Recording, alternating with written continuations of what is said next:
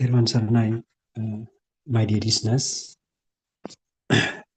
as usual, we are gathering this way to listen another episode of Buddothpado sermons.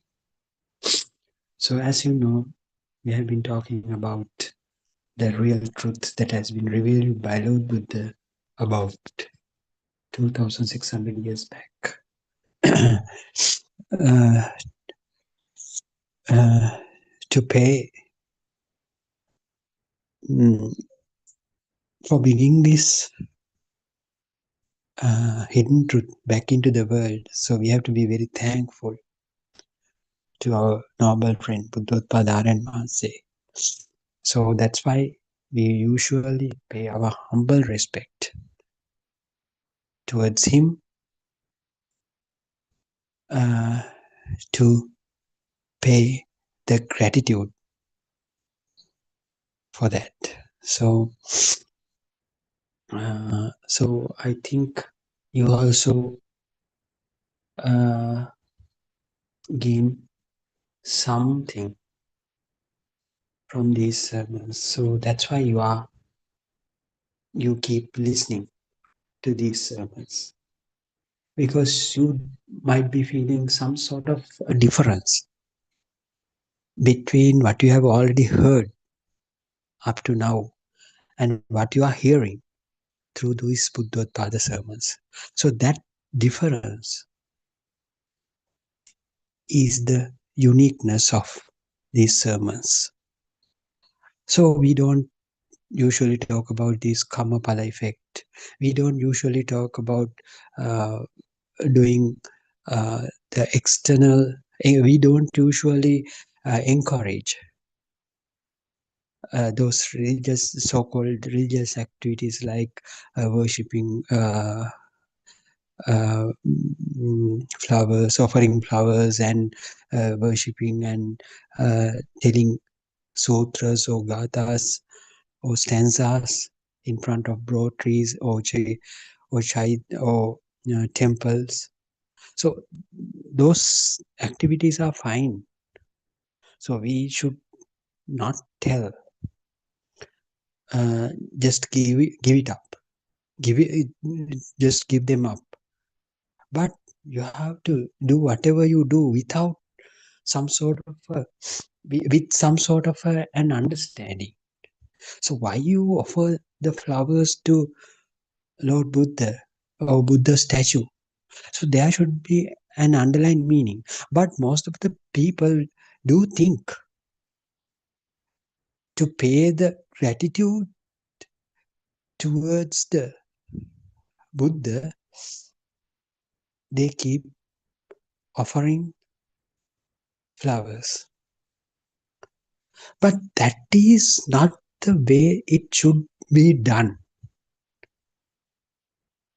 So what is Buddha? You know who is Buddha and what is the state of Buddha. So seeing the truth or feel of the nothingness is the state of Buddha. So yesterday also we talked about these things in depth. How you become a Buddhist. What is the state of Buddha? So those things we have talked, we have discussed in depth. So offering flowers to Buddha means what? So you are offering flowers to your own pure, on purity, on purity. So you are so pure. Your mind is so radiant. It has no defilements. And also it sees that there is no person here. And you feel that the nothingness. So that kind of a state will be worshipped with the flowers, will be offered flowers. It is some sort of a symbol. So you are offering flowers to your own pure or radiant state of the mind. So when you get rid of this thoughtful mind, or in other words, when you get the when you acquire the pure liberation from your mind, that is the state of pure Cheto Vimukti state. So you are offering flowers to that state. So you are not offering flowers to a statue that is made up of cement or clay. It is just a symbol. It is just a symbolic presentation. So you are not offering flowers thinking that there was a man who called Gautama Buddha, and I am offering flowers to pay my humble gratitude towards him.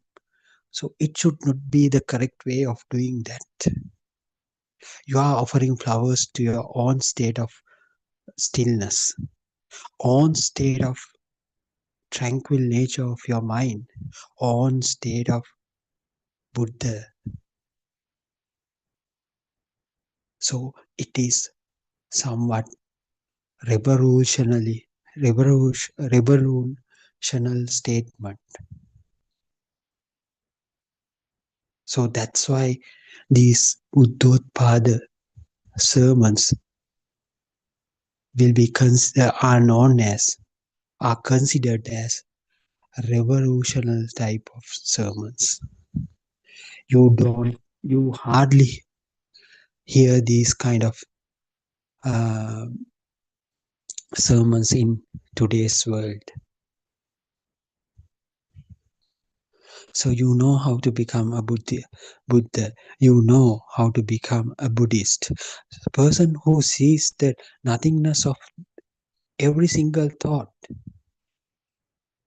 is the person who is having this penetrative insight, is the person who is having wisdom, is the person who attained the state of Nibbana in this very particular thought.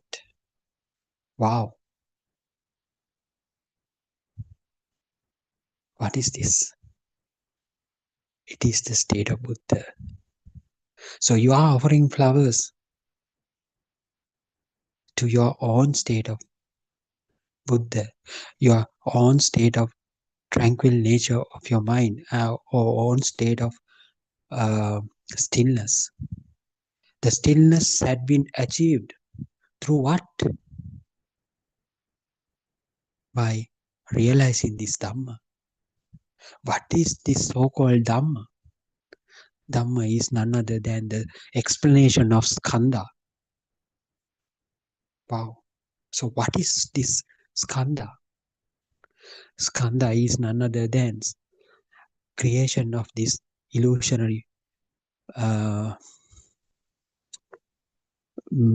thoughtful world. So why these things happen? Because this is the way that nature behaves. So this is the system. So um, if I put it in this way, so it can be easily understood.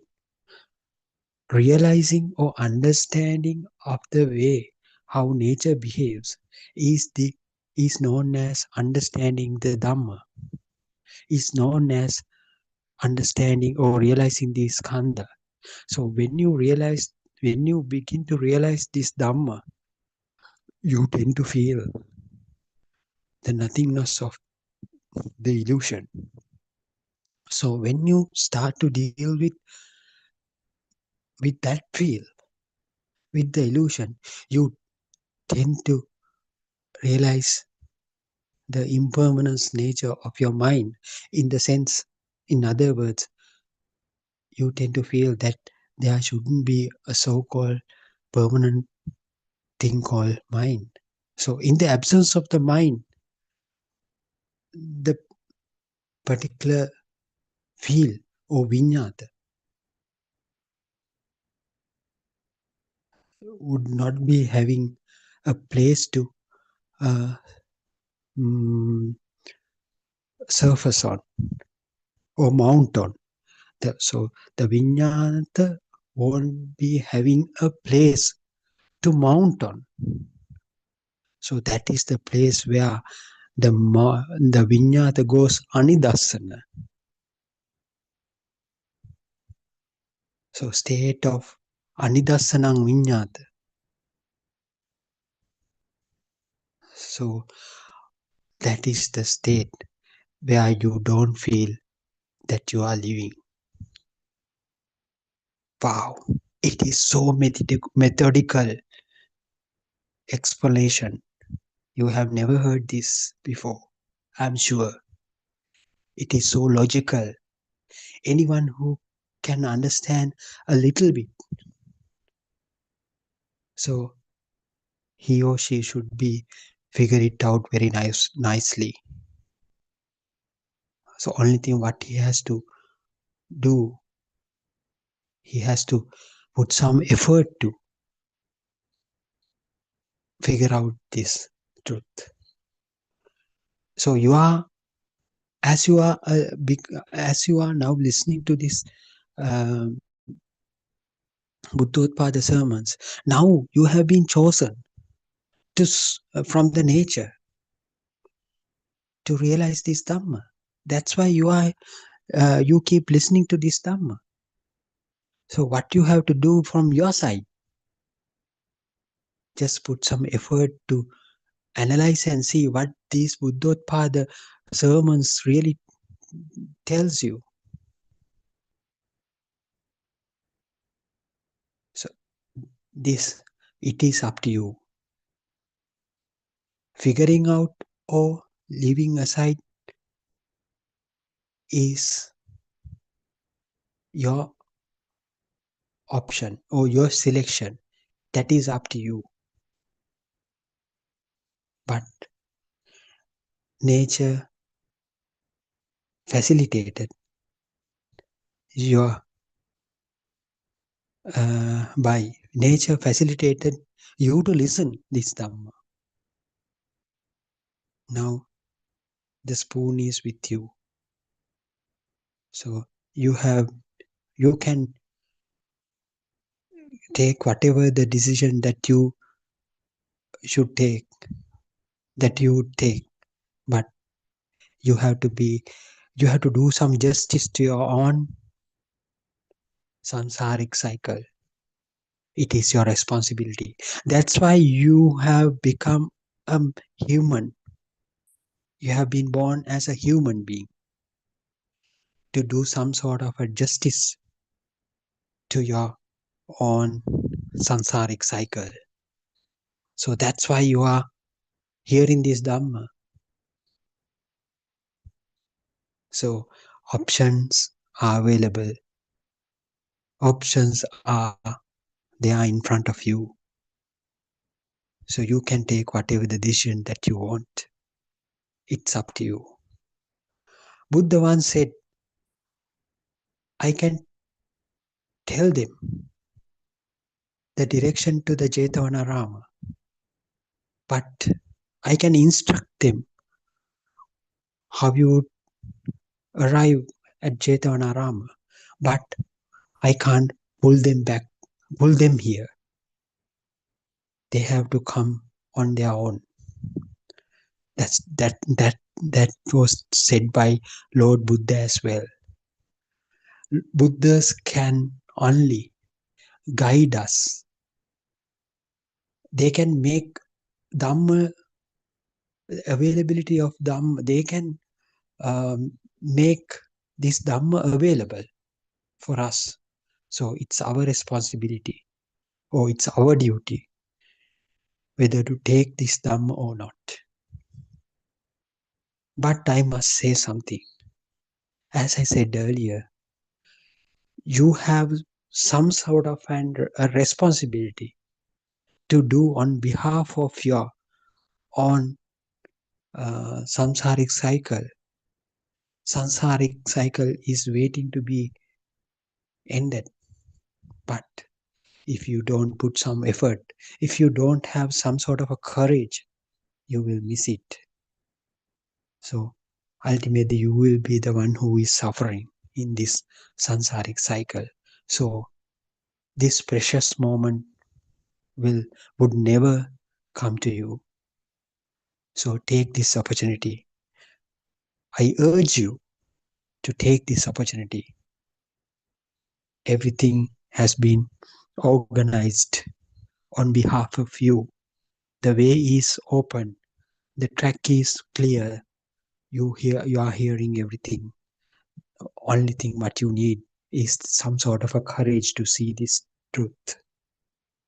So it doesn't matter from where you are come from, in which religious background or which cultural background. Never mind. You can do from where you are. You don't want to give up anything. So if you are a fisherman, if you are a butcher, if you are a carpenter, or if you are a doctor, if you are an engineer, it doesn't matter. So if you are a male, if you are a female, it doesn't matter. If you are a kid, either it does not matter, irrespective of the age. If you are an older one,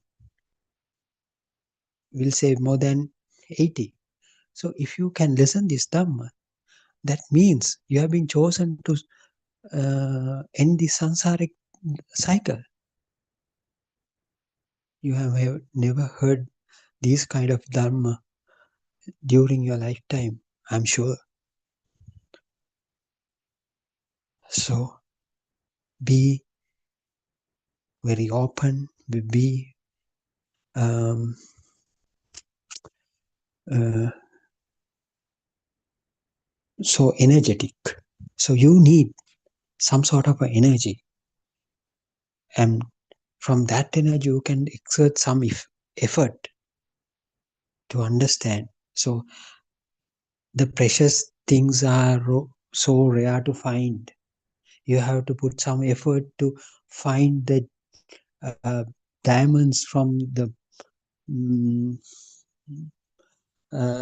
from the mm, soil. So if diamonds are available everywhere, there won't be any value for that. But so why these diamonds become so precious? Because it's so rare. So you have to put some effort to find them out. So if you find out a diamond, so you will be rich. So similar thing happens here as well. This hearing this truth is so rare. But you are hearing, you are listening the truth now. So don't waste even 1 second. Just put some effort to understand what it really says. It is up to you.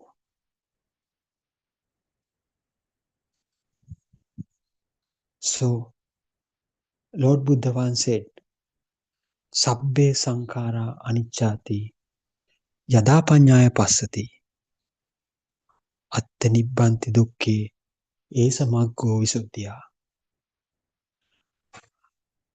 Whatever it has been formed with the volitional formations, whatever it has been made out of Sankara, you have they give you suffering. They put you into the cycle of birth. So if you are very intellectual enough to see the impermanence of these things, these sankhara, so the person who ends this suffering will be you. That is the only way of for this achieving the state of Nibbana. Esamaggo Visuddhya, that is the only way. Esamaggo means the only one and only way that you have to end this suffering is attaining Nibbana. How you could attain the Nibbana? Only by realizing this impermanence of this sankhara. What are those sankhara? Whatever the things that had been created as a result of volitional formation is known as sankhara. So even you talk, it is a sankhara that is known as vachi sankhara. When it is formed a skandha, so that is kaya sankhara. And when you start thinking, that is mano sankhara. So all these things have been created as a result of volitional formations. So all these things collectively bring you the suffering. So suffering will be the causative factor for the prolongation of your samsaric cycle. So if you could see the truth in it, what is the truth that you are going to see? The impermanence nature of whatever the sankhara it is made. So you will be excelling this world. That means you can put the full stop into the entire samsaric cycle. That is the only way. As Lord Buddha said, Ekamatgo Visuddhya. That is the one and only way that you could put the full stop to your entire samsaric cycle. Seeing the impermanence nature of this sankhara. So in order to see this impermanence nature, from where would you start? You have to start the place at the Iti Rupan Samudaya place. What is this Iti Rupan Samudaya place? Is the place where this Rupane or the projection is formed. So you have to know the system or the mechanism of which contributes to the formation of so-called consciousness as the end result. The beginning of the process should be seen first. Then stepwise you will be able to figure it out one by one. So ultimately you will understand how the consciousness is being formed. So whenever you understand the impermanence nature of the entire process, so you will gradually understand that there shouldn't be a end results such as consciousness. That is the way how you would understand that there is no such a alive feel. So iti rupang samudayo. So iti rupa means the alive feel. How this alive feel has been brought about should be learned first. And you will learn there is no so-called alive feel as such. Then what will happen? You eventually will understand there shouldn't be a self as well.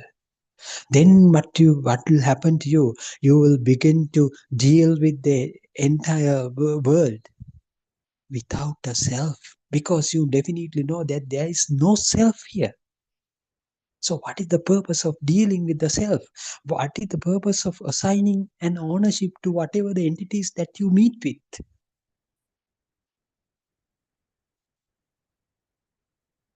So you begin to deal, or you begin to interact with the worldly perceptions without a self, because you got to know from understanding that there shouldn't be a self here.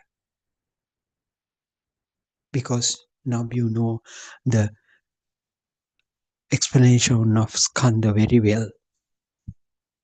You know the Paticcasamuppada by now very well.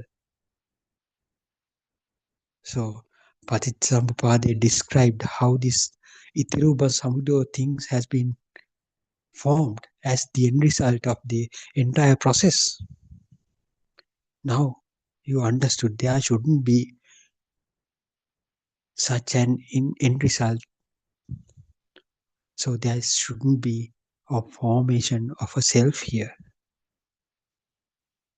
So then it is very evident for you.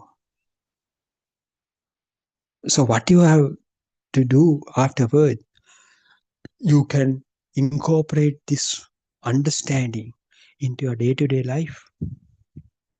Actually, you do not do it intentionally. It will automatically begin to apply to each and every work you do. So you will teach your students, if you are a teacher, without a self. You will begin to treat your patients, if you are a doctor, without a self. You will begin to construct huge buildings or draw plans for huge buildings if you are an architect without a self. Then of course what will happen to you? You tend to feel that your defilements are starting to dissolve gradually. The diminishment of the amount that defilements are diminishing will also be felt. Wow, what is that? That would be known as the path. The path to the Nibbana also can be felt. The diminishment of the amount of defilements. So what are those defilements? Raga, dosha, moha, ill will, hatred, and delusion. So as described in Dhamma, actually what are those? Actually speaking,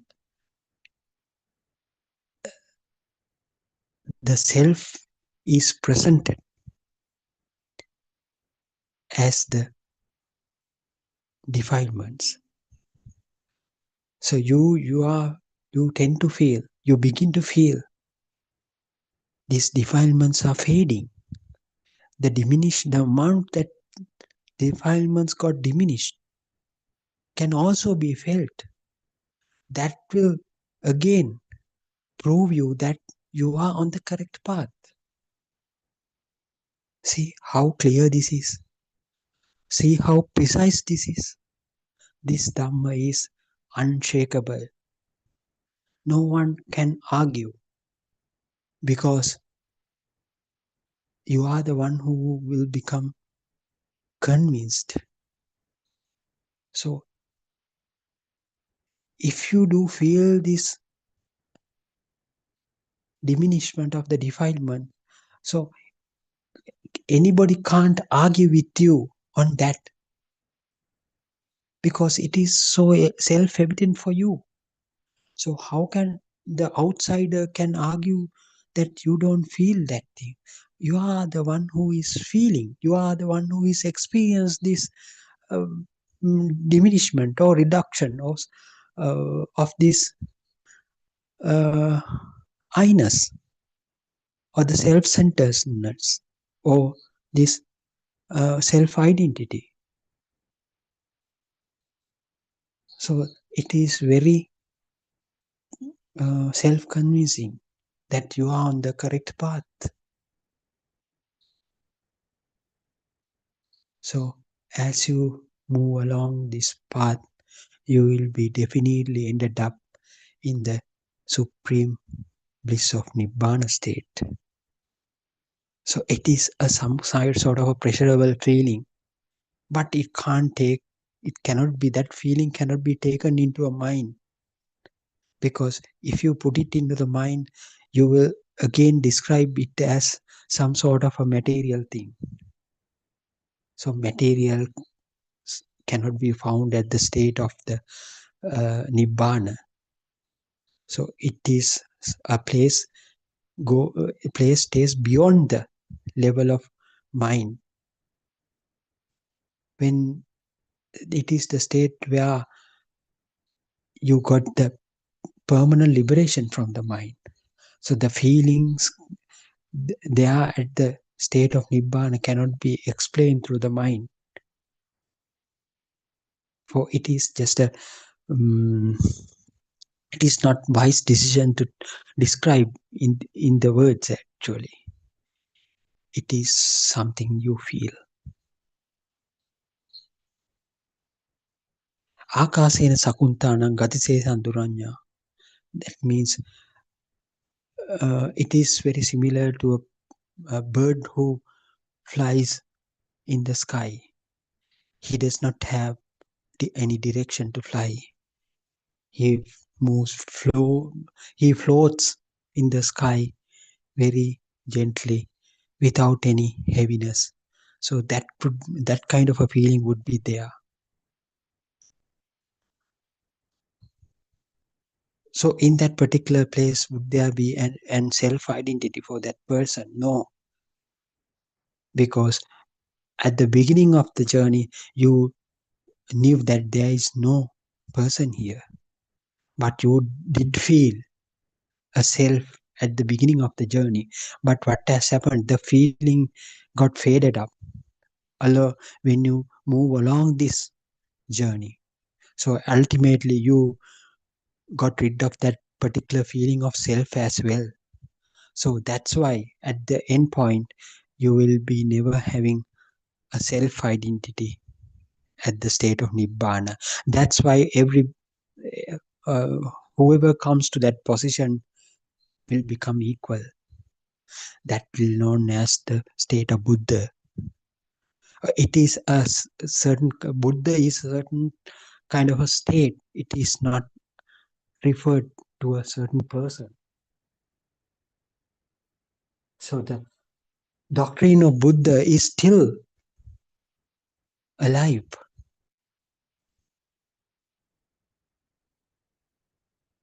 Because it is available everywhere.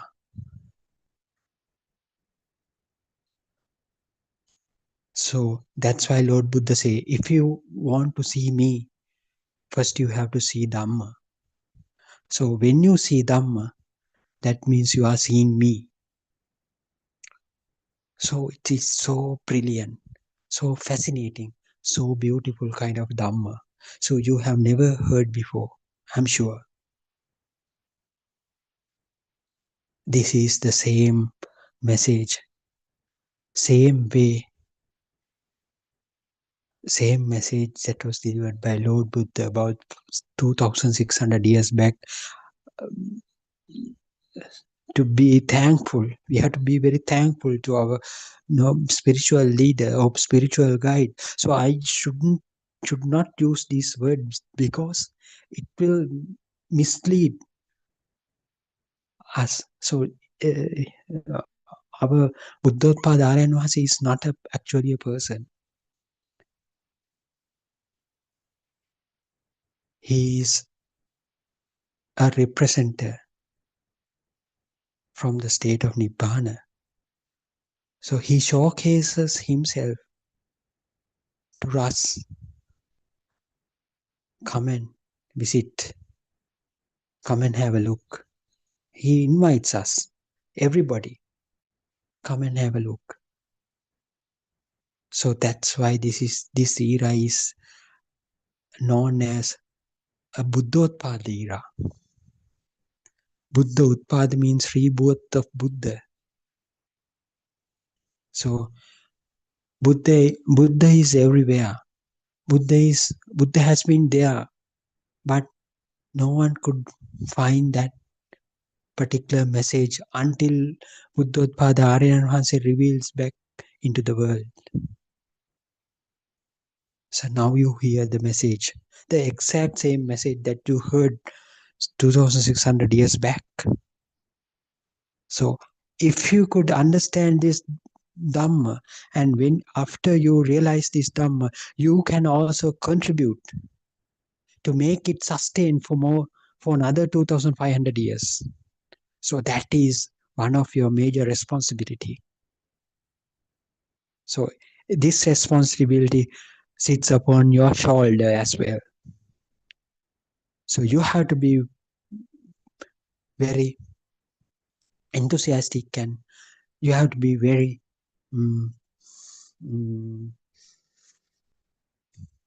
mm, you have to be very strong.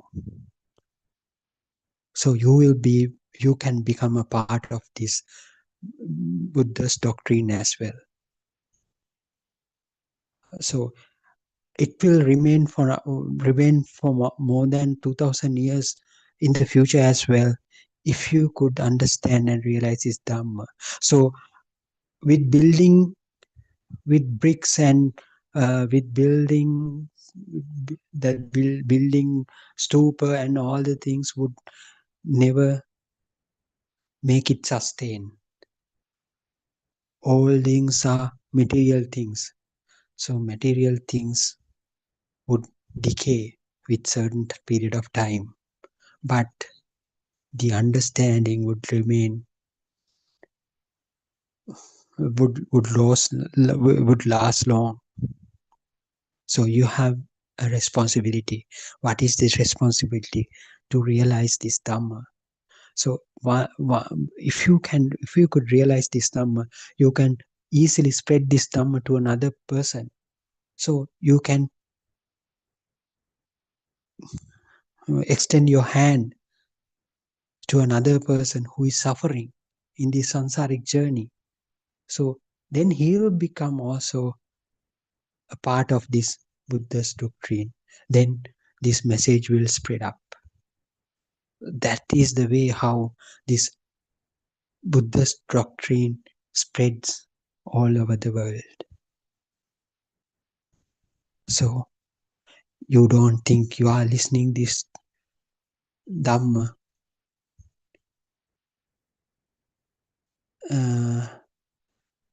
just by a coincidence. You can't think so. That's why I initiated this today's discussion or today's explanation by saying you have been chosen by the nature to spread this message. Now you have something to do from your side. What what is what is it? You have to understand this Dhamma first.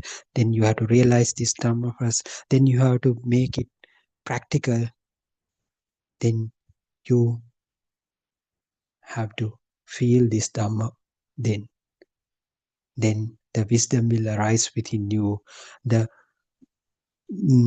awareness will establish within you. That will become the state of permanent kind of a super awareness. That is the one who attained. That is the nature of one who attained the supreme bliss of Nibbana.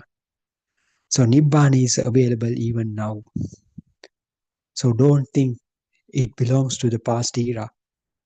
So we are not ready. No, you are ready. That's why you are hearing this Dhamma. You have been chosen. Now your duty is there on your shoulder to anyhow, at any cost, you should do it. It's your responsibility. So what is left here? So as I said earlier, Sabbe Sankara Anicchati. What does that really mean? Sankara means, we talked what these Sankara are. Sankara was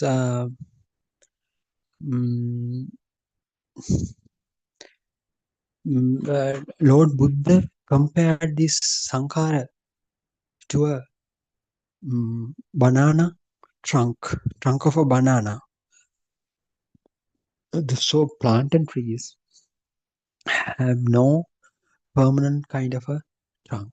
So what you see as the trunk has been made up of tightly packed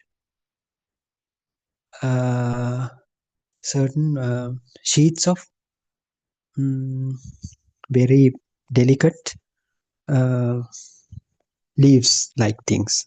So due to the densely packed nature, you do feel something hard like a banana tree, banana trunk. But if you peel off one by one, there won't be anything to be taken as hard or solid. So same thing happens when the volitional formations happen. So as I said, when you see the light, what will happen? It does not remain giving one single perception. It will create more and more subsequent perceptions of light. So then what will happen? You tend to feel a permanent kind of a light. So as such, when you hear something, so it does not stop giving one single sound due to the tones or the sastrava nature. Due to the tones, it keeps on coming again and again. Due to the repetitive action of the same perception, so it tends to feel this perception as a real thing. So what happens when all these perceptions combine each other? The brand new perceptions that is created as a result of combination, it tends to come again and again. So we begin to feel this uh, chair as a real object. So it has happened just because of sankhara. So sankhara is the repetitive action. So sankhara makes you feel like something is there. Why is that? So Aryanvase nicely explains these things. So initially you had the initial with the initial vibration uh, there it generated some amount of energy. So when it happens repetitively, what will happen? The amount of energy that is created within that particular perception or with the particular vibration become more and more. So that makes you to feel something is there. So that feel also comes to the level of chair as well. So then, of course, you tend to feel this chair as a real object. So it is the way how the uh, nature behaves. This is the solely uh, system. This is the sole system of the formation of worldly perception. So it belongs to the nature. Naidam parakatam bimba, naidam parakatang agam. So Sela Ternia said that this bimbe or this projection or this the perception of the chair had not been created by you, neither by no, anybody else. It is happening in the nature. So without involvement of a self. So it also creates some sort of a consciousness due to the sankhara. See, see how this explanation is mm, so mm, profound. Actually, it is profound kind of explanation. Formation of skandha or itirupan samudayo. The fact that it's to learn how this itirupan samudayo thing is happened. Iti means alive. So this alive feel of this, the existent feel of this chair has been brought about as a result of ongoing processes that happening in the nature. Nobody did it, neither by you. So what goes beyond that? The magic happens next. What is the magic? In order to feel this existent feel of this chair, there shouldn't be a living being. So who is this living being? That living being is me. The living being is you. So if you do feel these sermons are real, that means there should be a self to pursue this real sermon from your side. That means yourself has been already been built at the moment that you listen this Dhamma. See how beautiful this Dhamma is. Dhamma is everywhere.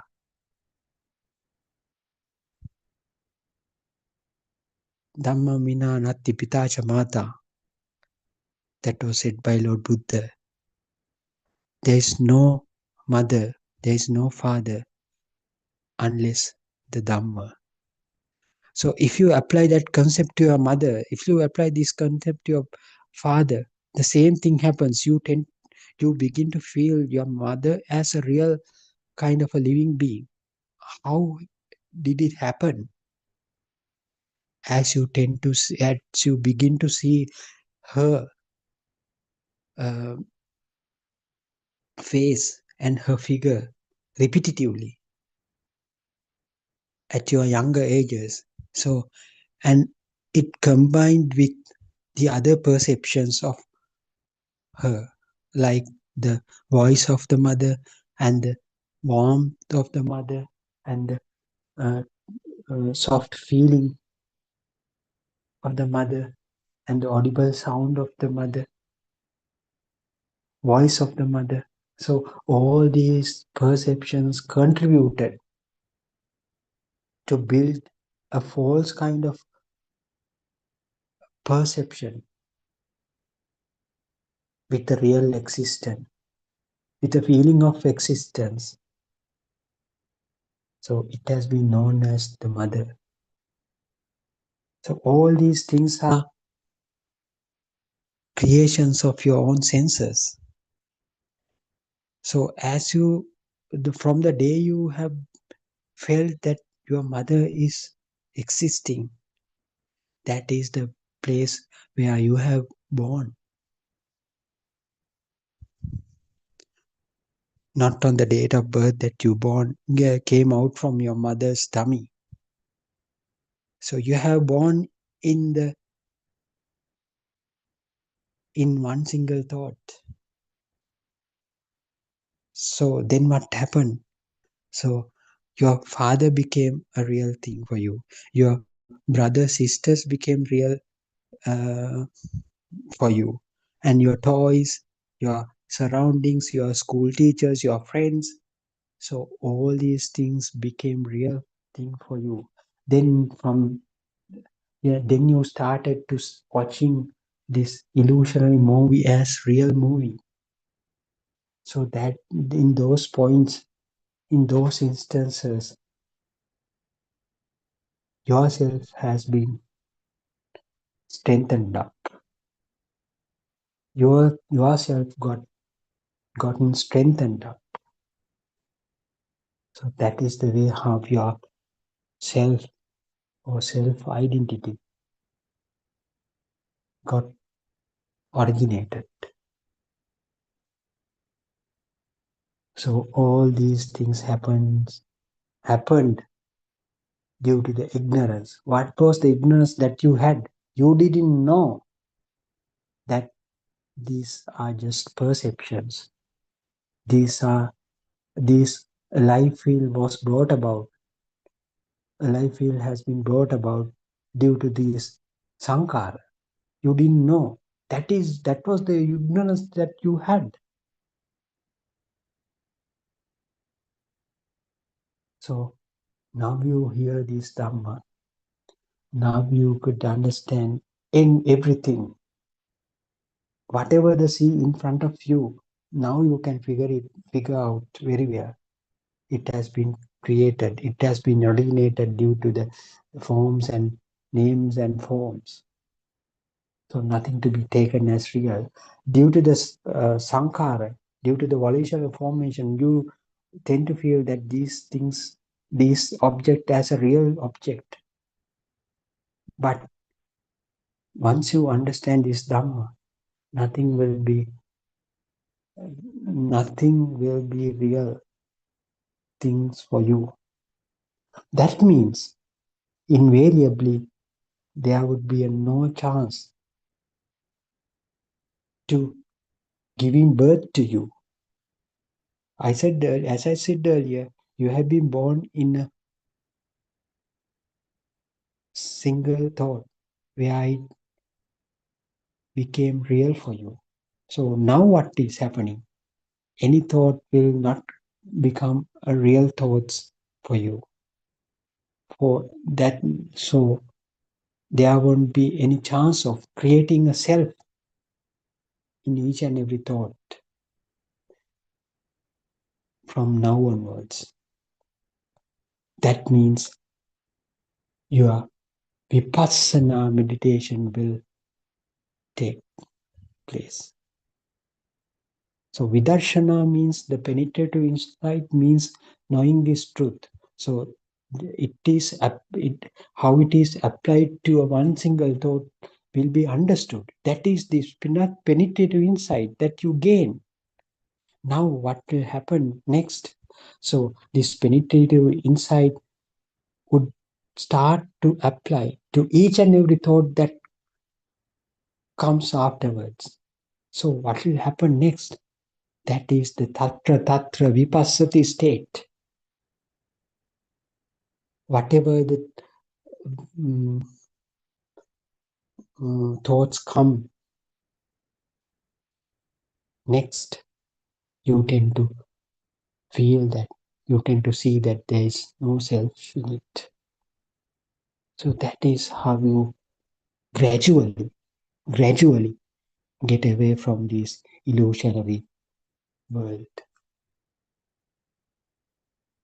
That is the way how you would see the world without a self. This is one of the most beautiful Dhamma that you have been hearing during your lifetime.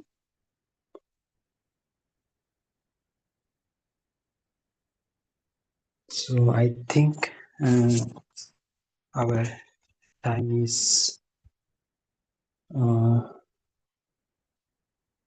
yes, our time is almost ending. So I think it is enough for the day. So while inviting all of you to come and have a look, try to understand what really said by read to these Buddothpado sermons. Be in touch with Buddothpado sermons. Then, even though you listen, even though you don't understand in very early instances, it doesn't matter. Just keep on listening.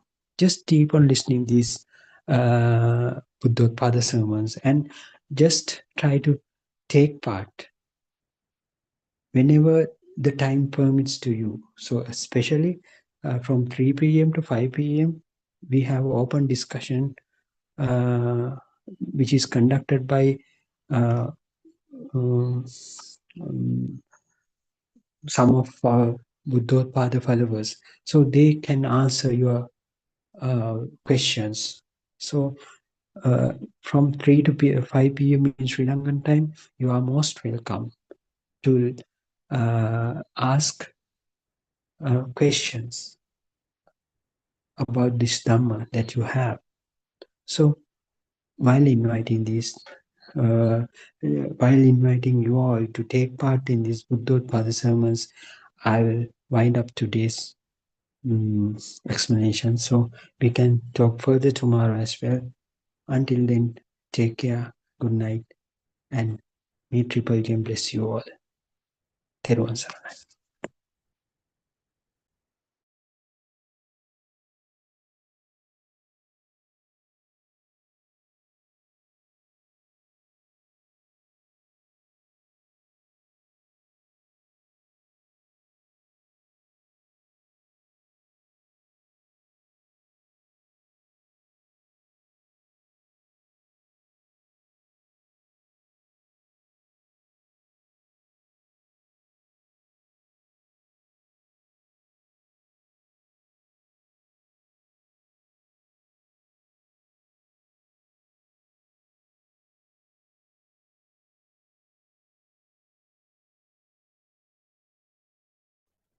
Good afternoon, everybody.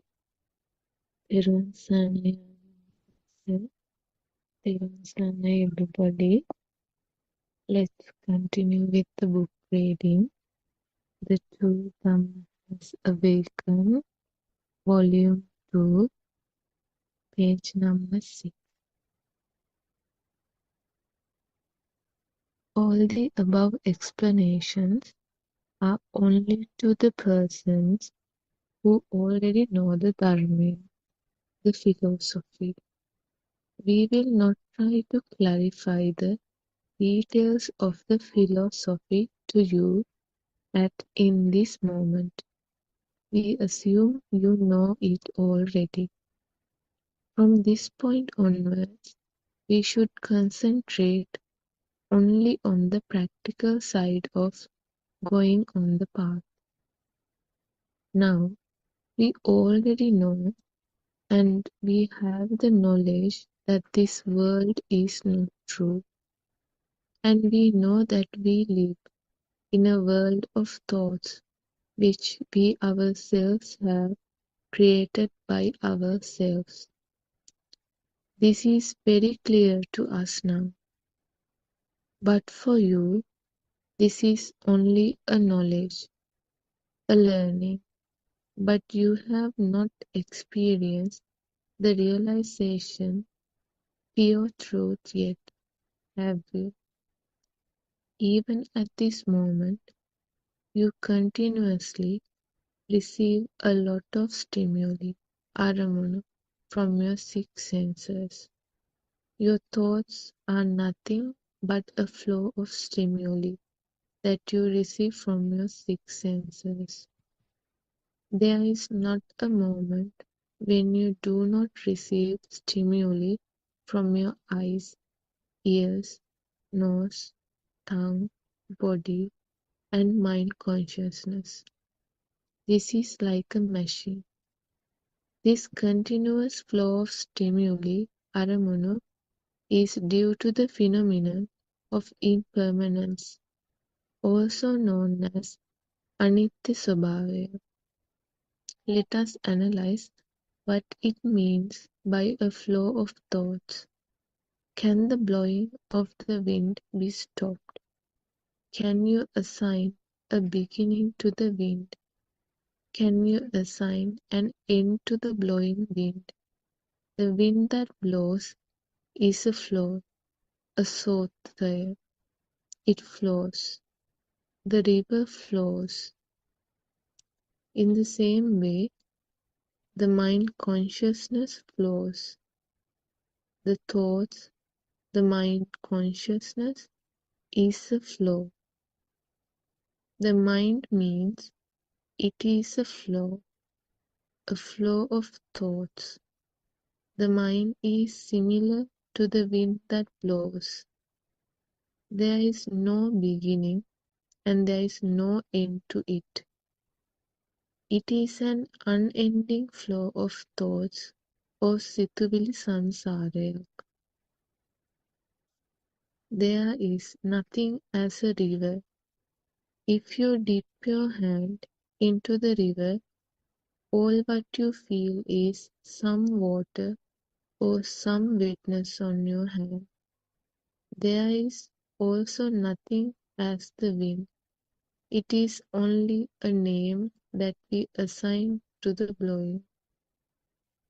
There is also nothing as rain. If we try to touch the rain, all we feel is some water on our hands. It is us who assign a name as rain to the water that falls from the sky. There sun, everybody.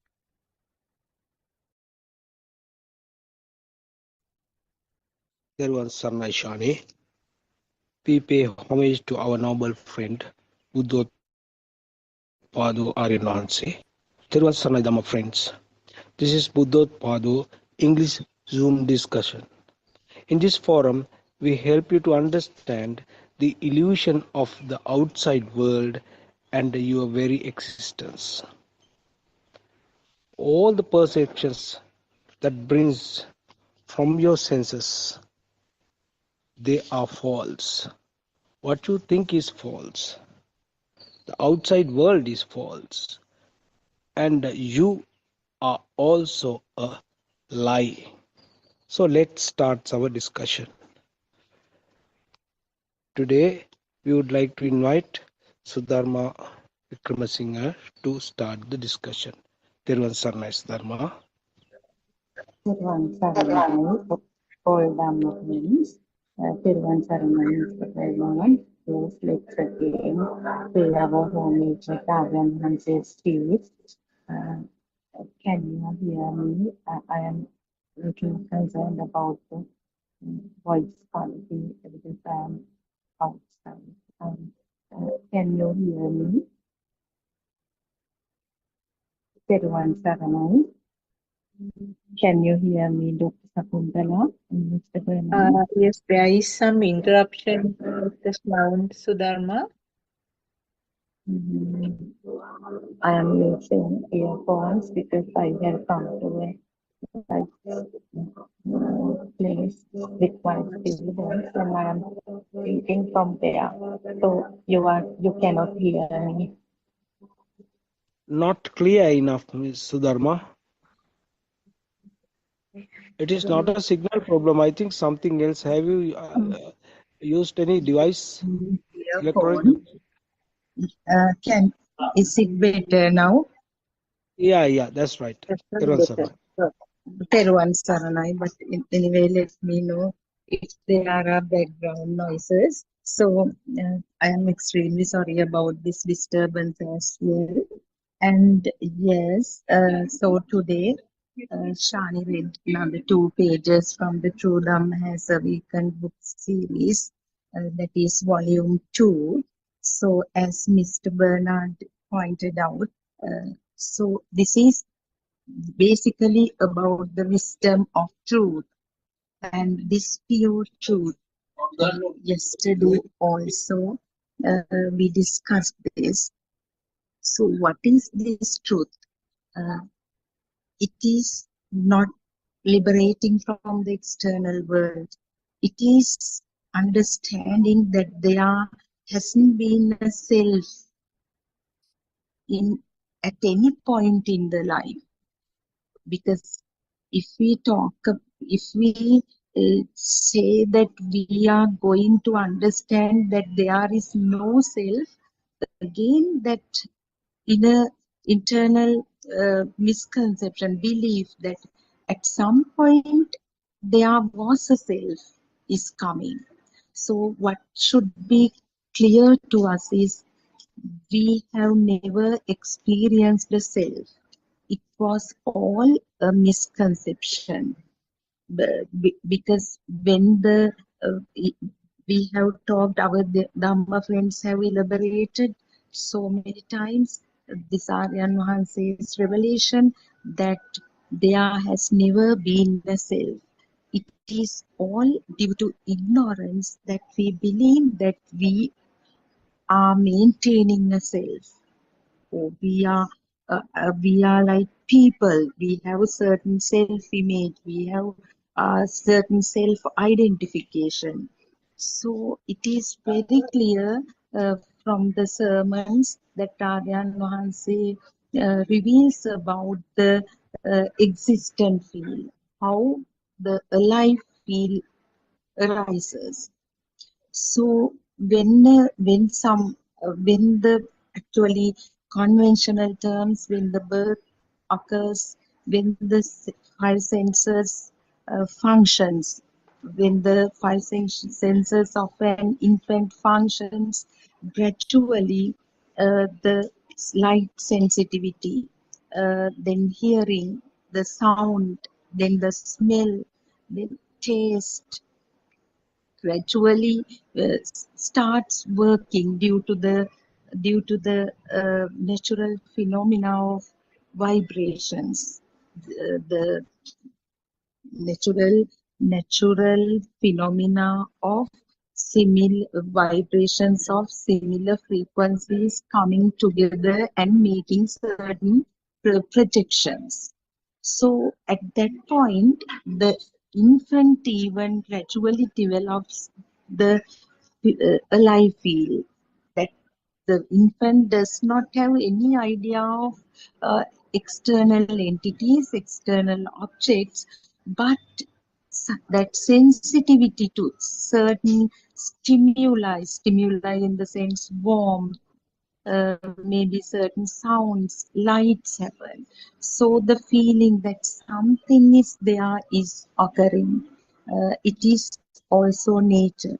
Later, uh, as the child grows, this alive feel develops into a self sense of self and self view, because ignorantly we begin to believe, we can't use the word we even here, the system, natural power created in the by this sparking of vibrations as self, and this is further strengthened and further actually uh, this ignorance is further energized due to the environmental factors like education provided to the children, conversations of the family, like introducing things. So Aryan Hanse's a very common example of the Montessori child who learns the objects association in association with the names. So there the thought formation happens, and the infant gradually believes that he or she lives in an existing world. So gradually a life feel develops into the self view. So today's reading basically focused on the same stuff, this same the pure truth, as Shani read. Uh, the practical approach is for the people who have a thorough understanding of the wisdom of truth. That is this how this uh, self view, self image is created, how we ignorantly believe that everything happens to me, I, or myself. So the beautiful examples that came in this uh, section are the river, the wind. Actually, is there anything called wind? How do we label this certain situation as wind? It is only a speed, like these vibrations that we are talking about, sparking of vibrations. So this cannot be captured by human eyes. Similarly, if we take a phenomena like wind, what is wind? Even Aryan Hanse himself questioned this once. What is wind? Unless the leaves of the trees shake and they are blown away, or unless the trees are swaying, uh, we actually that is the perception we have related to the label wind. And similarly the river, there is nothing called a river. It is just the speedy flowing of water. So these are little things that we have to uh, contemplate on to understand this illusionary world which we have like ignorantly believed to be real. And similarly, another important uh, point highlighted in today's reading is the role of the thought. Our living is nothing but the flow of thoughts. One after the other, thoughts occur as a natural phenomenon. When there are, however, if there are vibrations of similar frequencies, sparking of these vibrations naturally happen. But there is a person ignorantly believe that all these happens in my eye, my ear, my nose, or my mind, my tongue, so on and so forth.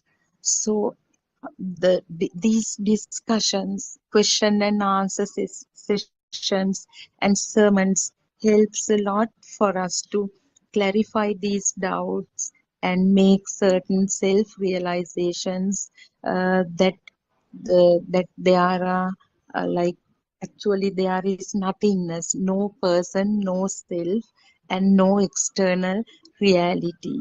So Miss Surangika and Dr. Sakuntala also there.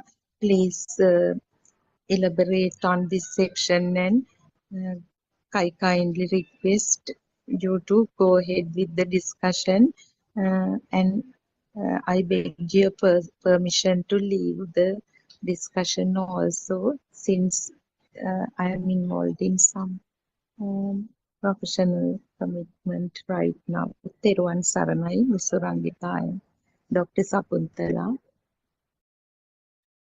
Thiruvan Saranai, Sudharma, thank you for the detailed sort of evaluation that you did on behalf of the pages that were read. You gave a sort of broad outline and also kind of summary of the read parts. Just want to add few things. One is that about the little baby with the radiant mind who mostly acts on the sensor level. At sensor level also, there are instances where some discomfort is felt, like for example, a very bright light, maybe a very loud sound, or a cold feel to the skin, uh, uh, hunger due to hunger, that means the discomfort, uh, or the thirst, those are sort of bodily discomforts. Uh, so when these occur, they are at the sensor level. The baby will experience those feelings, but doesn't know how to uh, locate it, or there is no naming or identification of the discomfort, but there will be some form of reaction, like tightly closing the eyes or crying uh, to indicate the discomfort. So that is, in other words, in a very subtle way, it interprets or it manifests some form of uh, feeling of existence, uh, because the little older, maybe few weeks or few months old baby, if the baby feels wetness, baby might even try to turn the body. So there are some reactions at that level, and in a subtle way, baby feels his own existence, but you cannot label it as a thought or you cannot label it as a self-perception, but in a subtle way, there is reaction like that.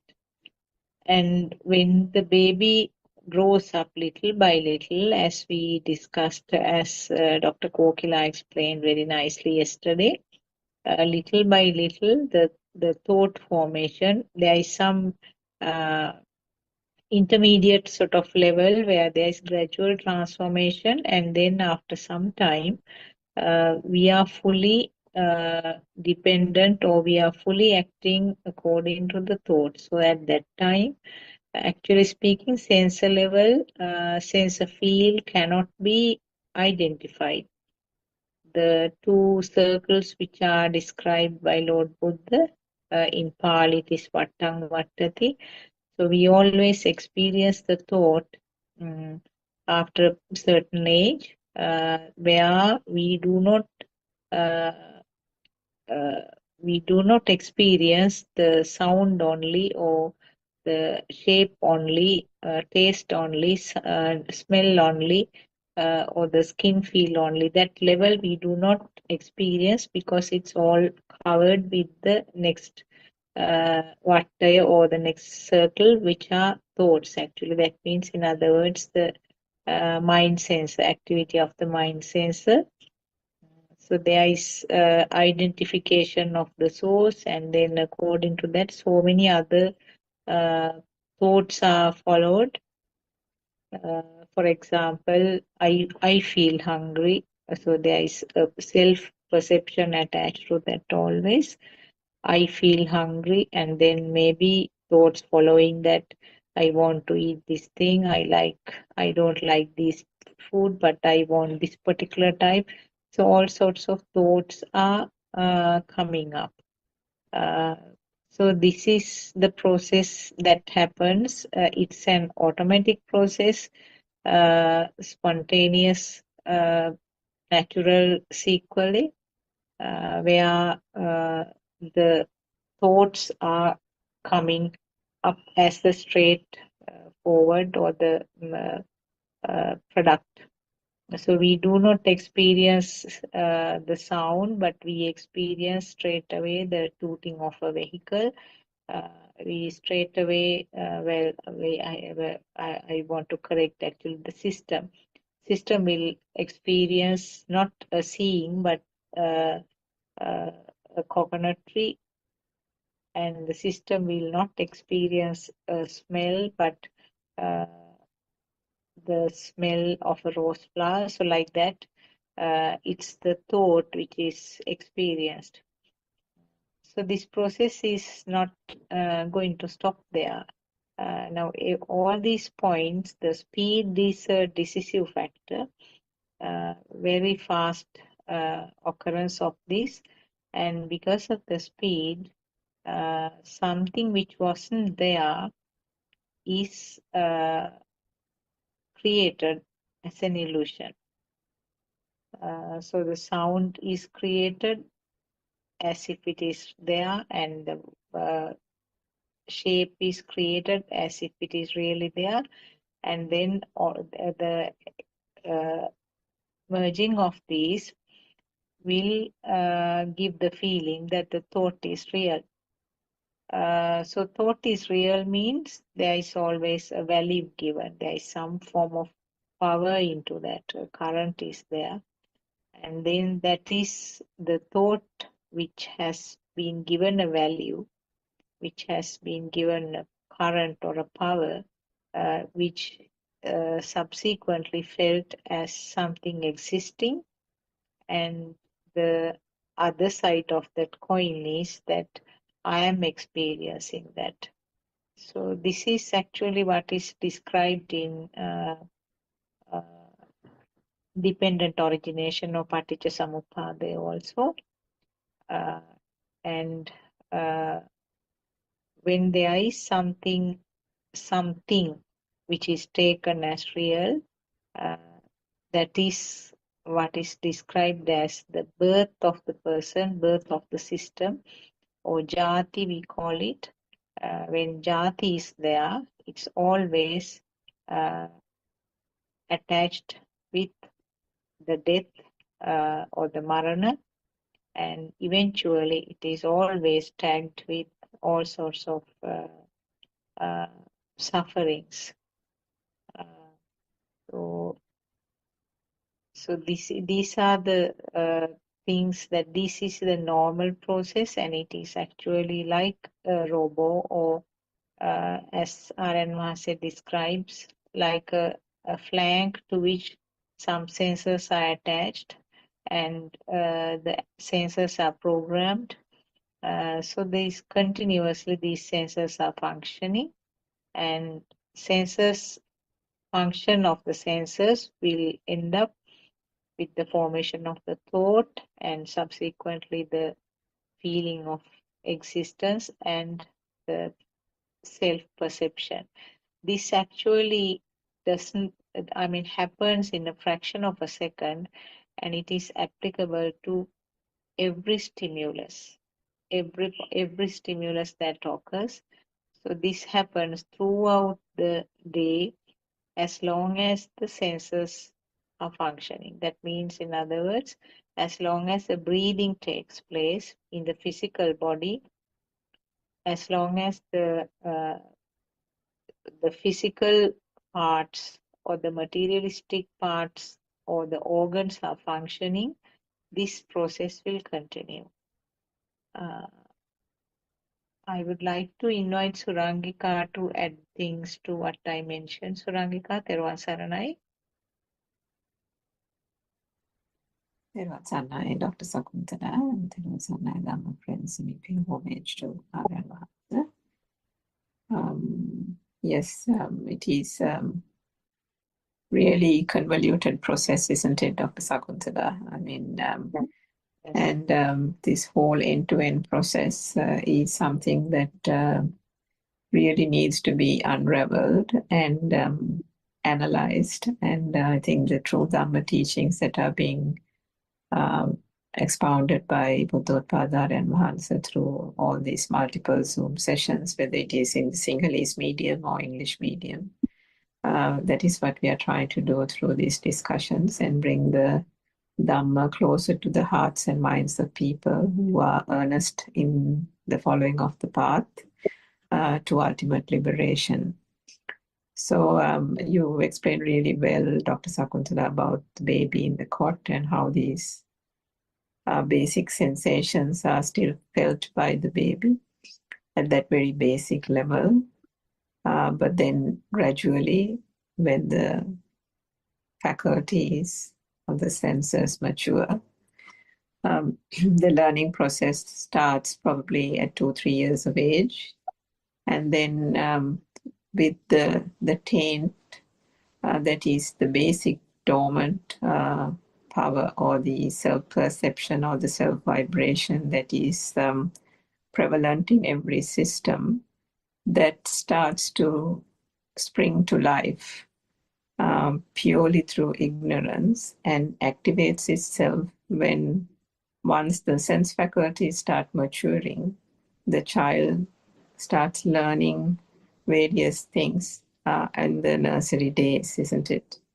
So at that point, starting from little bits and pieces of things that the child's parents teach, to the point of going to nursery and hearing words and sounds and images spoken or shown or heard in the classroom from all these various types of stimuli, the child then takes on a world of its own by understanding first what an alphabet is, images of various things, toys, people, teacher, school, mother, father, and so on. And then gradually, with that ability of, binding power of the taint, self-vibration, there is a belief or a believing that starts occurring in the child's mind gradually, that these things are true, that the image coupled with the sound that is then taught to be the apple the taste coupled with the sound that is taught to be orange juice. The sound that is again coupled with a name is taught to be somebody crying. All these things are then given names and labels, and then gradually the child, entire world, an external world, starts to become real for the child. So the latching on to these objects then automatically happens. Why? Because of the ignorance, actually. Because if there was no ignorance, there is no latching on. But that binding power is innately there in every system. Because of the ignorance, the birth itself with a body, human body, the vibration is existent. And that vibration then starts projecting itself by the means of understanding or taking these stimuli to be real. So then, as you said, with this world getting created, the child unknowingly, because it is being taught as such, unknowingly, unerringly, and ignorantly, is told and then believes that all these objects, animate and inanimate, are outside, and that therefore there is a person on this side, which is the child, this Jack or Jill or whoever it is. And so that way a duality is born, isn't it? And with that comes that whole existent feel. It's not only that one gets the thought, as you said, through the two cycles, Vattam, Vattati. First, the different types of basic consciousnesses form, and then the mind consciousness gives us the object or the stimuli called the chair. So it not only brings about the image of the chair, there is a sense that the chair exists. So there is the chair, and then there comes a feeling that the chair exists. That is what we call the existent feel. And that's a natural progression of how this mind consciousness and the process works. And with that existent feel, it extends from the chair to the table, to the classroom, to the parents, to the mother, father, and to the home. And I have siblings. There is a world. I go to school at this place. These are my friends. This is the bag I use. On weekends, this is what I do. I like playing cricket. All these things gradually start making up this child's world. And all of those exist. Gradually, this starts becoming entrenched in the child's mind. And if this was not clouded with ignorance, this would have been easily seen through. For example, as Saran Mahanse tells us multiple times, the example of Rahula, Prince Rahula, the Buddha, when he showed Rahula the reflection in the pool of water and said to him, Rahula, the reflection that you see in the water is the world, as we call it.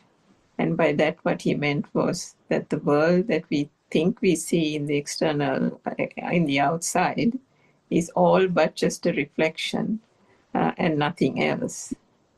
So if you think about the example of a mirror, and then you go in front of the mirror, and whatever that we see as an image in the mirror, there is an acceptance that there is nothing there except a reflection, isn't it?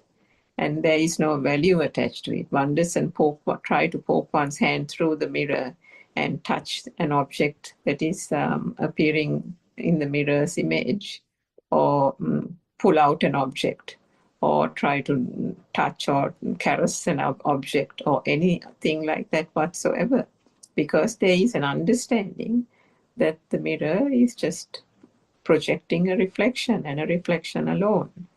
And yet with that basic but very direct and deep statement, Rahula, at that tender age of 7, was able to see through that and understand the truth and attain the Sotapanna stage.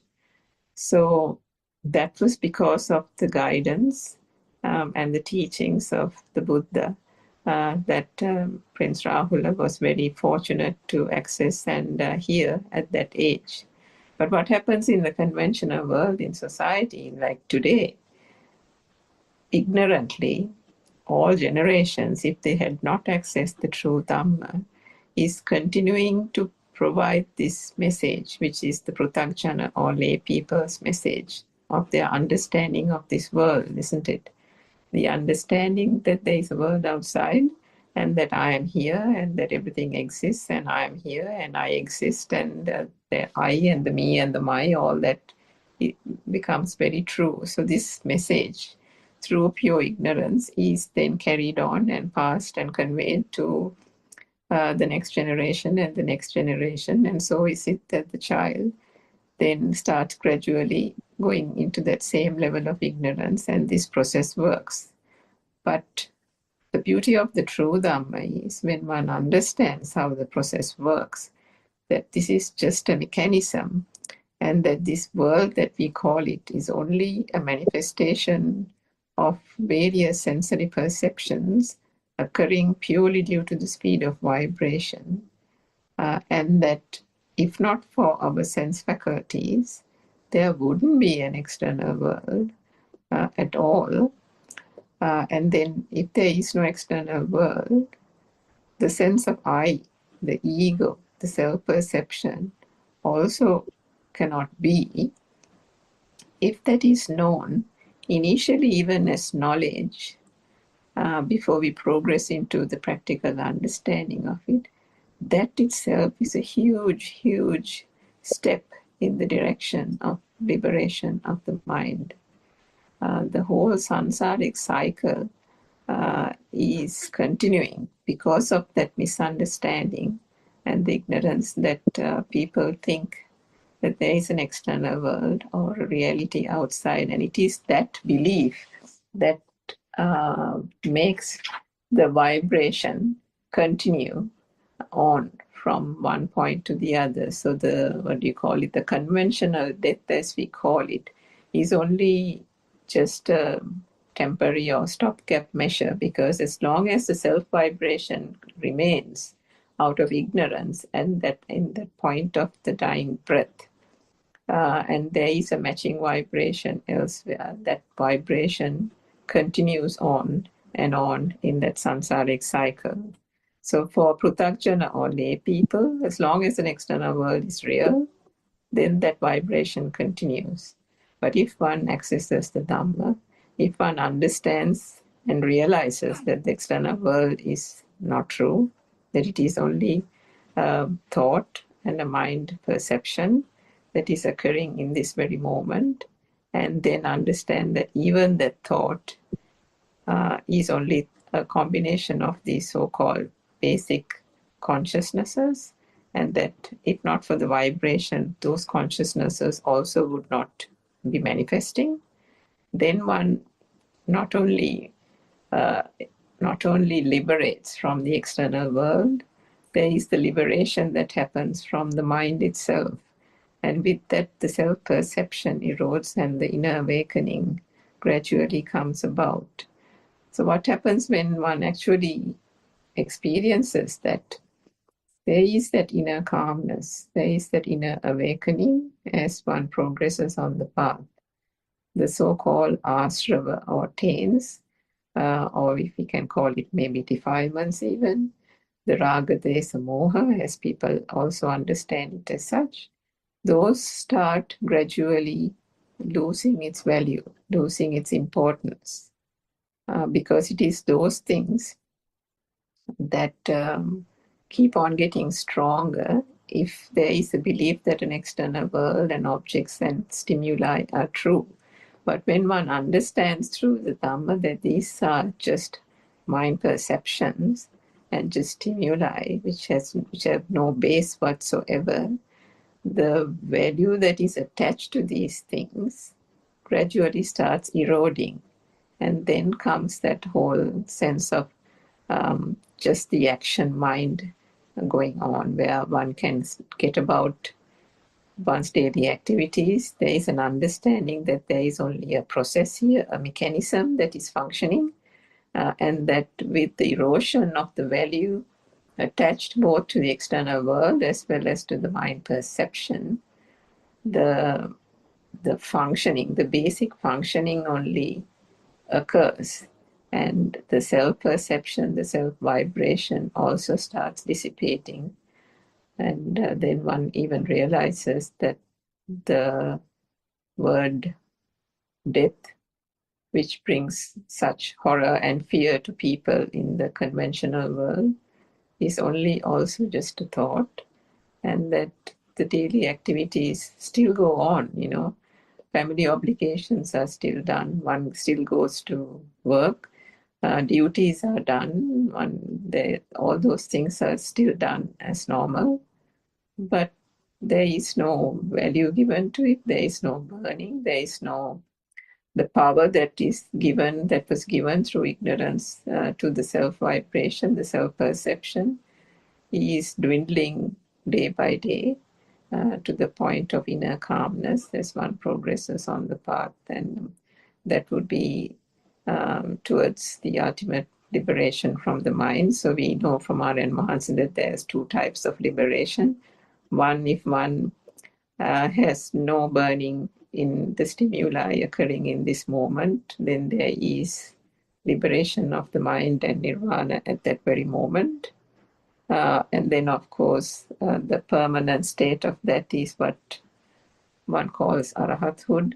And the final cessation is, of course, when the point of physical death actually happens, where all the sense faculties also cease to function. So that was just a roundup. Dr. Sakuntala, if you can add to it, or anybody else on the Zoom discussion. Therwan Sarnai. Therwan Sarnai, Dr. Kokila, would you like to add something? Well, I didn't hear the book part today. Sorry, I couldn't attend today. I heard what Surangika was telling. I think it's she said it very nicely. So not sure what else to add, but anyway, it was we were struggling yesterday to tell the thing and how Aranwanse came and told it so nicely.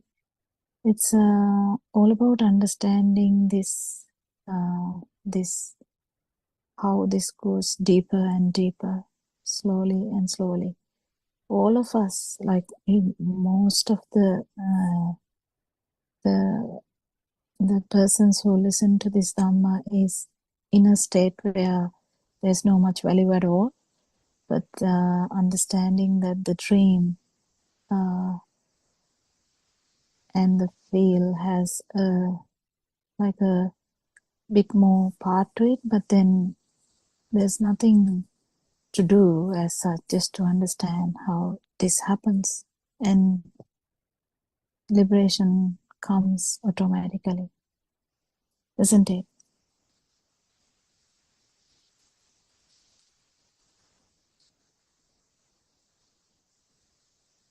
Yes, Therwan Sarnai.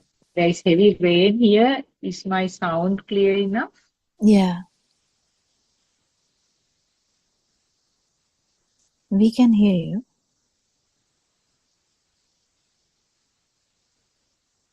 Yes. Yesterday, actually, as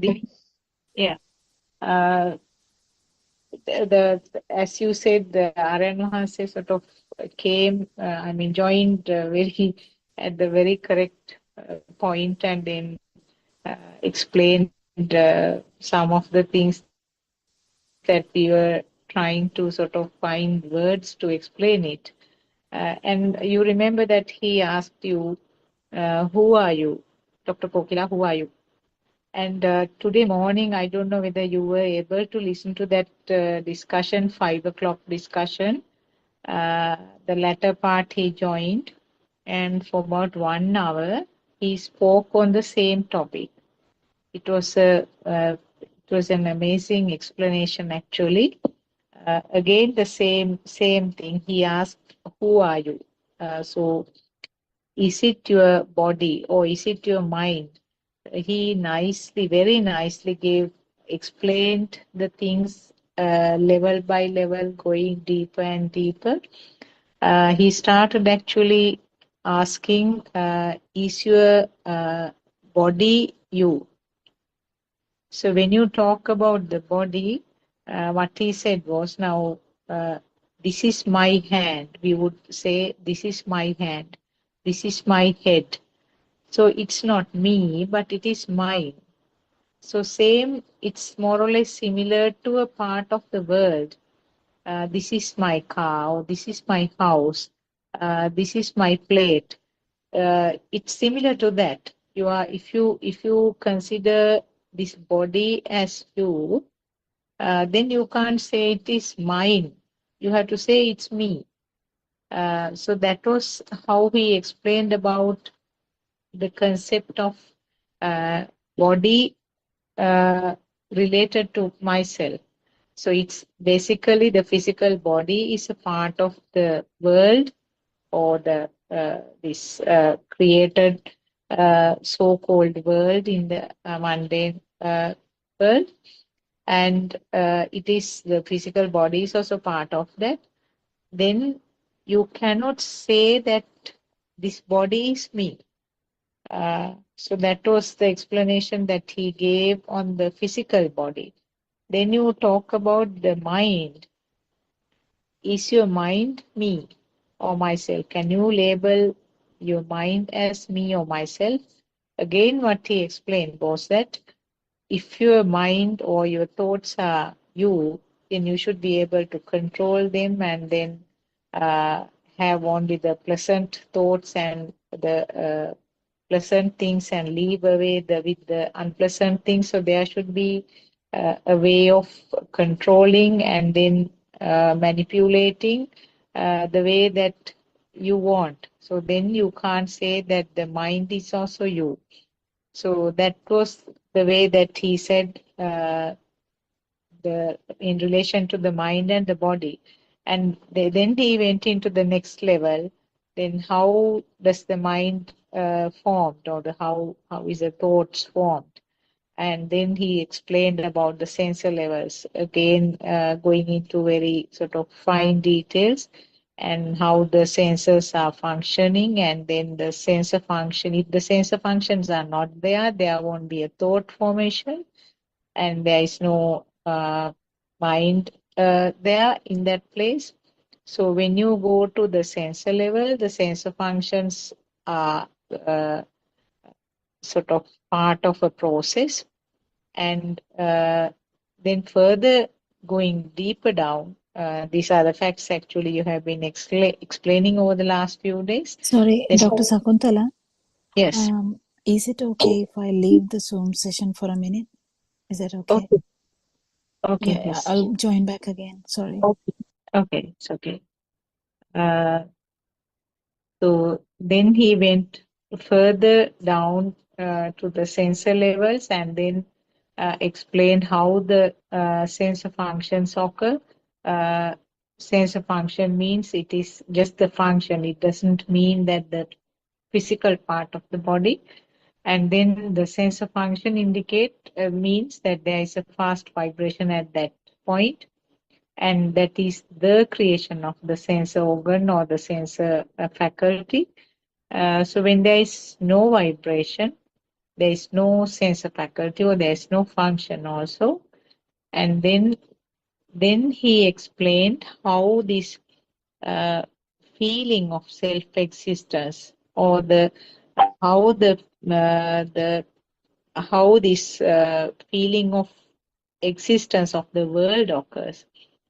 And at that point, he explained about this current, or the power which is created in each and every component of the wave, or the vibration. And there's a collective collectivity of this vibratory power.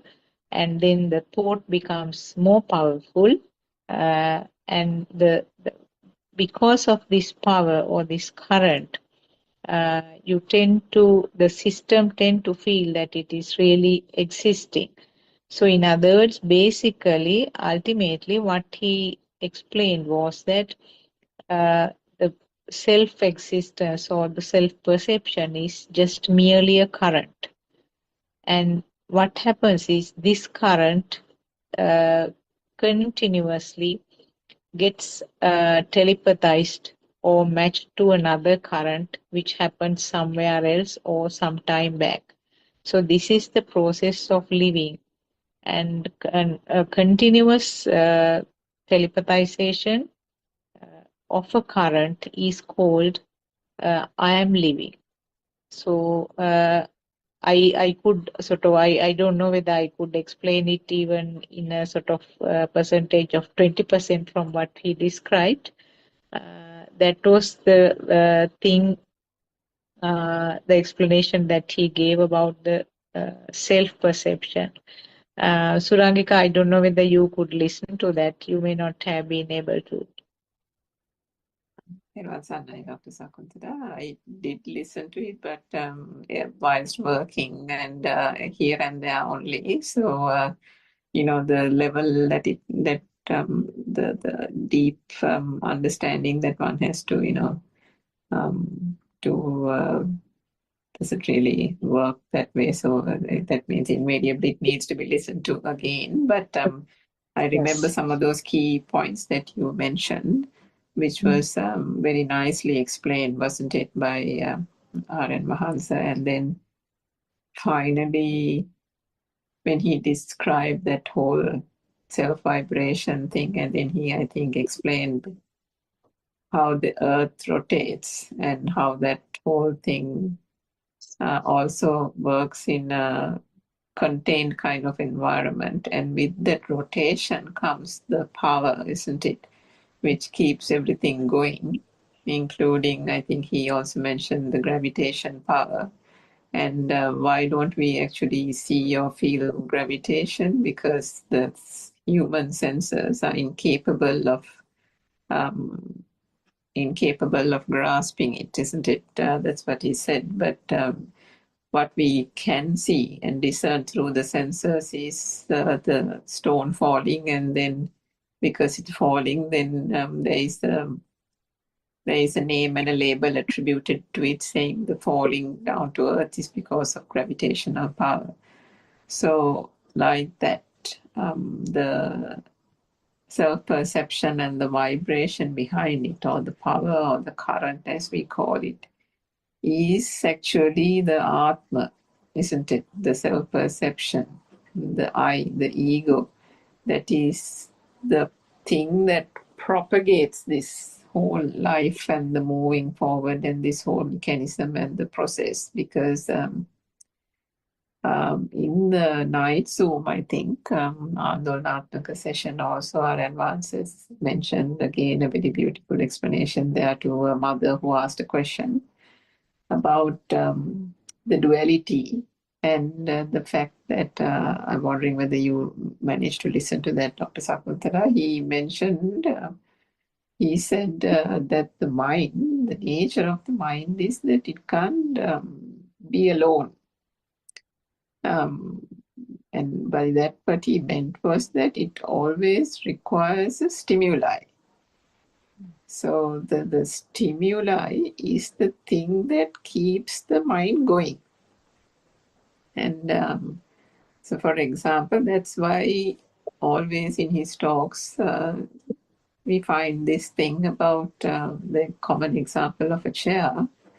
And he says that if the chair is there, then you are there. If the chair is real, then you are real. You are born, and the chair is you. So how does that happen? And that is also because of that fact that the mind itself, there is no static thing called the mind. So it is the thought, and it is a continuous series of thoughts. So what is the thought? The thought itself needs an object always. The thought is the object. And what is the object? If there has to be an object that is considered to be real for this mind to continue to kind of almost go on as such. And that is where that vibration and the existent feel comes about. If the stimuli is not considered to be real, then that mind isn't, or the vibration almost kind of loses its power.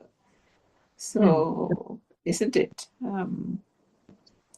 Maybe you can contribute there as well. But so that because of that, so like we discussed earlier about the child, and Prince Rahula. So at that tender age of 7, there is not much of stimuli. There's not much of understanding or belief that there are so many things in this external world. And as you grow older, the things that get piled up and piled up into the mind, and what then is projected outside becomes bigger and bigger until we have this mountain full of basically all kinds of names and labels. But we don't think it's names and labels. We think these are all external objects: the car, the house, the mortgage, the world, news, Trump, America, Sri Lanka, politics. All these things are piled one after the other, and not only that, even in one's personal life. My house, my room, my picture, my child has to go to this school, and this is how I behave, and this is the person I am, and the next door neighbor is such and such. All these kind of millions and billions of stimuli is the thing that makes up that person's world.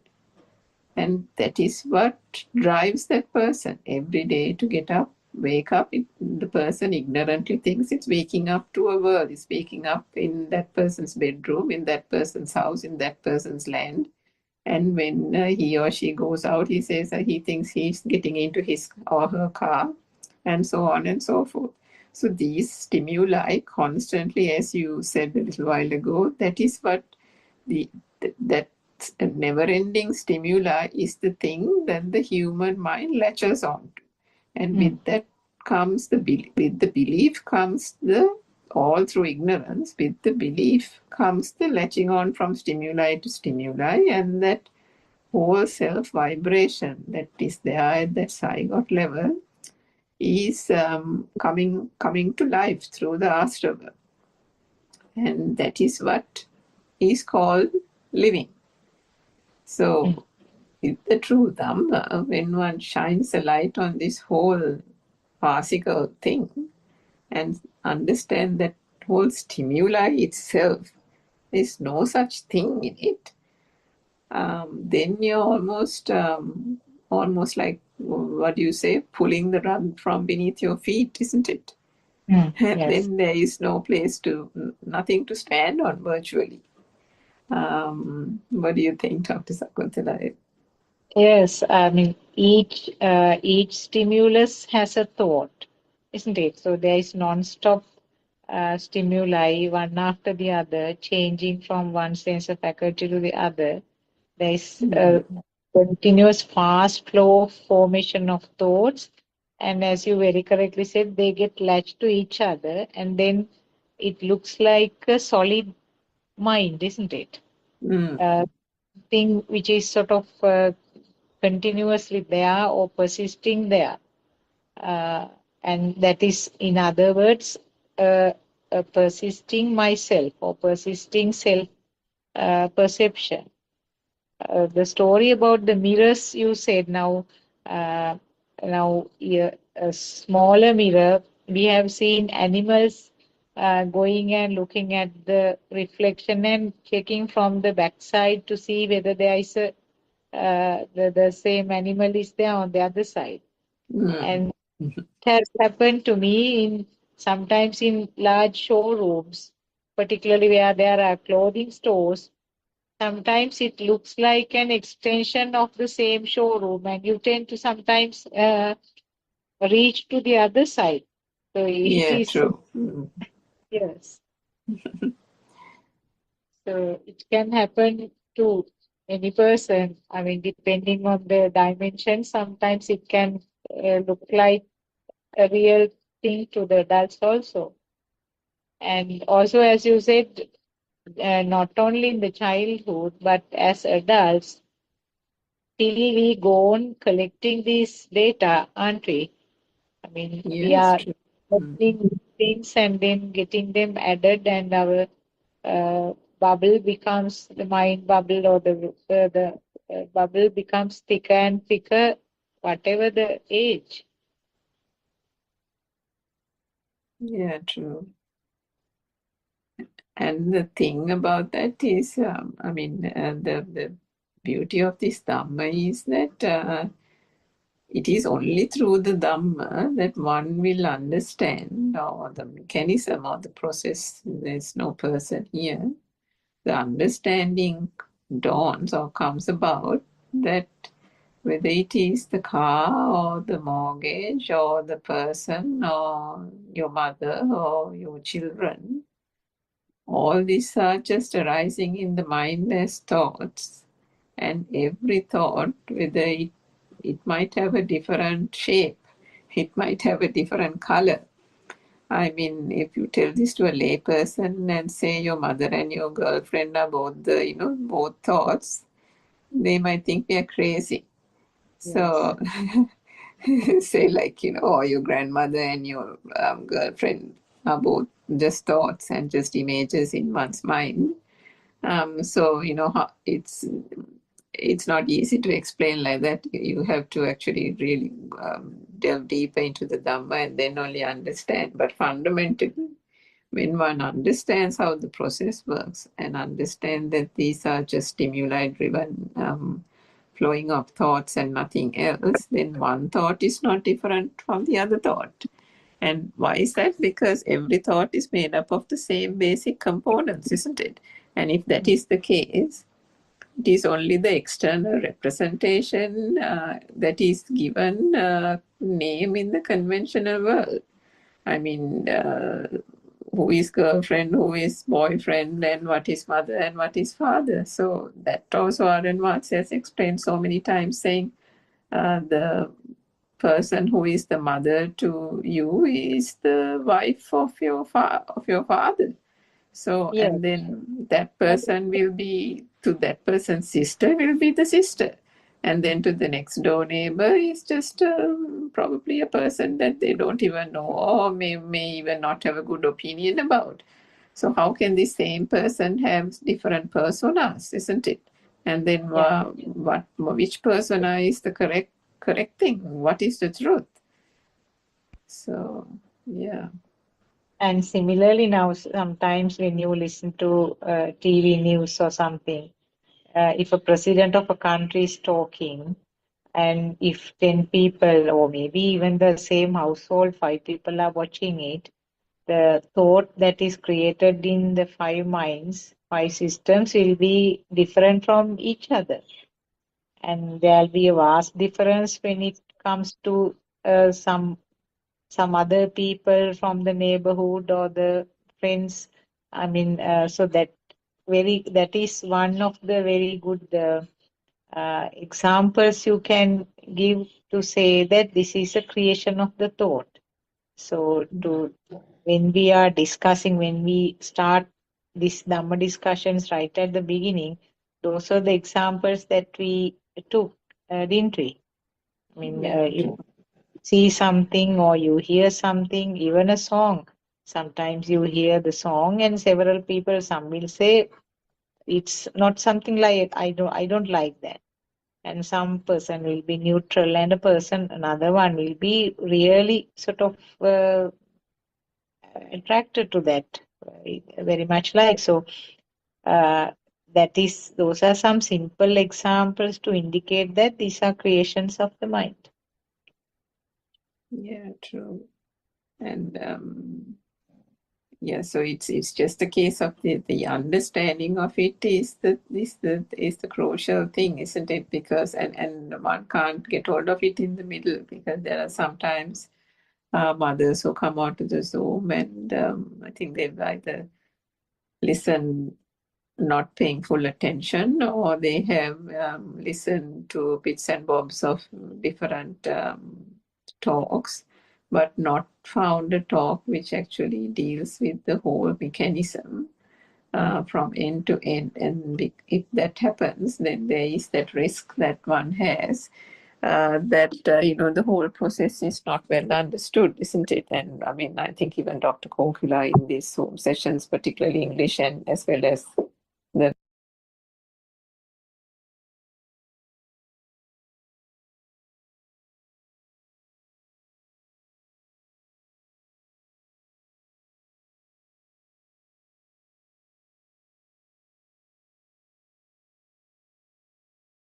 midnight session emphasizes over and over again. In fact, Aryan Mahansa does that as well in other Zoom sessions, that one has to understand the beginning. Yes. How this vibration works. How does the light and sound form? Is there anything called the light? Is there anything called the sound? And if there is no such thing as light and sound, how can the thought, which is made up of all these components, be true?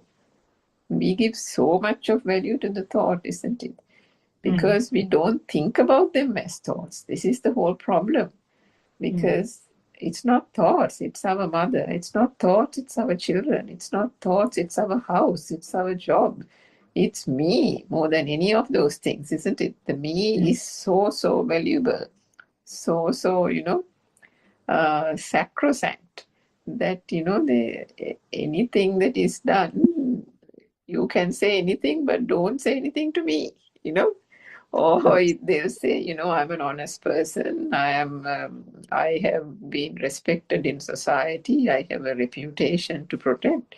This, that, and the other. So, moment somebody says something, why do they go up in arms and get hot and bothered or embarrassed or get annoyed and all these things? Because there is a hit or an attack they perceive to the so-called ego and the self-perception, which is the key thing that they strive to protect. Why do they strive to protect? Because they think there is an I here. They think there is self here. And that is the very thing, the Sakkaya Ditthi, that this Dhamma attacks completely. And that is where it is exposed fully. And that is why that is the very point where one enters into is the first stream enterer or the Sotapanna stage. Because if you break that in that self-perception, that is such a big hit to the whole samsaric cycle and this whole thing going on. And from that point onwards, as I don't know how to say it in English, the Niyata Sambodhi Parayana is that there is an unequivocal, I think, I don't know that said that word right, turning towards liberation, isn't it? Yes. There's no turning back. That's right. Yes. Yeah, it means actually, if a tree is bent towards a river, one day it will just fall to the river itself and then be thrown away. That is one of the examples that Lord Buddha has given. This Niyata Sambodhi Parayana means that was a metaphor he has given. If a tree is bent to the river water, and one day it will fall into the river and then it will be thrown away along the river. Actually, this Sotapanna, now some people have the impression that if a person has attained this level, or that means the realization, the clear realization or the clear understanding, there is this world is something created by the sense faculties, but not something existing permanently. That understanding alone. Understanding is actually the Sotapanna Marga, I think. But people have the lot now. Some of these people who discuss at the Zoom discussions, they feel that getting angry or getting attached to something. That means, in other words, the defilements, crudely saying defilements, shouldn't occur to a person who has been to this Dhamma path, also who has been in the Sotapanna Marga. But at that level, the defilements are still there. What I have gathered from Yeah. Shanasa are that there will not be newly added defilements, but the defilements which were there will be there, and then it will take some time gradually to get less and less. Am I correct, Surangika?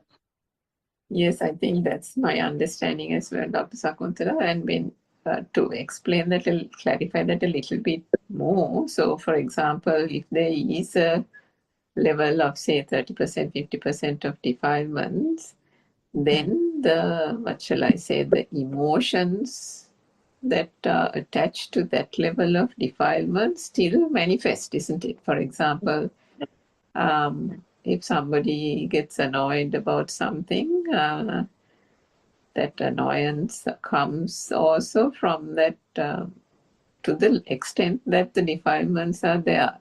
So, if the person absolutely used to freak out those days with some incident happening, the person won't freak out completely now.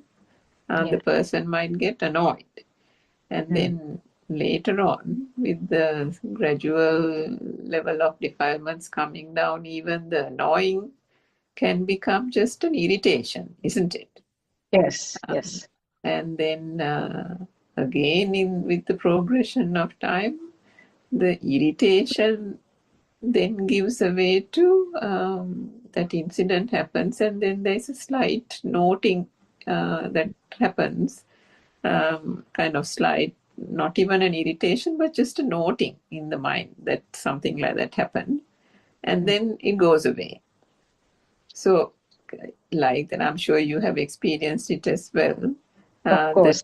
So, each thing, now that's why it's so important that Aranvansi says one has to know one's points of contemplation, the kamatahan, because with every vibration that is there, each person with the zygote level have their own points where one has the most amount of defilements.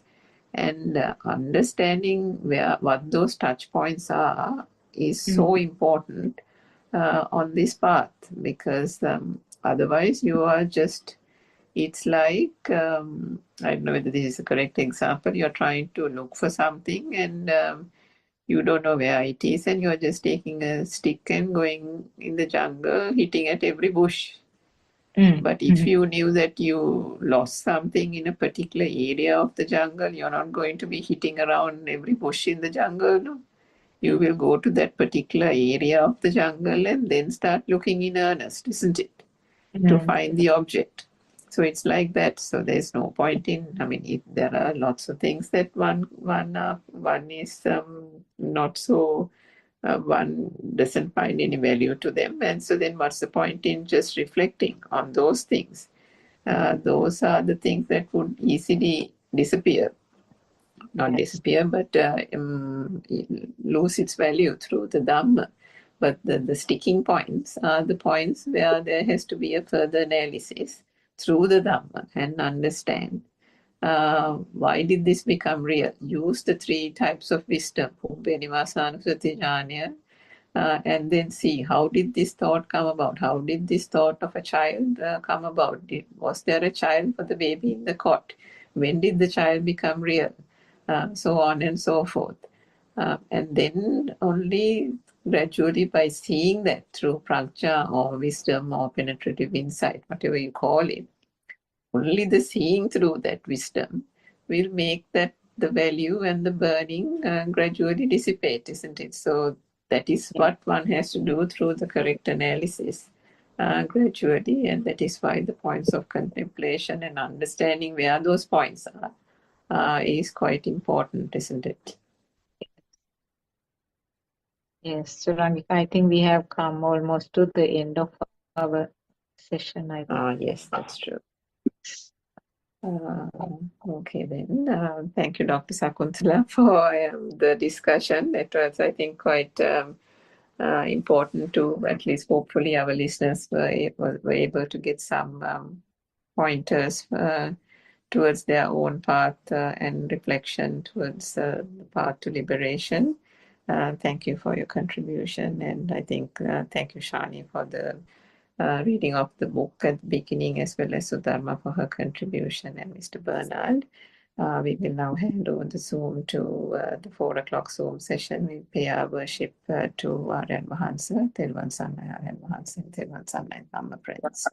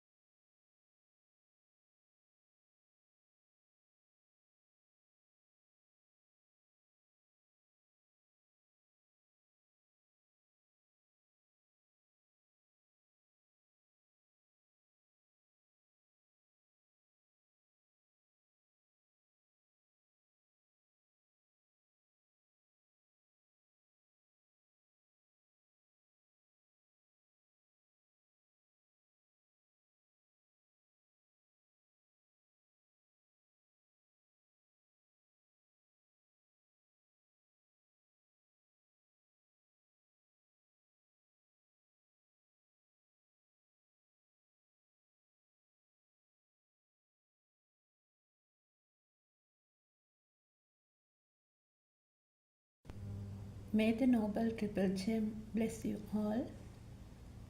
Teruvan Saranai Aryan Mahansa.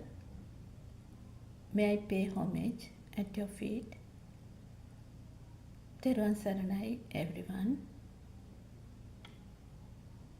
Everybody wants to live a happy and contented life, isn't it? But from the day we were born, aren't we suffering? Maybe due to a sickness, maybe due to losing parents, or maybe due to various natural disasters, accidents, maybe loss of legs, hands, and maybe we have to depend on others. So likewise, we face lots of suffering day to day in our life, isn't it? Physically as well as mentally. So we need a way out of suffering. We search for a way out of suffering. Even we are healthy and living a happy life at this moment, a disaster can happen at any time, leaving you physically and mentally unstable, isn't it? For that, we can't implement a time, but always we try to find out a way out of the stress by doing lots of rituals, offering pujas, flowers, worshipping, praying. Yes, but we get some sort of relief. But if someone has wisdom, he will want to find a permanent way out of suffering, isn't it? So we know that Prince Siddhartha has seen these 4 signs: an old man, a sick person, a dead body, and a monk. In other words, impermanence, suffering, death, and a path to liberation. So this has inspired Prince Siddhartha to find the way out of suffering.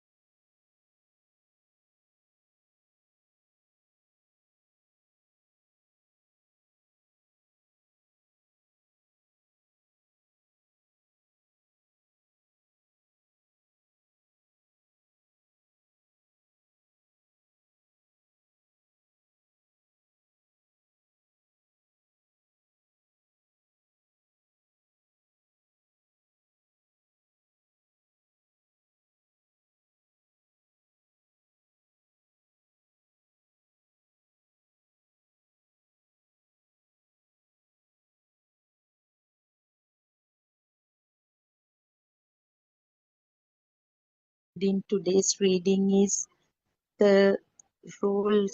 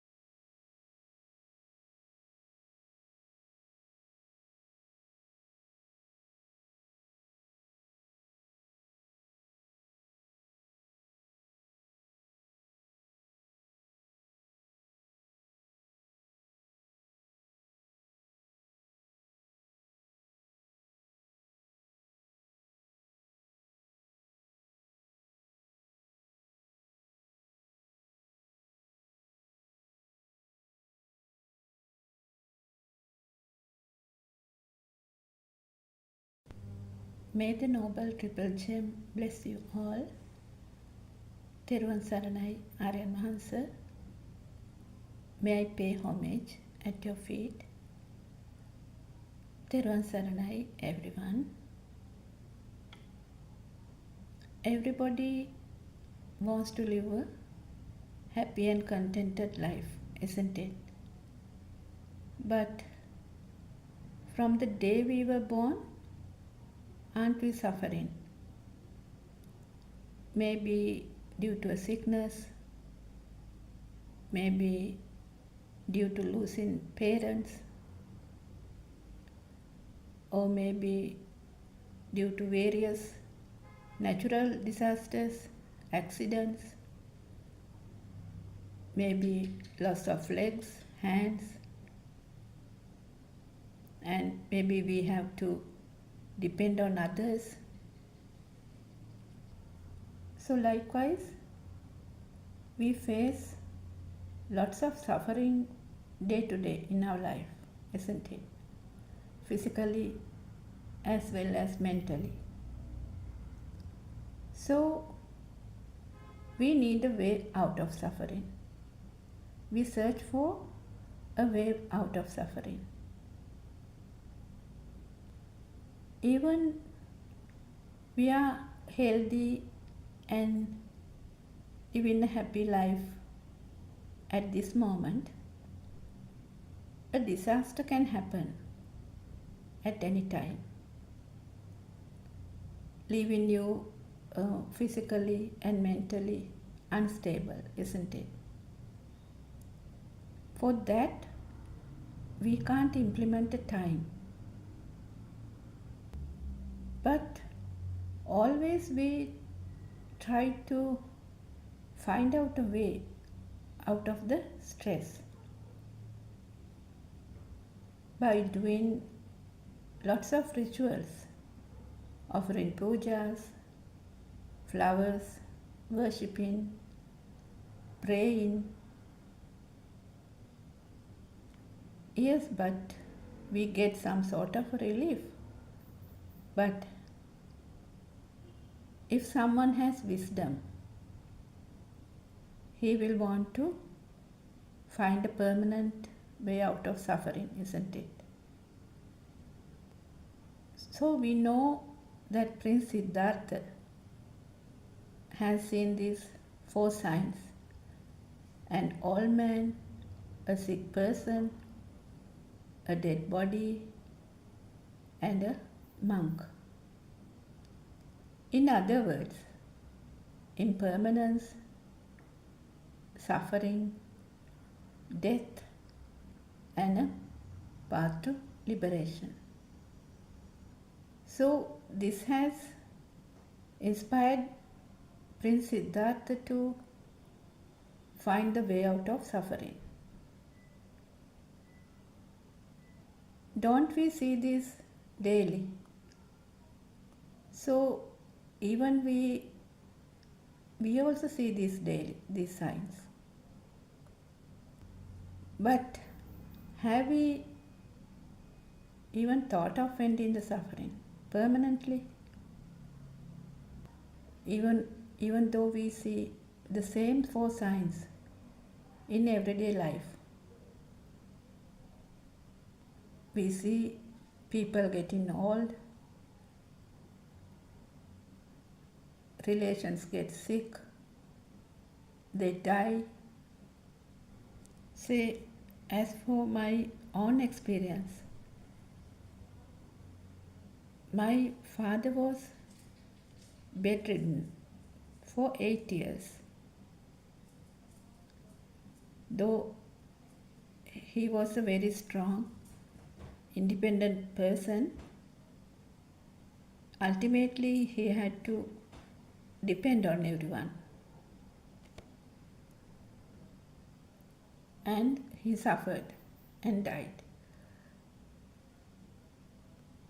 And death is something we even don't like to talk about, isn't it? But it is inevitable. So we go to others' funerals. But did we ever thought that someday I will die too? No, we just say then that one is dead. And if we see and if we think almost all the important people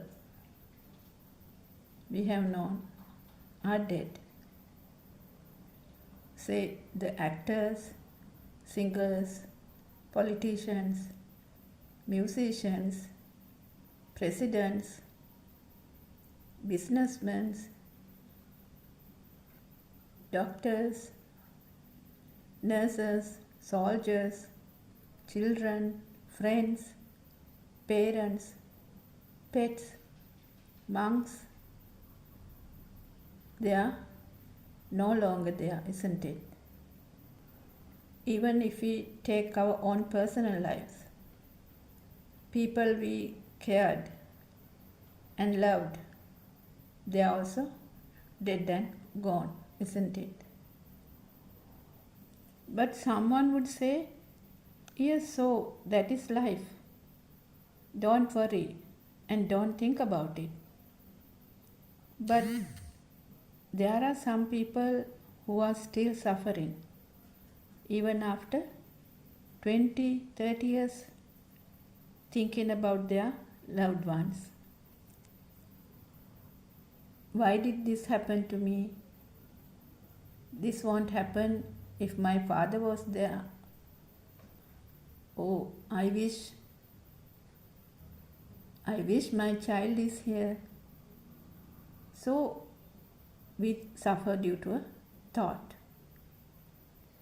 For example, we had lots of disasters in our country, isn't it? We had a war, a tsunami, bomb blasts, earth slips, landslides, floods, droughts.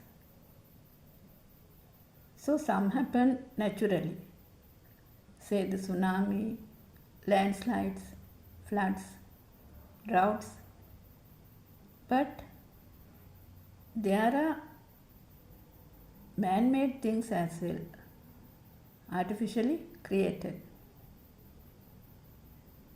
So how can a person even think of killing another person or an animal? If we take the war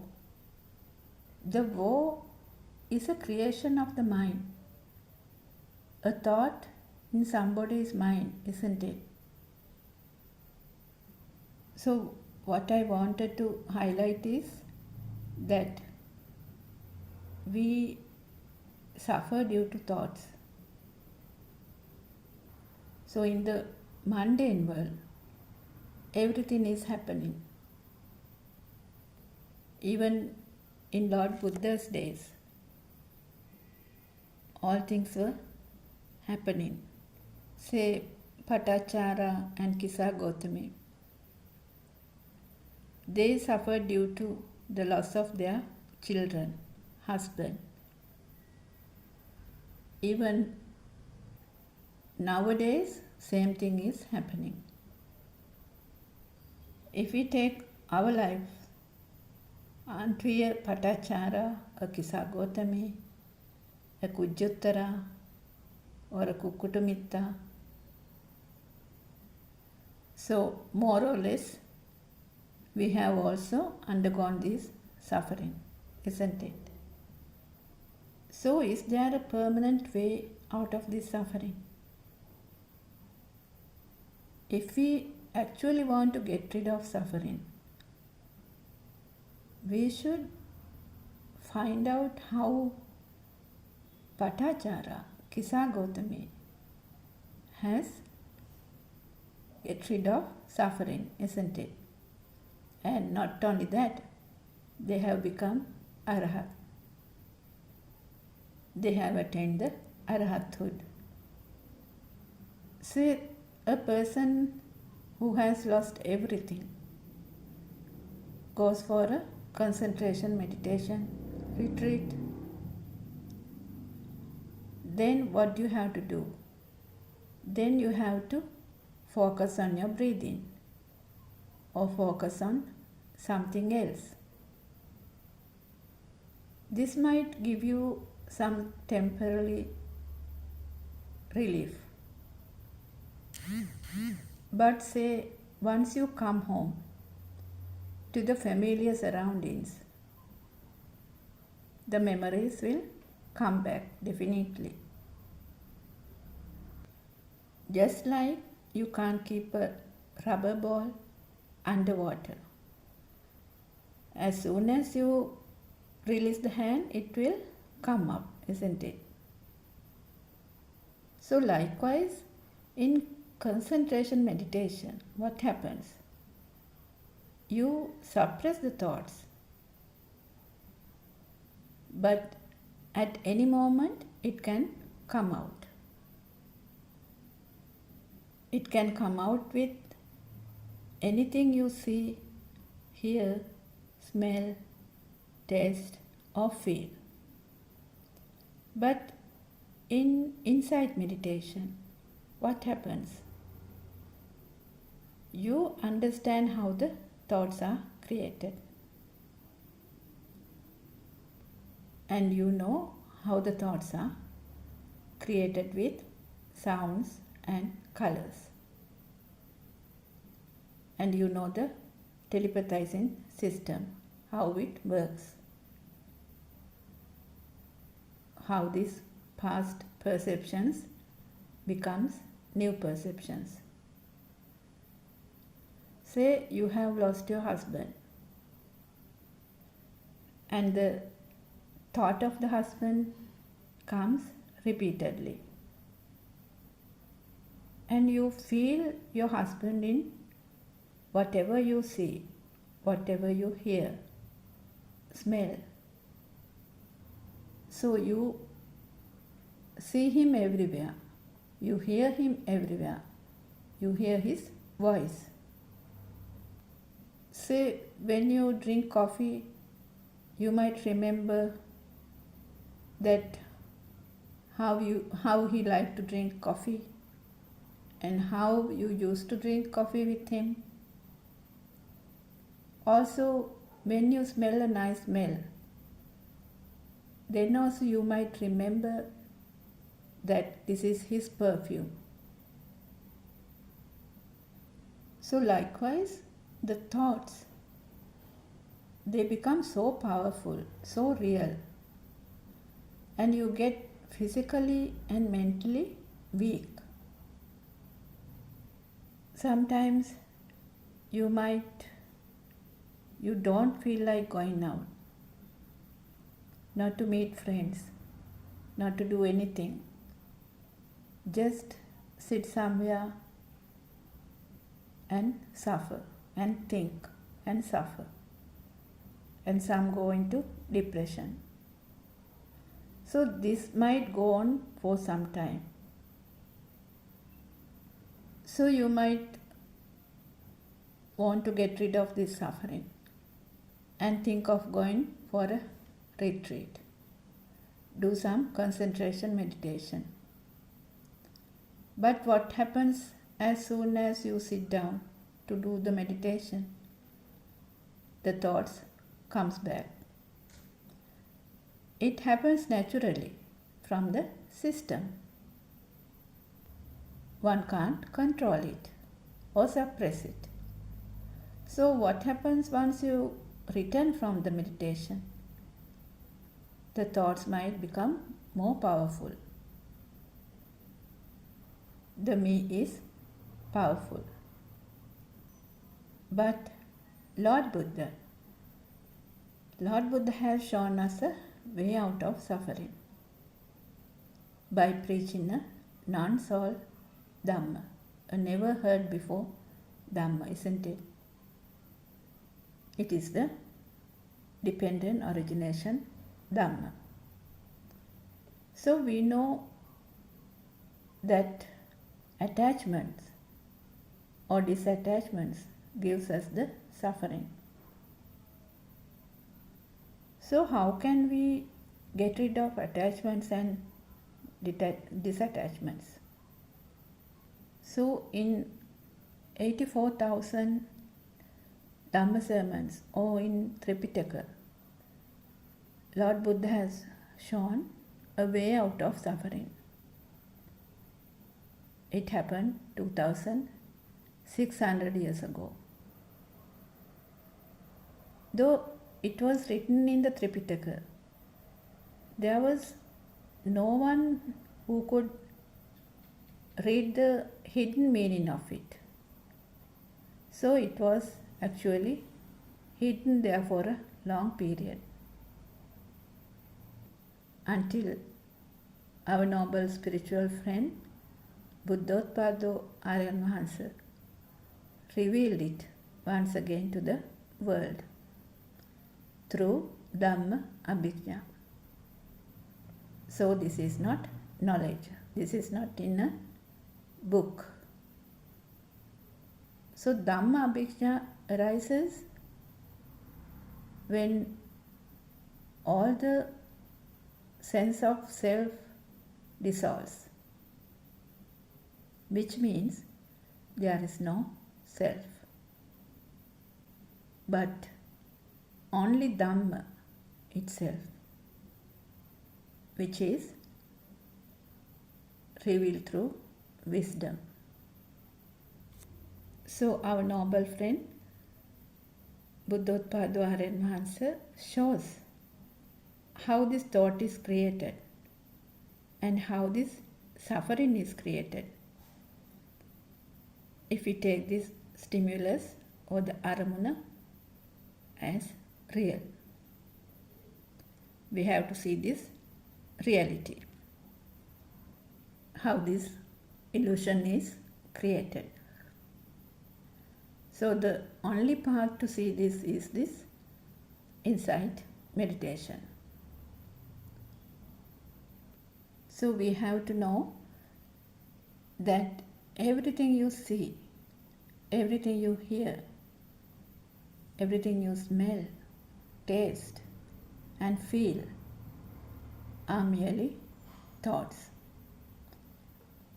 Death and birth also are thoughts. So someone can suffer due to thinking that I am going to die, but that's also a thought. So thoughts are different from person to person. If we take animals, various animals have different thoughtful worlds. So we can't say whose world is true, isn't it? Likewise, the world created by senses is not true, because it is a creation due to a speedy vibration. So this cannot be seen through mind, but could be seen through wisdom.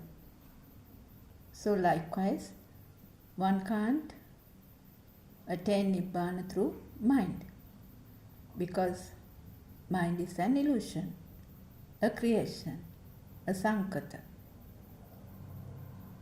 So Lord Buddha has given some examples that rupa, or what is seen, is like a foam bubble which won't last. Feel is like a water bubble which also won't last either.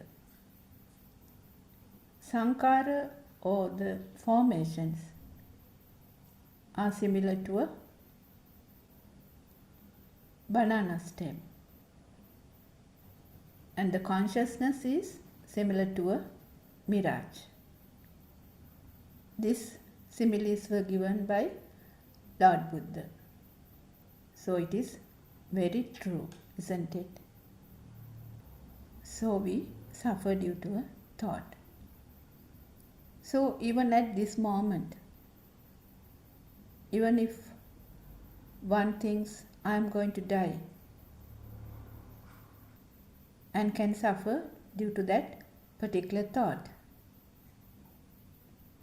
But thoughts are not real. Even if we think I am going to die in future, it's also a thought at this moment. So even if I think my father died in 2018, it is also a thought at this moment. We can't actually implement a time. So we have to see through wisdom, not with the mind. So what does that mean? See through the wisdom and not with the mind. We know that the senses creates the mind, isn't it? But when we talk about wisdom, wisdom is not created through senses. It is actually to understand the senses. So if someone asks the question, what should I do to attain Nibbana? So Lord Buddha has explained, Ekayano Maggo. There's only one way to attain Nibbana. It is to see the truth of the stimuli. Aramune Satya Dakina. Which means to see how this illusion is created. Lord Buddha has also said it's even better than seeing a colorful film to see this, how this illusion is created. So actually there's nothing called mind.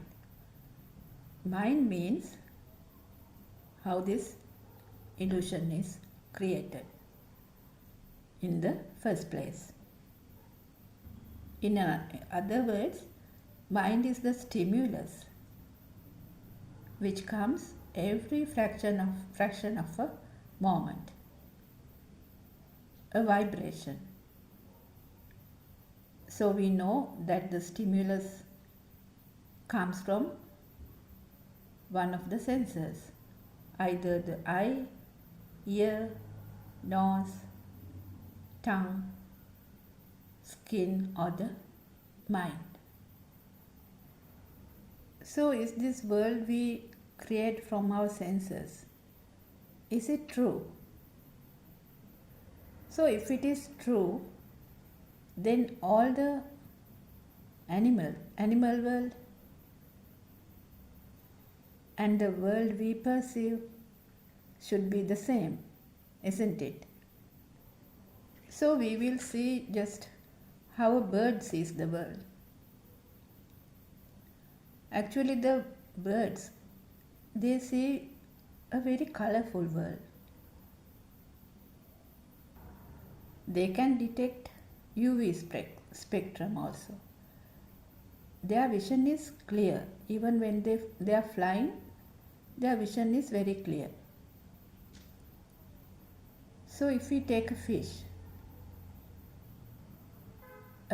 has a 360-degree view. So it seems that they can even move their lens forward and backwards like a camera. Like a camera, it can be focused. So they have a very clear vision under the water. But as we know, the humans can't do that. So if we take a horse, how does a horse see the world? They also have a 360-degree field of view. Also they have a excellent motion detection and also good night vision. But they can see shades of blue and green only. So again, if we take from a human, it is different, isn't it? So if we talk about an elephant, they also have a good night vision. And they see shadows of blue and yellow. And they don't see far. It seems that they can see only up to 10 meters. But they have a superior sense of smell and also hearing. And it seems that it is difficult for them to judge the distance, especially straight ahead. So if we take a dog, how does a dog see the world? They see the world in shades of blue, yellow and grey rather than the red-green spectrums of which humans can see. Actually, they are colorblind to red and green. But they have a good night vision and a higher sensitivity to movements. So likewise, animals have their own world, isn't it? Even an ant, bee, a worm, a fly creates their own world. If we take a worm, worms do not have eyes and they cannot see. They cannot see images. Instead of that, they perceive the world through the skin vibrations. They are also sensitive to light. So they can identify day and night to keep them, so they can keep their skin moist. So if we take humans, so even in humans there are colorblind people, isn't it? So they can confuse red with green, orange with yellow, or purple with blue. But the most common type is red and green color blindness, which means these colors appears as shades of yellow and brown. And also there are some people, very rarely, there are people who are totally colorblind. They see only the shadows of black, white and green. So when we talk about seeing the world, whose world is true? We can't implement it, isn't it? Not only the scene. When we talk about sounds, it is also different. So if we take a cat, they hear far better than humans. They detect high frequency sounds up to 64,000 Hz. Dogs hear frequencies up to 60,000 to 65,000 Hz. Whereas the human, we can hear between 20 Hz to 20,000 Hz. So we know that animals, especially dogs, they often can detect or sense the impending waves of vibrations, just like a tsunami. So what does that mean? That means they can hear the deep earth rumbles or low frequency vibrations. This we can't hear. As humans, we can't hear this.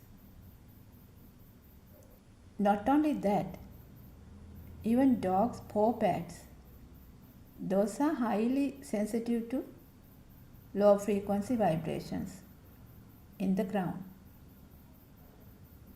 They also have a very good sense of smell. So all in all, what we can say is that everyone, humans, animals, no matter what they are, they have their individual worlds, isn't it? So we can't say which world is true. As we are talking about humans, we should know how our mind is created. For that, we have to go back to the radiant mind, because we also came from a radiant mind, which was very clear, pure as a white sheet. So we can't implement defilements in a radiant mind. So we say the baby's mind is very pure.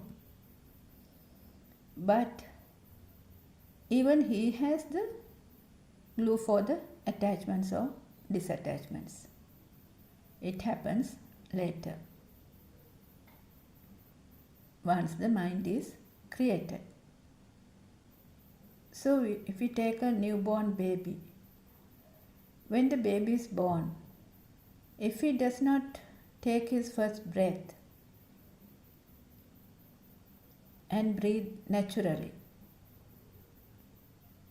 we say the baby is dead. So we resuscitate the baby and try to make him cry, isn't it? Because he can't survive without breathing.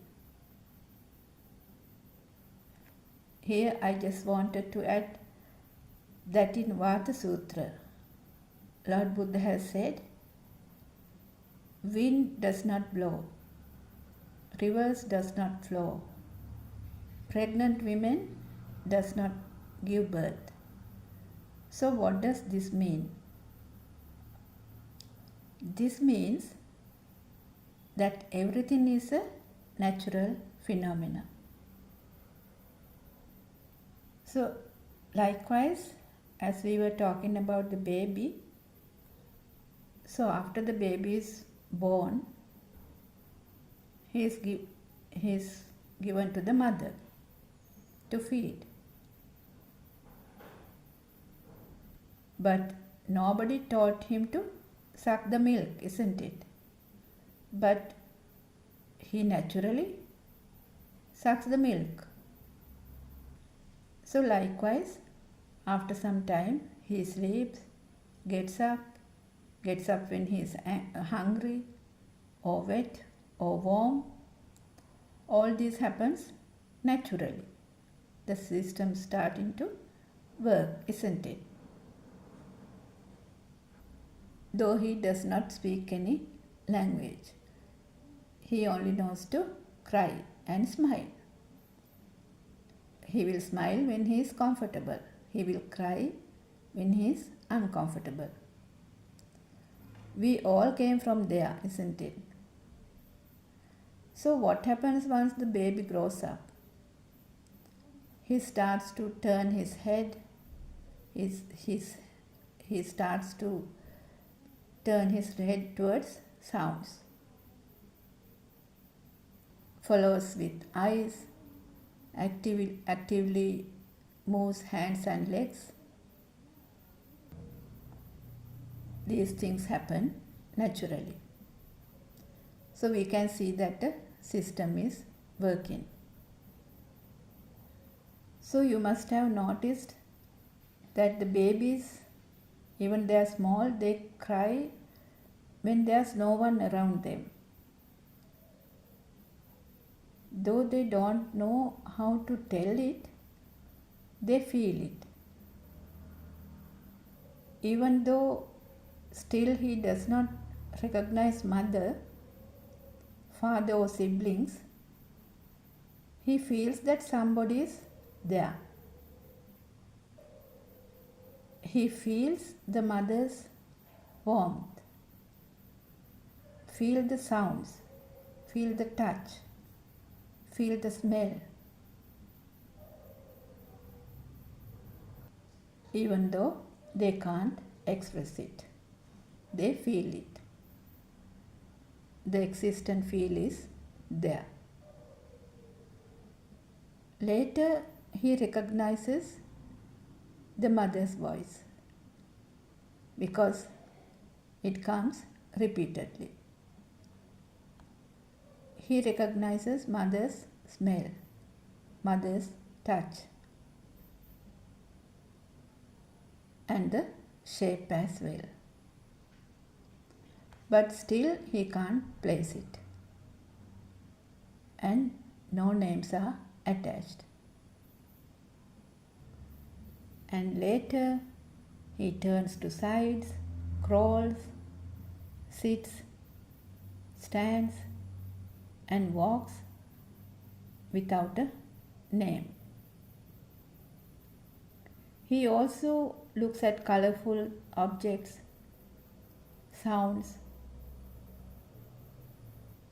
recognizes mother. So when mother leaves the house, the child starts to cry. We have those experiences, isn't it? Some children even have temper tantrums, like screaming, kicking, and shouting. As the language skills has not developed properly, they try to communicate in another way by shouting, kicking, or screaming. So what happens once the child goes to the Montessori? The sounds and colors are introduced. For example, the teacher might show a picture of an apple and say, "This is an apple." So with the sound, the shape and color of the apple merging with the smell, taste and feel, Titta Sutta Mutta, combines to create an apple in the mind sensor.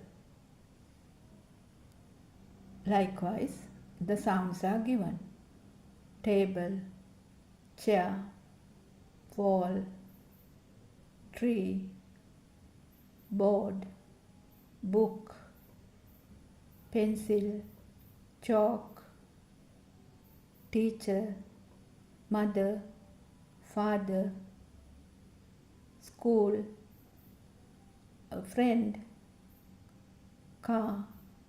Likewise, all are sounds. And now the world is creating. And not only that, the colors are also introduced. Red, blue, yellow, green. So now the apple will become a red apple. Car will become a blue car. Tree will become a green tree. Now the existent field becomes the alive field. The me who sees the apple is created. Self-perception is created. Me who sees the father, me who sees the teacher, my mother, my sister, my school, all are created. All these are perceptions. So now the duality is created and I am here who sees the teacher.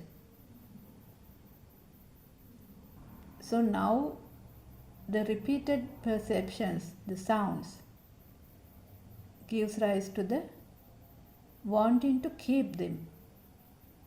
This is my pencil and my mother. The value comes automatically. He wants to keep it. He gives a value to it. So in Mahanidana Sutra, Lord Buddha has explained it. It's just like a whirlpool which goes around collecting things which is around, it's like absorbing things. So this is our story, how the bhava is created, how the samsaric journey is created, how this soul is created. Actually, if you contemplate properly, you will see there is no soul, there is no me. But we think there is a soul. So more thoughts, more repeated thoughts, the soul is powerful. So to know the Trividya or the threefold wisdom, the Pubbe Nivasanusati Jnana, Chutupapata Jnana and the Ashtaksha Jnana is very, very essential in this path. It is to see through wisdom how this illusion is created. So Pubbe Nivasanusati Jnana is when one sees how the first thought was created in the child.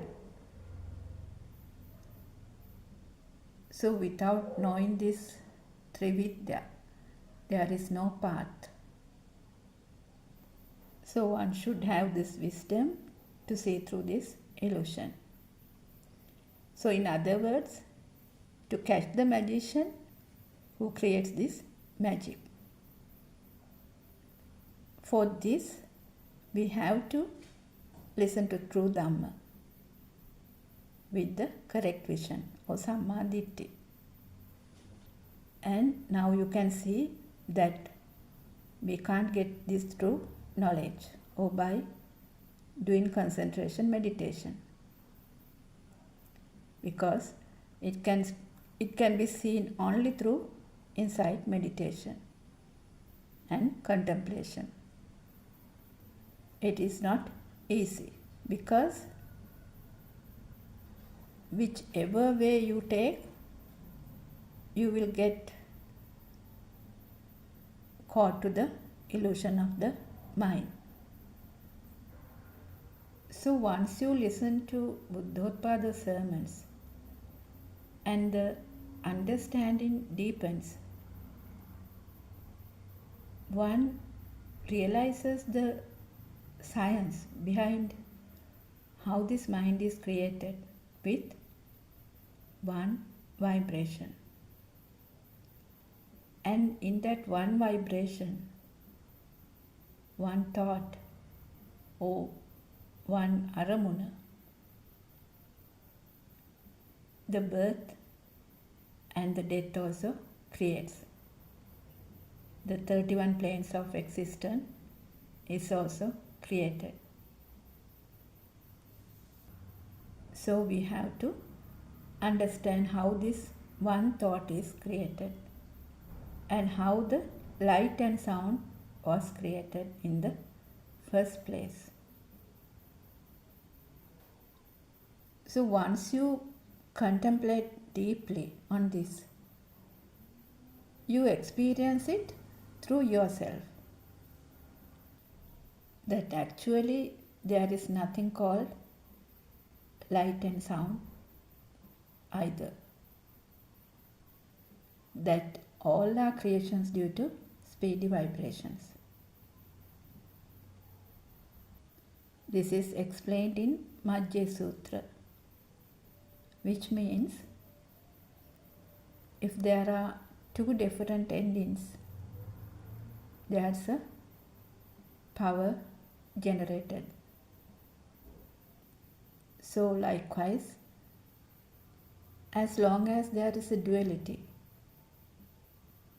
there will be a power. So imagine you are in the space where there is no duality. Then you can't place a me. There won't be a name or a form, isn't it? So now we know that thoughts are created with sounds and colors. And there is nothing in a color wave or a sound wave, isn't it?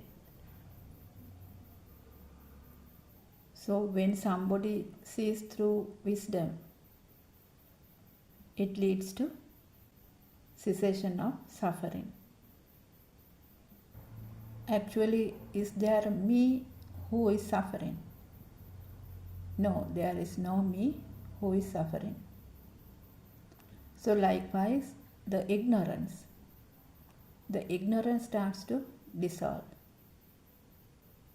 because me or soul is also an illusion created by the speedy vibration. It's a current, the current underneath. So this current loses power, which means the power of the soul or the self vibration dissolves, isn't it? So it is very important to know that whatever you see, hear, smell, taste, feel or think is your world at that particular moment. So there is no specific entities called me and the world. Both are same. Chutupapada jnana. When one sees that every single thought is created the same way. So our noble friend Buddothpado Aran Mahansa gives this example. You don't have to cut each and every mangoes to see the inside, because we already know that it is white, isn't it? So the one who is in the path, he will feel that me or the fire within is diminishing little by little. It happens gradually. So likewise, every thought is a vibration. Mother, father, sister, car, house, taste, smell, sound. So whatever you name it, all are vibrations. And there is nothing in a vibration. It is just a creation. For example, when you clap, there is a sound, isn't it? But we can't place from where the sound came from. We can't implement the sound, isn't it? So once you know the truth, the self-existence, the existent feeling dissolves. In other words, the defilements, the desire, ill will, hatred, all starts to dissolve, which is the Asraksha Jnana, one of the threefold wisdom. It's just like the guideline which shows that one is in the path to liberation. The defilements are fading. So if we take day-to-day life, people run after success. They think whatever they do is not enough. They are driven by desire and thinks it brings happiness. To collect things, collect knowledge, collect trophies, collect memories, collect money, and so on. So what happens? They run with desires, like the deer who runs after the mirage. They have goals, targets, plans, maybe to be better than another one, maybe to maintain a social status, maintain an ego. So always not enough money, not enough power. They want to maintain a powerful lifestyle. So to gain achievements. So they do anything to gain those. Sometimes one country is not enough. So they want another country. So they fight. So with that, getting more and more attachments, desires, ill will, hatred, jealousy, with all that, the suffering. But just look at a bird who flies freely in the sky. They also have a life. They also feel hunger, thirst. But they also eat, they also sleep. They also have a family. But they are free, isn't it? So when there is sunlight, they enjoy the sunlight.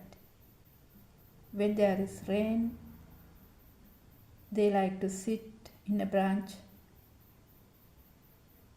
So the raindrops fall into the feathers, isn't it? They don't trouble anyone.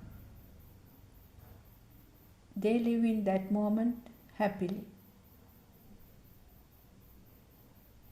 They live with a feel. So they feel they feed them, the little birds, and let them fly away when they are grown up, isn't it? But in humans, even if they are grown up, they used to look after them. No freedom. Likewise, there are people who work after even retirement. It's just like a habit. So humans, they think a lot. Mind is so powerful. So they plan what to do tomorrow. Maybe to kill someone, maybe to rob someone. But as you know, we all came from the radiant mind, where there was no defilements, isn't it? So how did this pure mind got defilements? Because we take the world as real and we stride towards goals, work hard to maintain a self. We need to lead a successful and wealthy life. But in path to Nibbana, we do not gain something. Instead, we lose ourselves. So as humans, we are born as humans. Actually, we were like given a chance to understand this, understand the system, understand that there was never a me. From the beginning, there was never a me. It is just a system. So only few people understand this truth. So what happens once you understand this? The illusion of self starts to dissolve. So if one sees that Nibbana is within us, it is the real success. It's the real success in life. It's a system. The senses were working since birth. There is no me anywhere. Senses are working. Eye, ear, nose, tongue, body and mind. If your eyes are open, obviously you will see. So because you have ears, you will hear. As you have a nose, you will smell. Likewise, you have a tongue and a body, you will feel the taste and hot and cold. So you have a mind, its action is to think. All these are natural phenomena and happens due to speedy vibration. Nobody is doing that. But you feel as if you are living. It's also a perception, an illusion. So as long as this existent feeling is there, which came through the zygote vibration, the alive feel will be created, just like the two sides of a coin. So as long as the alive feeling is there, there is a death. So it is very, very essential to understand this system the senses and see that there's actually no self.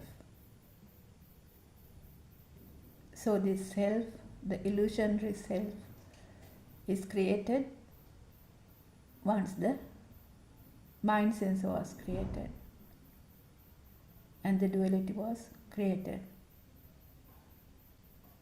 So there's only one way to Nibbana, that is to see the truth in this thought, Aramune Satya Dakima,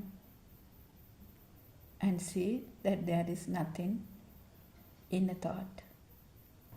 So someone is searching to end the suffering. This is the only way to see the truth. So as always, we are very grateful to you, our noble friend Buddothpado Wahanse, for giving us this wonderful Dhamma. Teruvan Saranai Aran Wahanse, may I pay homage at your feet. Teruvan Saranai, everyone.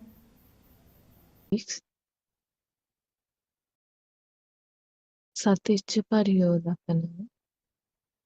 The stanza above means that you should always be aware that whatever thought that comes to your mind is a mental fetter, akusal sita. Thoughts come very fast, and thoughts also tend to create more thoughts by thinking of past events and by thinking of the future. Isn't it the best to stay away from thinking of the past and the future? More thoughts only to make you feel like you are on fire, and more thoughts make you feel uneasy. Because when you have more thoughts, they always make you feel jealous, angry, greedy, or revengeful. Thought is like a pendulum of a clock. It always oscillates between greed, raga, and anger, dvesha. The mind always oscillates towards thoughts of greed or towards thought of anger. Thoughts will always oscillate from greed to anger. When you become mindful, it is like coming back to your base or to your point of concentration. Coming to the point of concentration is like stopping the clock. You can use your sati kamatahana, base of concentration that you are used to, so that you can maintain your concentration on seeing the thoughts. The base of concentration can either be your breath or the posture you are in at that moment. We use this sati kamatahana only to prevent your thoughts from going astray from thought to thought. We use the base of concentration only to make sure that we see the pure truth in every thought that arises. What we are explaining to you now is only the beginning of how to go on the path. The explanation for the last stages of going on the path is much different. This path to nirvana should not be considered as an easy path. The journey on the path depends on each person's capabilities. Some people are good at both samatha meditation and vipassana meditation. Some people are good at the concentration meditation, samatha, by birth itself. There's everybody. Therwan Sarna Shami, thank you for reading the book for us. You read 2 pages from the book, The True Dhamma Has Awakened, Volume 2. We worship Aryan Mahansa at his feet, Therwan Sarna Aryan Mahansa. And also, we warmly welcome all of you who have joined the Zoom right now, and also our Dhamma friends who may be listening via YouTube at this moment. So, Therwan Sarnai, everybody. So, as usual, we will just, because we are behind the schedule, maybe I'll shorten what I am going to say. Again, what was sort of reiterated was the nature of the mind and the nature of the thoughts. When the thoughts are given a value, or when the thoughts are given a weight, or in other words, when we do not know how these thoughts are formulated, what is this mechanism, automatically there is a value or a weight added to these thoughts. We take them as real. And when it happens like that, more thoughts can be generated, and then only you feel that thoughts are really troublesome, and it becomes heavier and heavier. The thoughts about the past is a fresh thought that comes up right at this moment as a present thought, and also the thoughts about the future, about your future planning, etc., are again thoughts that arise right now at this moment in the mind.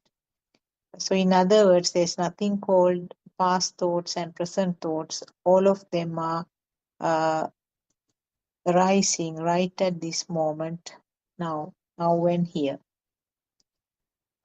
And also, it was mentioned that how the thoughts are oscillating between the two sides, the clinging and aversion, or greed and the anger. So this is the nature of the thoughts.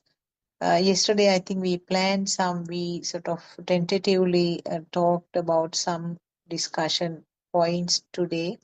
So we can start it as we planned. Terasana, Dr. Kokila, we can start it. Therewan Sarna. We worship Aryan Mahansa for his novel friendship. And also, I can remember Joel's question last time.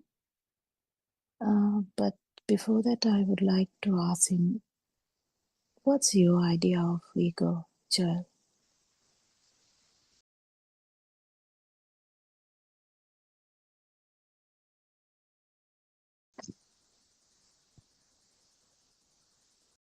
Ego is something like kind of taking too much thought about this misconception of I.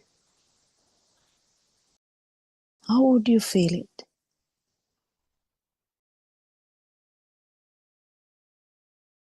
It's kind of not I. Actually, it's like kind of pride.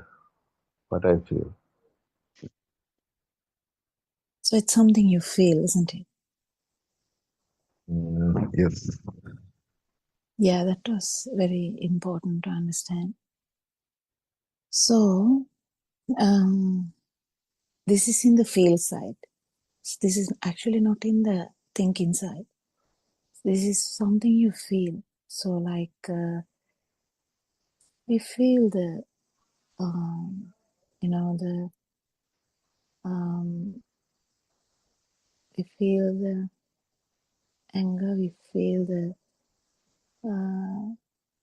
we, we feel so much things. At the same time,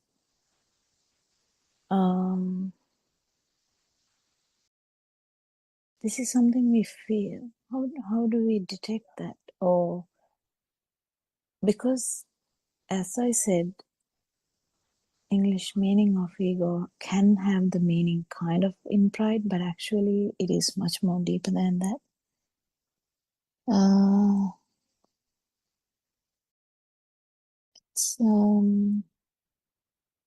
It's kind of mental construct of me, as you said, but it's completely in the field side. So imagine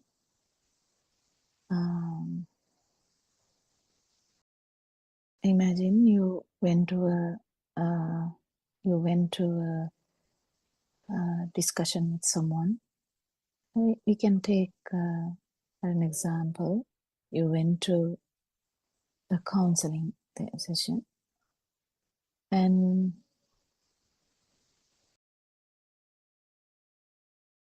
you kind of feel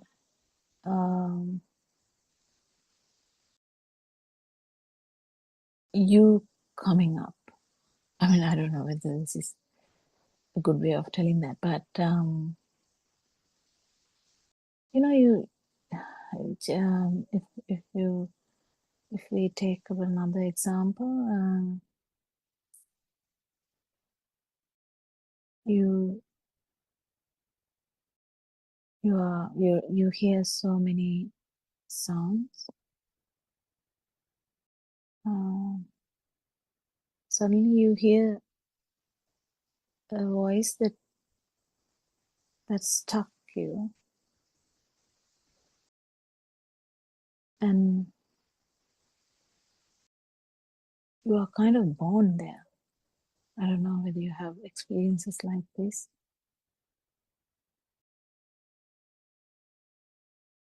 It's in English, I don't know whether we can say, because when we in English, when we say self-conscious, it's just like too much being, too much thing, because when we even use that word. But ego is something we all have in different ways, in one thought.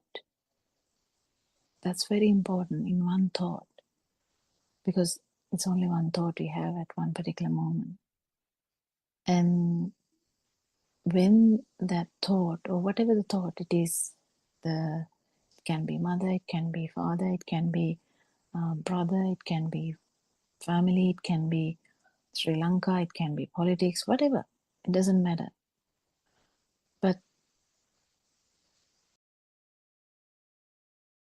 But it's a feel that it is felt here,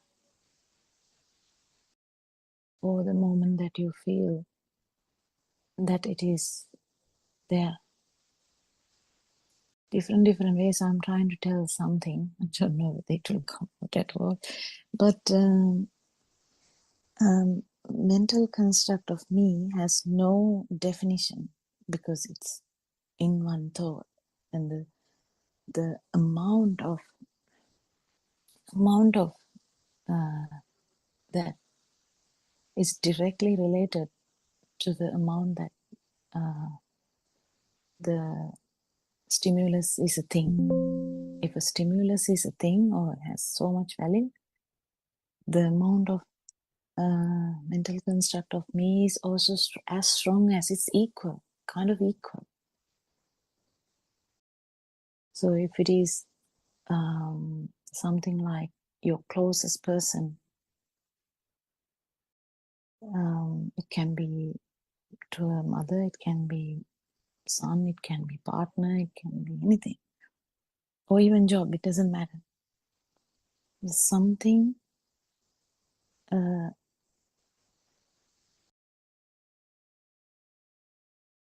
something that brings up me in layperson's word. We can really say that, when we direct it to the outside, if the outside is true, we can really say I'm true, because then there is problem like, am I failing this? Am I a failure? Am I not smart enough? Am I good? Am I bad in that sense? Or am I a villain? There are thoughts associated with that, but that's actually kind of when someone is pushed to the extreme outside. So everything outside is true, and that's what we were before. Just imagine like that. Just imagine before listening to them, how you were. You believed everything is out there. Yes, 100%. And if they are there, I'm here, basically. And all your thoughts are directed in that way. So our thought process develops in such a way that it will give you like, I'm better or I'm worse, I can do or I can't do. Everything like revolving around me. But that's actually the extreme outside version of it, the basic version of it. But this keep going backwards and backwards. Someone understand this Dhamma, you won't really feel it that much. You're not shaken by the outside that much, but still this dream will be still true. That you will feel the dream, you will be in the dream, but still you're not that bothered. But still, in a lesser amount than before, you still feel you. You still feel you. It's a feel. It's a feel. Even when someone understands that actually all these perceptions are not true, they are just perceptions. They're just like like electricity or gravity. It's just another vibration. All these things, and even getting that to the feel. You get to the feel because your mind, the world, this dream, you feel like awaken from that, but still you feel it. Even in that level, you still have a subtle way of um, you. So that's the thing. So even the ego, it's actually very, very big usually. So just imagine, we haven't understood that Dhamma, even though we hear it, if we haven't really felt it, our egoistic attitude will continue.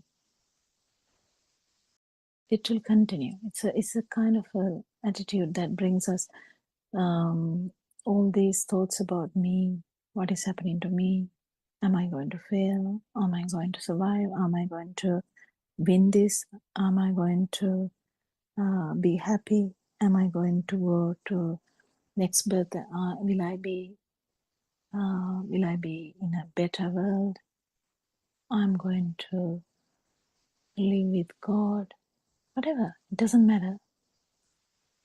So the egoistic pattern, the thinking pattern can extend to that level because you feel something here.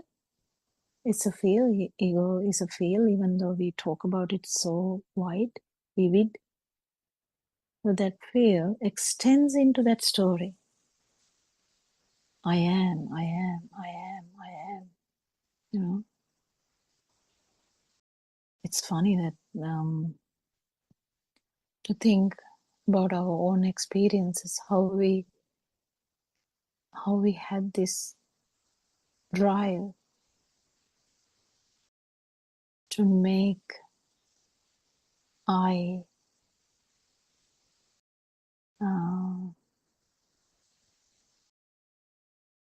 to be identified, to be what can I say? The good English words are there, like to be noted, to be identified. So kind of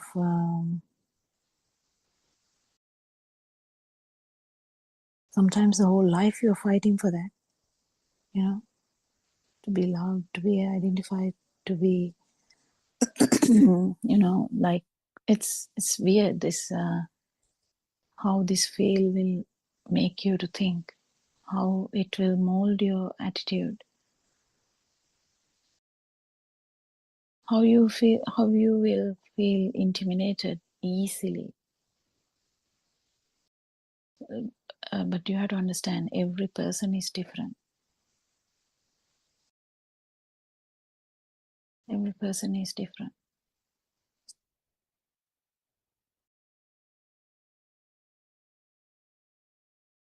So some people, this egoistic power that feel is less. Some people it's very high. You might feel it very quick. It's easy to feel when you master on this Dhamma as well. How we can feel the other person's vibration. It's kind of a vibration. It's a vibration. You can feel your own vibration. Also, you can feel the other person's vibration. So this is the vibration that gets less and less.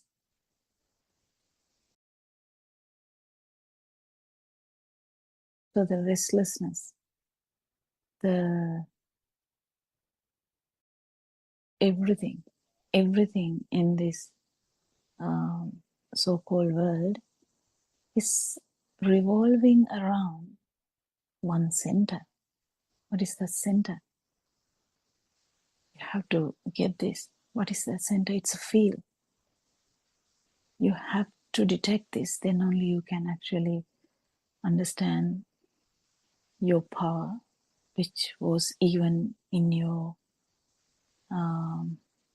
as a baby in the cot. Also, you had this power. You were never able to identify that at that time, but now, with the thinking process, when you take one thought, you can actually identify. If you go deeper, if you pierce this one thought with Dhamma, you can't do it without Dhamma. With this wisdom, you will find this. How did this feel come? And the absence of that feel as well.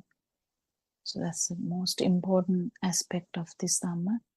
It's kind of deep, but piercing one thought actually can pierce this as well. So even though we discuss it with kind of attitude towards like pride and stuff, that's actually when we put ego to the outside. When we put ego into outside, in the sense gross, I would say gross, I think, because this becomes finer and finer, then That's the important thing. But grossly, it can be interpreted as pride. It can be interpreted as, trying to be noted, or trying to be, to be loved, to be like just me here and there. It comes and goes, but no one can actually understand that. Now with Dhamma, we can understand that. Whenever it comes up, you will feel it. But there are deeper layers too. So the ego in a normal layperson who has never heard this Dhamma can be very thick. It's a field though. It's a field. So it can be very thick. It can actually prevent you from understanding this Dhamma, because you have so many views and you kind of hide in them, and you try to prevent you getting exposed. You don't like getting exposed. You don't like, but some people do it without much effort.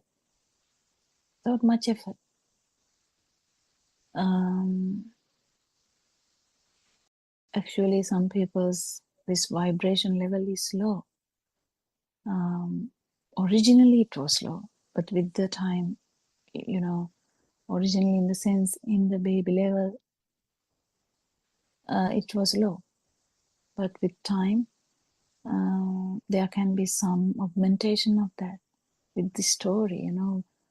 You tend to have a story. After about 1 or 2 years, you start remembering stuff, and then only you have this dream. I have talked about this before. This dream, the dream starts to work, so that you are actually isolated, or actually you don't think it's isolation. You are actually acting in the dream.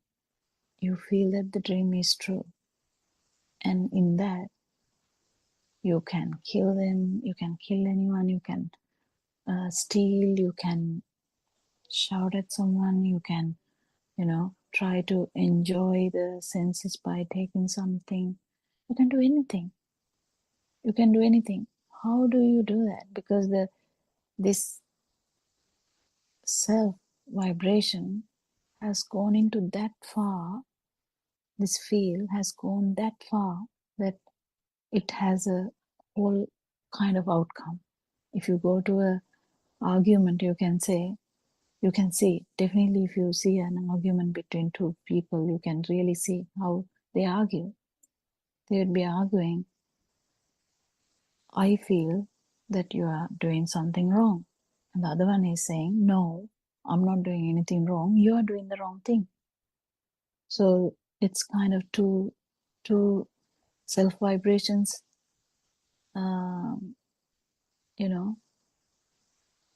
having a conversation. But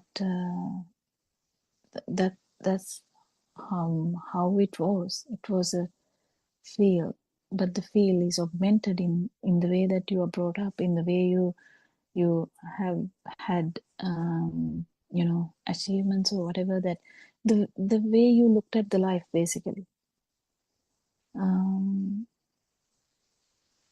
So I don't know whether the basic message was on, because it's not coming in one way.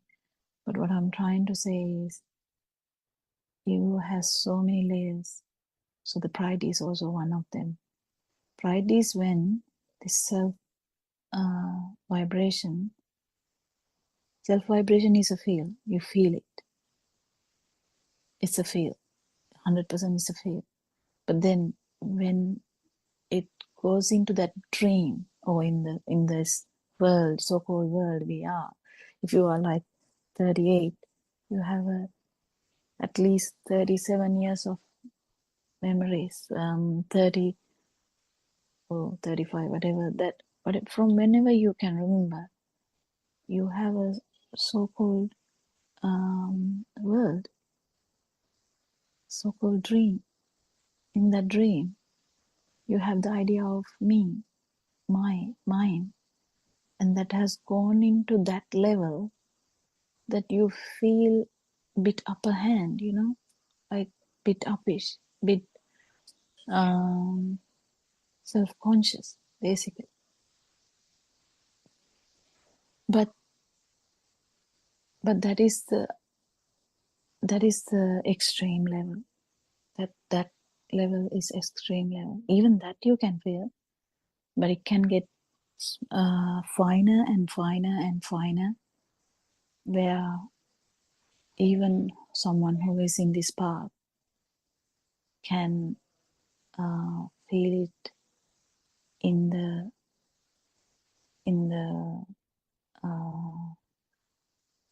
tranquility that you have. Even in that subtle level, you can have this, but that's completely in someone who has understood this Dhamma properly and felt this Dhamma properly and has felt the non-vibration, at least in one thought, so that they know what is self-perception and they know what is non-self-perception, because it's a fail again. Self-perception is also a fail, and non-self-perception is also a fail in that level, because you have to know it. Then only it becomes a perception. You have to feel it, then only perception comes. So if we hear Dhamma and we get some kind of extra me in that also, then we can understand this ego is everywhere, so it can hide anywhere. It's just a self-vibration, basically. Did I tell something properly? What do you think, Joel? Did you even get something? Yes, doctor. Like another question was like, how do uh, we cope or manage egoistic people according to Dhamma? Well, I can only tell you about that, Joel. You are going to manage your problems, not others. You are going to be awakened from this dream, and you will feel everyone's ego, and you will try to help them. That's all. Did that answer? Suit you? Yeah, I felt that vibration from you. Thank you, Doc. All good.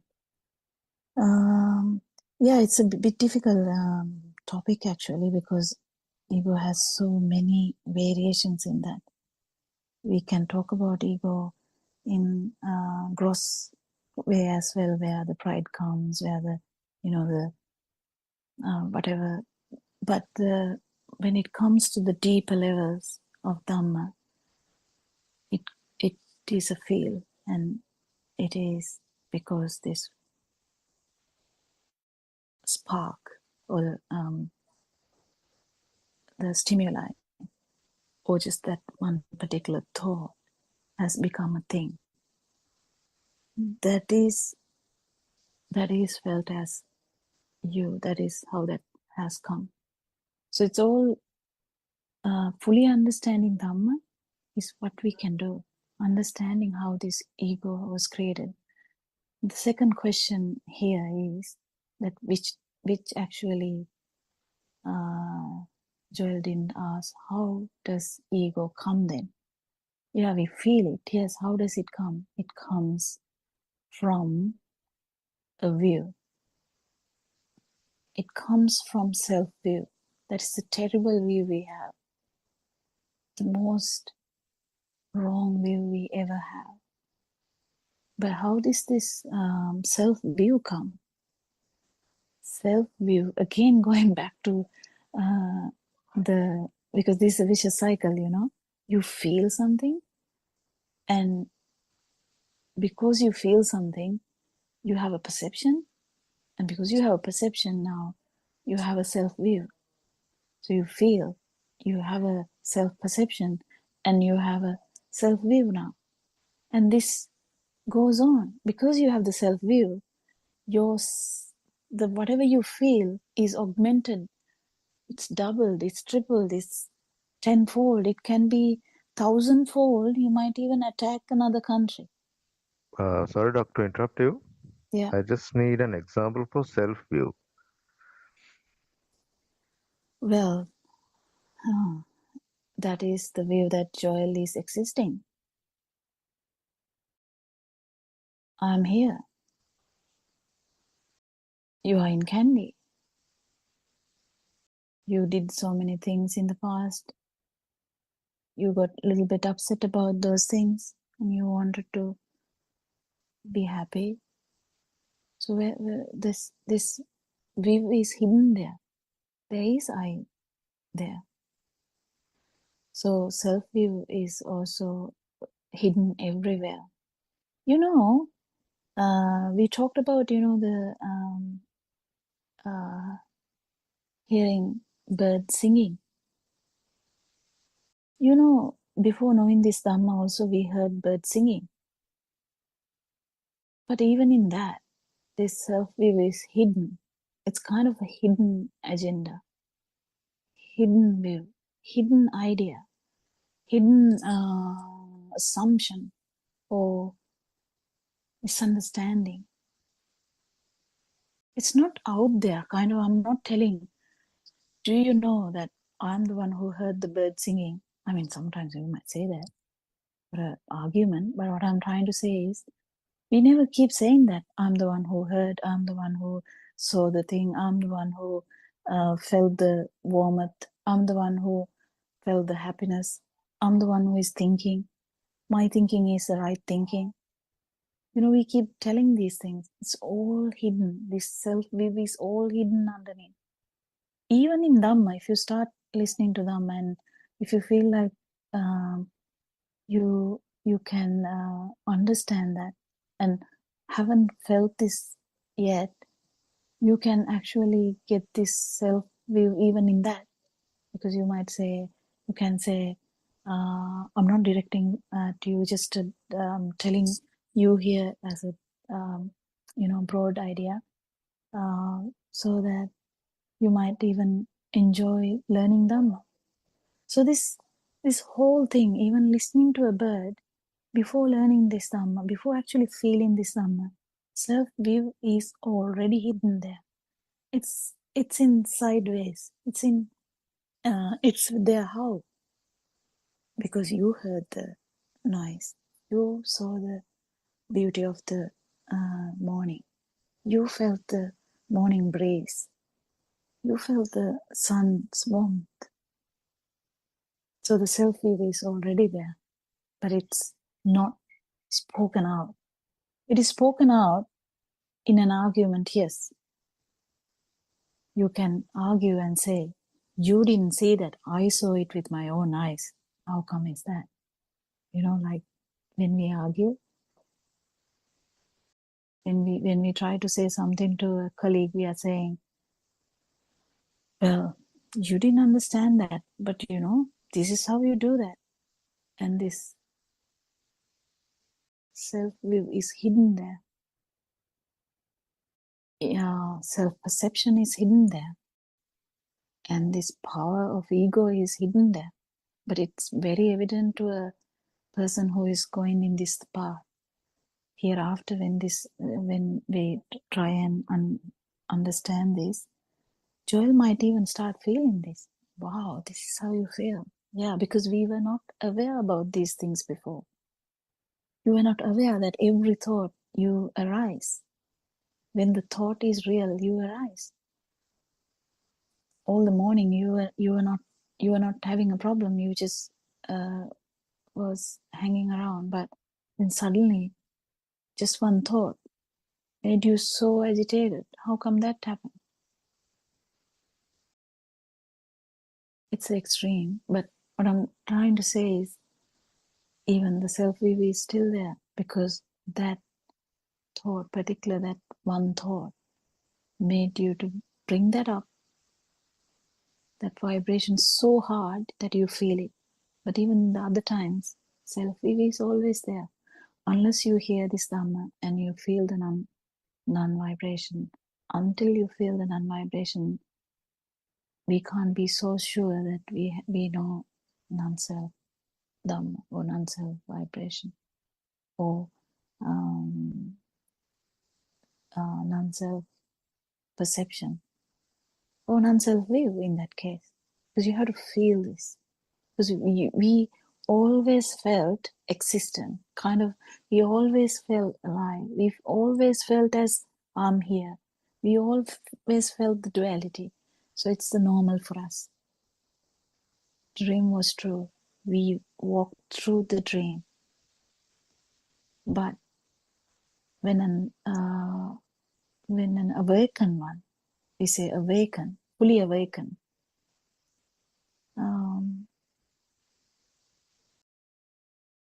then he's still, I'll take an example as like Karan say, he still walks inside the forest. Layperson also can walk inside the forest. One is fully awakened, one is inside the dream. How beautiful is that? If you can feel this, even in one fraction of a second, this is so beautiful to feel, and feel that this ego is just brought in one stimulus. And when the one stimulus is not a thing, it's not felt as a thing,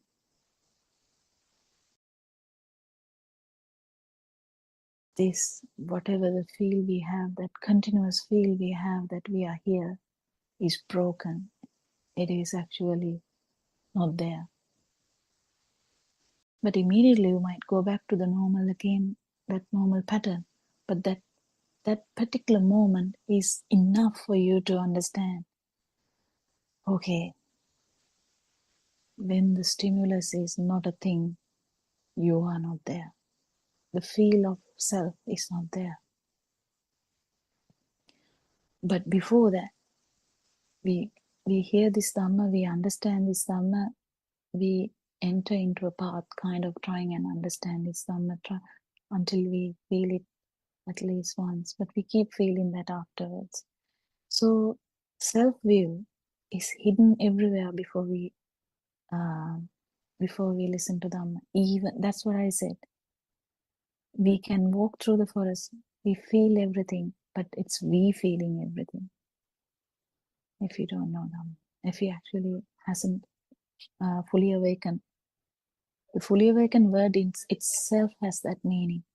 You are awakened from the dream, but you're still inside the forest. As with the layperson, imagine Naranvansi is walking alongside with someone else.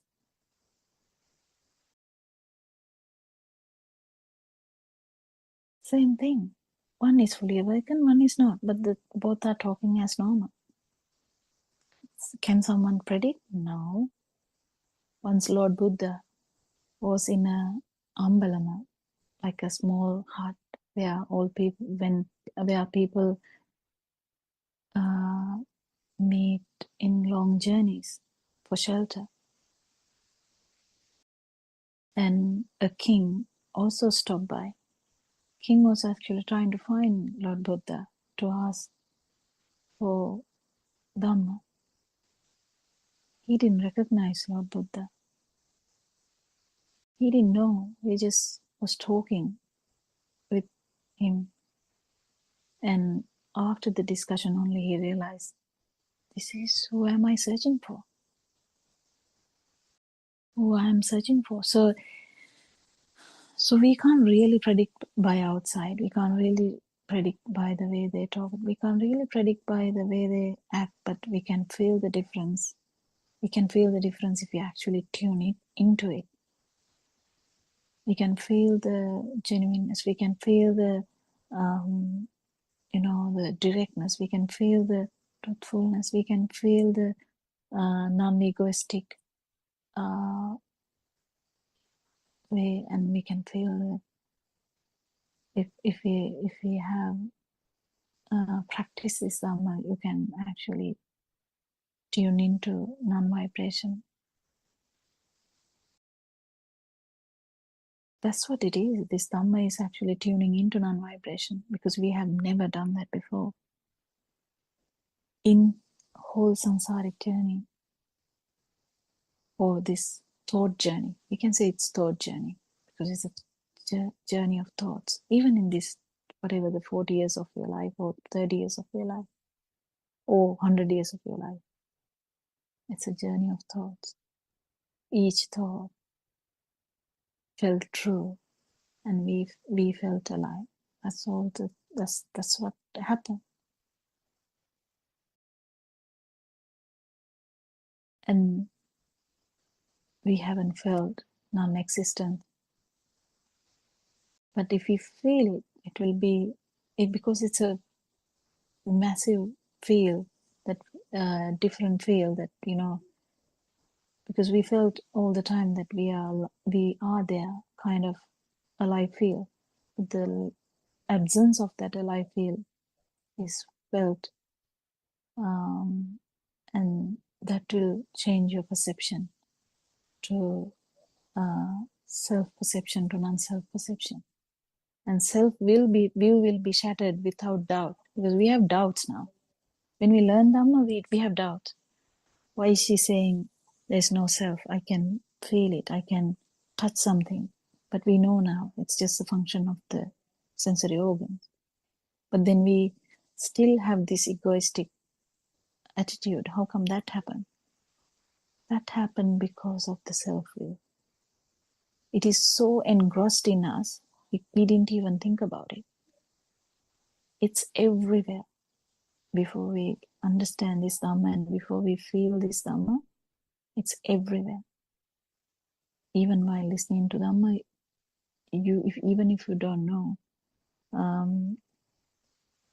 that's how we begin. But then when we understand that this view comes from taking the stimulus for granted, we learn how did this, if there is no self, okay, you tell me that there is no self, then what are we feeling? Because we feel existent, we feel like alive, we feel angry, we feel upset, we feel agitated, we feel intimidated, we feel angry, jealous, we feel sad, we feel happy. If there is no we, who is actually, because the question you ask, it's a beautiful question. We can discuss it in future too, actually, again, because you ask whether these experiences are personal, and that's a massive question, even though it was discussed in a smaller way, because that's what it is. You feel as every experience happening here. But that came from self-view. Why did that self-view happen? Is because that you feel it's happening here. But in one particular moment, if you feel otherwise, this view is shattered. No one can do anything about that view anymore.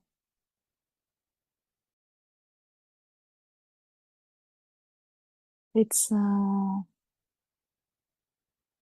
so beautiful if you can understand how this self-view is going to get shattered completely. It can get shattered, it can get affected when we talk Dhamma, because as sensible people, we all understand Dhamma.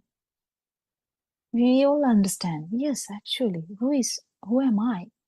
You keep arguing with yourself. You can contemplate, who am I? Who am I? Who am I? But that's in thinking level. But you have to actually feel this non-self perception, or you without you. If you feel that, you definitely know now that you is a thing that is there with the stimulus when the stimulus is a thing.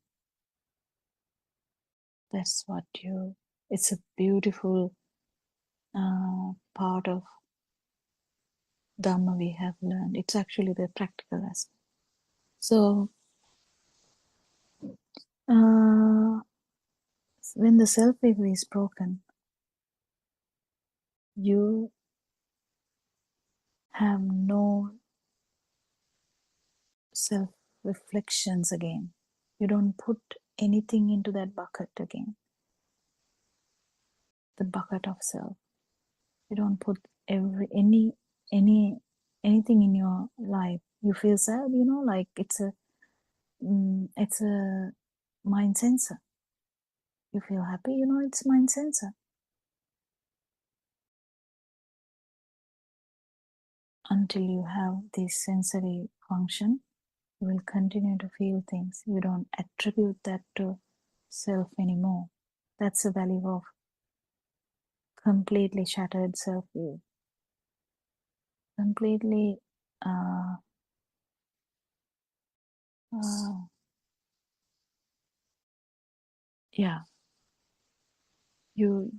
that's not there anymore. But you know how the power has come. Power will be felt, but you know that it is the past vibratory effect, and it will slowly go down. Did you understand, Joel? Or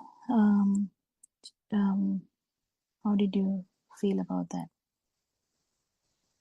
Yeah, I got it, doctor, when you said when you feel that you is not you, you come into that mode, and after that, everything like sad or happiness or anything, any feeling that you get, is that it comes through the sensory organs, and you just don't take it inside. You don't take it personal.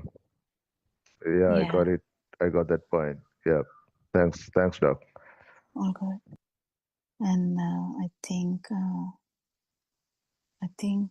we have gone into, but I think Aranansi said we can have a few minutes extra. But is there anything else to add, Surangika or Dr. Sakuntala?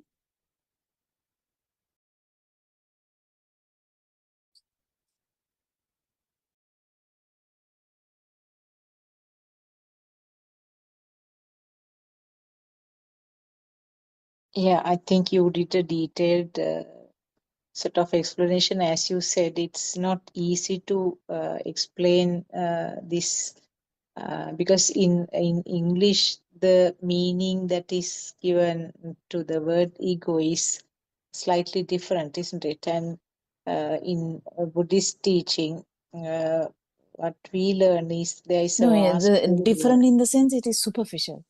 Superficial, yeah, that's right. Yeah. There's a vast area that covers, and then it is understood at different levels. As you said, the very superficial level is there, that sort of having the ownership to everything, and then going deeper and deeper, it becomes finer and finer, and then the slightest burning sensation that a system feels again is considered as the way of reflecting ego.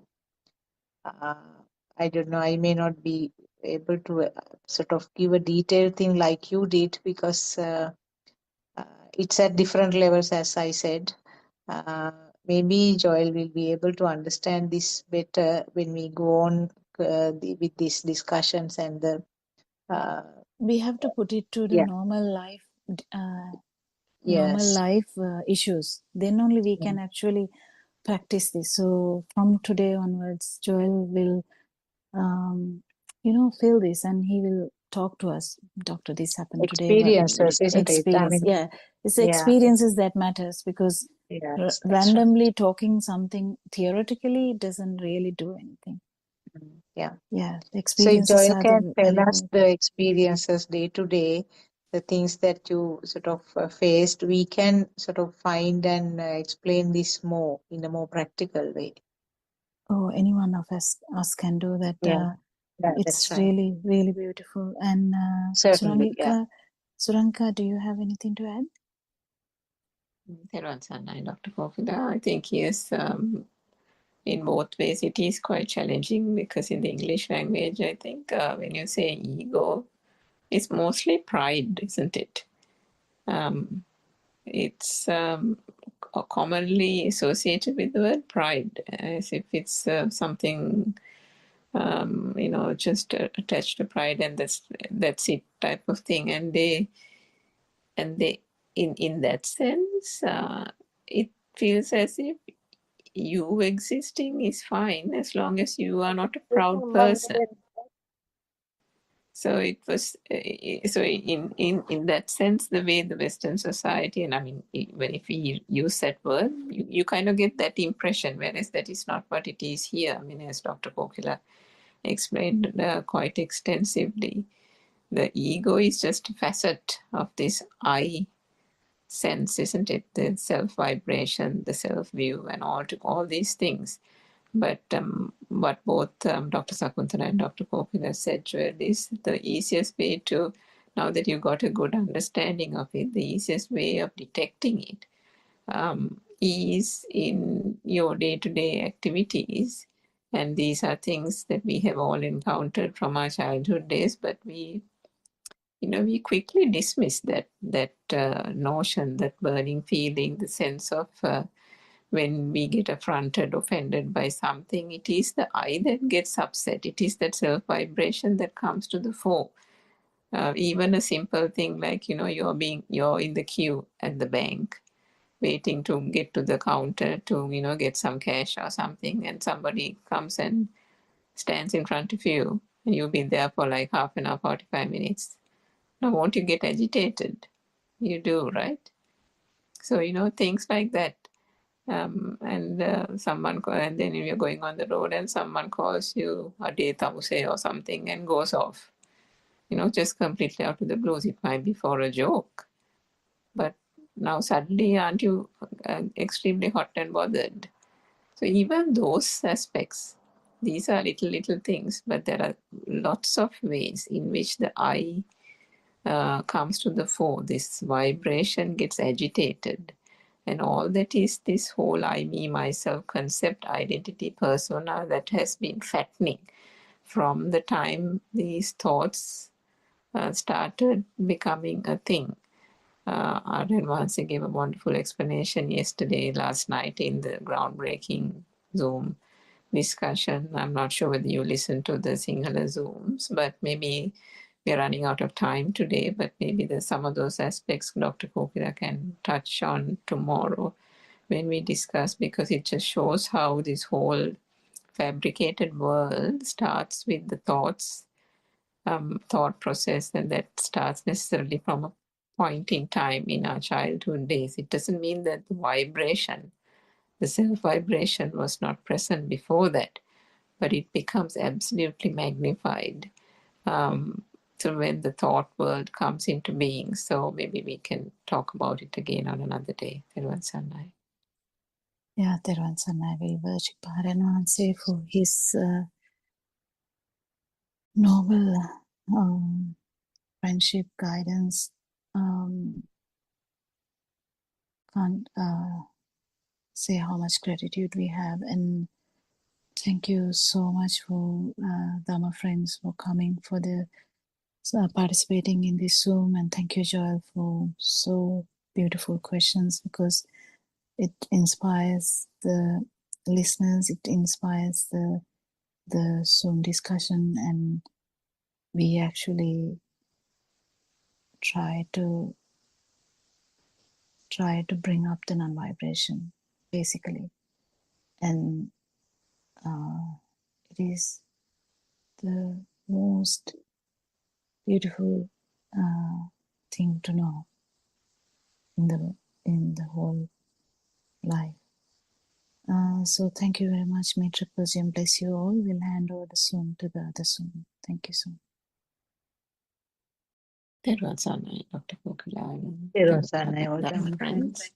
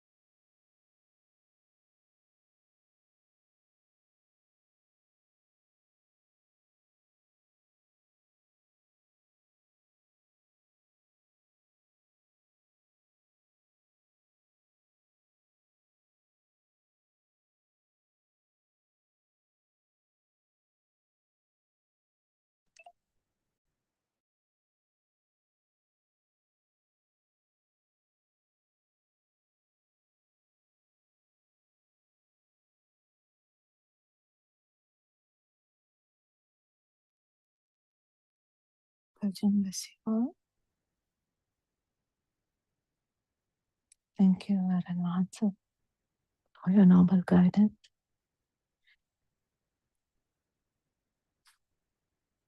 We continue to talk about this self-perception. Actually, catching this self-perception or catching this self-vibration is only possible in this mind. When there is a mind, in the sense when there is a stimuli,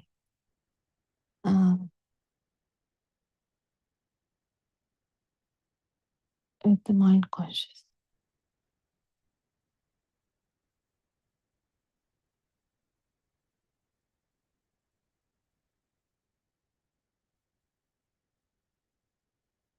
So if you actually want to understand this Dhamma and attain Nibbana or finish this suffering,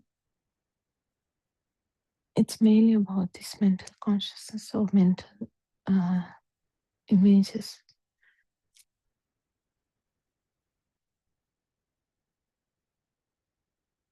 But saying that, you need to know about the actual, you have to feel about light consciousness, sound consciousness, and everything, touch consciousness. Light and the sound coming together, forming this mind.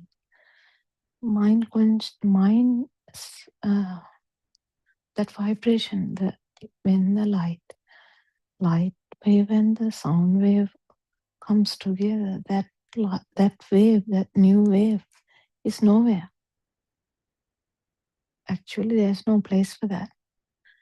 And that's actually the same for the self-vibration.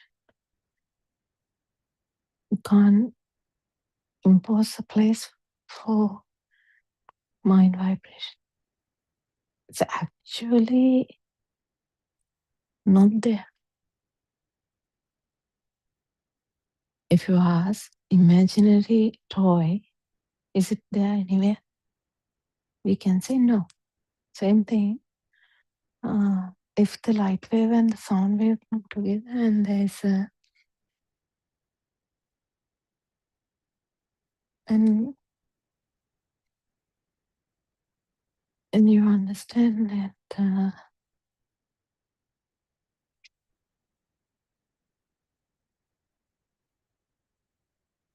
that when they coalesce together, in a sense, when they vibrate together, which what we call the mind, it's not anywhere. But it has the ability to synchronize all the time, even though it is not anywhere.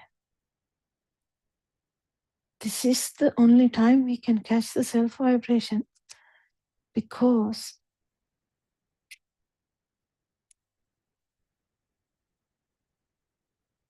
it is we can understand the self-view in there. Self-view, self-perception, and self-vibration. So the power in the mind vibration is the self-power, self-vibration.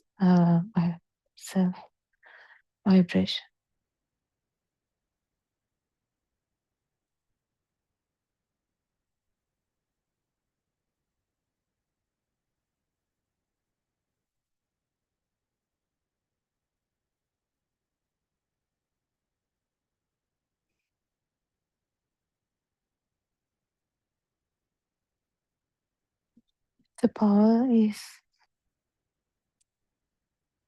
not there. Mind vibration doesn't matter. If you know the magic about the mind vibration, you can't impose a place, but it can synchronize. That's actually Anantara Samanantara. thing that Lord Buddha was telling.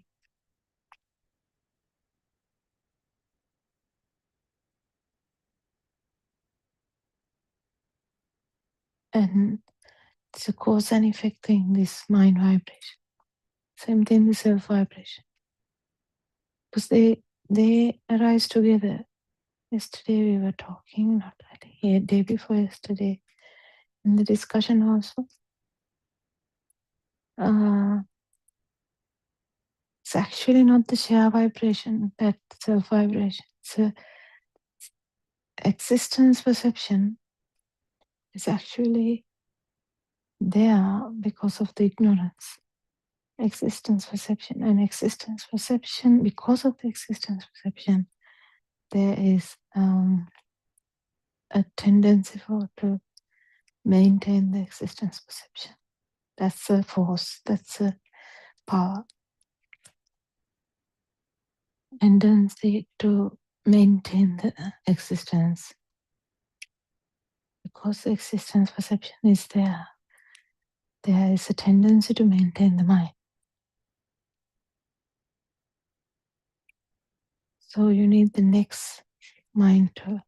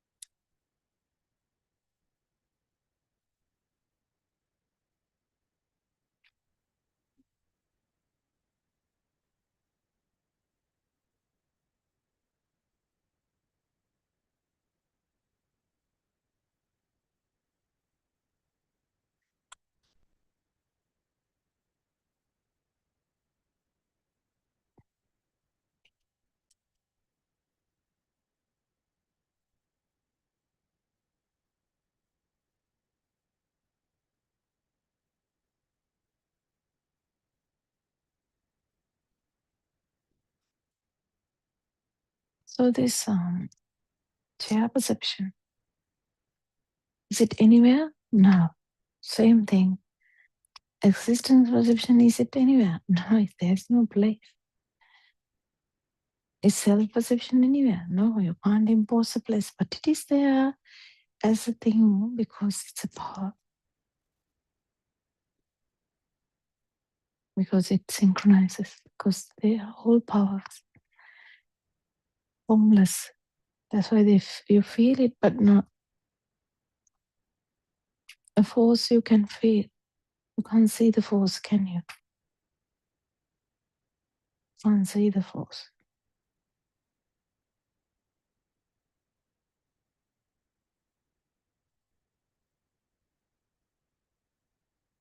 You can't see gravity. Can you see gravity? You can't see gravity, can you? But you know there is gravity because you are standing. Because you're not floating on the earth. You're not floating. So you're walking. So that you know that there is gravity. Same thing. You can understand that the power is there by the way you feel.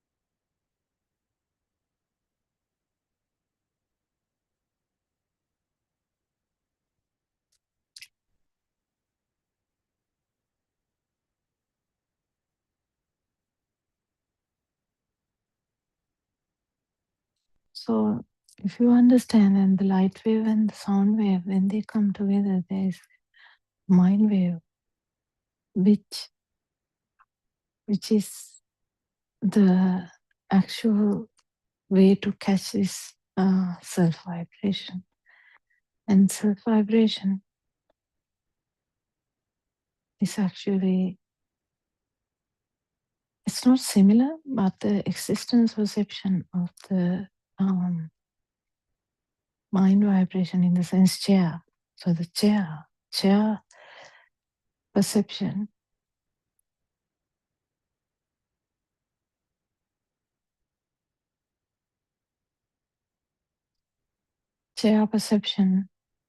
if there is a existence perception with that, the perception is also there. If you keep understanding this, actually, this existence perception is the trickiest thing, because that had been there for the whole samsaric journey. You have an existence perception due to the ignorance, and that's a vibration. It's a mind vibration which never vanished. It's a mind vibration which never vanished. Chair perception can vanish, but what is existence perception never vanished in the whole samsara. It's a thought cycle, right? So whole samsara means it's a thought cycle, thought samsara, and this existence perception never vanished. And it's a mind perception. It's associated with every stimuli, every mind stimuli. It's associated with every mind stimuli that it is existing. And the power to maintain that, power to be in the mind, in the sense, power to maintain this, is because of this existence perception.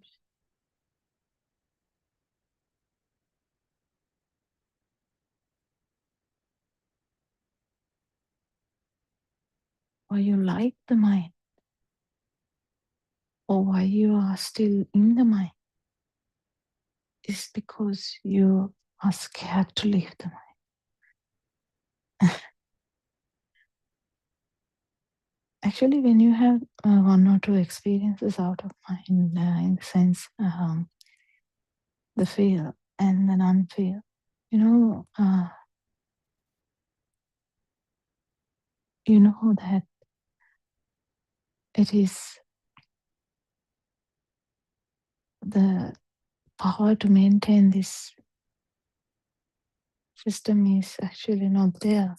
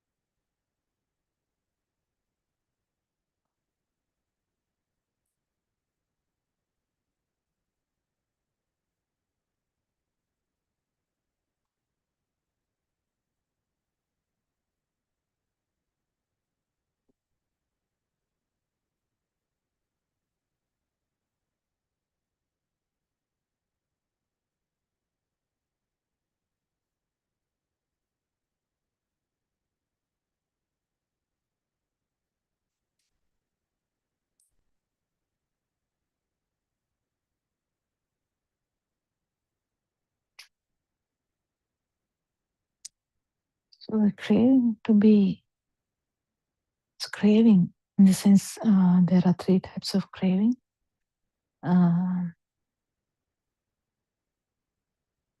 In Pali, it's Kama Tanha, Bhava Tanha, Vibhava Tanha.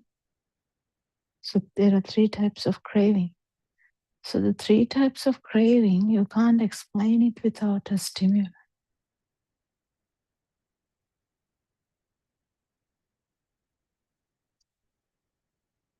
And stimuli or skandha, the stimuli, whenever there is a stimuli,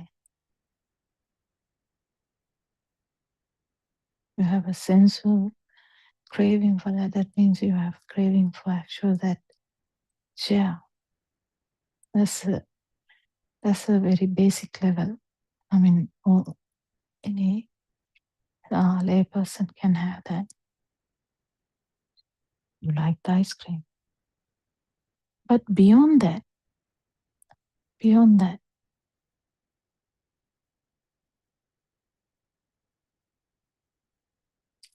there is craving for existence as well.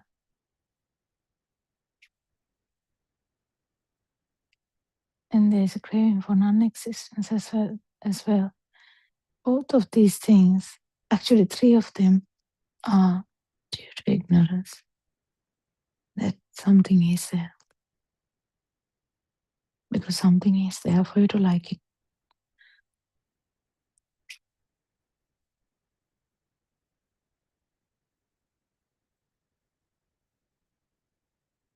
Existence should be a static thing for you to like it or not like it. Crave it or not crave. In the sense, craving for non-existence is there with the existence being stable, like you have taken this existence as stable and you don't like to exist. How it works. This mind vibration never actually existed. It's a creation.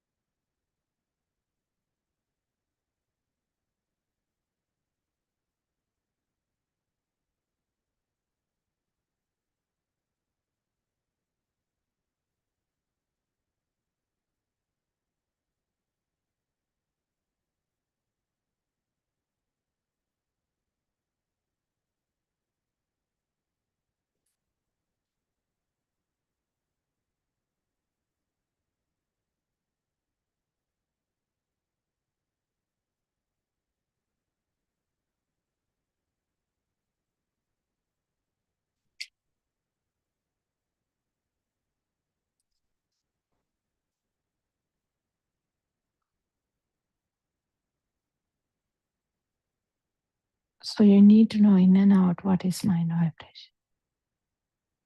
The characteristics of the mind vibration, how it is formed. We know that it's the sound, light, and the touch and temperature and taste and the smell. I mean, in a human. But mind vibration means it's just a constellation of two vibrations coming together. Any vibration, even if it is touch and temperature, any vibration coming together.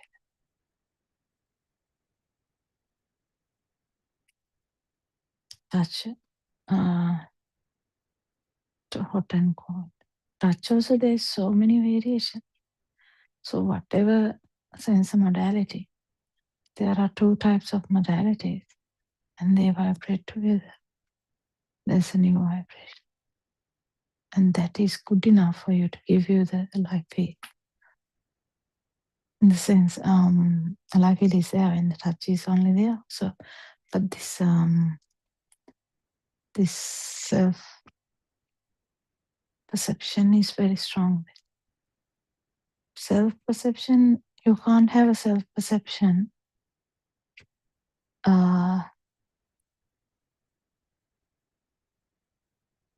You can't impose a self perception in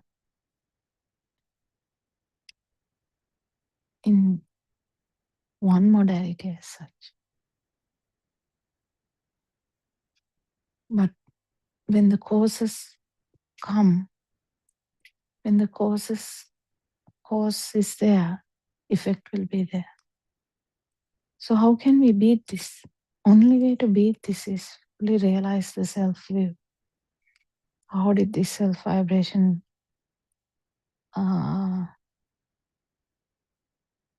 like synchronize at any point, how it synchronized? How this now if you are a human being, you have a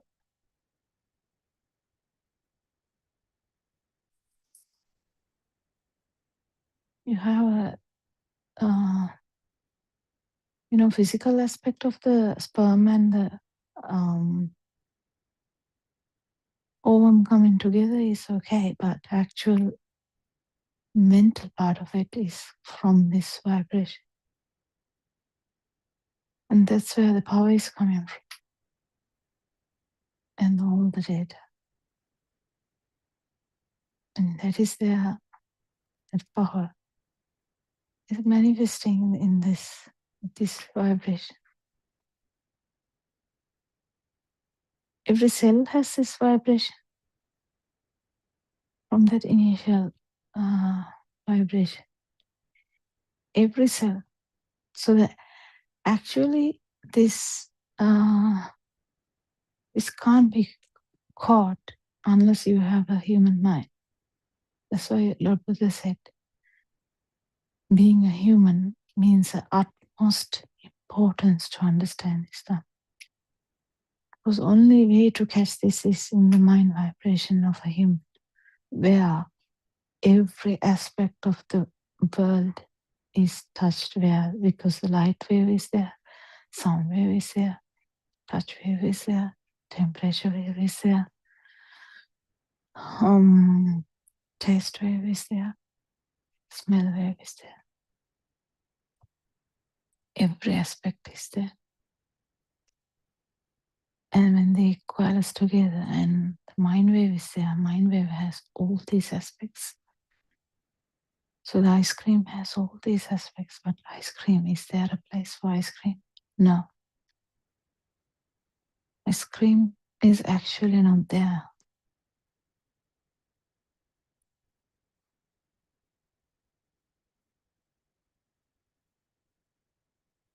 But we feel it as there.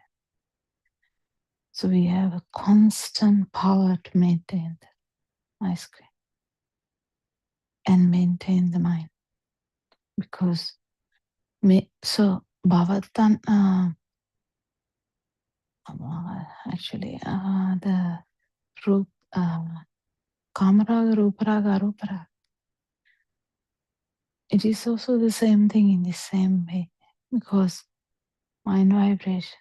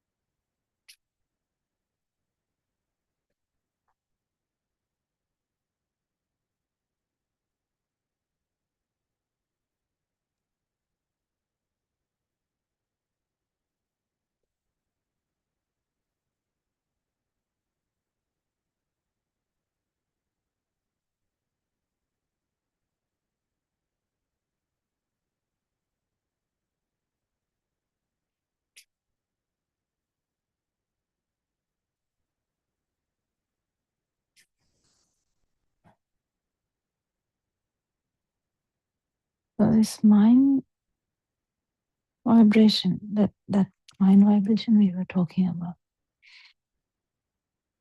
What do you think about that vibration? The ice cream.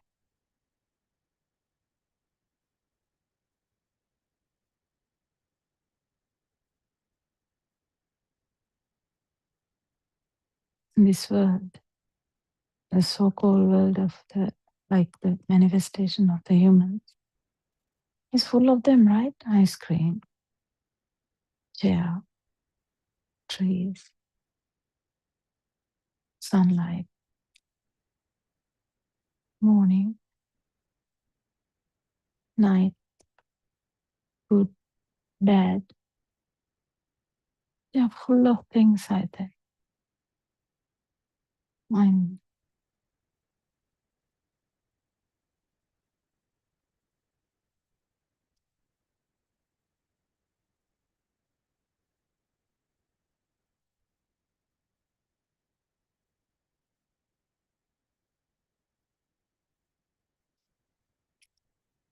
And if you are actually entertaining the mind vibration, that's the ignorance. That's the contact.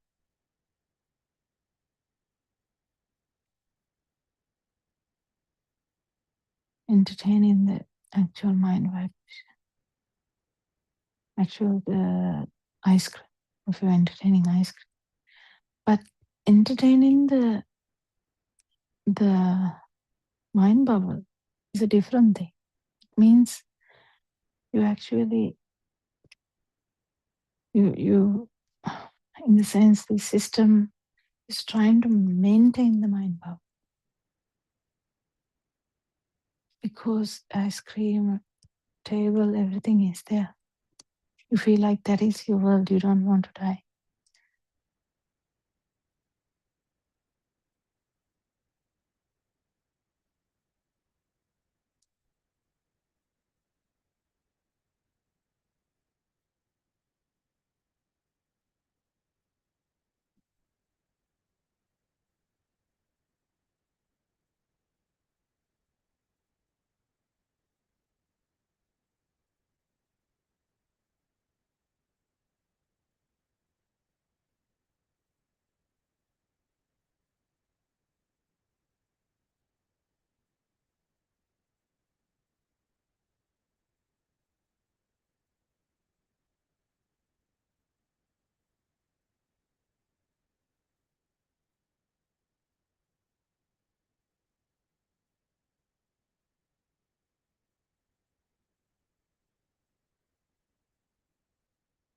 If the mind power is less, you can actually come to the normal direct senses like touch, temperature.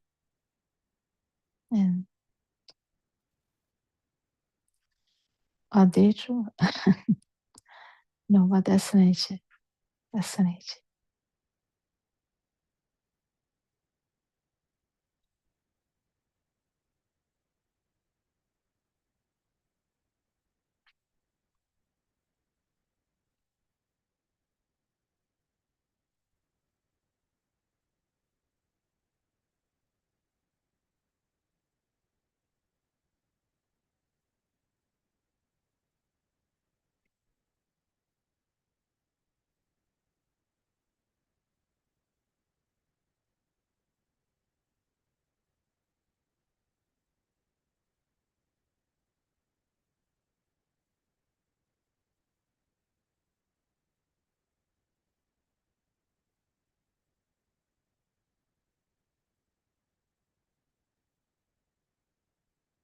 You know, the body is not you. If you understand that the mind is actually not you, and that vibration, the ice cream vibration and existence vibration, they actually did this trick, the power is going to go away.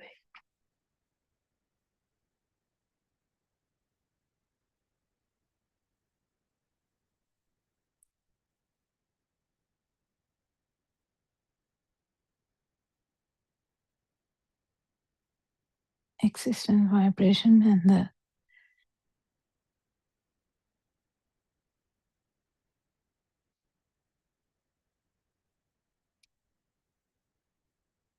existence vibration is the actual problem here.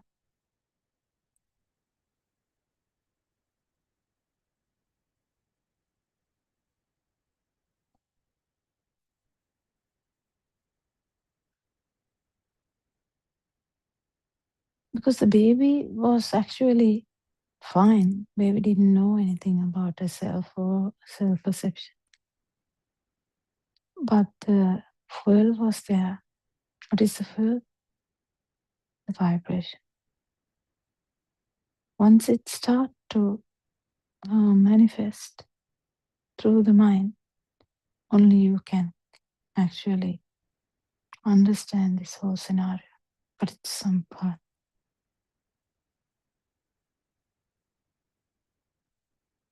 Ignorance,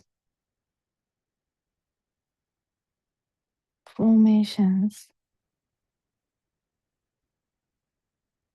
consciousness.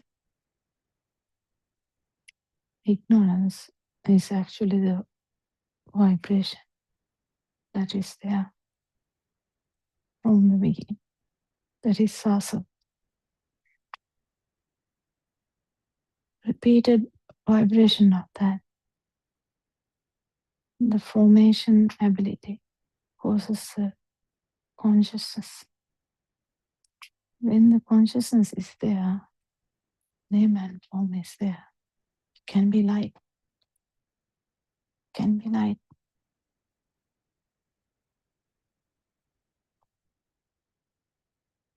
It can be sound.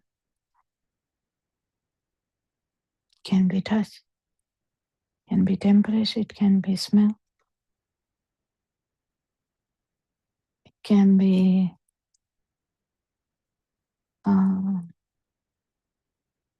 taste.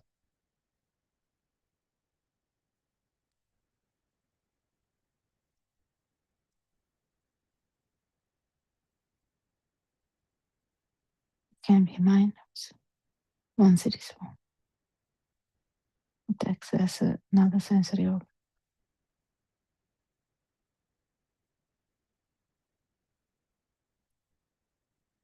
That's sensory organs, 6 sensory organs.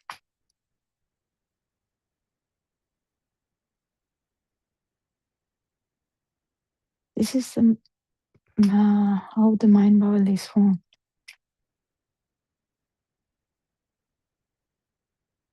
And this is the only way to catch the initial ignorance vibration as well.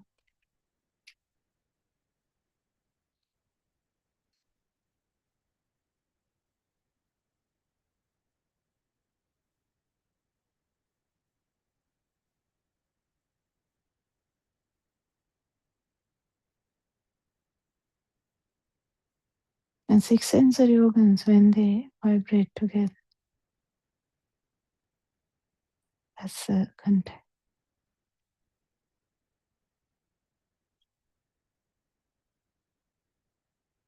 If there's a contact, there's a sensory feeling. There's a feeling. And if there's a feeling, there is a craving.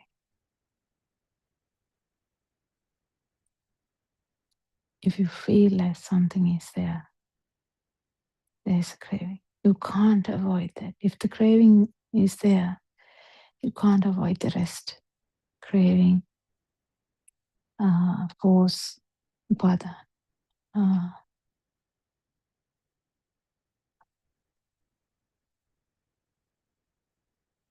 becoming, and birth, death, all this. Actually, that birth is not the. We can talk about a physical birth also, but we are talking about this self.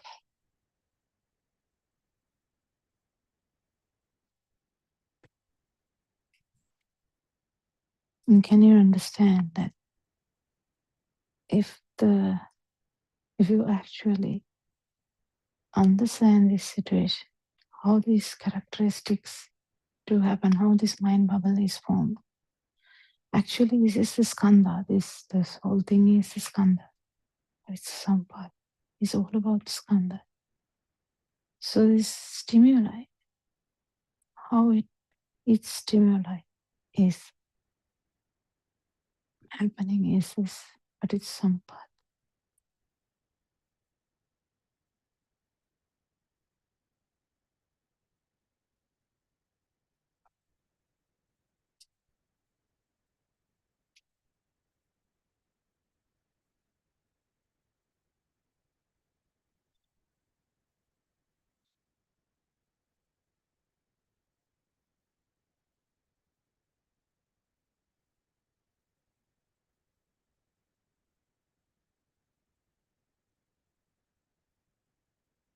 So this vibration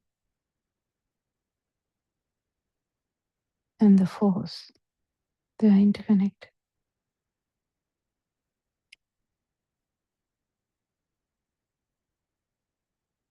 If the contact has happened,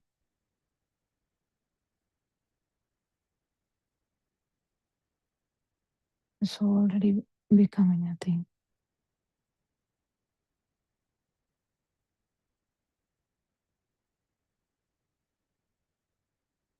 If the ignorance is there, formations will be there. If the formations is there, consciousness will be there. But when we talk about an arahant, we talk about non-manifesting consciousness. Why? There is no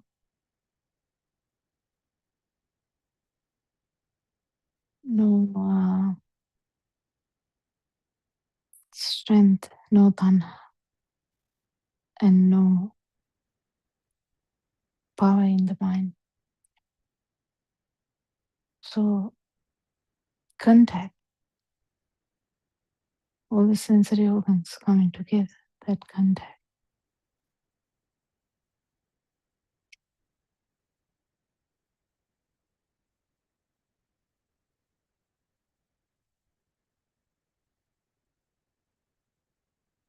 It's not happening.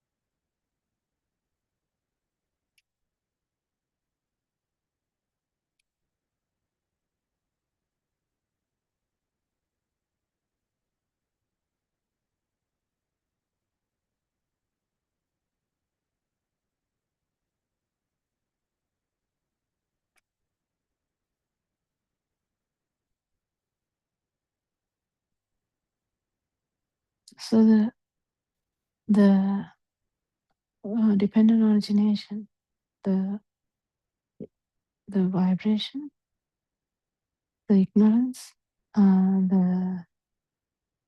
the formations due to the speed,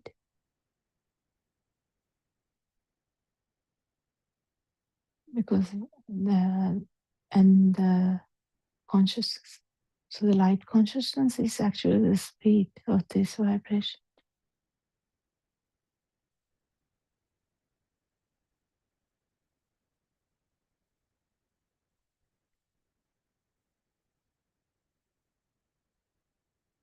We didn't know that it was the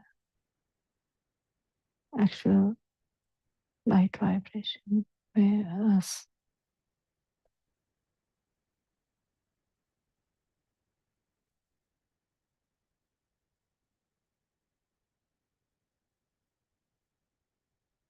so the consciousness is name and form,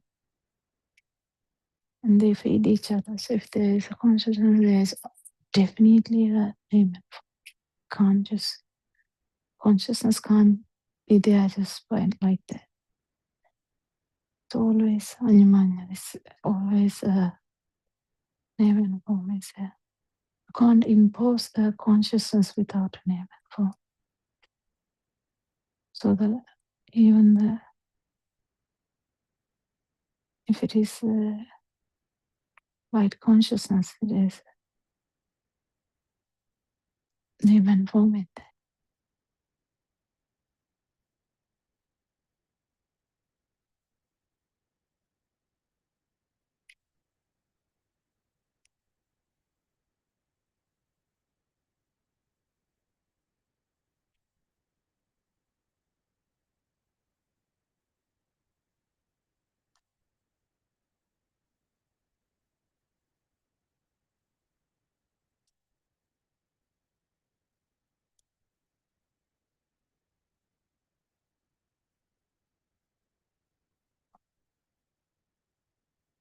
Now that ignorance is actually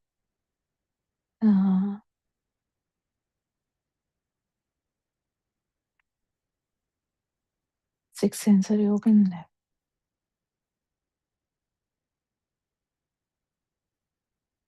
And when they vibrate together, that is the contact.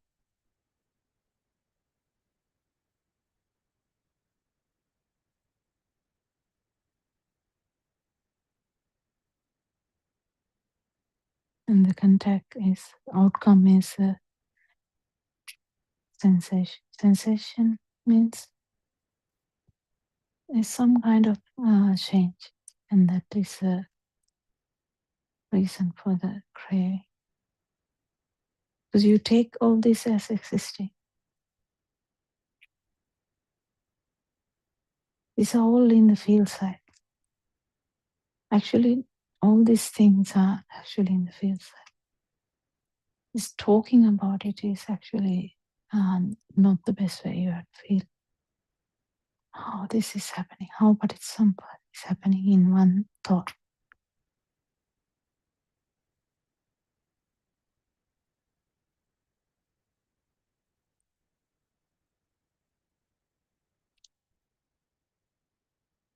Thank you very much. May Triple Gem bless you all. Thank you, Advance.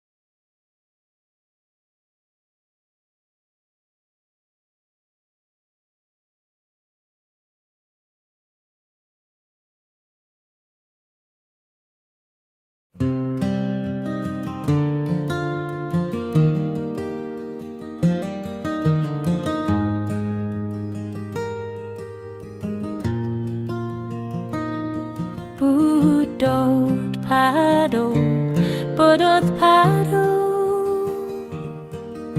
awakening in silence deep. Buddothpado,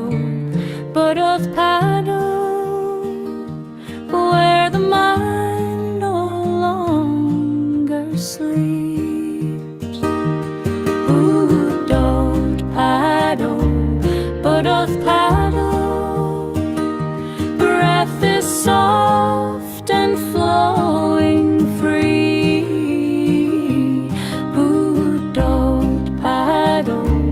Buddothpado, no self remains, just clarity.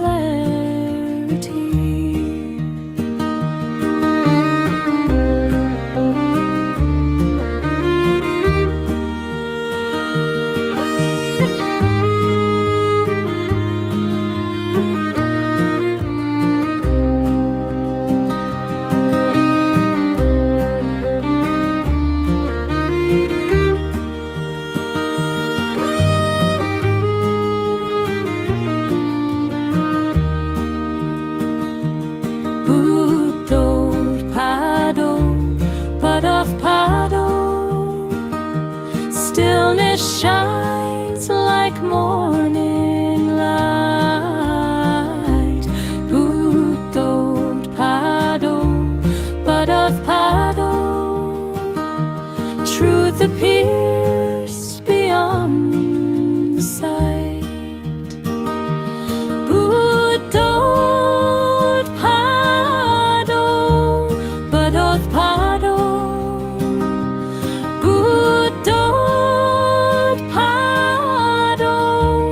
Buddothpado,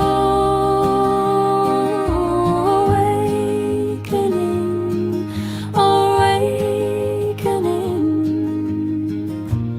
Buddothpado.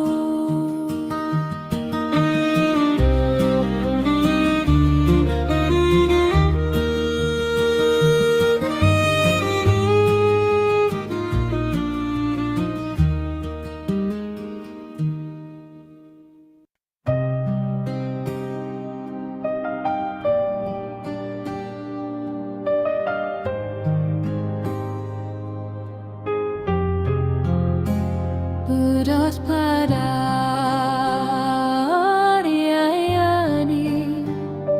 loving and kind. You came like light to free the blind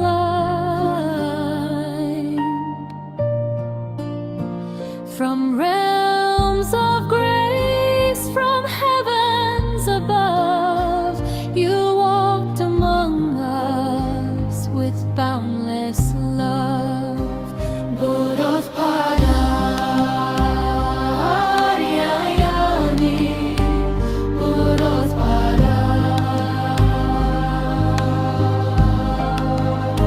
seeing the sorrow of mankind, lost in darkness, confused and blind. You spread the truth so clear, so bright. The Dharma's flame, the guiding light. You reawakened Buddha's way. The Sasana shining day by day. Through your compassion, calm and deep, you soothe the wound that makes us weak. Buddothpado,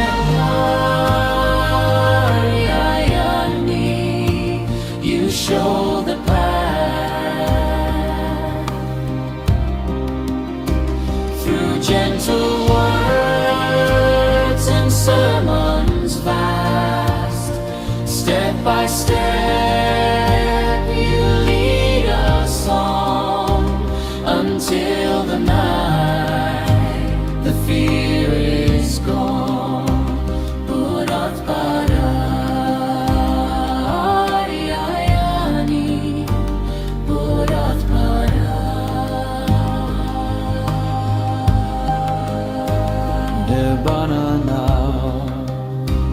is not a dream.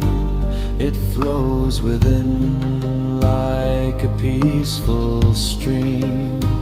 Oh, Ariayani, may you live long.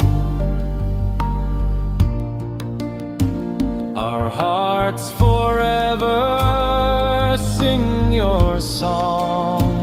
May you live long, oh noble guide.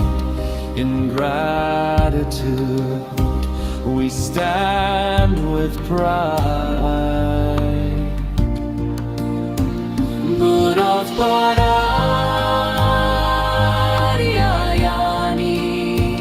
bright as the sun. May your holy work never be done. Buddothpado, you show the path through gentle boats and sermons vast. Buddothpado,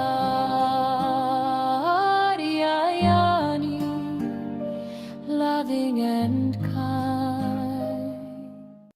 May the Noble Triple Gem bless you and welcome to the Buddothpado PeoTV channel, through which English medium sermons are delivered for the benefit of those who do not speak Sinhala. And this is the reawakening of Gautama Buddha Sasana. So our spiritual teacher Buddothpado Aryan Wahanse is sharing this beautiful true Dhamma, message of true Dhamma of Gautama Buddha Sasana with the entire mankind through this channel. So, as we all know, Gautama Buddharajanan Wahanse recommended the path to Nibbana in 3 phases as Satya, Krutya and Krutak.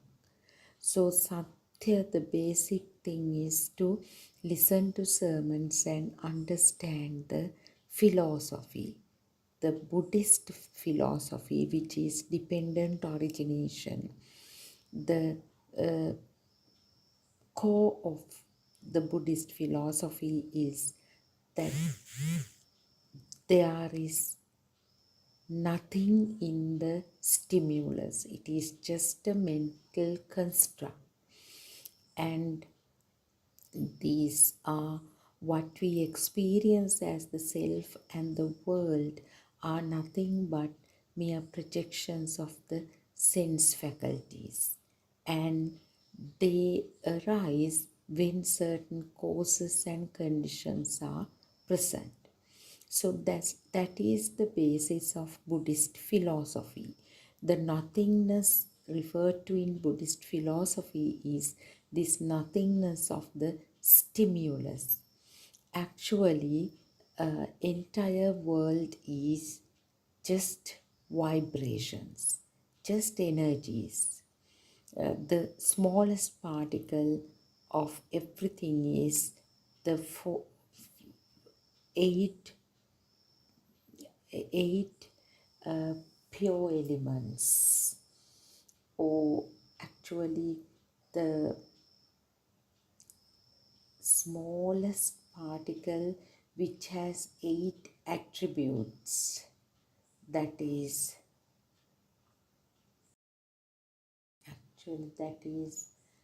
solidity, liquidity, heat,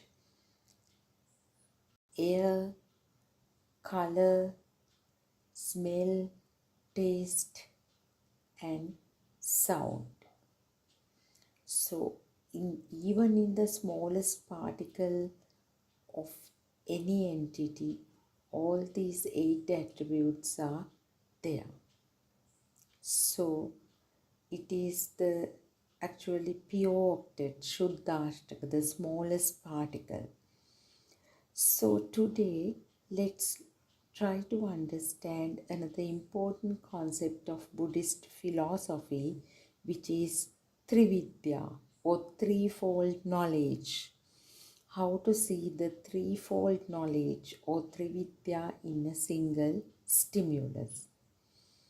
So when one considers the correct path to Nibbana, the realization of the wisdom of truth or Satyajnana, knowledge of philosophy is the first and foremost and essential step. So without that, next two stages may not arise.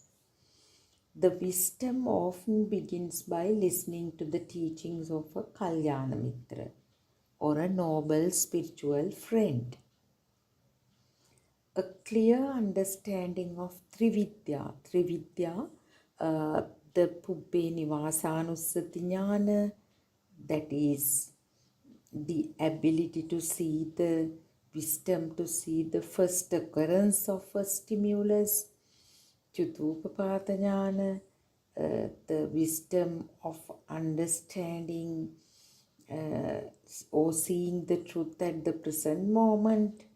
Then the Asavakya Jnana, wisdom to identify the destruction of defilements. Pubbe Nivasanussati, Chutupapata and Asavakya. So without insight into Pubbe Nivasanussati Jnana, that is wisdom of understanding very first stimulus, very first arising of mind or very first stimulus.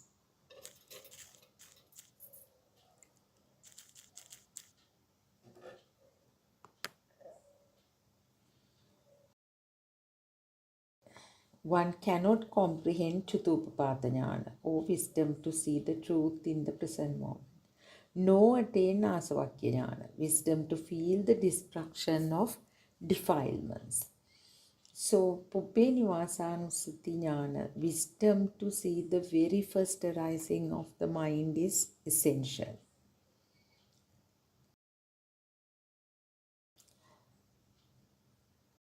One must also clearly understand how the three fetters, Trunsanyojana, Sakkaya Ditti, Vicikiccha, Silabbata Paramasa, that is Sakkaya Ditti, self-view, Vicikiccha, the skeptical doubt, Silabbata Paramasa, attachment to rites and rituals.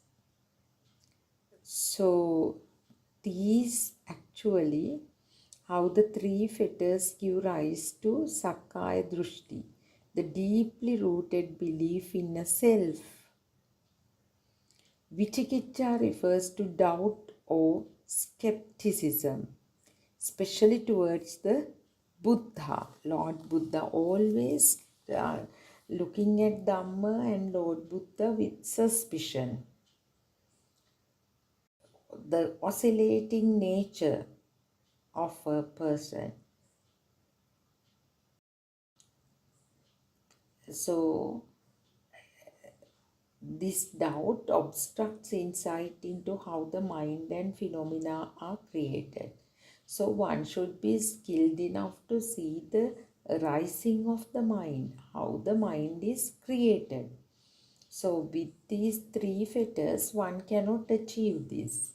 They are hindrances. Where there is Vicikiccha, there is inevitably Sakkaya Drushti. Therefore, this understanding must be complete without any uncertainty or hesitation. If one does not receive this wisdom directly from a noble friend, it must arise through Swayambhu Jnana, self-arisen wisdom. So ultimately, these three fetters are eradicated through the wisdom of truth, whether by hearing the Dhamma or by deep insight born of one's own meditative realizations. So, this is beautiful. One can attain the Sotapanna stage or stream enter a stage merely by listening to them. So, while listening, one can contemplate. So, as Lord Buddha said, if someone sees the rainbow colors in the dewdrop, which is on a blade of grass in the early morning,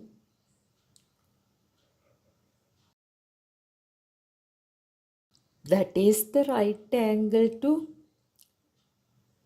perceive the world, the non-self angle.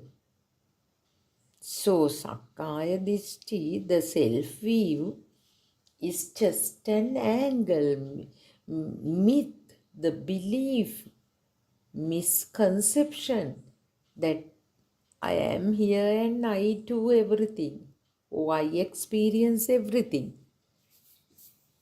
So these are hindrances, obstacles in the path of Nibbana.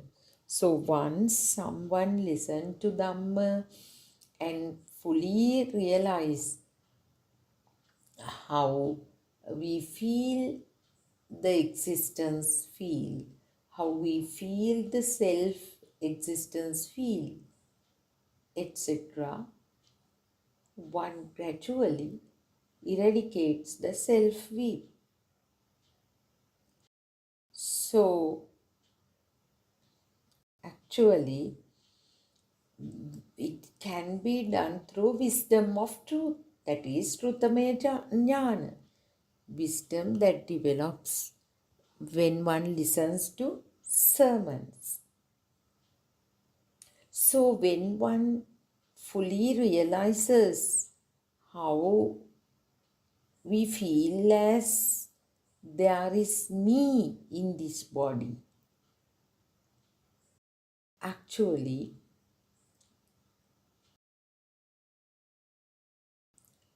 such a person may not go behind the Devala keepers, worshipping gods and goddesses, asking for their blessings. They are mere rites and rituals associated with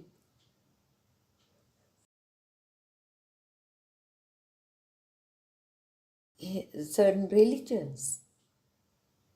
So, when you truly realize the dependent origination Dhamma, you definitely get rid of these false beliefs. So, Chutupapata Jnana refers to the direct insight into the truth of the present moment. Clearly seeing things as they are. For instance, when one sees a wall, this wisdom reveals the ultimate reality of that perception. Not merely the concept of wall, but the truth of the experience itself.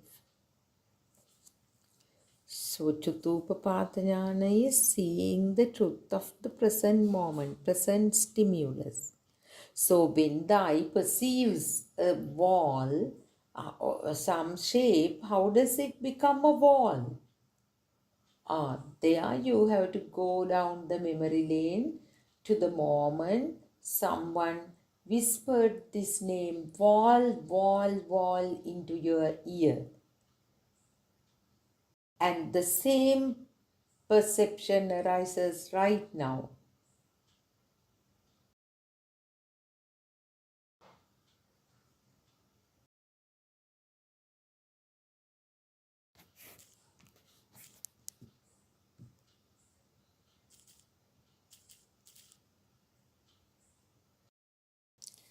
However, the true dispassion or Attakamaya does not arise merely from observing the surface reality. One must penetrate deeper to see how this wall or any phenomenon comes into being. This requires understanding the very first arising of mind, which is revealed through Pubbenivasanusati Jnana. In the beginning, the infant's mind is pure and radiant, untouched by defilements. So the question arises, how did that pristine mind, radiant mind, become tainted? To see this is to understand the origin of samsaric conditioning, the seeds of craving and ignorance that carried over from past existences. Only by seeing this process clearly can one uproot delusion at its source. So even an infant can feel sensations such as sound, color, heat and cold. However, the infant does not yet know labels like table, chair, bed. When the child begins preschool, teacher introduces shapes and colors, associating them with specific sounds. Red, yellow, table, chair, mother, father, so on and so forth. So these sounds are names or labels that represent objects or experience. The sensitivity that arises from the four great elements forms what we call name and form or nama rupa. This refers to the combination of sound and color or shape. Even senses like smell, taste, and touch converge into this framework of experience. These are ditta, seeing, sutta, heard, and mutta, felt. When these sensory inputs spark together with enough speed,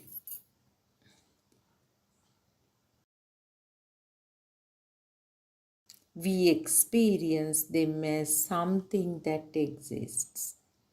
This is the feeling of existence. If this is perceived as itirupang, external forms or appearances, then samudaya, arising or origination occurs. Pubbenivasanusati Jnana is not recollection of past lives, but insight into the sequence of past mind. If the stimulus is a wall, the contemplation should trace how the perception of the wall first arose. So that is the beauty of this Dhamma. All requirements for penetrative insight is provided in these sermons.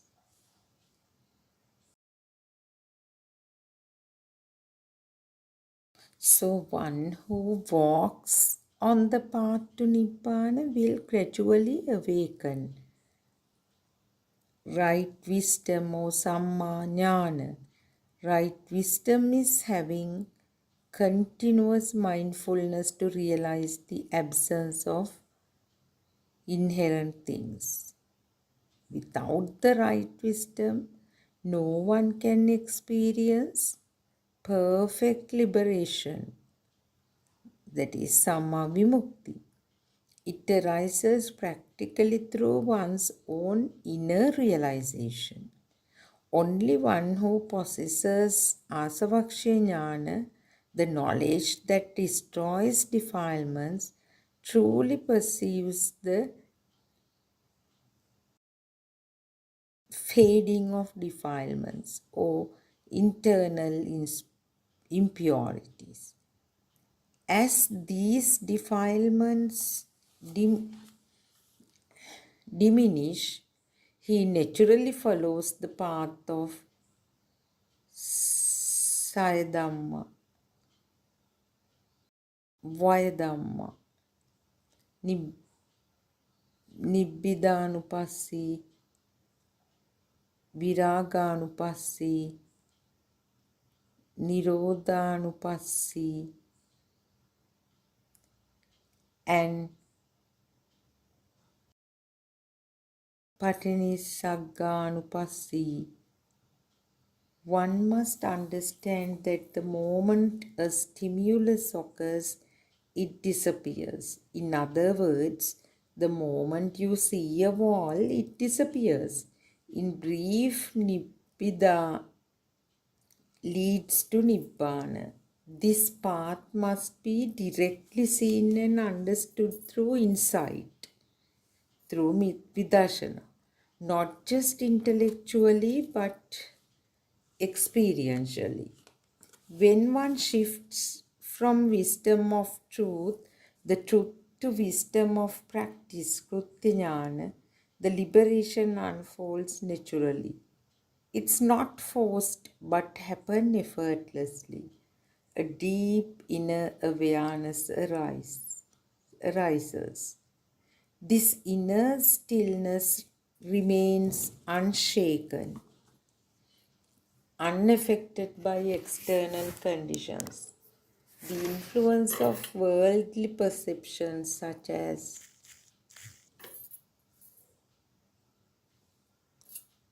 Gatinimiti, Kammanimiti gradually fades. As these perceptions weaken, one becomes free from their hold and enters a state of non-perception beyond mental constructions. So, one who walks on the path to Nibbana will gradually awaken right wisdom or Samma Jnana. This right wisdom is having continuous mindfulness to realize the absence of inherent things. That wisdom should be there, that everything is instantaneous projections. So without the right wisdom, no one can experience perfect liberation.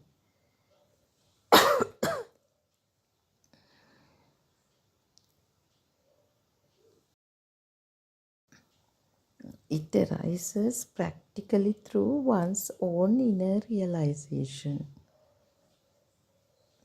Only one who possesses Asavakshya Jnana, the knowledge that destroys defilements, truly perceives the fading of defilements or internal impurities. So, as these defilements diminish, he naturally follows the path of Sayadhamma. What arises? Vayadhamma, what passes away. Nibbidhanupassi, contemplating disenchantment. Viraganupassi, contemplating dispassion. Nirodhanupassi, contemplating cessation. And Patinisagganupassi, contemplating letting go. So one must understand that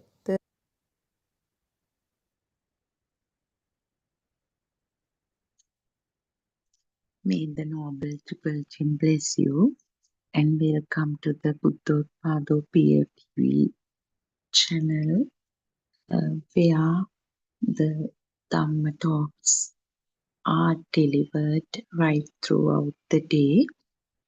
So first of all, let's all worship the feet of Buddothpado Aryan Hanse, our spiritual teacher, and pay our utmost gratitude to Buddha Dhamma Sangha, the Noble Triple Gem. And so this is the reawakening of Gautama Buddha Sasana. Gautama Buddharajanan Wahanse discovered or disclosed this Dhamma of dependent origination or cause and effect, which reveals the truth of life, or the fact that mistakenly we have believed there is a self in this body and mind. So this is just a system comprises of 6 sense faculties, and due to a certain vibration that telepathized into the zygote, we feel as if we are alive. So all these points, or the true facts about life, can be beautifully realized if you listen to this Dhamma and if you practice the 4 points of contemplation prescribed by our spiritual teacher. So the path towards Nibbana consists of 8 Marga Chittas and 4 Marga Chittas and 4 Phala Chittas. This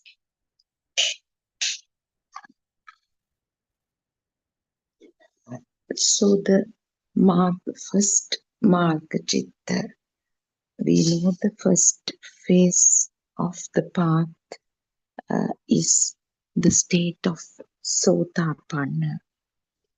So that at that state, one realizes that the external world is not real, and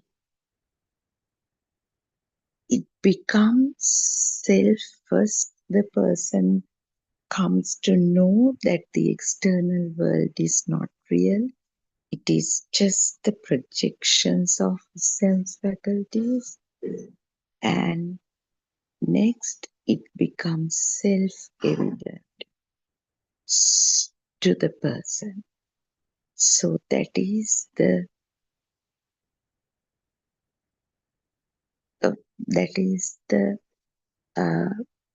level of stream entry. And the next level, according to the Buddhist philosophy, is the once returner level. Once returner stage, we begin to feel the diminishing of defilements. So the diminishing of defilements becomes self-evident gradually. So how does this happen? So for example, if you felt now in a day-to-day situation, just imagine you lost something.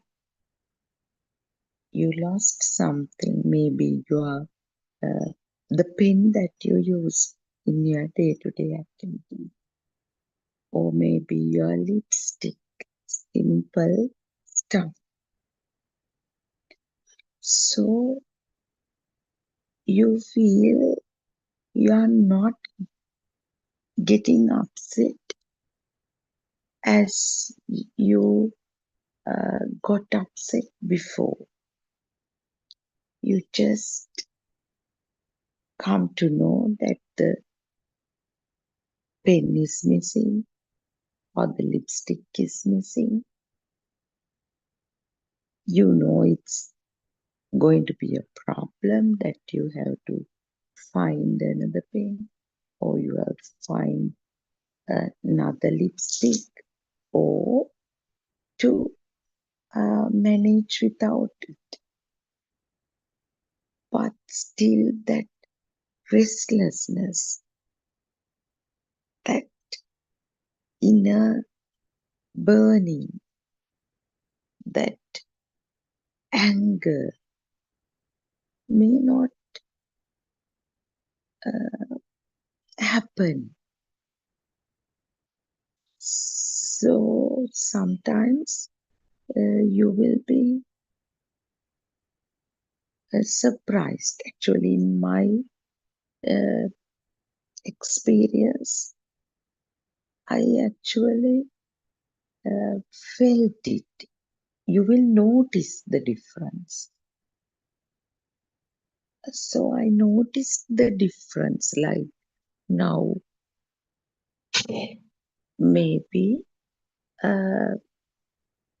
you've came to know that someone has stolen something.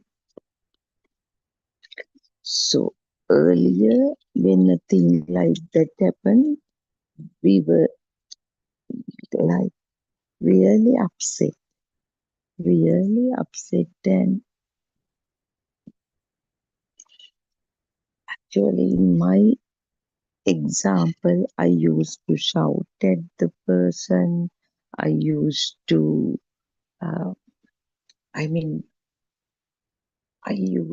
even though I do not talk to the person sometimes about it, I used to shout or think ill of that person.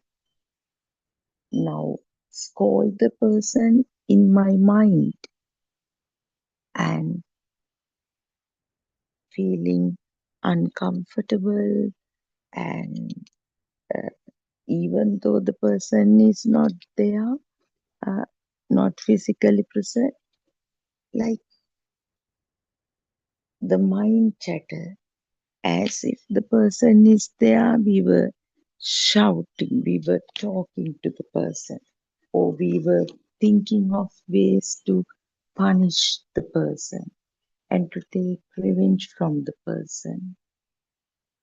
So it was like so uncomfortable,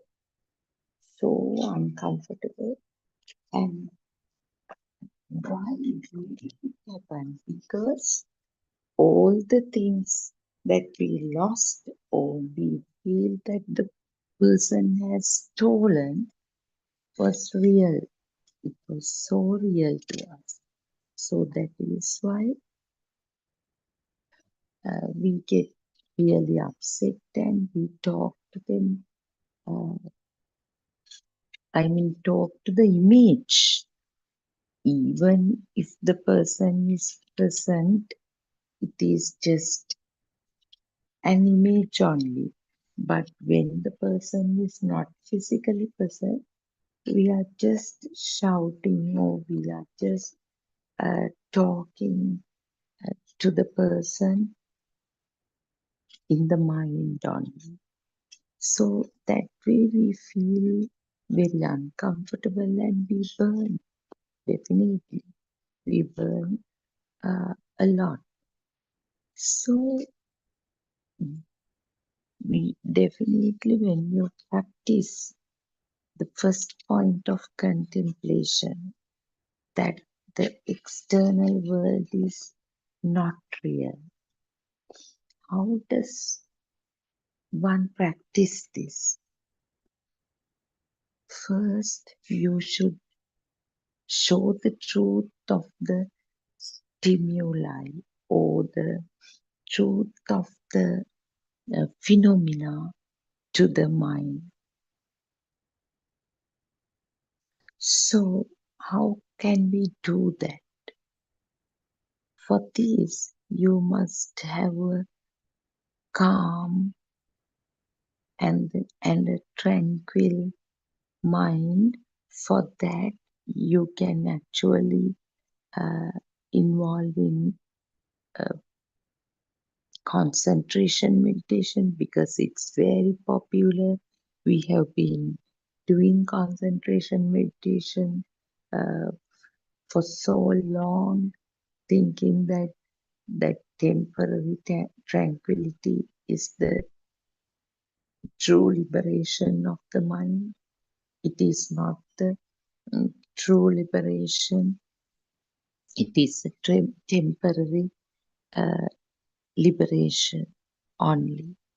But to see the truth of the stimulus, we should have a calm mind. So if you get agitated, if your mind gets agitated, you won't be able to see the truth of the stimulus or the reality of the six sense faculties, the real function. So some level of concentration meditation is important, will help some. So uh, then when you feel the mind is calm, you should start penetrating inside. So it is basically practicing how everything gets generated in the mind, how the uh, experiences of the sense faculties gets objectified in the mind. Now just look around. Now here there is a flower pot, chair, cupboard, beetle tree, clock, light, umbrella, picture, phone, sofa, the tiled floor, the ceiling, fan. So the eye just capture the shapes of light due to the variation of light. Actually, in other ways, it is darkness and light that we see as shapes. When we draw an image, also we know it is the creation of darkness and light. When there is darkness, only light is seen. So, this combination of darkness and light, they are also concepts, are the shapes of light. Though we call it them shapes of light, they are just again darkness and light only, which are mere concepts. But how do we see these colors? The green plant, brown chairs, brass lamps, pink flowers. Aren't they thoughts? They are definitely thoughts. The moment the shape of light arises, the thought identification happens. The flower vase, the chair, clock,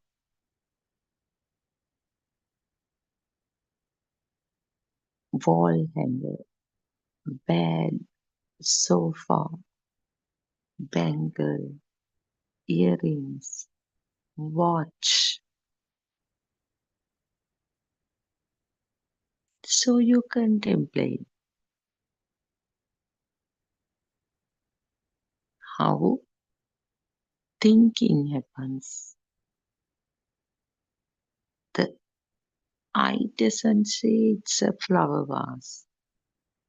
Eye doesn't say it's the umbrella. At eye level, the eye consciousness is just seeing, just seeing. So this identification is the mind consciousness, the rising of mind consciousness. So we know how it happens also. Now Lord Buddha has beautifully explained how these 2 rounds of sense faculties happen. Actually, if we take the eye, the moment the shape of light arises and the process of seeing happens, it doesn't stop at that point. In no time, the nose consciousness. Now, if you have smelled this plant before, that experience.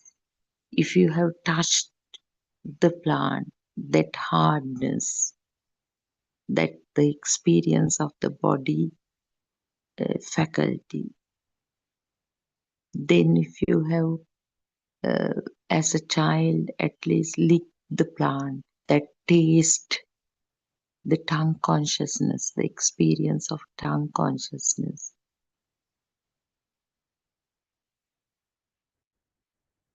And eye consciousness, that is the basic, the individual sense faculty experience. And then the sound. At some point in the past, when the same formation arose, somebody said it's an indoor plant. That indoor plant, the name, all spark speedily advance, and that is the mind consciousness.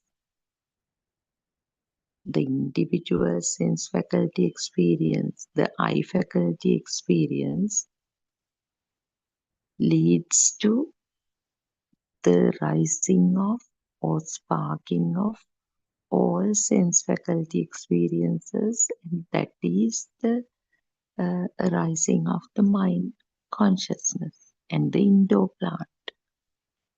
Now, the other one, the clock, the shape of light arises, and all aspects. Now, when the clock is identified, the hardness of the material, smell, taste, the clock, the sound, all contribute to generate this thought. So that is what Lord Buddha explained as Ditta Sutta Mutta, sparking of Ditta Sutta Mutta. Ditta is the seeing, Sutta is the sound, the name clock, and Mutta is all felt sense experiences. Felt means if it is the clock, the taste of the clock, smell of the clock, touch sensation of the clock, the three. So all three felt experiences are categorized under Mutta. So they spark together to make us feel there is an object called clock. So this happens in a fraction of a second, and the problem is the moment you identify the clock, the feeling that the clock exists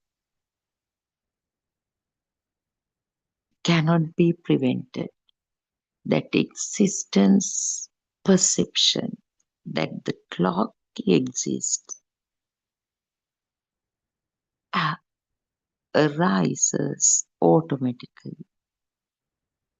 And with that existence perception, the duality arises that I who observes the clock is there, the self perception, and the clinging or the craving that need to there's a certain wanting to keep the clock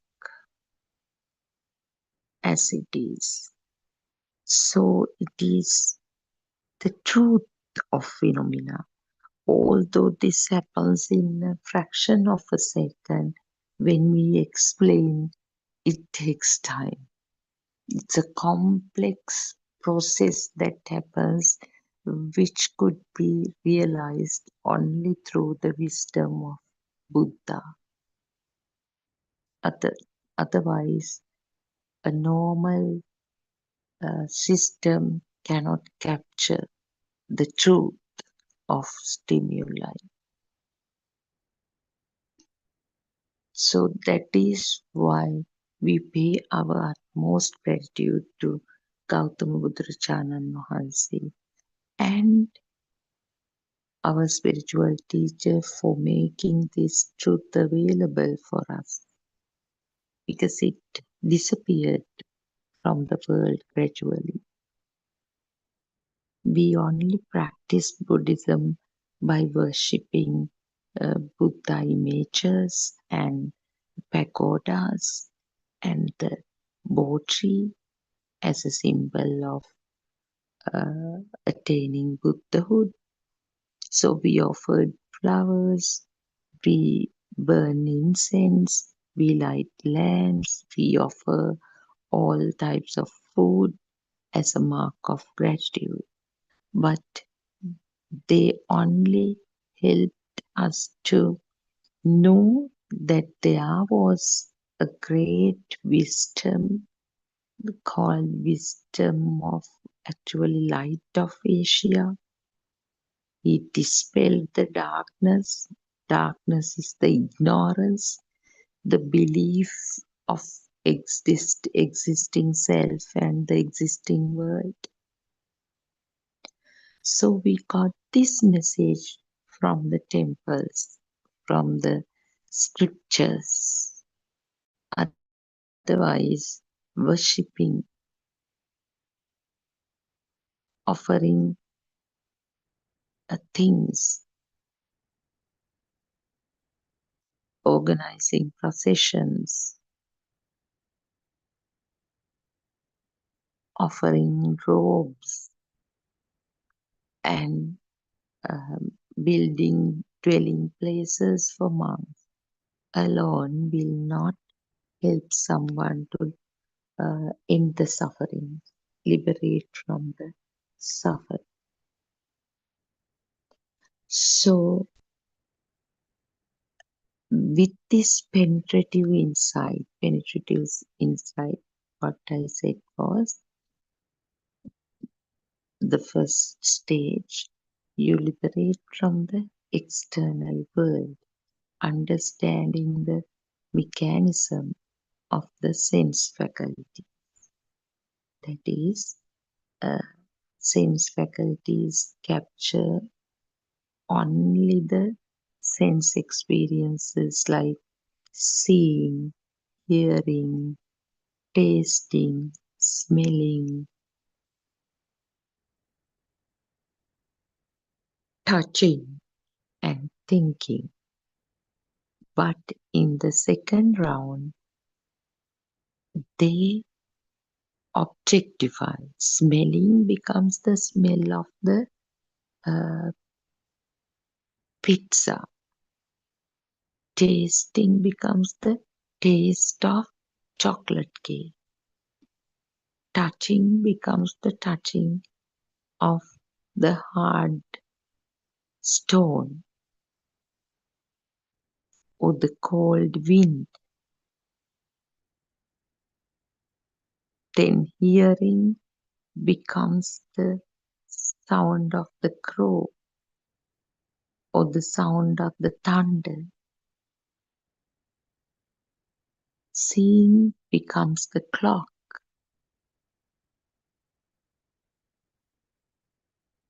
Thinking can become anything.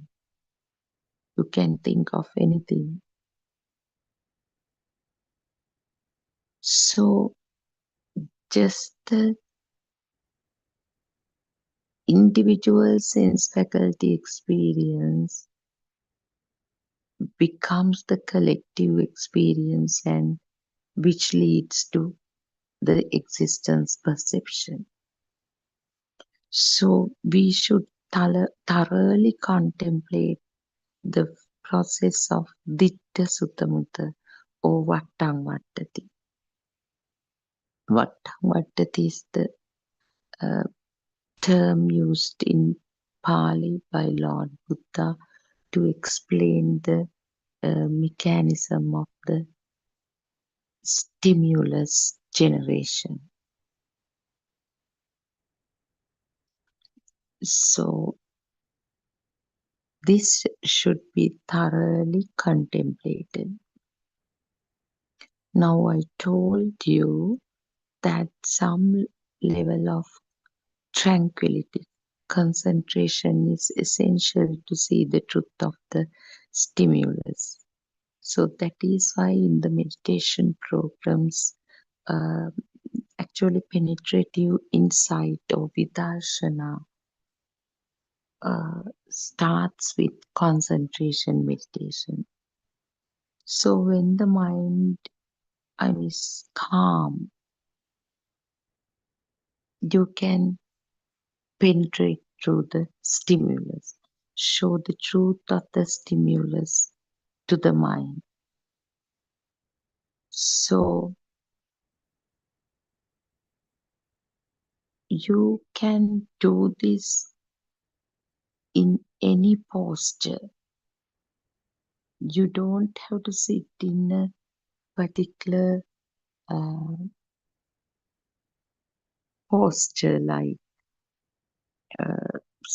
sitting certain in some posture like Padmasana, Vajrasana, Sukhasana, or Padmasana.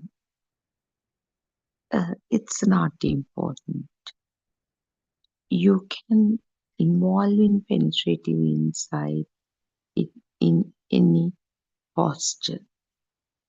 Sitting, lying, standing, walking, even working. Because this is something that happens within. This contemplation. Now, when you show the truth of the stimulus, now, initially, what you should do is, now just imagine a certain sound occurs. So, did the ear say that it is the sound of the rain? No, at ear level, ear consciousness is hearing only. But it became the rain. It is not the ear that says it is the rain. It is the functioning of the mind consciousness, which is the collective cycle of sparking all sense faculties. The moment the hearing happened, the coldness of the rain, the taste of rainwater, maybe the smell and the sound rain, all spark in no time. And due to this speedy sparking of all sense faculty experiences, the rain came. The moment the hearing becomes the rain, we feel, oh, the sound, there is rain outside, and that sound comes. And although you are fed up of rain, this is very important, probably you are fed up of rain, but still clinging. That rain is there. Existence perception leads you to mistakenly get attached or aversive. So aversion is also a form of clinging. It has three ways, like clinging, the attachment, or aversion, or equanimity. You don't show any attachment to rain, no any aversion to rain. It's moderate kind of acceptance that rain is there. But that is also a form of defiance. This arises when you accept that there is something called rain, so that contemplation should happen.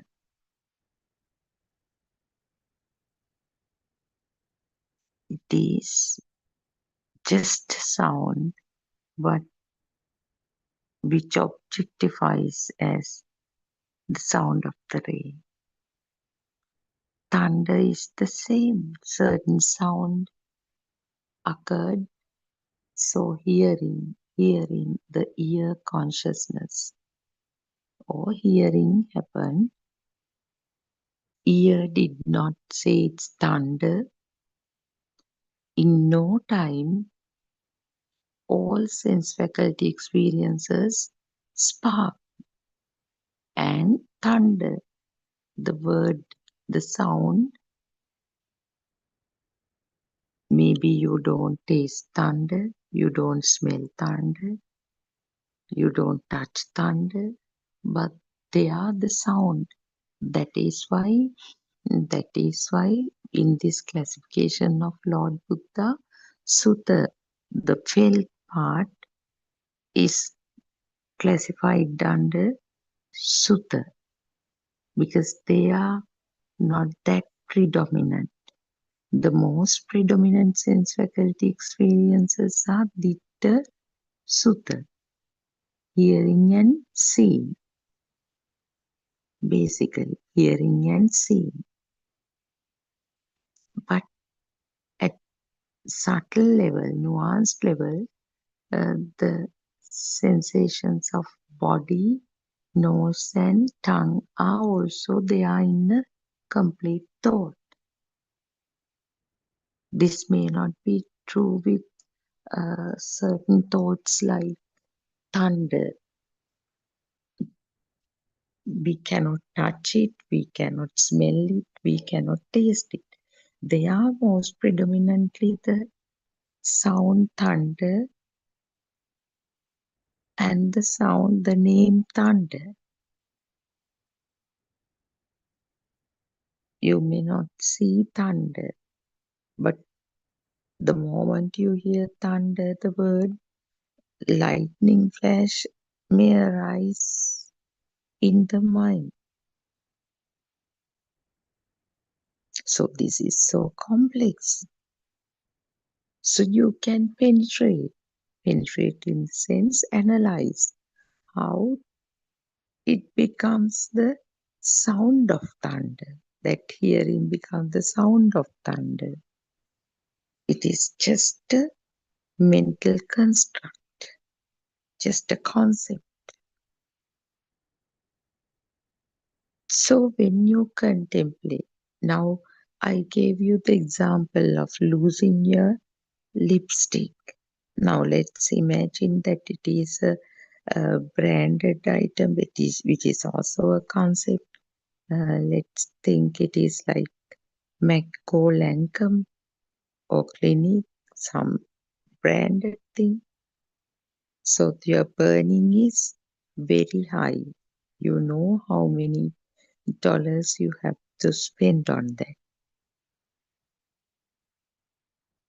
So you need to show the truth to the mind because you got really burned when you notice that it was lost. But when you show the truth of the stimulus that is penetrative inside, now the thought of the Lancome lipstick,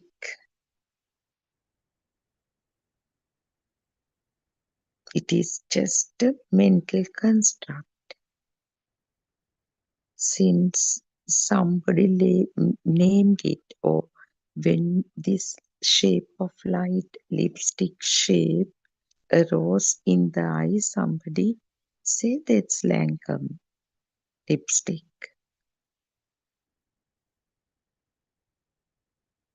So it also has the taste of the lipstick, smell of the lipstick, and the texture, the touch sensation.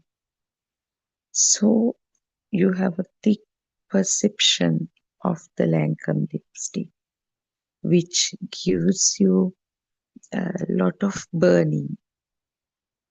This burning is the existence perception, that there is such an entity, and other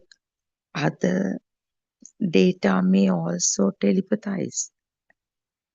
On top of this Lancome identification, the Lancome lipstick, other data may telepathize in no time, like how you bought it, how you got it as a gift, the price of it.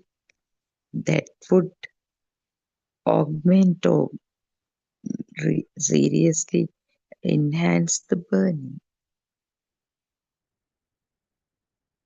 But now we are focusing on the arising on the stimulus, the basic stimulus, and how to penetrate through it. So you should analyze the Lancome lipstick.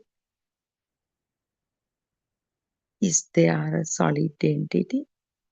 You should question, you should see it. I mean, that is why we say we use our mind to realize the mind. That is the best gift the human has, the mind.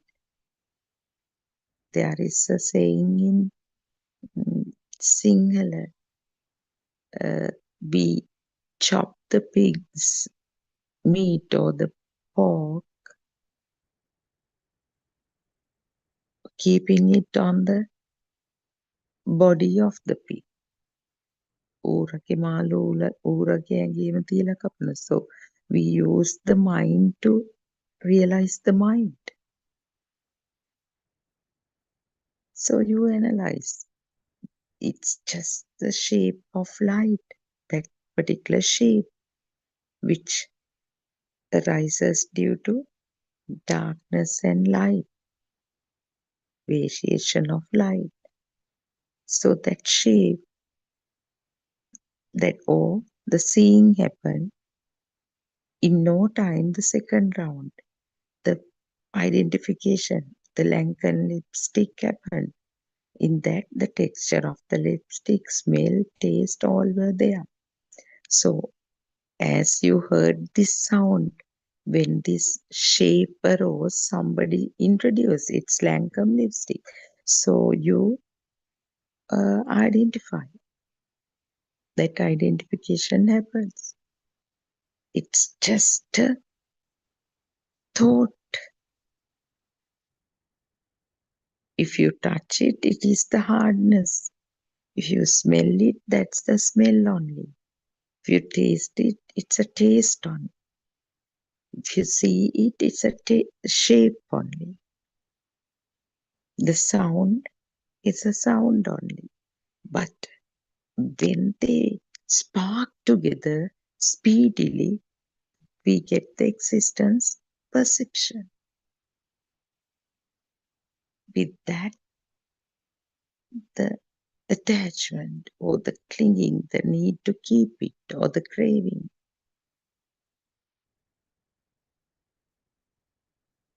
So maybe your handbag, if you touch it, it's just the hardness or the softness.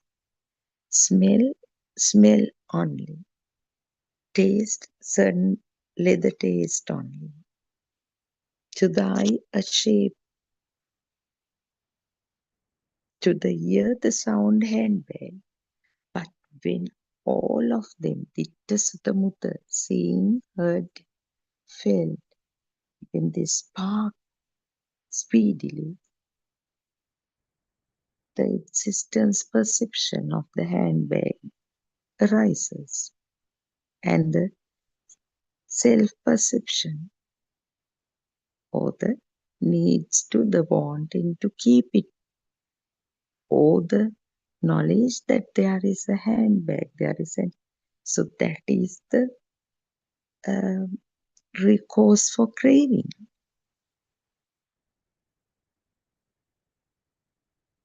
or clinging. So this way we have to contemplate. Now we know when we penetrate through a single stimulus, all stimuli comprises of these sense faculty experiences. Now we penetrate through the handbag, the lipstick,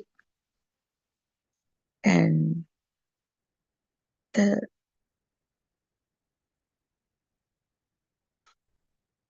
branded, let's say whatever, there's a pair of shoes.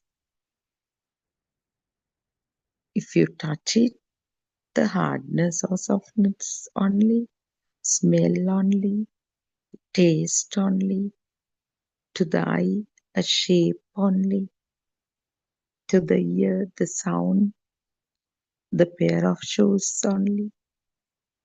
But collectively, when they spark in the second round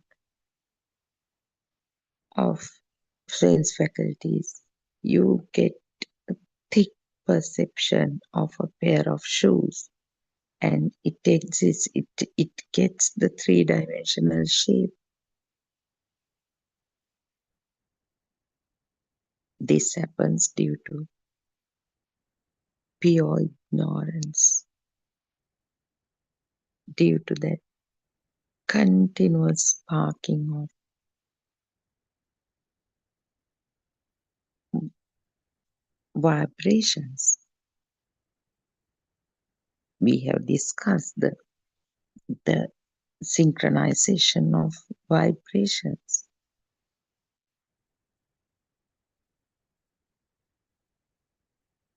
I is a ball of vibrations, so everything, if for the basic understanding that we should have the Lord Buddha's explanation, all entities are just vibrations.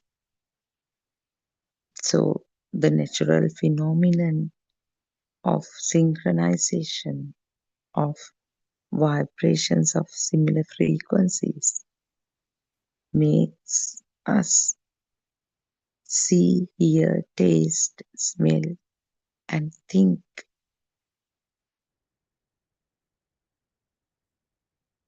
So, this craving is that power generated in the synchronization. So, that is the next level of penetrating through the stimulus. So, you can go deeper and deeper to show the mind that there are no existing handbags, shoes, blouses, trains, towns, shops, whatever. All are just concepts created by the system, created by us. Even the word us, me, my, mine, I are just concepts.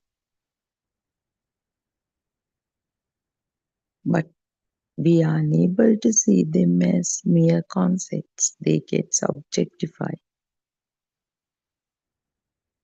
because mind consciousness skillfully connects all sense faculty experiences to give us the existence perception or this three-dimensional uh, nature of entities makes us believe that they are existing objects, but it is just an illusion of the uh, consciousness. If you touch, it's not the three-dimensional something, it is just the hardness only. This three-dimensional, two-dimensional, uh, all are just concepts.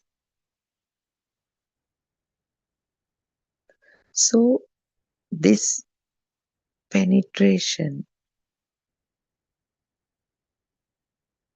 should be done honestly. You should be honest to yourself. Taking stimulus after stimulus, you should see how they are taught, how it is taught as the taste of cashew, how it is taught as the barking of the dog, how it is taught as the smell of the uh, water lily, how it is taught the orchid, how it is taught the sun, moon, sky, or cloud. This penetration will definitely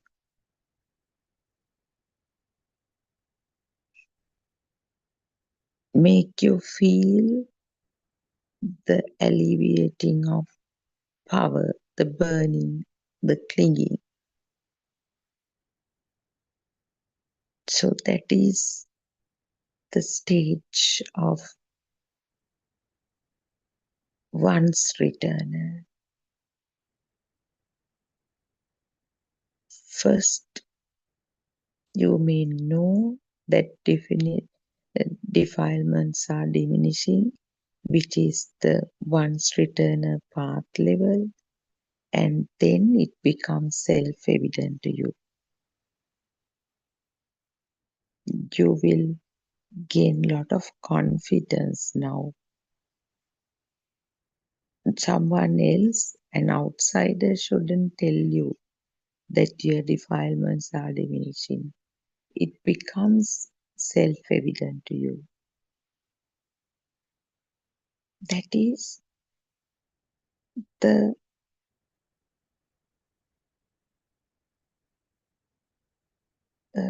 what happens is you are liberating from the external world gradually. External stuff, when you see the truth of them, they do not become real to you as they used to be. You may not get that upset for losing your branded lipstick or losing your pen, for your car being damaged. These will be self-evident to you. So that is because we were uh, talking the other day, we were talking about the 8 great skills. Atamahakusa, the first stage, the Sotapanna Marga Chitta, Sotapanna Phala Chitta, and Sakudagami Marga Chitta, and Sakudagami Phala Chitta. That is the diminishing of defilements.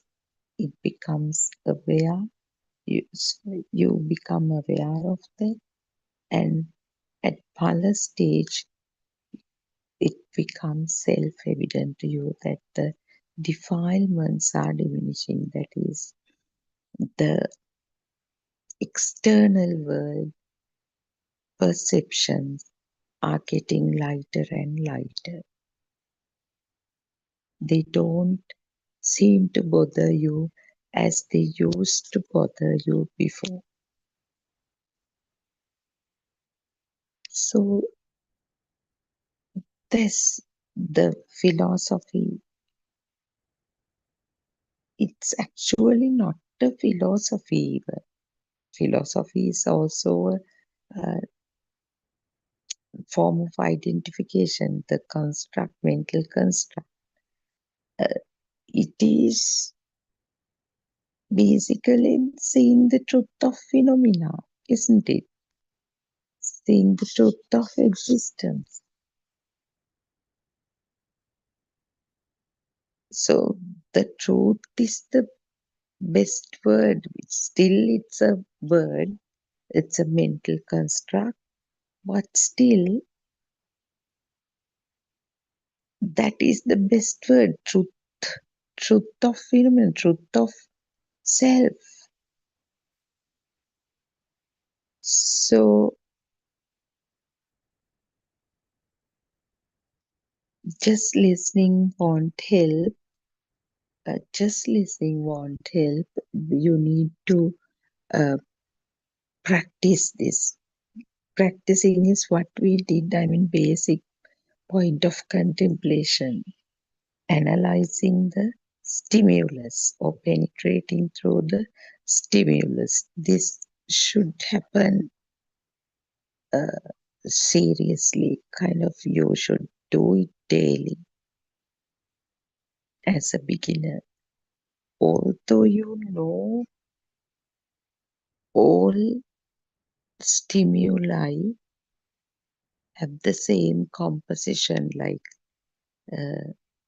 it happens as a result of this collective sparking of Ditta Sutta Mutta. You have to penetrate through as many stimuli as possible. So the deception may not happen. Deception means the existence, perception, and self-perception may arise at once. So when you show the truth of the stimuli, the Dhamma itself will uh, come to work actually.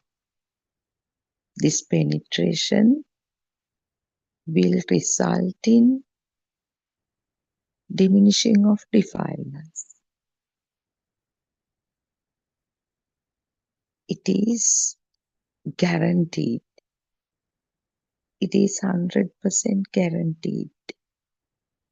So the penetration does not waste your time. Then and there you begin to feel the diminishing of mind power. So we invite you to experience this Dhamma through your life. The contemplation helps you to do everything as usual, but liberating from the external world. Liberation means without being so attached to phenomena, without believing them to be so true, everything will happen with lot of tranquility. So the second phase of the path, once return a level, but one experiences is the diminishing of defilements, and at the fruition level, Sakodagami Phala Chitta, the diminishing of defilements become 100% clear, 100% evident to this person or the practitioner. So listen to these sermons, then start the contemplation. Definitely, you yourselves will experience the results. Definitely, it will happen. So it's important to remind you to join the English Dhamma discussion. These are Dhamma talks, but Dhamma discussion happens daily from 3 p.m. to 5 p.m. It's a really beautiful, fruitful effort of our practitioners. It happens under the guidance of our spiritual teacher, Buddothpado Aryan Mahansi. So make use of these opportunities to liberate from the mind and liberate from this deadly cycle of life and death. So may the Noble Triple Gem bless you, and see you at the same time tomorrow. And we do respect our team who actually make lot of sacrifices behind the screen, staying up till late night actually. Our Dhamma friends from UK, their time is kind of, it's very late, but still they are so courageous. They encourage us to share this message with the world. Thank you so much, and may the Noble Triple Gem bless you, and see you tomorrow.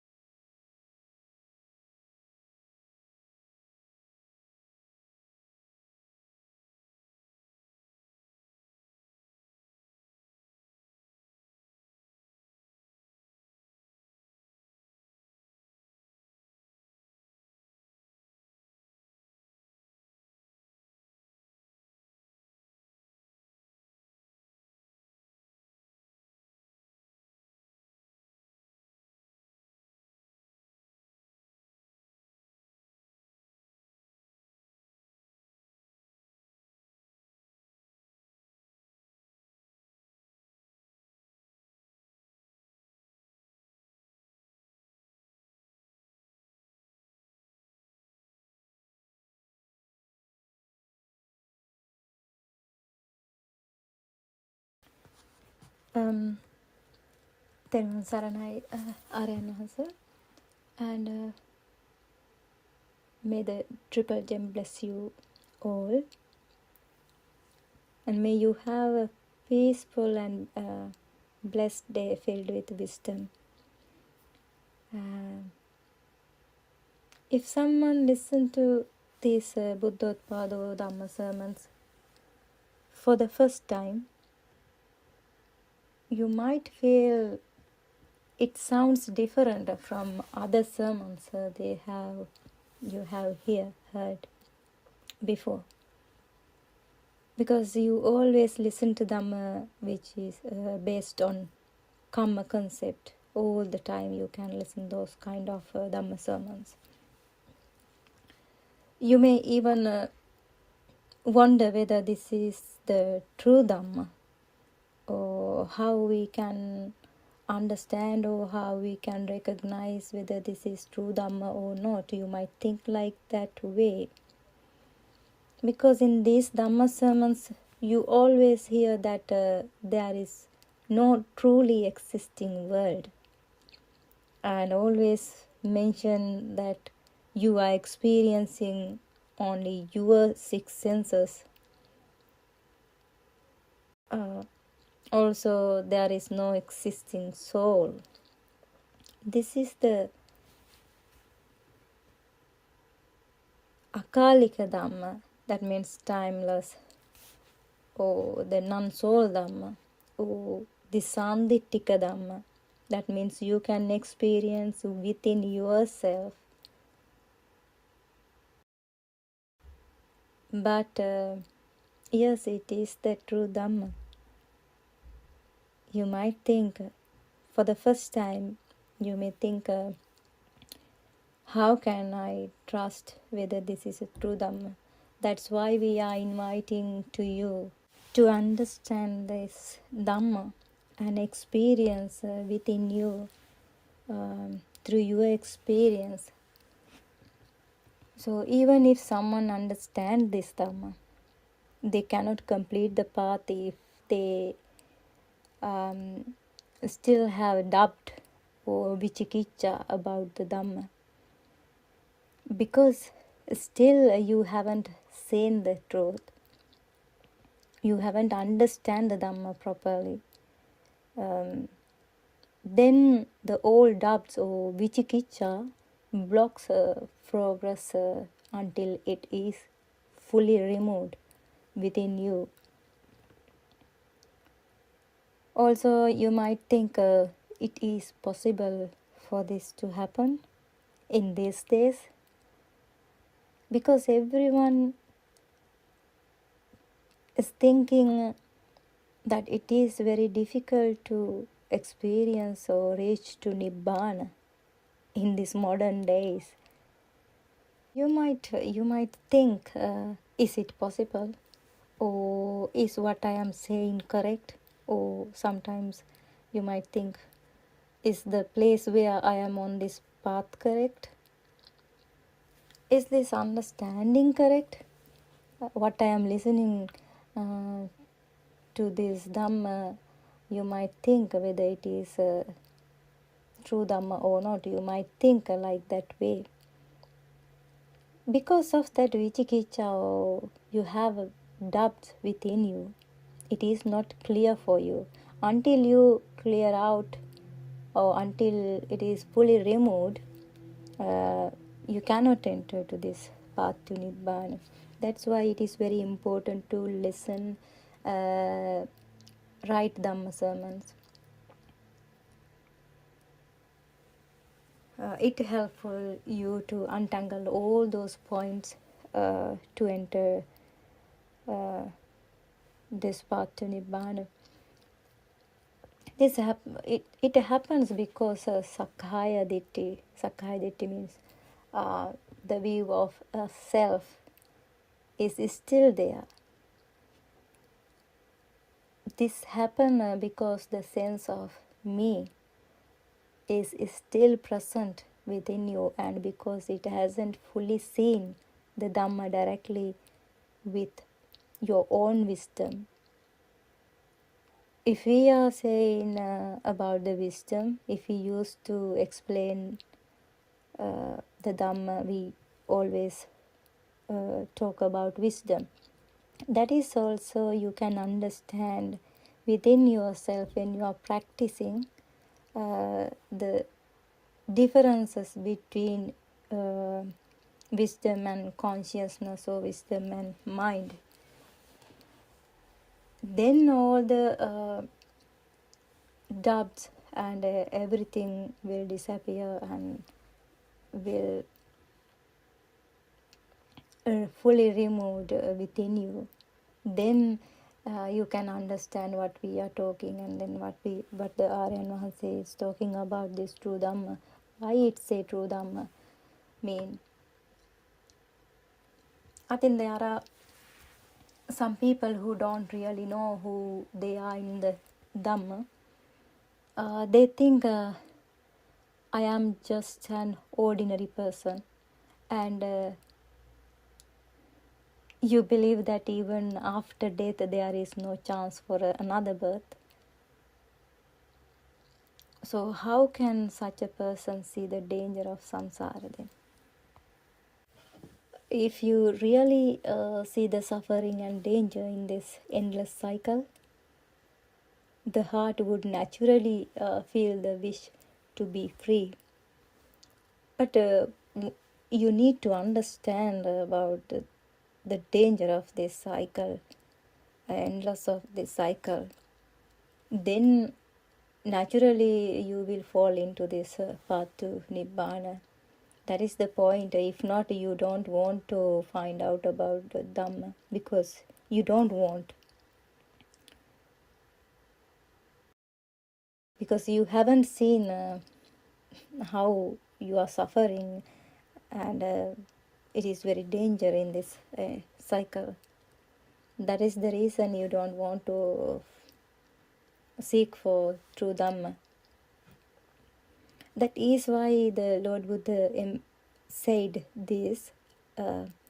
If a person truly sees the danger of samsara, they cannot remain relaxed or careless until they hear the message of Nibbana. When they understand how dangerous of this cycle of samsara really is, they will try to escape just like someone whose head is on fire. That is the example the Lord Buddha has given. Once you realize the danger of this cycle,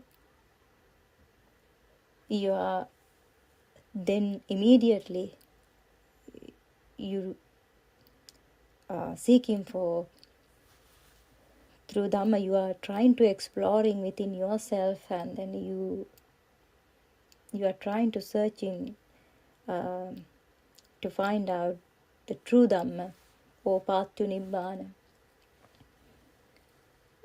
And you will make a effort quickly and urgently to find a way out of this trap of samsara. That example, like someone whose head is on fire, how they take action to escape from that fire, like that way you are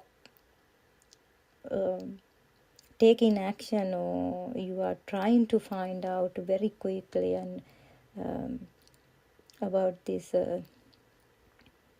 system, or you try to find out the path to escape from this cycle of samsara.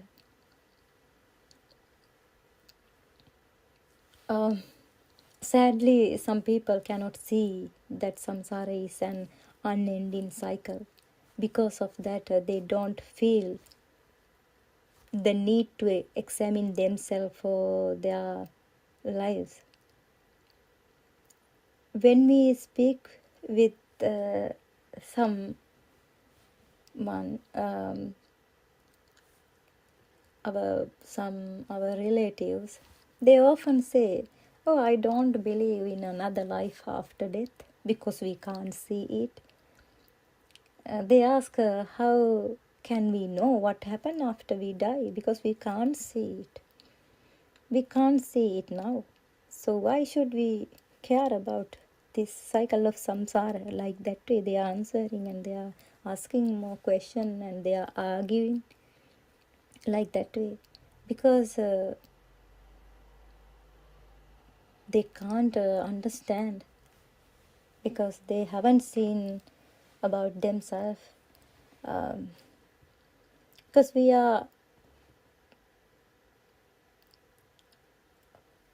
hanging with the world, with everything, and then we can't see anything clearly because we are running after the world.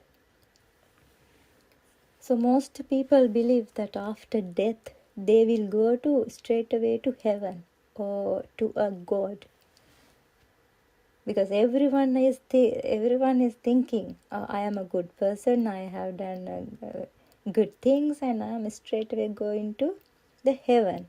But the thing is, they don't believe in another life after death, but they believe that there is a heaven or a god.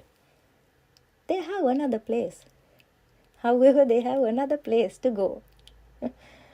but they don't believe about this cycle of samsara. They can't see the danger of this cycle. They don't know whether the God is living or not. Even though they haven't seen the God or the heaven yet, no one like to say, I might go to hell. No one wants to admit the possibility of falling into suffering. They don't like to go to hell, but only they like to go to heaven. However, they have another place to go after their death. They cannot see the 31 realms from Prajna. About Lord Buddha explained. But you might think you believe heaven and hell. People speak confidently about heaven and hell, even though they have never seen them. But what is unfortunate is that they cannot even recognize the animal realm that is right here in front of them.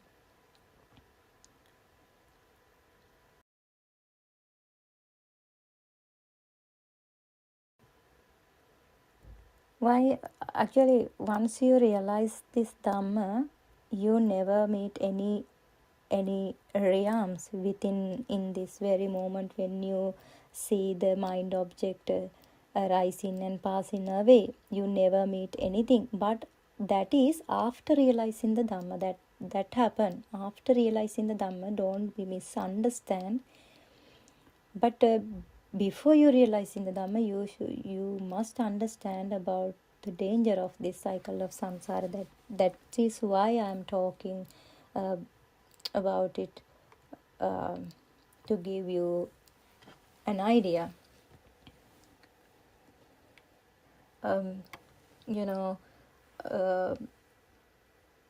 You can't understand even though animal realm that is right here in front of you, like dog, cats, birds, insect, worms. These beings are living proof of a lower realms because we can see it. Yet people still fail to understand the reality of these worlds. The real reason is that many people simply don't want to accept the truth when it feels uncomfortable. If the truth challenges your belief or shows them something you don't like, you run away from it. You don't want to hear about the Dhamma because you don't like to break or collapse your world that you have built within you. That's how this mind is trapping them in this cycle.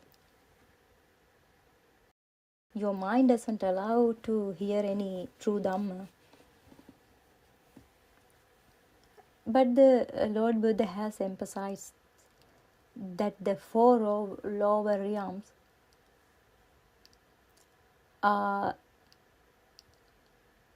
their home or the common destination for beings who wander blindly in samsara. A human birth is incredibly rare. That Lord Buddha always mentioned that something gained only after a very long time.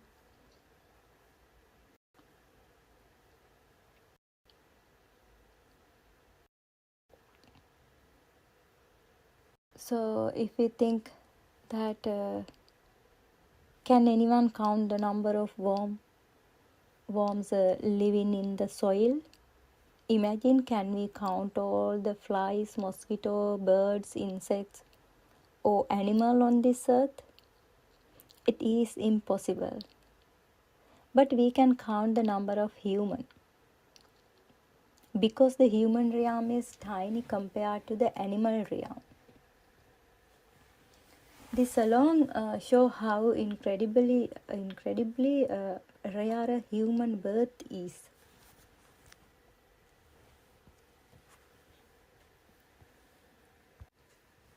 Even though many people hear the Buddha's message, how many truly understand how rare this human life is and how precious it is to realize the true Dhamma? Think how both human realms and the true Dhamma, how it is very difficult to meet both together in this real life. There are worms that happily eat things we find disgusting, but for them that is very normal. We see it as a very low form of life for that creatures. It is simply its world. This is the nature of samsara. Beings are born into different status. Each feelings at home there, while we remain blind to the truth behind it. They don't see it as suffering. In the same way, being wandering it, samsara don't realize the depth of their suffering while they are inside it. They are trapping into that state. No one can understand, even the worms or mosquito or human or God or Brahma, or they don't realize how the danger of this cycle of samsara. They don't recognize the danger because they are used to that condition. But don't you see this dangerous, and don't you feel this truth? We become blind because craving takes over the mind. That is why we run after qualifications, money, status, competition, and all kinds of attachments. Yes, we should have qualifications or skills or money to live on this earth. But that is for only living on this earth. But the craving blinds us so completely that we cannot see the danger of samsara or the truth of our own suffering.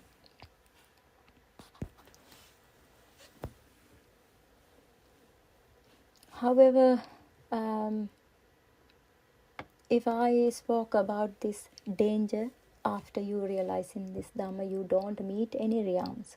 That's what I want to mention here. We are thinking that everything is real. That is the problem. We are going through this cycle continuously. When someone hears the Dhamma, they might misunderstand and think these 31 realms exist only in this moment and they don't continue. Then you might think, okay, there is no 31 realms that exist only in this very moment. That is also we can't take as a real. Like that way you might think without understanding the Dhamma. Then you are trapping more and more in this cycle of samsara if you don't realize the Dhamma. But that is not correct. The cycle of samsara continues as long as ignorance and craving continue.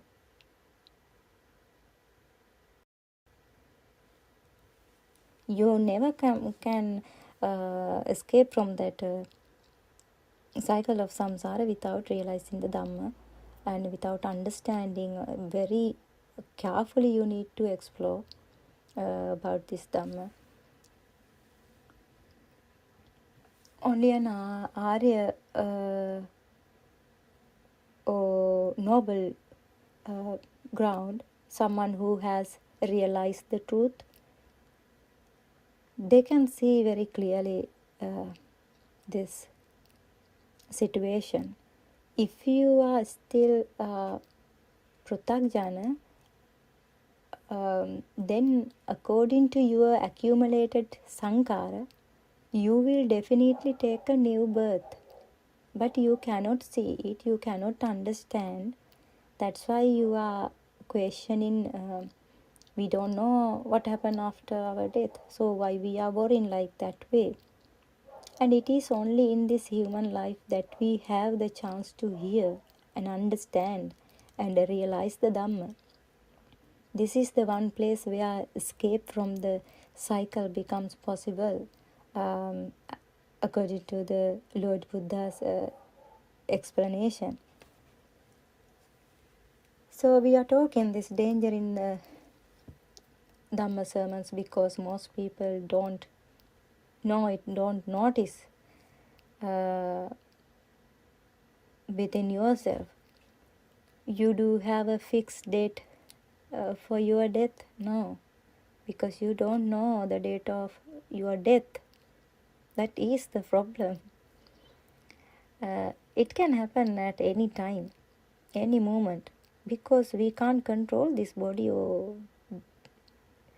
we cannot control. If we can control, we are living on this earth forever. Who likes to die? So how can you be sure you are safe in this cycle of samsara? You can ask from yourself that question, whether you are safe in this cycle of samsara. You might think, yes, I am a good person, I am straight away going to the heaven, like that day. But you have to explore about this Dhamma in very depth.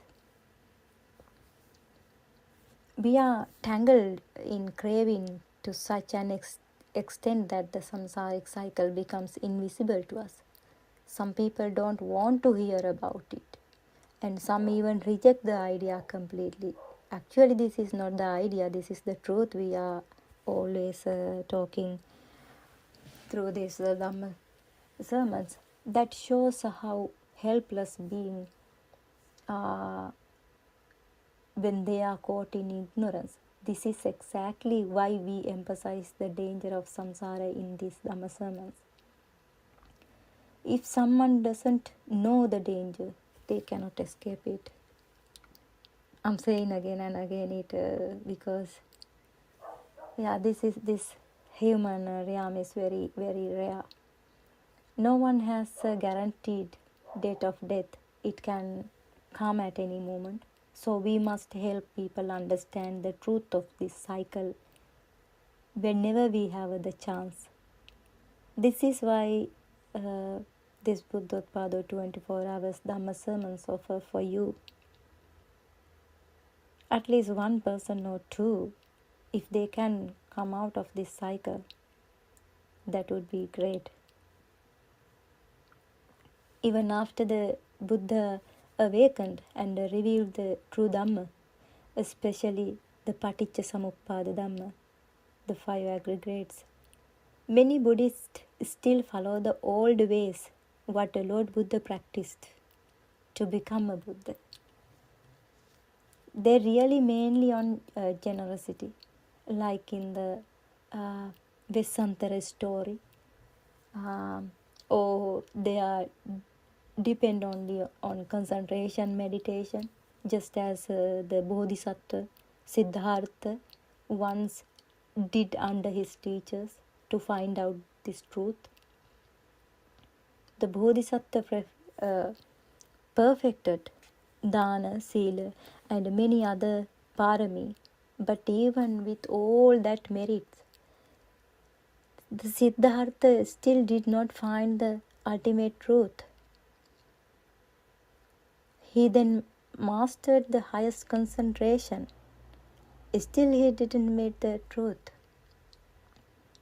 Under Alara Kalama and Uddakarama Putta, who was the Siddhartha's teachers, he left those teachers as well. But these are exactly the practices the Buddha realized were not enough to reach liberation. That's why he left those teachers.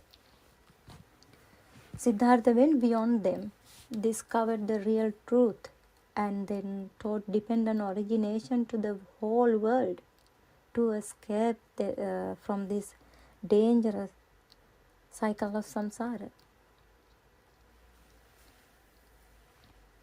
He awakened by seeing Paticca Samuppada Dhamma, how this mind has formed after he is offering the right path to Nibbana for this whole world.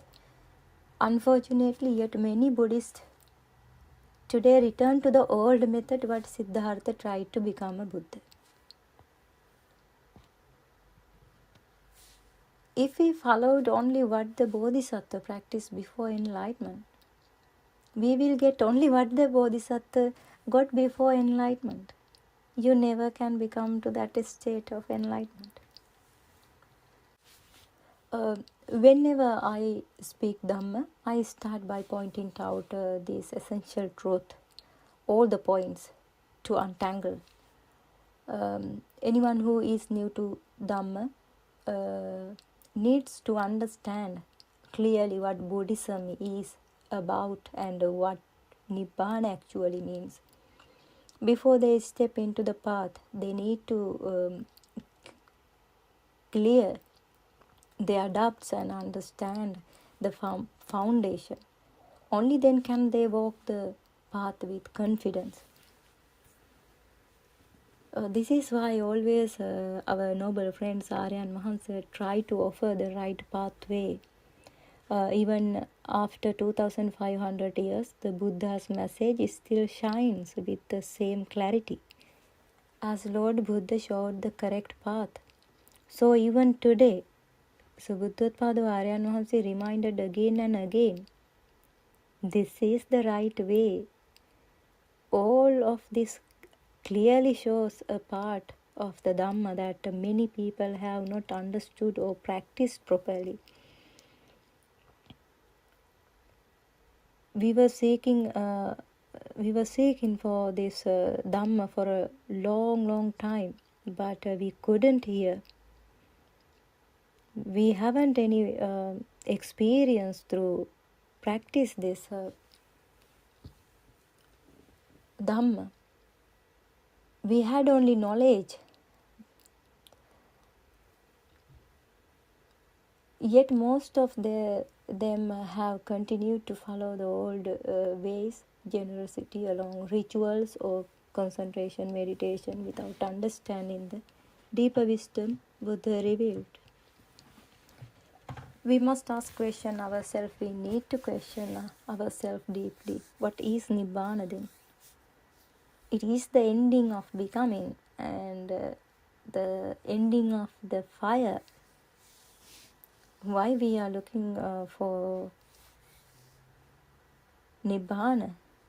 So always, because always you are firing within yourself, inside always firing, not outside, but inside our own mind.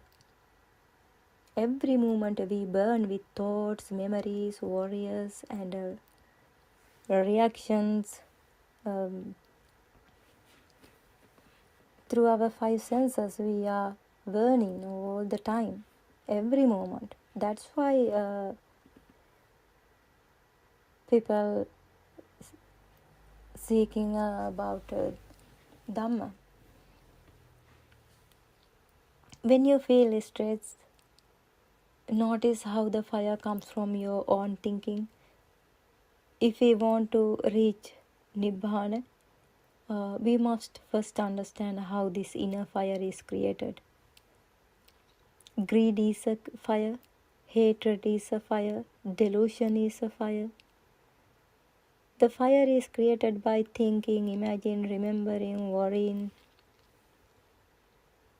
Anyway, until you are taking everything as a real which comes through your six senses, you are suffering. You continue this cycle. If the fire occurring through a thought, then we should understand how the thought or mind object has formed. This is why Lord Buddha has preached the Paticca Dhamma, dependent origination. That is why the Lord Buddha said, don't look for the world outside. Find it within your own body and mind. Find it within yourself.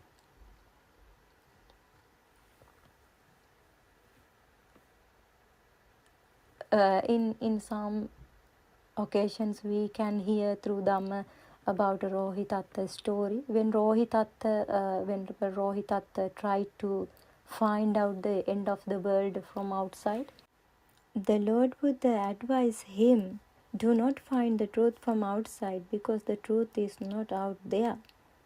It is inside this body and mind. That is why he taught that Dhamma must be realized within oneself. This is exactly why the Samma Sambuddha taught dependent origination.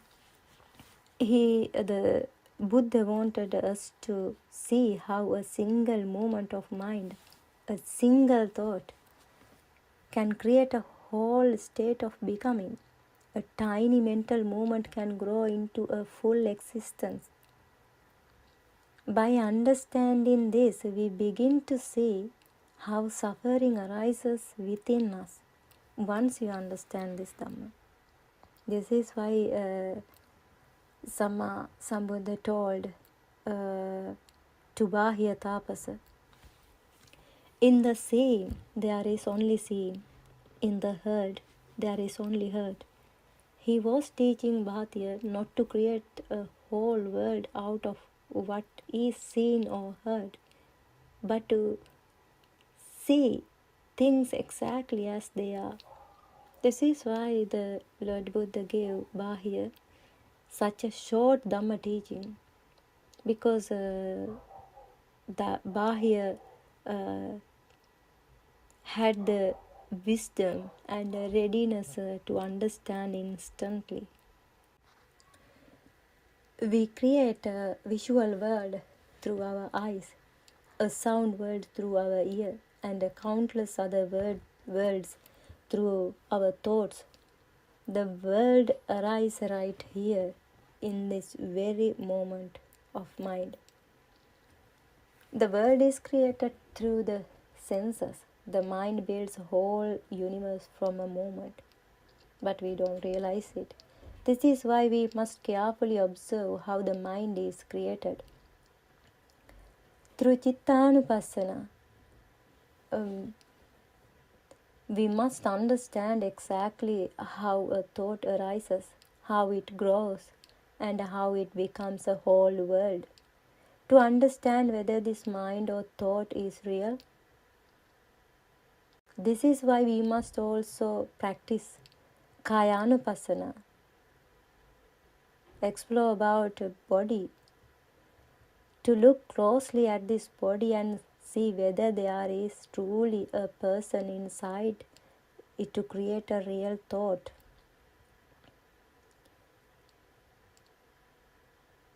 Just as we observe how a thought is formed through Chittanupassana, we must also examine the body to understand whether there is an actual self living here or whether it is just a process happening on its own.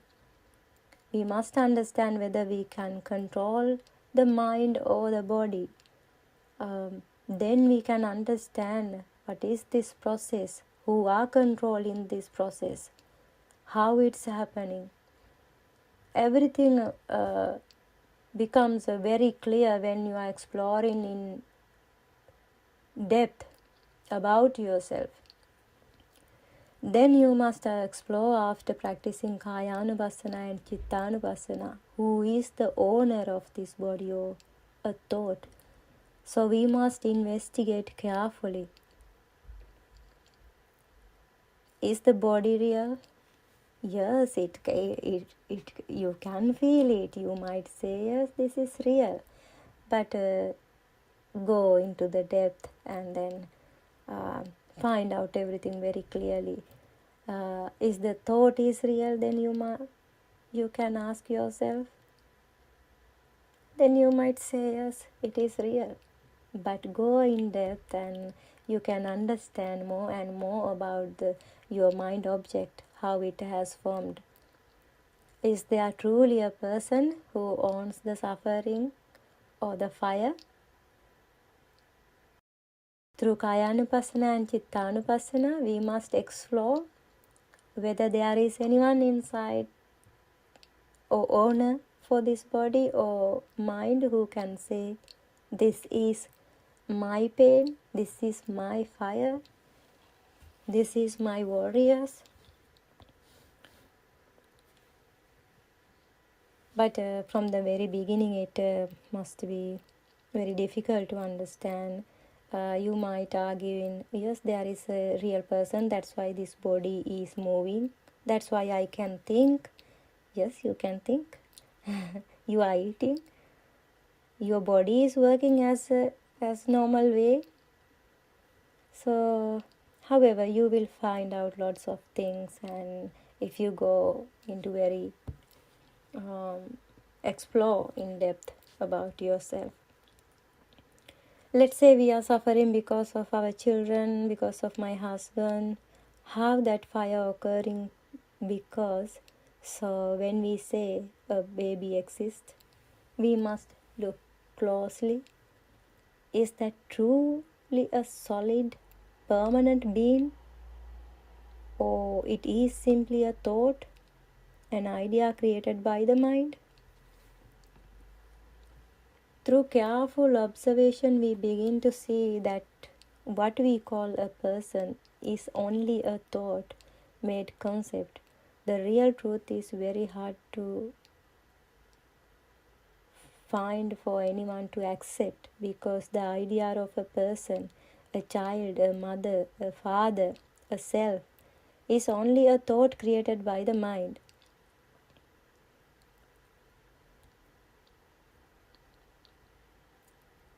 Don't be misunderstood, because your mother, your father, your children, they will stay in front of you as a normal, but those old mind objects, you have to explore about your mind objects, how it's appear, how you experience the world through your mind objects. What people don't want to see this, they don't want to accept that what they cling to so strongly is just a mental image, not a solid reality.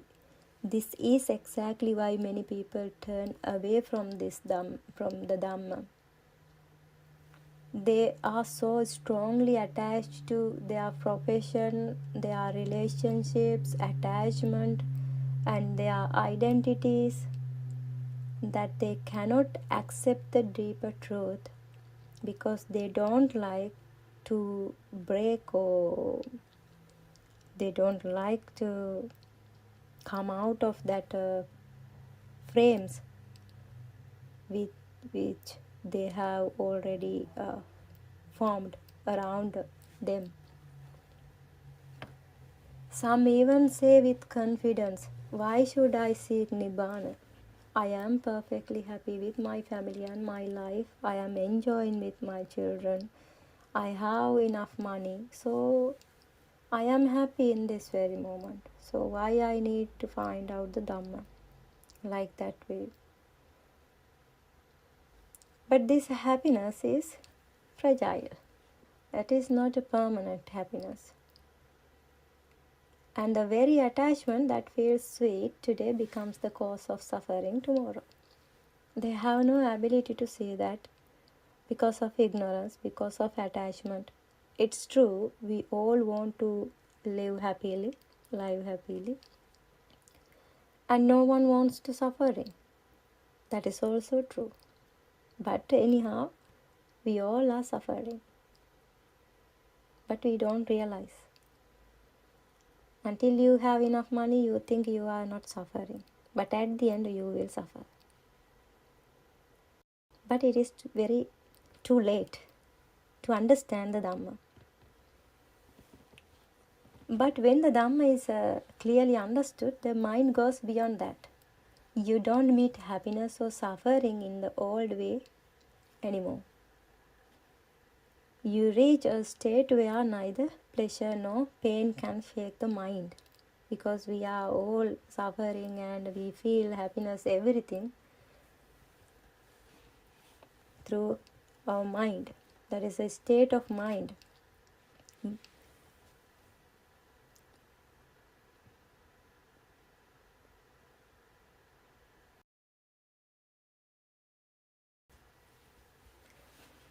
Because why you don't like to see through Dhamma? Because when people hear this truth, their whole world begins to break. Because you begin to realize how your world has created. Then you realize about the truth of this illusory world. The dream world you have built collapses. Then you don't want to accept that you are living inside a dream. You like for this dream. So you reject the Dhamma because of it threatens the illusion you love. Because you love your dream. You don't like to wake up from that dream. You don't like to come out of that dream. You like to stay inside this dream. That is also happen because of the ignorance. Until you are understanding what is this ignorance, then you are stay in that dream. This is exactly what happened when the whole dream world begins to fall apart. The mind becomes frightened.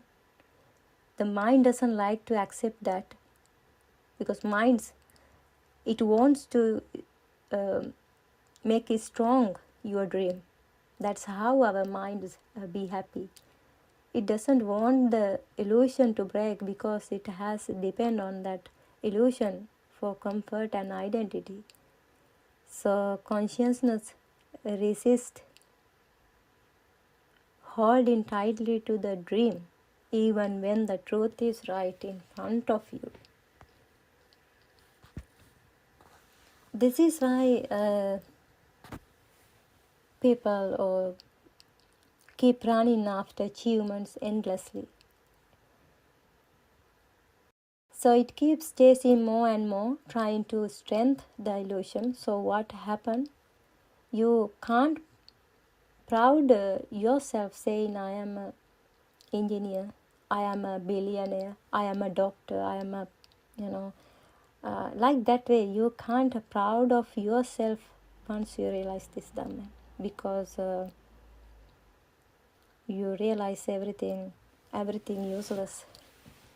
But however, you can live happily once you realize this Dhamma. Even if you are a doctor, or if you are a pilot, or if you are an engineer, it doesn't matter. If you are a billionaire, you might live very happily forever once you realize the Dhamma.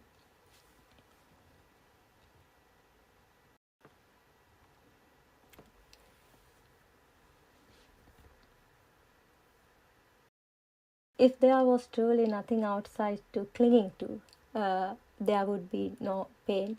But we have created a strong imaginary world in our mind, and we are afraid to let it collapse. We think there is something out there. From that illusion, both happiness and suffering arise.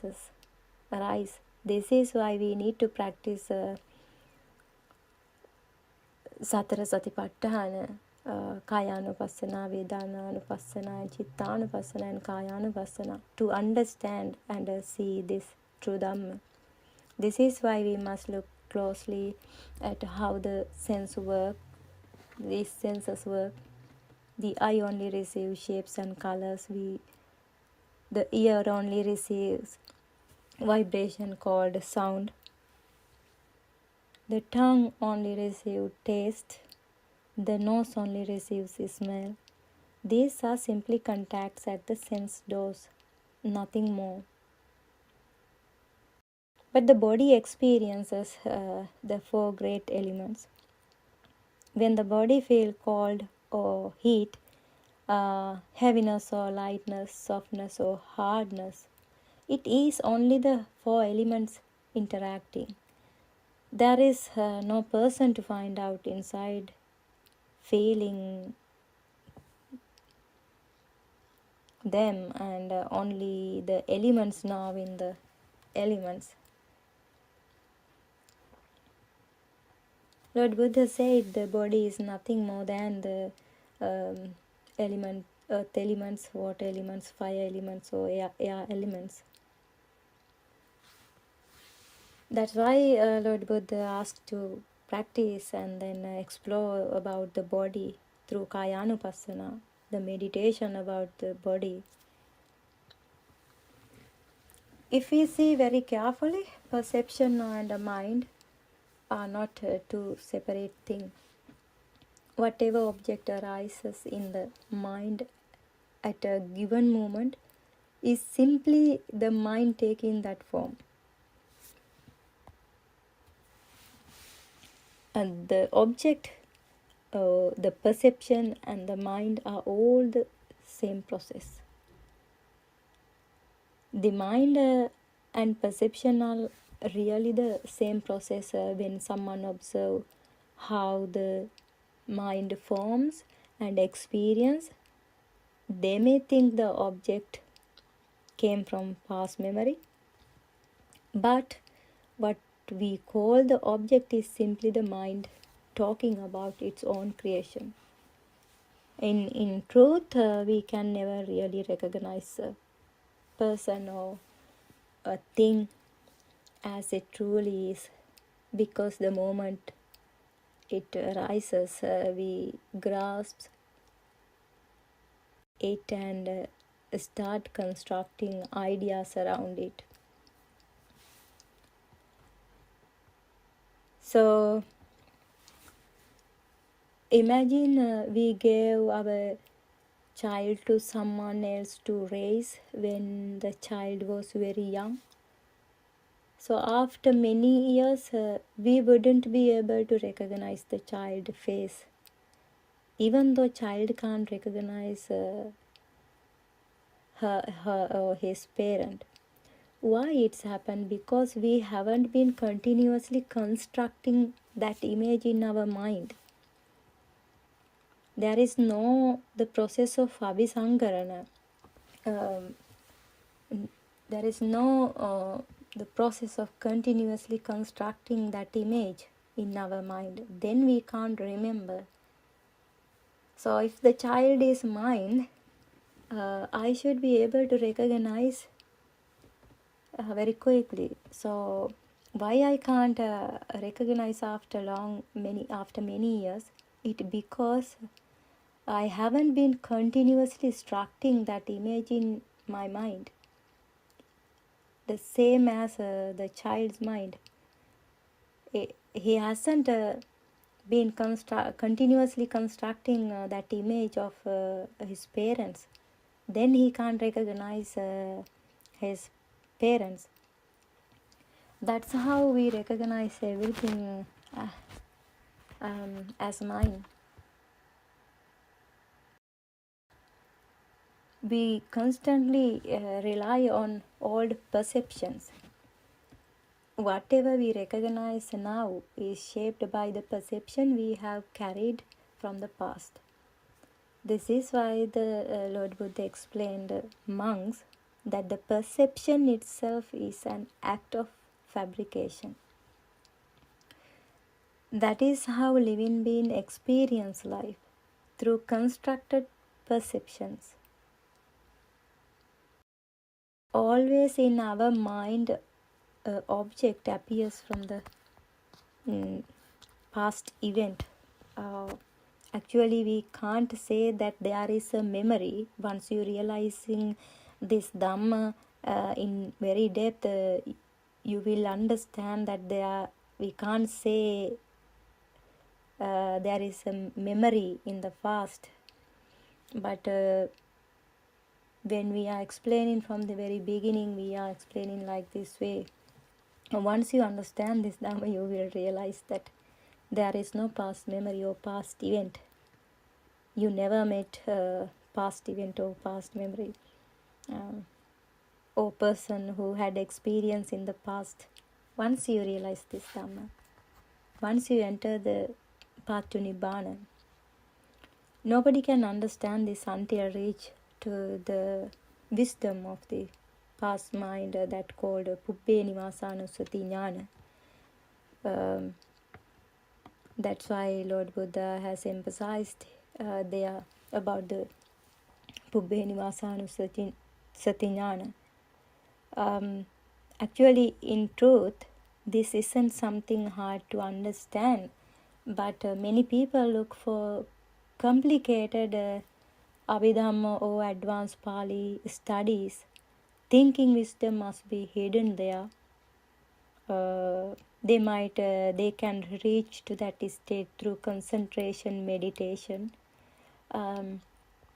However, in the Buddha's time, even 7 or 8-year-old children awaken to Sotapanna level. That means stream entry level. That shows how simple and direct the real Dhamma is.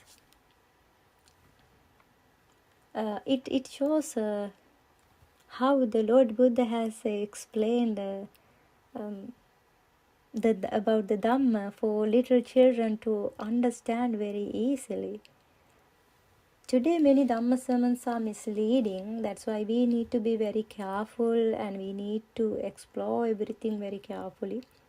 Because you don't want to give the true Dhamma to their children either, because if they hear the real teaching, their whole dream world will collapse. They don't want to accept that everything they cling to is just a mental construction. When a child understands the Dhamma deeply, it doesn't make them strange or disconnected. They still live a normal life. They studying very well, playing, laughing, learning, just like any other children.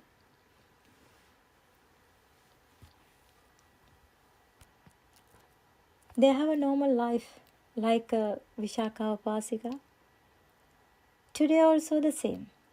Nothing difference once you realize, understand this Dhamma, realize this Dhamma.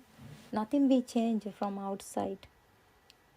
Your children will be carry out their normal activities, normal way, in normal way. The only shift is inside. They no longer take the world as absolutely real. They know it is passing experience, a mental construction. But this understanding does not reduce their love, kindness, or compassion.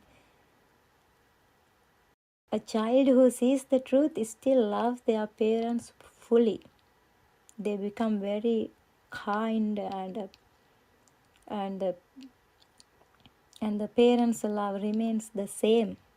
But no need to worry about your children to give this Dhamma. It is very helpful for your children to live in this earth very happily and very calmly without any stress or anxiety or they will live happily without addicting for the drugs or any unwanted activities. They might avoid because they have jnana, they have wisdom to understand everything. That's what happened for your child. If you give this message for your children, when they face a problem, they don't want to suffer the way others do, because they understand the Dhamma, because they know suffering is not necessary.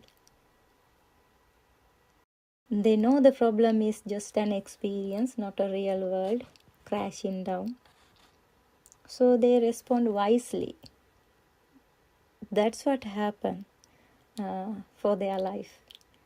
So isn't this actually something good for your children?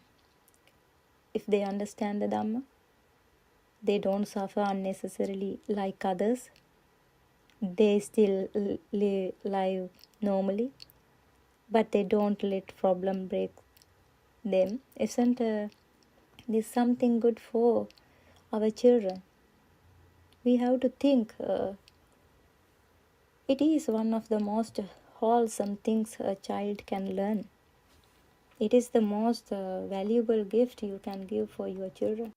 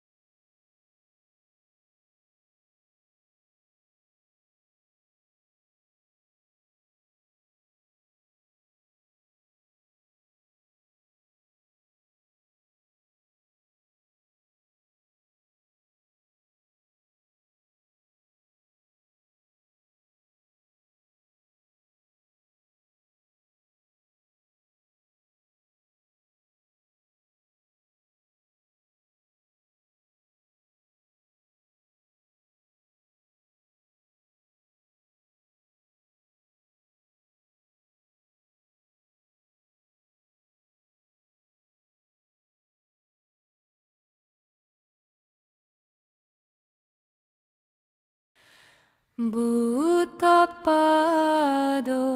Buddothpado. It's time to open your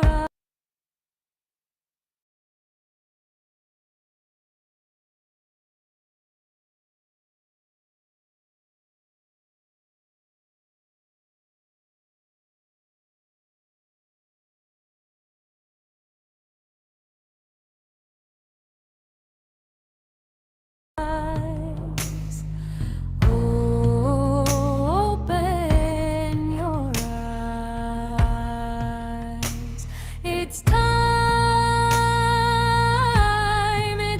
for Nibbana, for Nibbana. Buddothpado, Buddothpado. Awake humans, be awakened humans. It's your liberation that comes through. Buddothpado, Buddothpado.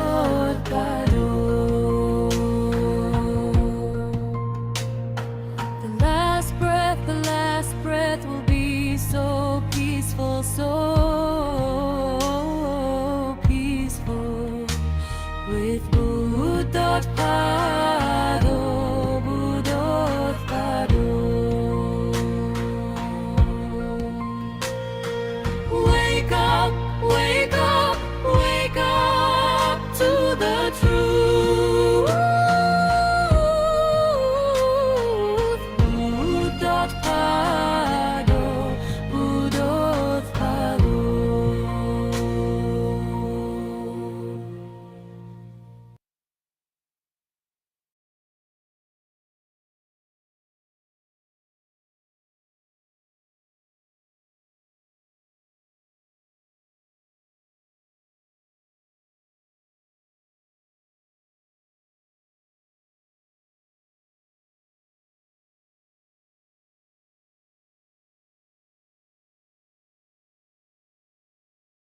Importance we stand to Nirvana. Actually, we should all strive to understand the Buddha's philosophy, and we should all practice and follow the correct path to Nirvana. Everybody has to understand the Pura Bhaga Pratipadava, which means that we need to understand the philosophy of the Buddha. In order to understand it, we have to listen to many sermons, and we have to associate and discuss it with a Kalyana Mitra, one who has already understood the philosophy of the Buddha and who has already realized the pure truth. We have to find out what is the truth in this world. Unless a Buddha teaches us and opens our eyes to the truth, we would never know the truth of the world. In order for us to move forward in this teaching, we believe that you have already learned and understood the philosophy of the Buddha. Sometimes many of you must not have heard about the philosophy of the Buddha, and maybe you would not have realized the pure truth either. This sermon will be of most importance to the few of you who have already listened to and understood the philosophy of the Buddha. What we are presenting to you now is more than a sermon. What we are presenting to you now is our practical experiences of following the path to Nirvana. We feel that you listen to our experiences. It will be of great importance to you. We are going to explain about how to practice and how to go on the path. We assume that you already know about how to be on the path. In future, we will be releasing many sermons about how to be on the path, and they will all be useful to clear your doubts and find the correct path to nirvana.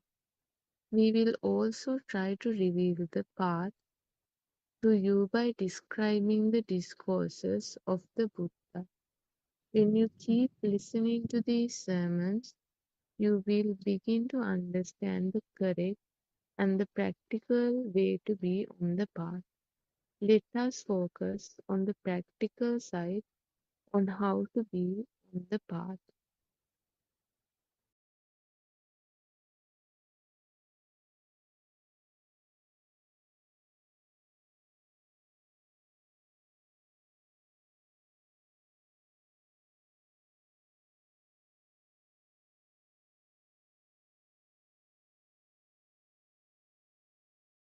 We will be addressing the people who have already started to follow the path. It does not matter if you are a lay person, an ordained priest, a woman, an old person, or young person. What is of importance is that we all have a mind consciousness. If you have a mind, then you have happiness and suffering. If you have a mind, there is also a way to let go of your mind consciousness. If you have a way to let go of your mind, that means you have a possibility of attaining nirvana too. That means that there is a way to come out of suffering, and this is all that matters. It does not matter about the social status of a person who will be listening to the practical method of following the path. You can be either a king or a poor man. Both are human beings who have the fear of death. When you look at all people through Dhamma, they are all of the same nature. People are really helpless. They do not know the truth, which means they all have a false view of the world, a mithya dushtiya. As long as they are ignorant about the pure truth that the Buddha preached, they have a false view of the world, which means avidyava or ignorance. You have already understood and you already know that the outside which we see does not exist. You have heard and you already know that we live only with thoughts. You already know that the four elements that we see outside is an illusion. You also know that there is no outside. Terasana, everybody.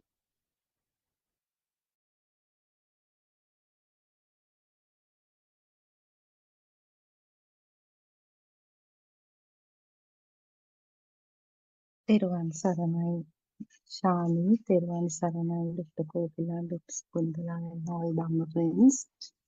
First of all, let's pay homage at Aryan Vanse's feet. Shani today read 2.5 pages, actually almost 3 pages from the new book that is True Dhamma Has Awakened, Volume 2. So basically, in the introduction itself, it was mentioned this is going to be more about the practical part, how to understand the correct path to Nibbana. So Aryan Wahanse's sermons, as we all know, it is clearly mentioned that Buddha has recommended the proper path to Nibbana as Purva Bhaga Pratipada and Apara Bhaga Pratipada. So, if we translate it, it is the preliminary practical approach and the final stage of practical uh, approach. So in the preliminary approach, it is actually having a thorough knowledge of this Buddhist philosophy. In other words, wisdom of truth.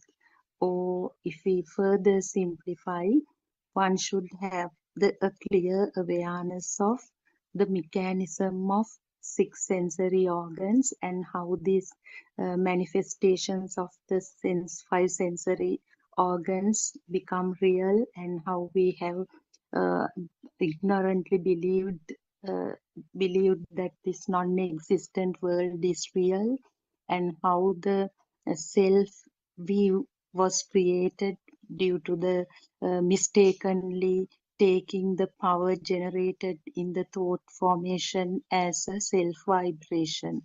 And also there was reference to this taints, the self vibration that occurred in the zygote level. So all this knowledge and this is being described in different using various strategies.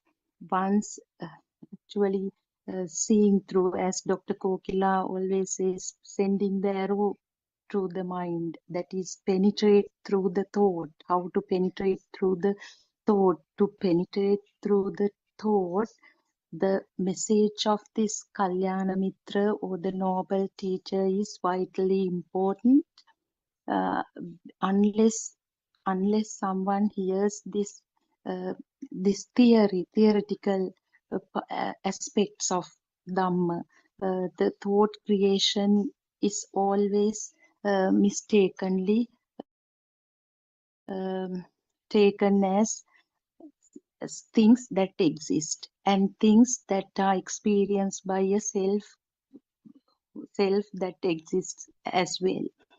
So it is important to look at the thought formation in relation to these five aggregates also, because they are uh, the biggest challenge or the biggest problem that we as humans have faced is our inability to capture the speed of the occurrence or the manifestations of these sensory faculties. That is with actually very recently I studied one of the sermons of Aryan Wahanse, where Aryan Wahanse explains this fire circle, how the firing, the creation of firing. It is because with this example helps all of us to understand how we take the thoughts that arise and cease instantaneously as things that exist, or that that as if things. So for example, if we take the commonest example of the tree, as soon as the vibrations come together, because this is all knowledge, because we are the human eye cannot capture this speed, because it doesn't have that capacity. So what happens is the the the shape of this light connects with the sound, and we take it as a kind of something that existing in the existing outside, and on the other side the person is also there, the person who uh, sees it as, you say, that savors this sensory input, and they are ignorantly the value is also attributed. This has been repeatedly discussed here by all Dhamma friends. Surely Dr. Kokila reiterates this every day. And what happens is this can be compared to the creation of the fire ring by the spinning of the fire band. So when we take a fire band, it's just a single entity. I perceive something, just to understand this, it's the single thing, single entity. But when we rotate it fast, we see a fire circle. Actually, it looks like hundreds of fire bands if we take, because we feel that from a distance, if we look at it as a fire band, there should be hundreds of fire bands. But since this is rotated so fast, we cannot capture that. We see it as a single firing. So similarly, if we look at if we see some entity and take it as real ignorantly, even without this knowledge, still it is not an existing entity. They are itself those millions, trillions of thoughts occur and cease, occur and cease. So we have to understand on this only through the by listening to sermons and through wisdom only.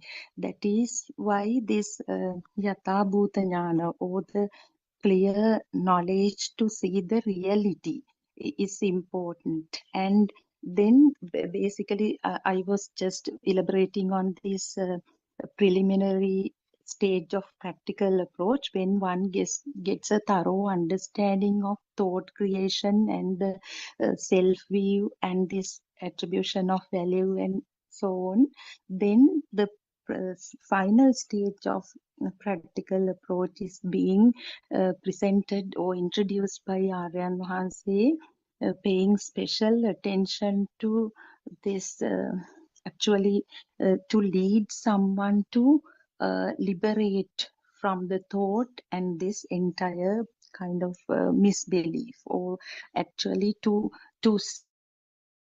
see to understand the strategies behind this magic, how we have started to believe that something illusionary as if something existing and real.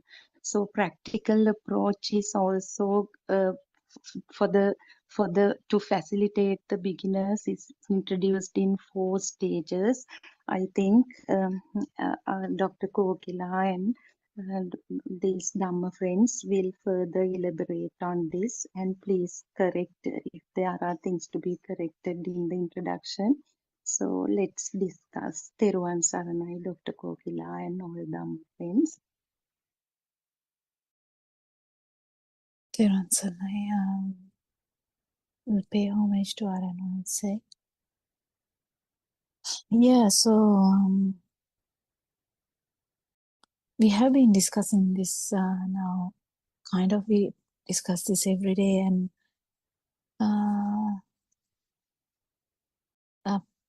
the only thing is,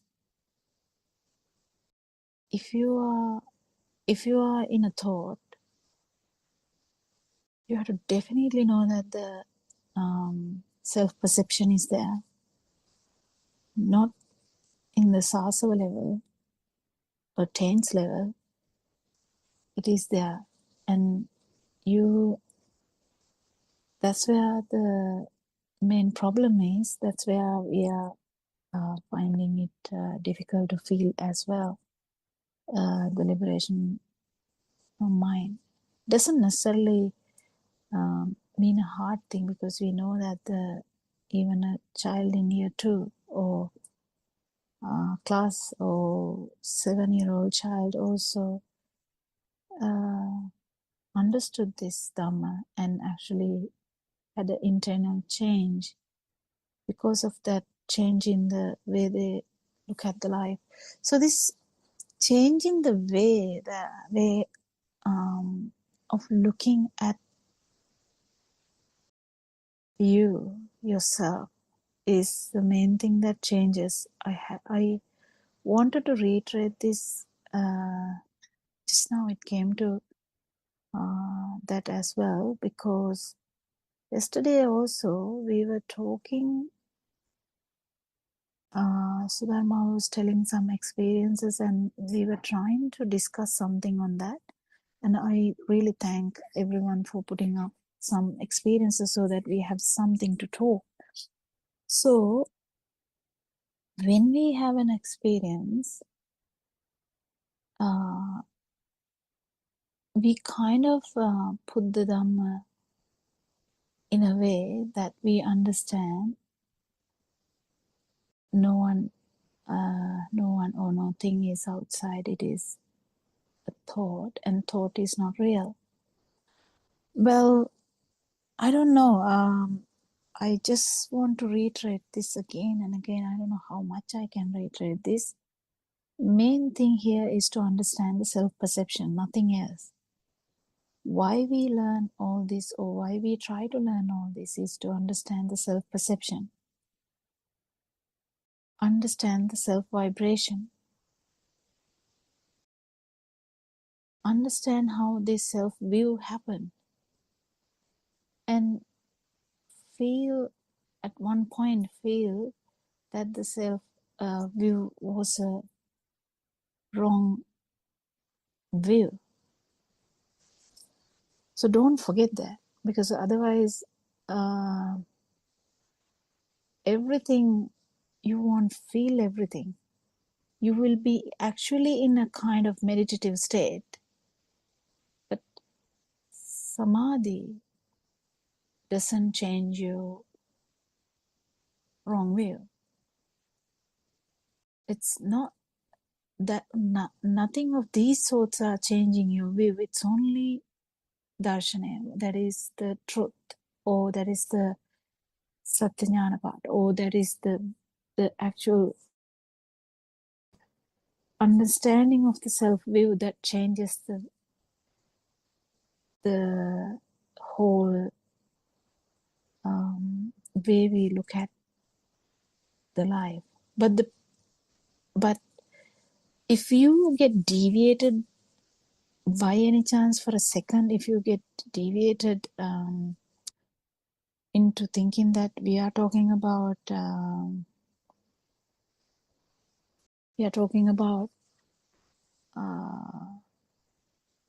things or people, you might get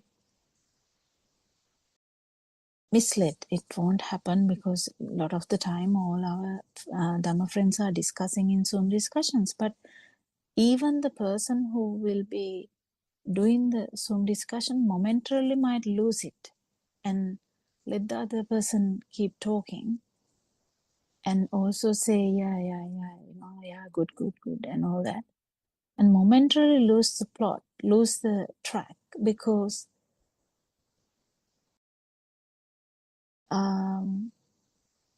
we might lose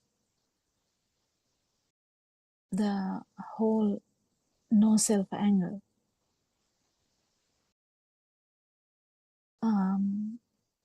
Because if you don't get it properly, there will be such a strong self which is not getting shaken by anything. Am I clear? Can someone unmute and speak? And what I'm trying to say, because the person probably like in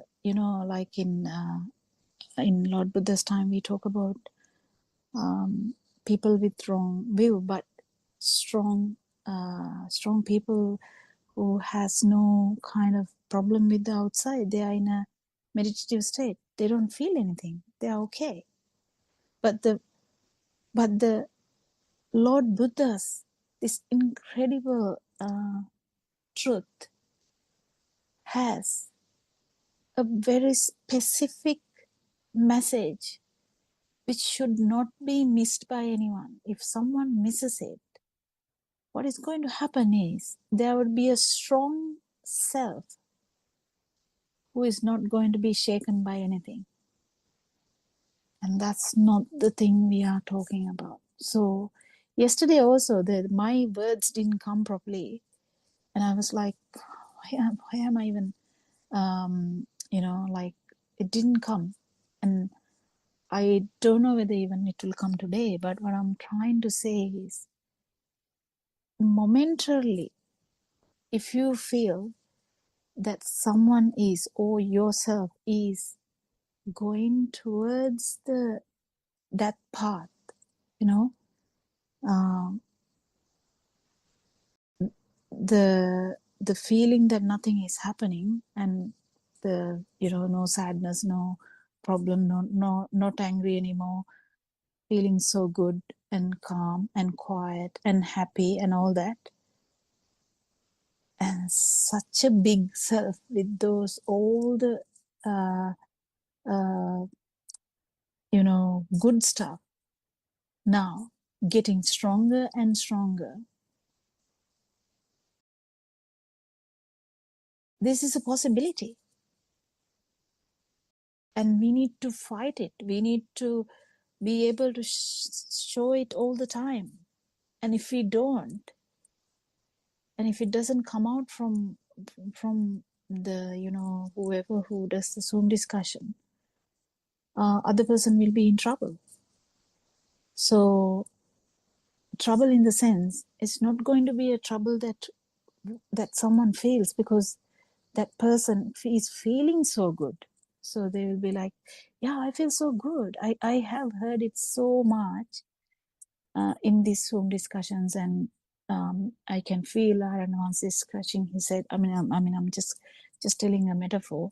Like, how on earth are we going to tell this? This is not about you feeling good, not about anything like that. This is about you losing you.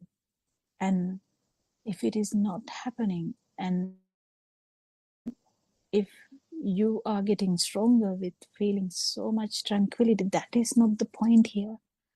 So that's the most important aspect of this Dhamma.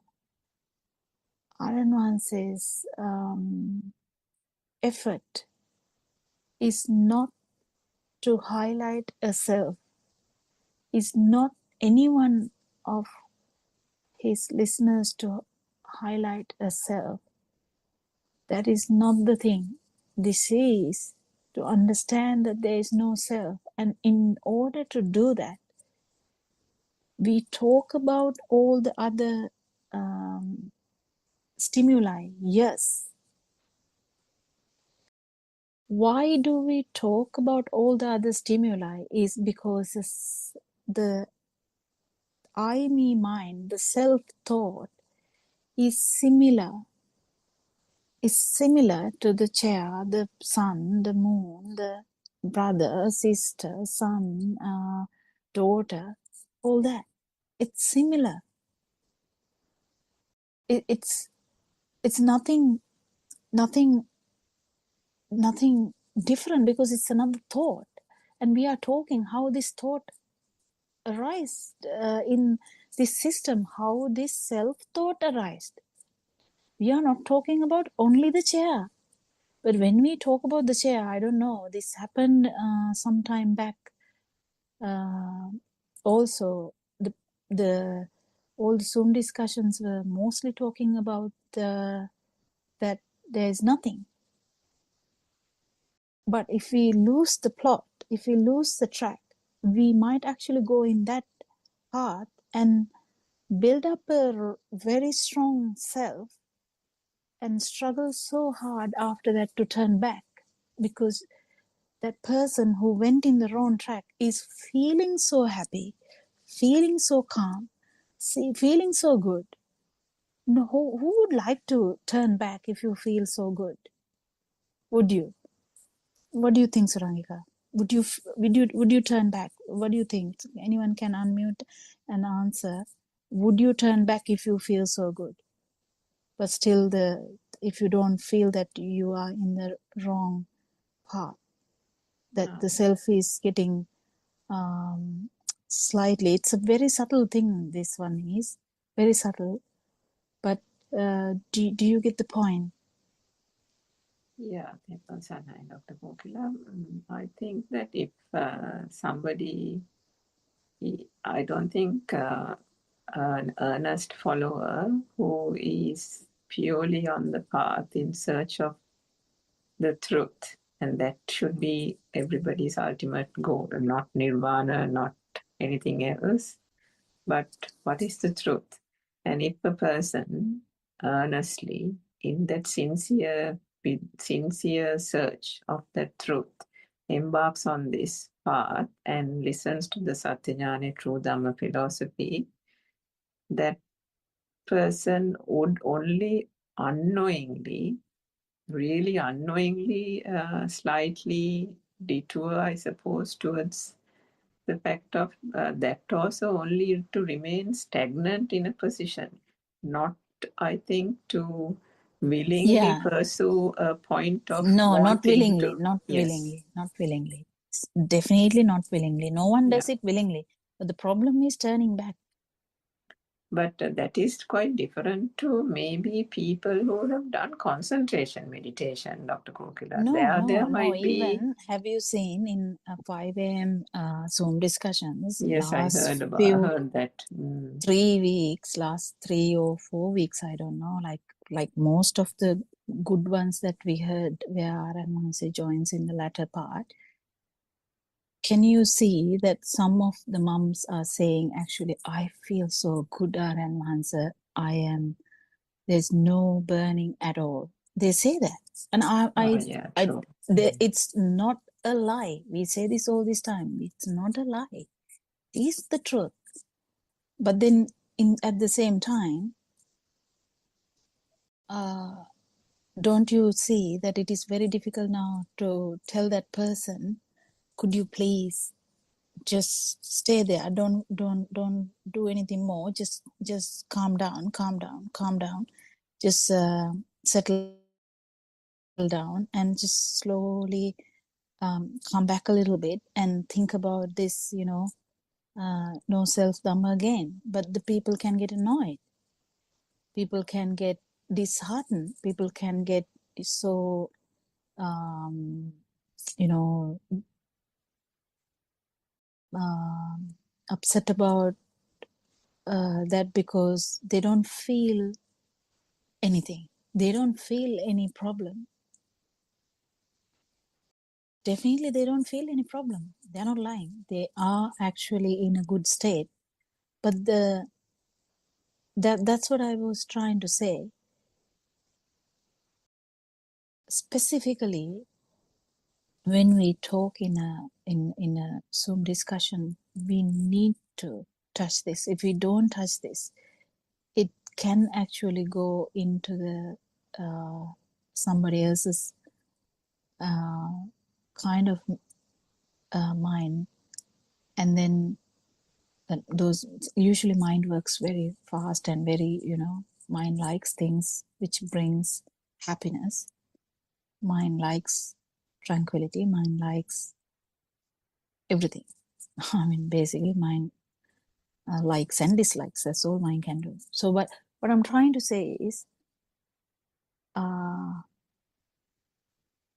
if we concentrate on one aspect of Dhamma, that is Deyakne, we might actually put it to Kenikne, also to the outside, not to this side.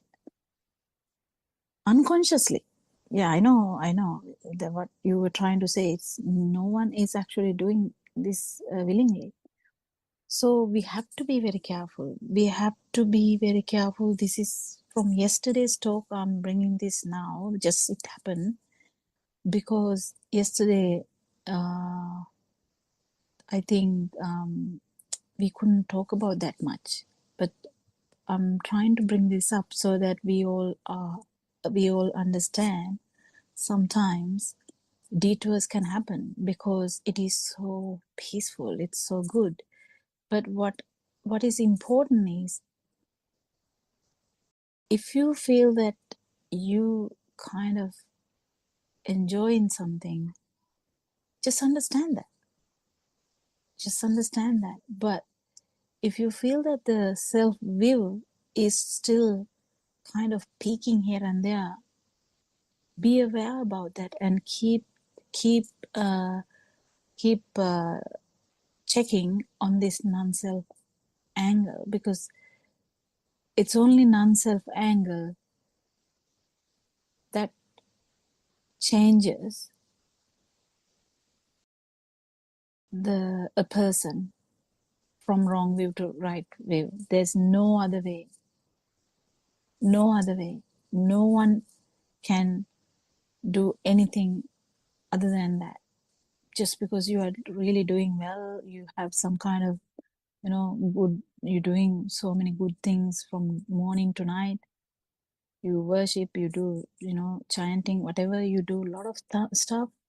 And you think about Dhamma, yes, you're doing well. And you have some dhyana also, yes, that's good. Some meditative states, that's also good. But this right view or samadhi is the cornerstone of Dhamma. So we need to get this properly. Why are we trying to understand that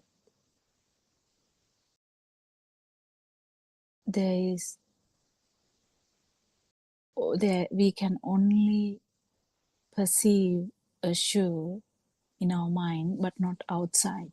What's the big deal about it? And why do we try to understand that the shoe is just a perception, and perception has no value? And why do we try to understand the eye? Because to see the shoe, you can't be blind. If you're blind, you can't see the shoe, you know that. So the actual, that cycle started with the eye. So to happen to that, you have to have some vibration in the eye. And the eye vibration, you can think about it, still think about it. But what I'm trying to say is, why are we worried about a shoe? Why are we worried about shoe? Why are we worried about a chair? Why are we talking about these things? Why are we worried about a stimuli? We need to understand why we talk about these things. Why it's not just to feel free from stimuli. It's actually to understand the pathophysiology of how this happened, like how this self-view occurred. Self-view is a thought, just another thought like chair, just another thought like body, just another thought like moon. So it's just another thought which has been so much, abhisankara, like, used multiple times. Like, I don't know how many stimuli I have gone through from the first. If you take the first stimuli as mother, how many stimuli we have gone through in English medium, in Sinhala medium, if you know another language, whatever, how many stimuli we have. And then what did that put fuel into? It put fuel into this self-view. And it's just one thought though. And why we bother about all these things is to understand that self-view or thought about me, mine, has happened because of a perception. It's not outside. The me is not outside. That means this whole body and all that. It's not outside, but it's a perception. I is a perception. It's the strongest perception ever. Strongest perception ever. When I kept talking about, children maybe the biggest perception and all this stuff. No, the I is the greatest perception ever, which has been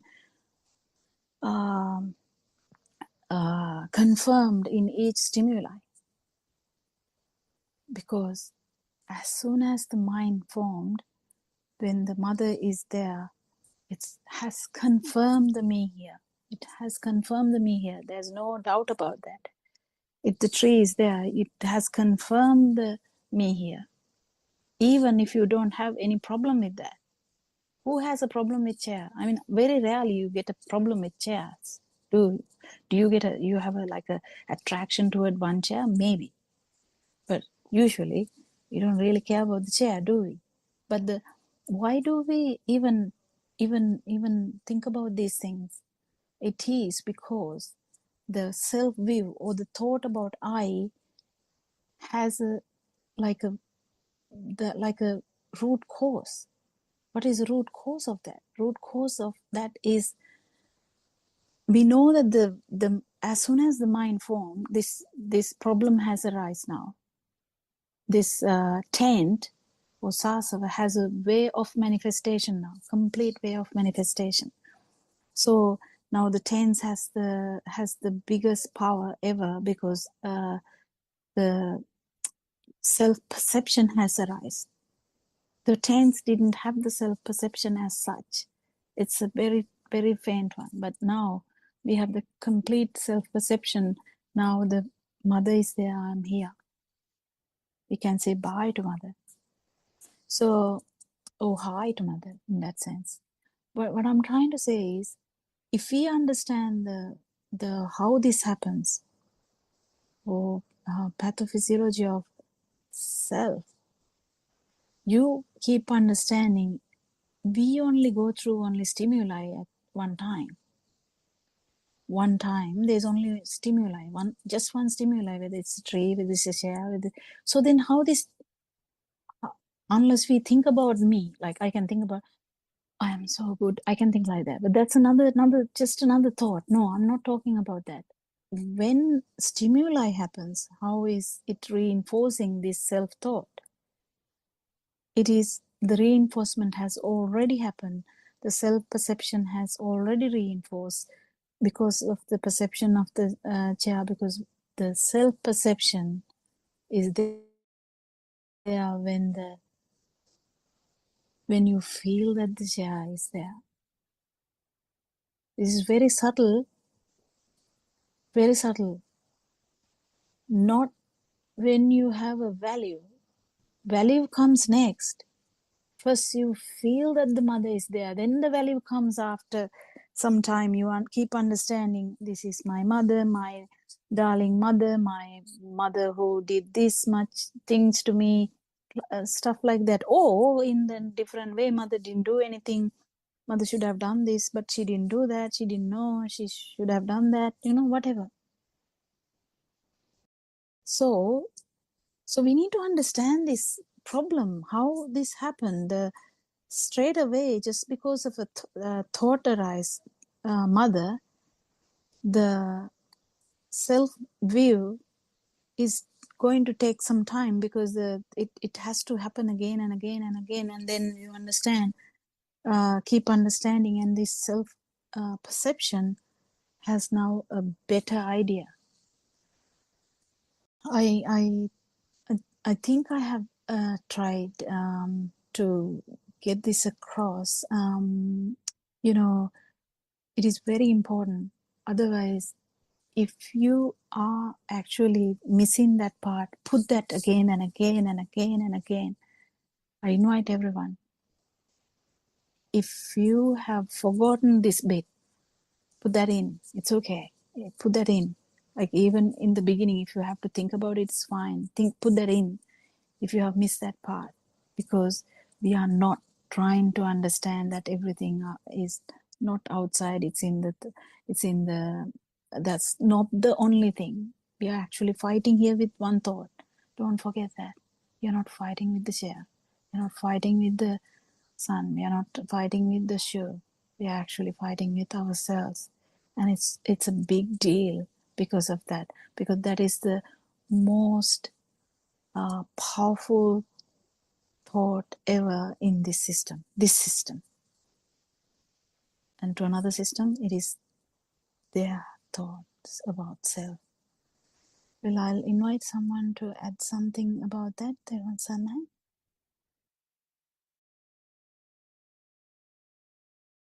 I pay my homage to our Enhanse, Tirvan Saranai, Dr. Popila, and other Dhamma friends. Actually, you were trying to touch some very important, uh, very deep facts in the path. Uh, as you already mentioned, actually, this self-perception uh, can be identified at course levels superficially, but when it comes to the deeper levels, where, as you said, lots of mothers in the discussion say that I don't get angry anymore and I don't like this and that, I have changed like that. So those levels, actually, they have found that superficial coarse level of self-perception. So that part is actually easy to identify, and that part is easy to sort of shed. But when it comes to the final level, especially when you, as you mentioned, the sensor level, where uh, the senses, that means the seeing and hearing and feeling, at those levels also this self vibration, that part, it is difficult. So it has to be uh, after a very thorough clearance in the true Dhamma side, that means the Darshana Samapattiya or the true Dhamma side should be cleared day by day until the arhat state. And it's like sharpening a knife. uh, you cannot stop actually saying that I have read the books related to darshana, or I have listened enough to darshana, and that part is clear, because it is an ongoing process. And as you mentioned earlier, these mothers who say that I experience emptiness, I feel that there is nothing uh, is valued, and I feel that very much relaxed. Partly, I feel that now those mothers, most of them have been listening to Dhamma discussions for years and years. And the fact about this value of the uh, sensations, or value of uh, the yes, sensations, value of the those things are no more there. And when we realize that uh, value, or taking it as real, or taking it as a thing, so those things are uh, not the correct Dhamma teaching. When these people, they listen, go on listening to the same thing, phrases, sometimes they can sort of by heart what is mentioned by Aryan Mahanse. So then the mind sensor itself will give kind of feeling that you experience it. Like an example now, this has been mentioned by Aryan Mahanse also. When a person is uh, bombarded with the idea that you are mad, this fellow is mad, you are mad, sort of like that, then the person himself will come to that conclusion within, okay, maybe I am mad. So in the same way, I feel that when they go on listening to these same type of explanations, same type of discussions, they feel it so. And what happens is they experience something, some kind of emptiness, but the self-perception or the self-feeling is there strongly as a tower on this side, but the other side has dissolved. So that is, I felt, one of the pitfalls that most of these listeners fall into. And as you very correctly said, it is such a nice experience, so that they don't like to uh, turn back. They don't like to uh, get down to the lower step. Uh, because they feel that they are in the correct pathway because it's so comforting. Same thing happens to the people who have been doing lots of concentration meditation because they also, now what happens is that uh, myself or the self perception is very well preserved, but they experience so much of tranquility and relaxed feeling, and they reach various dhyana levels where it becomes kind of addicted like. This is what I wanted to add. Teruvan Saranai, somebody else can contribute or correct me.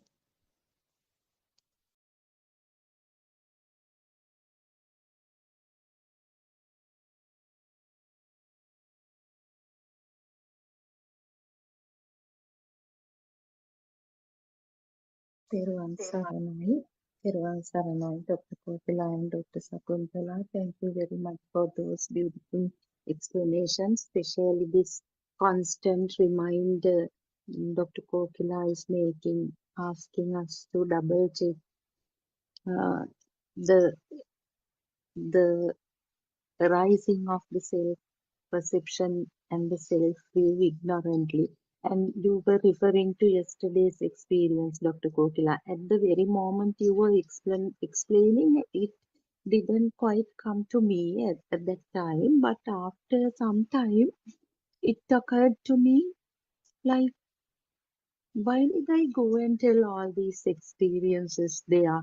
As because when you said to the day before, you said so you went to the toilet in the morning, but we don't go out and tell that I did something like that, some incident like that. So I had my breakfast, or I brushed my teeth, or whatever. We don't go out and tell because it doesn't become a thing to share. What I said was, no, I thought would be a good point to discuss and build up the discussion on no something I said. But why didn't I take the other thing as a good point to discuss and put it? I mean, have a, to build up Dhamma conversation. So that way, actually, that contemplation was very important, and so I realized it not during your explanation, but later it came. So that's very important, Dr. Kokila, all these reminders, because you never let us take it, I mean, in bits and pieces. You always remind this is the take it fully. So, and again, when I was listening, actually yesterday I went back to the Zoom discussion and I listened to it. There I was really surprised to hear the voice that I have used in the first portion of the Zoom discussion. I was like shouting. If Aryan Vazai had been there, definitely he would have stopped me, telling it so uncomfortable. So I was just wondering, why did I speak like this? Because halfway through, the voice was so calm and normal. Then I realized, Dr. Kokila, it was raining heavily at the time and thundering. So without the involvement of the self, I don't know who has raised the voice even. It was at such a rate because if you on the other side, you might have felt so uncomfortable. So that I didn't do deliberately. This system, due to the background noise, it has gone on raising the voice, and it was like that at the end. So uh, and I have a question, Dr. Kokila. May I ask this for clarification? When it comes to perception, Dr. Kokila, now in the thought creation, some power is generated. So we take it as they are also it it aggregates the self perception, and the tails, although there isn't anything existing, since we know that it occurred first in the zygote, uh, within there is a kind of like misconception, true, but okay, these chains are there and they are also energizing the self-perception. So is it being strengthened in two ways, due to the power generated in thought creation, and on the other side due to change kind of misconception is there? Please explain if you can, Dr. Protila. Thiruvan Saranai. Well, I can't say I fully understood the question, but I think I will give an answer and see whether it is the question you asked. The tense is the self vibration. When it comes to the mind level, it has a perception. It has a perception. So, in the sense, it has a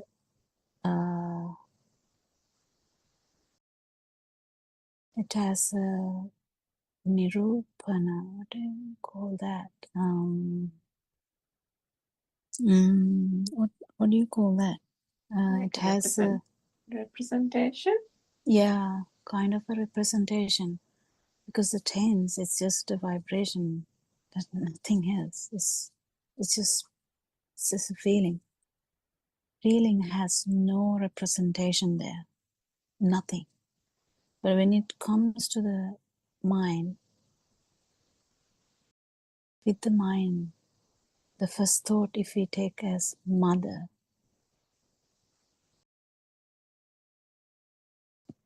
self-perception is there in a very subtle way. It is there. It's a perception now. But when it comes to the mother gets into volitional formation and develop into a clear thought, because mother is a perception too. Sorry, I think I made it. I'll retell again. So, child gets a perception of mother first, and that level there is a. As soon as you get the self perception of mother, self perception is there. That is why I told you that day also. Shoe on the doorstep means self perception is there. It just for the beginner level, not for the arahant. Beginner level, because someone can argue with me. No, there's no. Yeah. I'm not talking about an arahant. I'm talking about a beginner who is still learning this Dhamma. So perception level, because it has to be like that order, because that's how it happened, The formless, where the feel, that vibration, form level is the perception level. The thought has not formed fully yet, like kind of mother perception can be there, but then when it into fully a thought, you have everything about the mother, my darling mother, as I said, everything. As in the same way, as soon as the mind is formed, the perception of mother, if the perception of the mother is felt as real, if the self perception, if the perception of the mother is felt as real, definitely, then you will feel, you can understand that the self perception had been there. That's how it works. The self perception have no power or representation without a stimuli. That's why we talk about stimuli. That was the one. That was why I was talking a lot about that in previous few words. So that's the main thing. The mother perception, shoe perception, dog perception, whatever perception, if it is felt as real, the self-perception is already there. Already there. When it comes to like a developing to a like a great thought, then I, me, mind, great thought is also there. You don't have to think about it. If you think about it, that's a different thing. Like I can think about mother, like sit down and I write a essay. Yeah, you have to think about it. That's fine. And I can write about an essay about myself. That's okay. You can think about it. I'm not thinking. I'm not telling about thinking process. I'm talking about actually like a 3-year-old child. I'm talking about the 6-week baby, and I'm talking about a 2-year-old child, or no, 1-year-old child who has the perception but not has fully formed the thought properly. And once it is kind of 7-year-old, thought has fully formed and the I thought has fully formed. Did I answer the question or did I go astray? I don't know. Did I go all over the place or did I answer the question, or is the question different? Yes, it's raining heavily again, Dr. Kokila. I'll go back to the YouTube and listen to it. I couldn't concentrate. Um, so I think that he said there is nothing existing as paint or anything. It's When the okay. Yeah. first thought is formed on the other side, we can't see on the other side even, the perception of I is also fully formed. Isn't it, Dr. Kokila? Yeah. Yeah. True. Good answer. And Dr. Kokila, can I yeah, just ask you yeah, from the same thing? Now yeah. you use the word self-perception for both levels, didn't you? I mean, for the baby's level as well as the later older child. No. Baby's No. level, it's a self vibration. It's just a feeling. Okay. Right. Formless has no. You can't talk about. It's only. I mean, it's very difficult to say now. This is about the light also, but it's a vibration. So it's a feel you have, Yes. and it's formless. You can't actually have a. You don't have an idea, but yes, it is. It and no self perception is is a non-vibration. That's what I'm trying to say. It is something you have to feel. But before coming to that, you need to understand this form level properly, because as soon as if the show is there, the self-perception is there. If the moon is there, the self-perception is there. If it is there, in the sense, if you feel a value, but this value also, it is very subtle now. I'm not talking about even, liking the show. This is weird now, because we are not talking about liking the show or hating the show or nothing. It's about feeling that it's there. Self-perception is there. Perapasunawe. There's nothing like it, just at the same time. So that's why we can't talk about we don't talk about the feel. So that's why Aradvan says it, reiterating the importance of feel, because if you're not in the feel, you don't know how much power you have, the tense or whatever, that power, the vibration power is felt properly in that formless level, not in the form level, because form level, it is in the perception level. So perception is there. If the show is there, the perception is there. But imagine, now we have to add this too, otherwise everyone will get confused. So imagine someone actually understood this and underwent an internal change where you go through directly, not feel the form level, directly feel the vibration and understand that it is just the consciousness of the eye, or consciousness of the ear, or the consciousness of the skin, consciousness of the tongue, consciousness of the nose, directly non-vibration arises, because the it is that is actually the no self angle. That is the no self angle. If you don't come to that level, the no self angle is hidden. Actually, it's not good. It's not strong. To actually put the no self angle, you should actually get into that level. So when you put the no self angle there, then you realize, oh wow, that's just consciousness, or this feeling of alive feel, or it's a feel, just it's something you feel, alive feel is a feel. The feel of existence is a feel. And that is only due to these 5 sensory organs. Definitely no self-perception or absence of self-vibration arises. If this happens, okay, imagine this happen. If this happens, immediately as soon as this happens, the continuity of this self-vibration is challenged.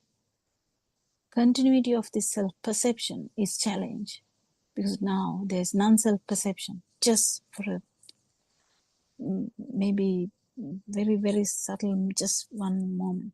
But the no self-perception is kind of felt so big, because it's very unusual. It's felt so big that it leaves like a big mark. And then after that, the no self-perception will keep, it will strengthen the whole system and change the view. Change the view. What is the view? It will automatically happen. It will change the view. What is the view? There was a continuous me coming. There was a continuous me. There was I. There was mine, the stuff, everything. This whole thing, it went to like what blasted. So now the no self-perception has done such a thing to this whole thing. The person, the self-perception or the view has changed. So now we call that person is in the path. Unless otherwise, it's very difficult to call a person actually in the path. Then now everything starts with samma, samma, samma, right view, right thoughts, right talk, right living, right actions, right everything. Because now the person, particular system, has gone through that change of understanding the no self-perception. So that system is aware that even though I feel now, after that the continuity is felt. But even though I feel the continuity, yes, but that's not true, because there was one episode there where you felt no self-perception. And this will keep strengthening your no self-perception and the no self-anger. The whatever defilements you have has no place to plant. What can the anger do now? You will feel the anger. That's what going to happen, because even a stream winner can have anger and liking, but it happens with the habit. But that system is fully aware that it happens with the habit, but it's that correct view or right view is never going to change, because it's an experience. So then Kamaraga particle slowly gets reduced. That is defilements, the cravings, and the what is it, anger, or so they get reduced, and then that happens throughout this reduction of your defilements. And in one particular time, you will keep understanding this Dhamma more and more and more and more, and you will understand that you might feel this again, and get a fully clear idea that these perceptions are actually no value at all. And it started from just one vibration. And then the interest basically interest in these sensory organs go down. That's what happens. Interest in sensory organs go down, and it keep happening and happening and happening, and at the end, the system will become that non-self perception. It's completely no self-perception then, because there is no self-vibration. Self-vibration has gone to zero. How do you feel it? You have to feel it again, that whether it is zero, but because it's in the feel level. So I don't know whether I did any put to that question, Dr. Sakuntala. Do you think? Yes, I think, yes, you were trying in your best to explain, because I know finding words is difficult. Just one more question, Dr. Kokila. Can it happen in a system and still uh, doesn't recognize or doesn't identify? Yeah. But in Lord Buddha's time, there are examples of that. But the beauty of that is that system is going to feel it again, because this no self-perception is never going to lay dormant forever. Lord Buddha says, if someone has felt this no self-perception at least once in their life, definitely they are going to become that. So when it happens again and again, the system will be able to identify. 100%. Is that what you're going to say? 100%. Okay, right. That was a beautiful explanation, Dr. Kokila. Thank you. Yeah, Surangika, do you have anything to add?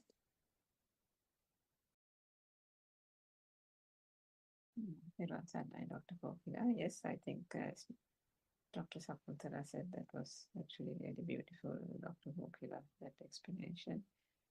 And I think to Dr. Sakuntala's point, if the system has encountered that experience, maybe that initial self-view would have been eradicated, but the rest of some of the taints might still be remaining. But then I think R.N. Vanse has explained in an era where there is no, in a non-Buddha era, still that process or mechanism can emerge, and then through just a natural occurrence of some nature event can attain that final liberation, isn't it? The Pascheka Buddha example that R.M. Vanse has explained. And also a stream winner might vibrate in the human world again. Who knows? Yes, true. Yeah.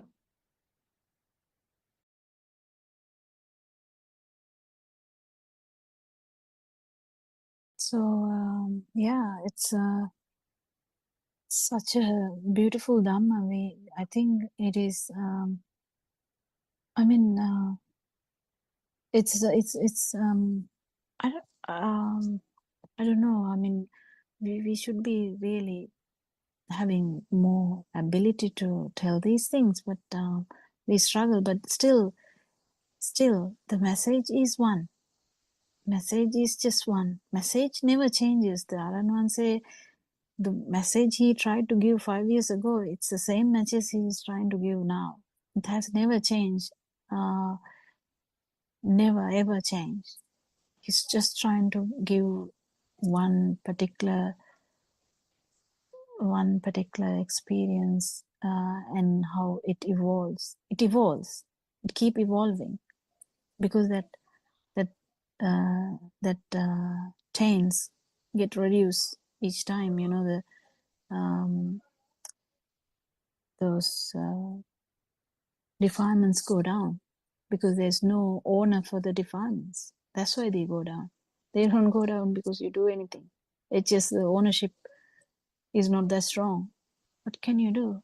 You have a necklace. There's no ownership. So what can that necklace do to that? That's where I want to reiterate. Actually, I wanted to reiterate this again today. That's why, because people talk about the necklace, but what actually happens is when the self view is damaged or shattered or blasted by just one experience, moment of experience, what happens is there's no ownership. The ownership is the one which is damaged, not the necklace. Do you get the point? So the defilements, it's both ways. The necklace is already understood. That's why the person actually came that far. If someone is actually attracted to a necklace, that person can't even come to this level. Can you? Like even for a moment, it will be difficult. But if someone actually came this far, that person has understood this a lot. All our mothers are very suitable for these experiences because they don't have much affinity for any of this stuff. Very good. But it's just getting this puzzle correctly.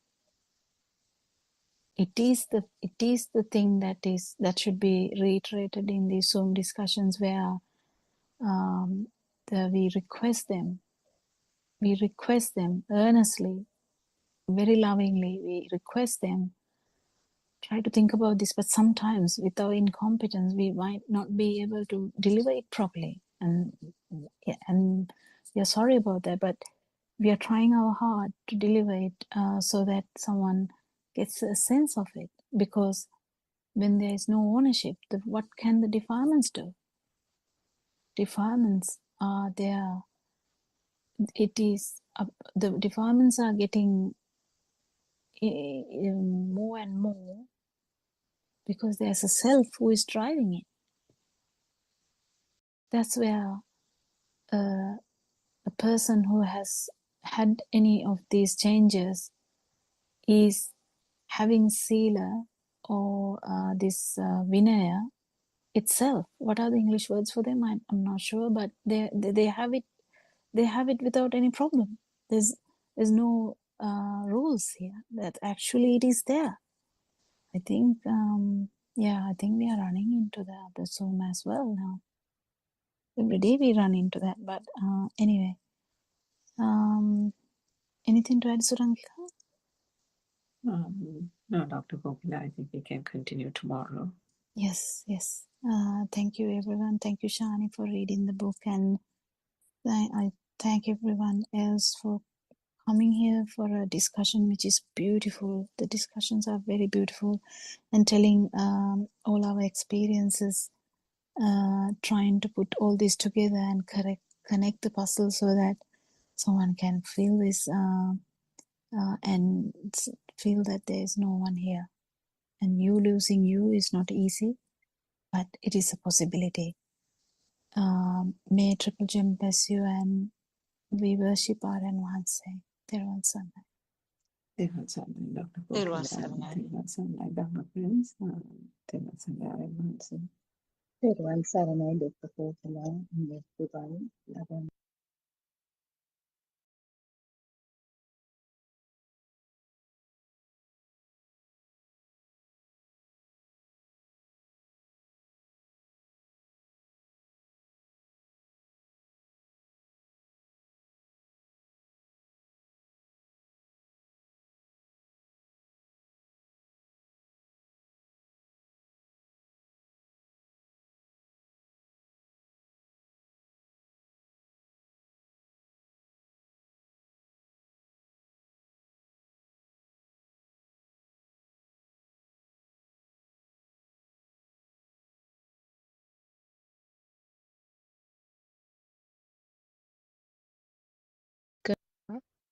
and when it ceases.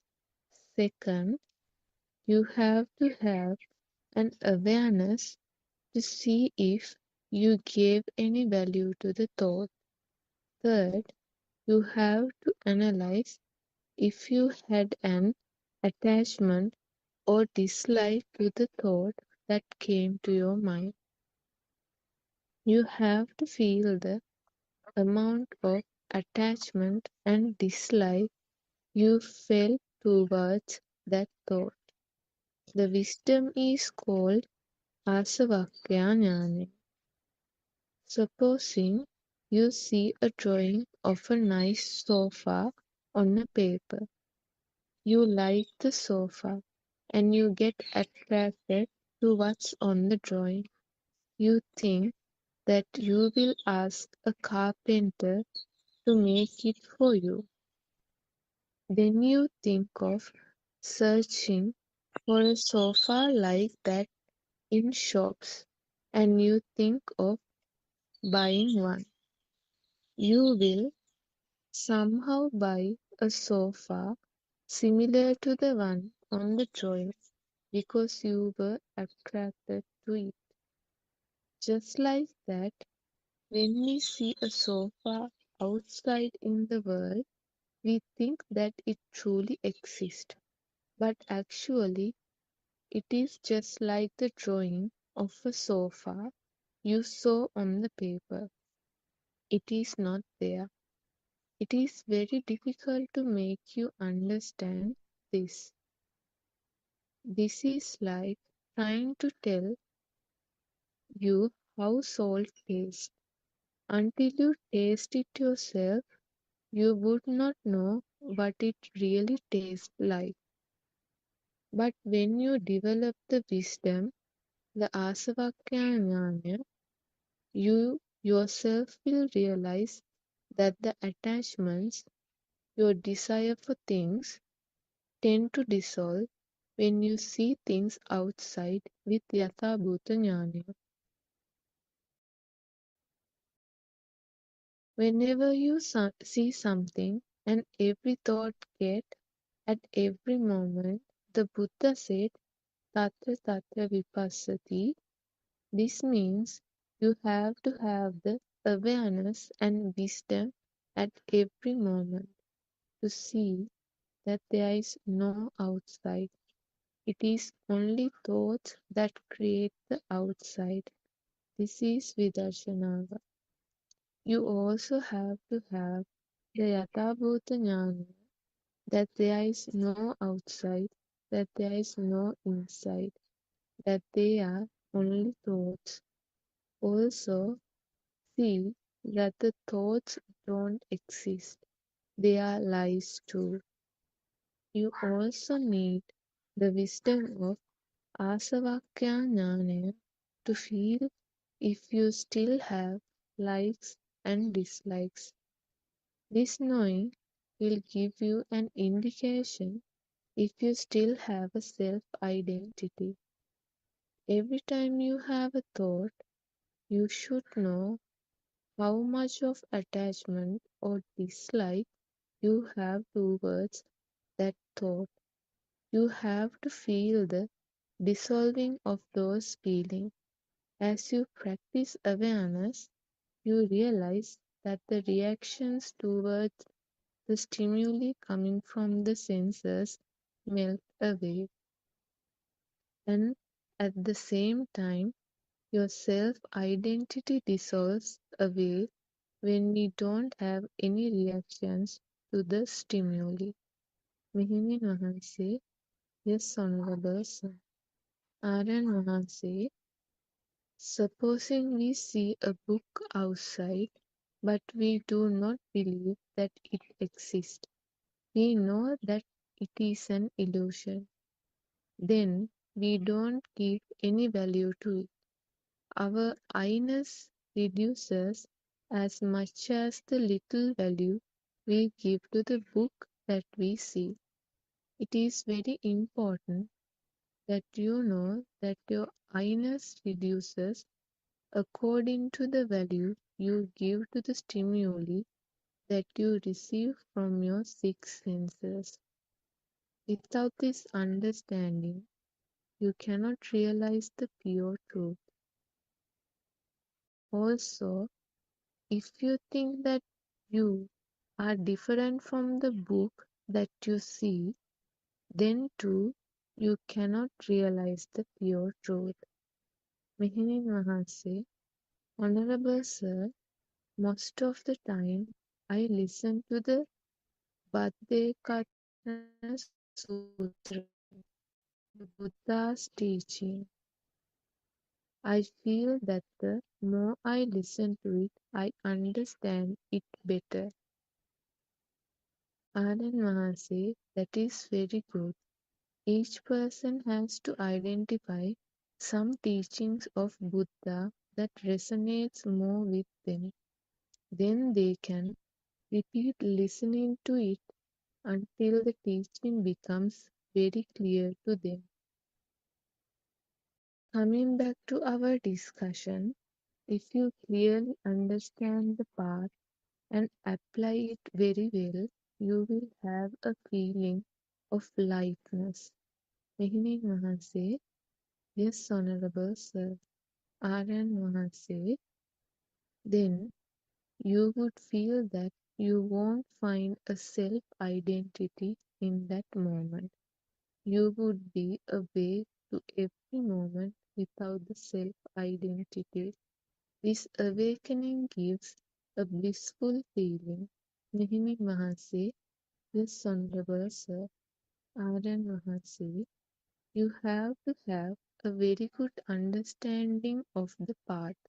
You have to have an awareness and wisdom to go on the path. Contemplate on all that we discussed today. Every time you taste food, don't own the taste as yours. When you have food, when you look around, when you feel a nice smell, see if you are there in that thought. Then contemplate on how to experience that feeling without the self-identity. You cannot experience anything without the self-identity. Then contemplate on how to look at that experience and find you in it. Mehini Namaste, Teruvan Saranai Namaste, Naren Namaste, Teruvan Saranai. May the blessings of the Noble Triple Gem be upon you. Teruvan Saranai, everybody.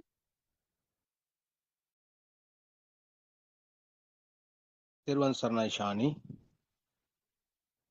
We pay homage to our noble friend Buddothpado Aryananse, Thirvan Sarnai Dhamma friends. This is Buddothpado English Zoom discussion. In this forum, we help you to understand the illusion of the outside world and your very existence, and guide you to experience non-vibration. So first, we would like to invite Surangika to start the discussion. Thirvan Sarnai.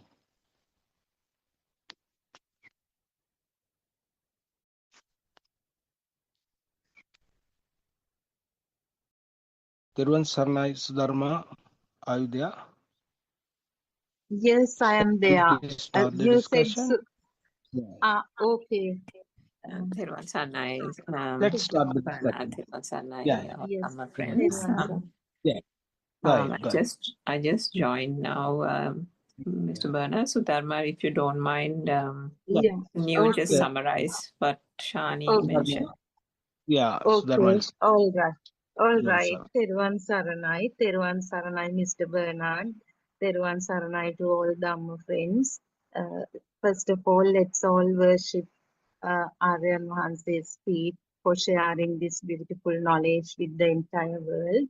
And as usual, Shani read the 2 pages from the book. Today it is the last 2 pages actually. And so far we have been discussing how or how should we see through the stimulus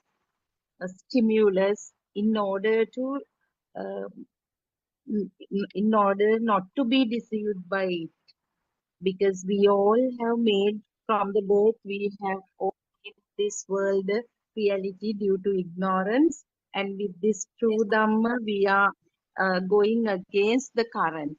Actually, we have been going with the current, and now we have started to go against the current without the person, of course.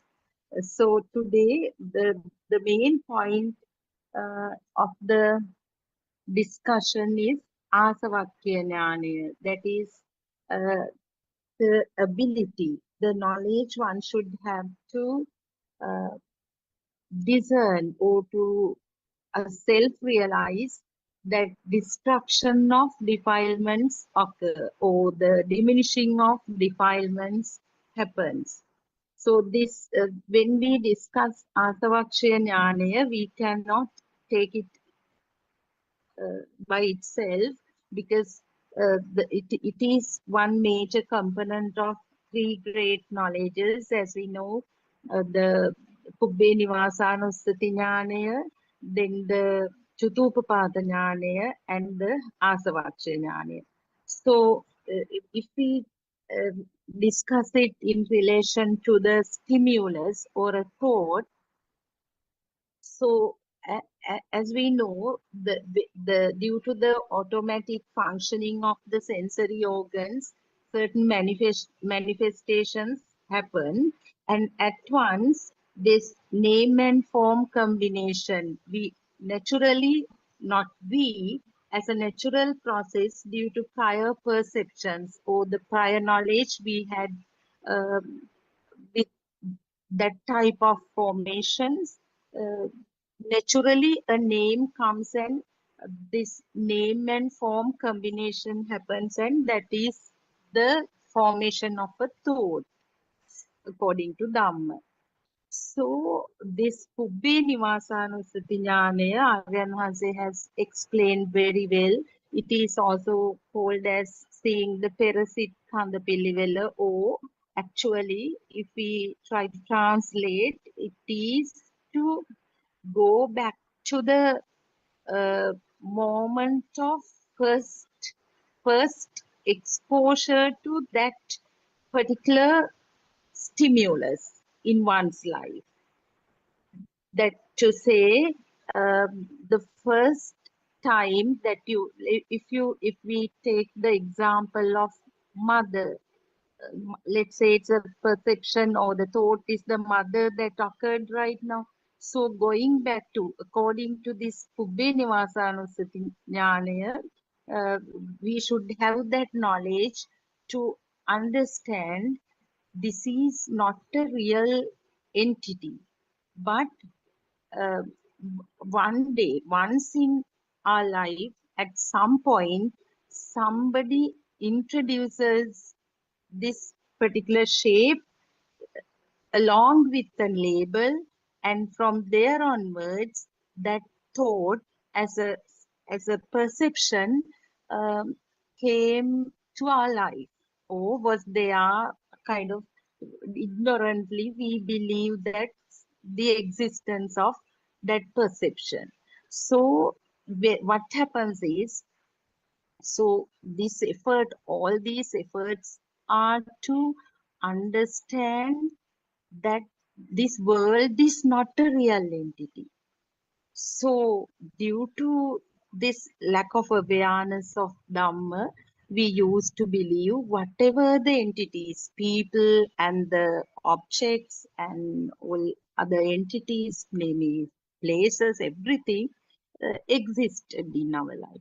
So with this Pubbe Nivasanussati Jnana, or the knowledge of going back to the very first thought, and through wisdom see the reality that it was non-existent until someone at some point like introduced this shape along with the label, and then onwards we ignorantly believed the existence of that. And so that is the Pubbe Nivasanussati Jnanaya. So when to talk about Asavakshya Jnanaya, we need to have that aspect also, that awareness, that knowledge also. Then the Chutupapata Jnanaya is the knowledge to see the truth in the stimulus that occurs at that very moment.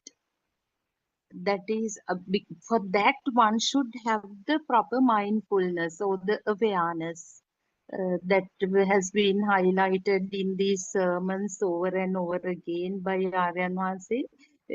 One should have that awareness. If you are not if you are not able to see that it is a stimulus that occurs right now, it is not something that is perceived by an existing sensory organ or existing person, but it is an instantaneous manifestation that happens due to these similar vibrations coming together.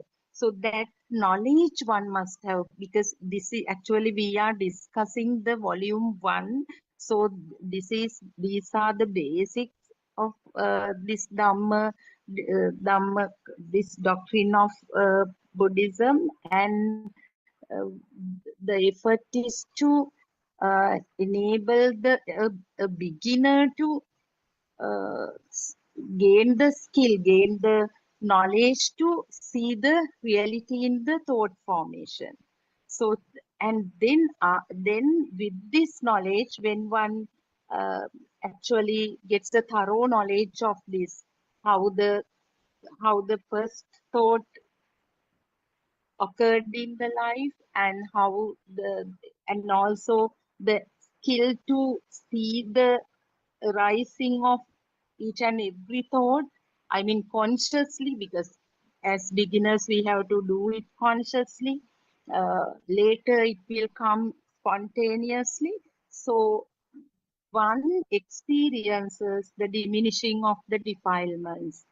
So here in this description, it was very well explained. Aryan Hase explains how can one understand the diminishing of defilements. How actually when we talk about defilements in relation to a certain object, we have to think about all aspects like attachment. You may be attached to that, or maybe there may be aversion, or equanimity, upeksha. Sometimes you may not be attached to it, you may not have any aversion to it, but that upeksha, equanimity is also a point. So with this wisdom, you should be able to see the level what happened actually, because ignorantly we never paid attention to any of the thoughts that occurred in our, I mean, day-to-day life, unless and until we got this need to understand through Dhamma. And gradually now we have come to a certain level that we feel that our defilements are fading away gradually. But it is a process again. It is very important to mention that it is a process. It is a process. It is not like, it does not happen in one go at once or just the moment. But still, that also depends on the skillfulness of the disciple, uh, because Aryan Hansi himself says certain people, Uddatitanna people, then and there realize everything, but still others will actually elaborate on this. So Ms. Surangika and Dr. Sakuntala is also there. So the discussion today is going to be basically about Asavakshya Jnana. In this section, Shani explained 4 aspects. If I repeat it, first thing, to see when the thought is formed and when it ceases.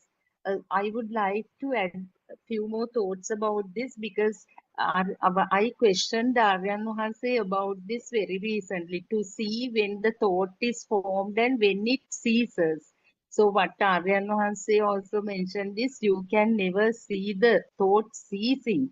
It is through wisdom only you know that when the next thought arises, the previous thought has ceased. It is also through wisdom one has to see.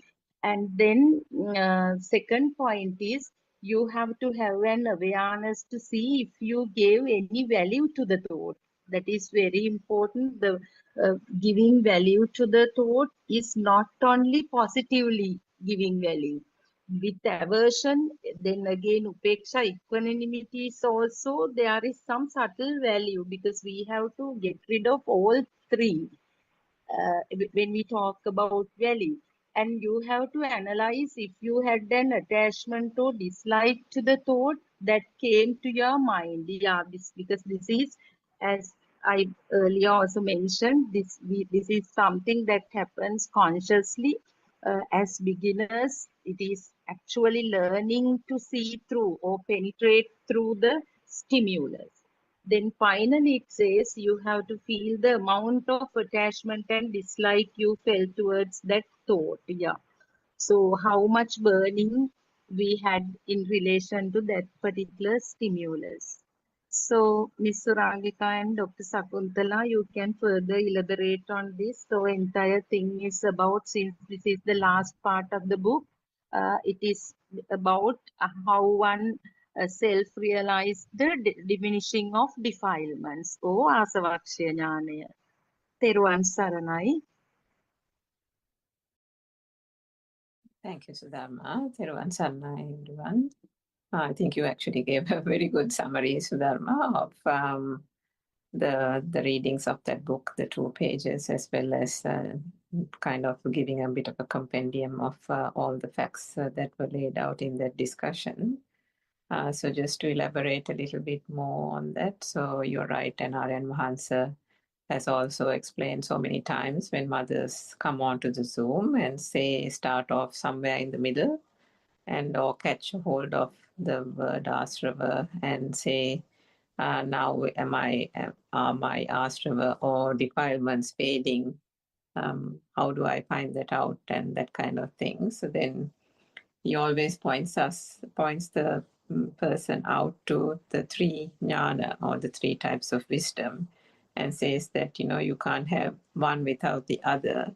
And all 3 are interlinked. And in order to come to the point of being able to detect whether the asrava or the defilements or taints, as we call them, are gradually dissipating, one has to understand the 2 types of wisdom that comes before that.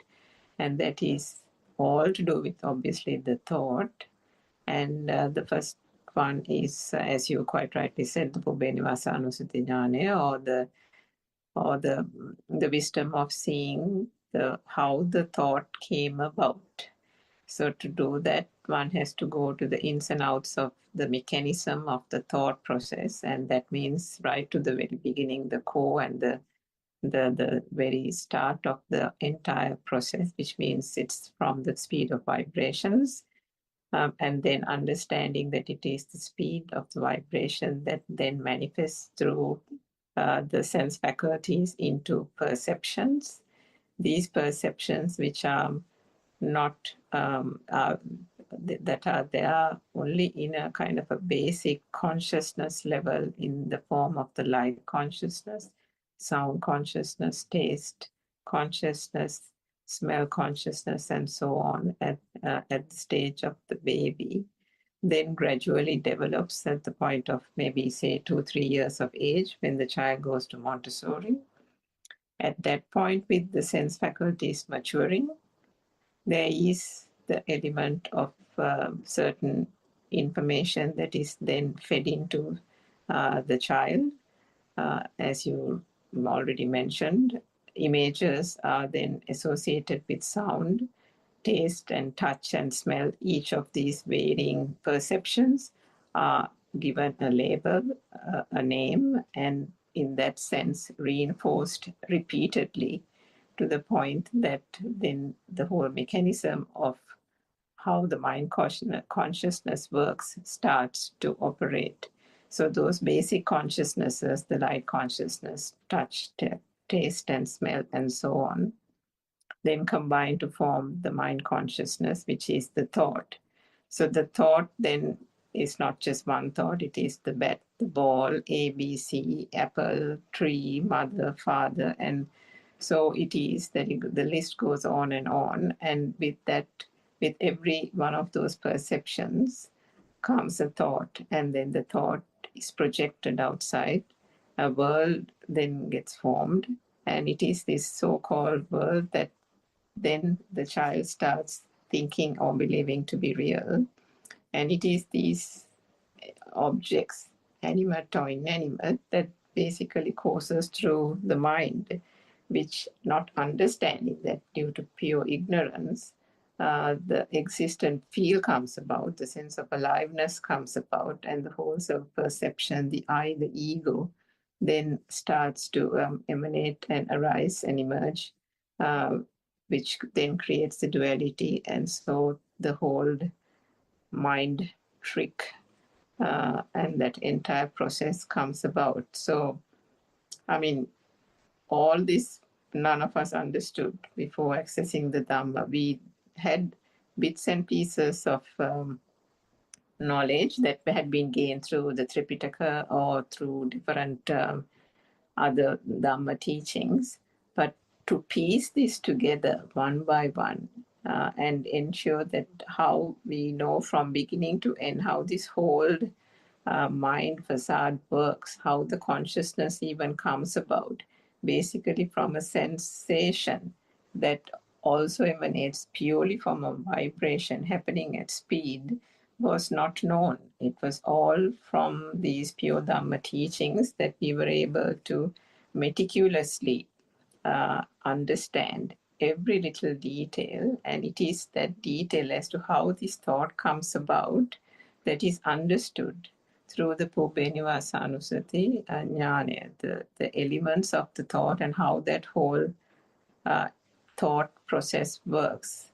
So once that is understood, then we come to the Chutupapada Jnana, which is the understanding of the thought or the stimuli that is occurring at this very moment.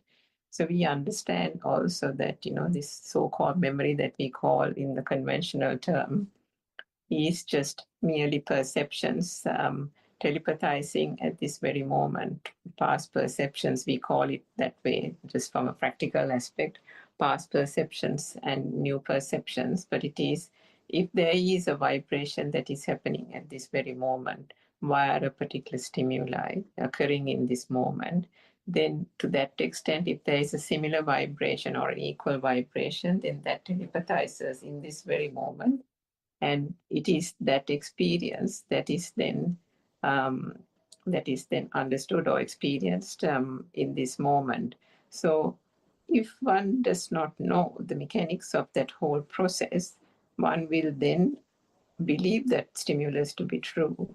And it is not just known as a thought, is it? It is put out into that real world, and they consider it a real world. They consider it an object of attachment, as you said, an object of craving, an object of desire, or it can be an object of ill will or hatred. So if one, for example, thinks about, watching something on TV, like a cricket match, for example, or some really nice film, so then sometimes you can, we've all come across this situation where people, sometimes your mother or father or your husband might come and say, and talk to you behind the sofa where you're sitting and watching the TV, but you don't even hear them. You don't even know that they're standing next to you because you're so engrossed in the film. So what happens there? You have completely identified yourself with the watching. That whole thing has become so real to you that you are immersed in it, which means that is where the becoming is. That is where the bhava is. And that's what is mentioned by upadana or identification with stimuli, because of ignorantly not knowing that the object is not real, one has then become the object because of the attachment or the craving. If we take another example, for instance, and this is something that we have come across, like, if there is for example, a dead serpent on the road, you will find the people gathering just out of curiosity to look at it, and then you are passing by, and then you wonder what's the big crowd about, and then you go and peep through the crowd and see what's this whole thing that they're staring about, to see it's some dead serpent, and it's probably stinking, isn't it, on the road, and it's not a pretty sight. I mean, how can a dead serpent be a pleasant sight? And yet people get drawn to it. It's aversion, it's distasteful, and yet there is a kind of a attraction to even the most unpleasant of things. There are so many other instances where we have seen that things that are not nice, things that are not pretty, still people want to see it, still people want to comment on it, still people want to go there and make a comment and say that they were disgusted about it, and so on.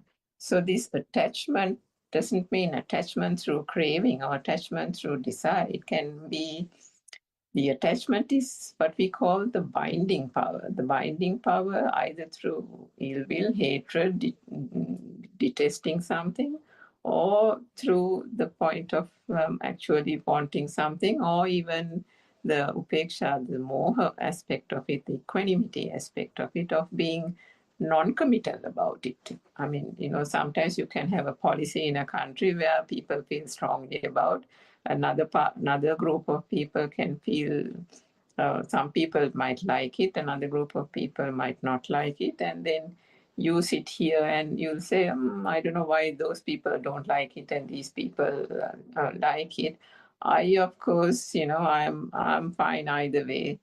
And you can express a feeling or a statement like that. But then what happens? Even to the point of being having that sense of equanimity, there is still that thing that one feels non-committal about.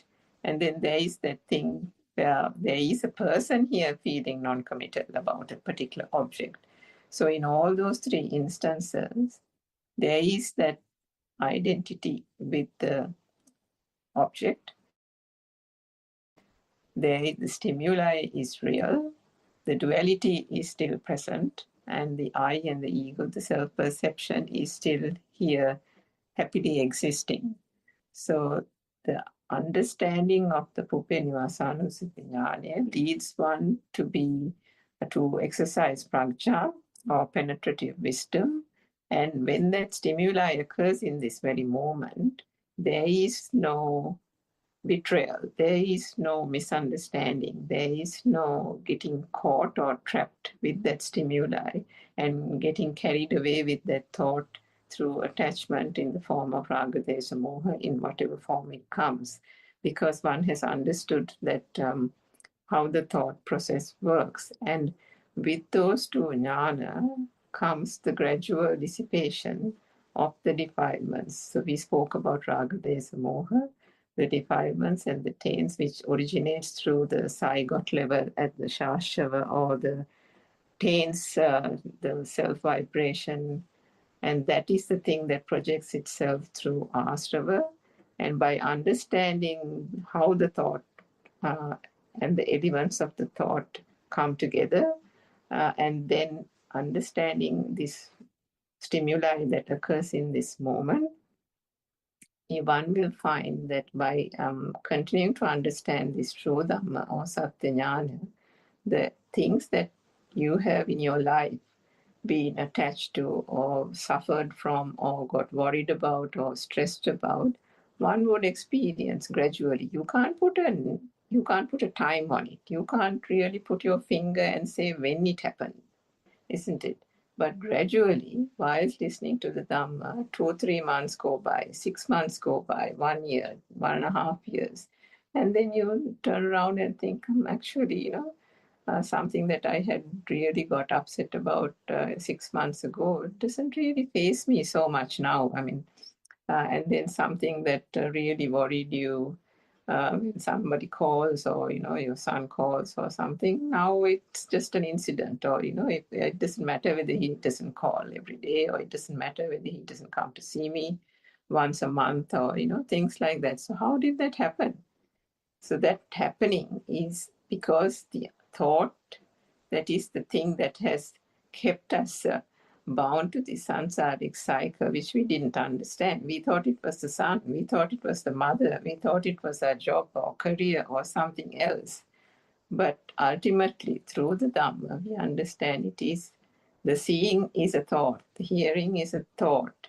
All the so-called perceptions or experiences that we have gained was only just a thought.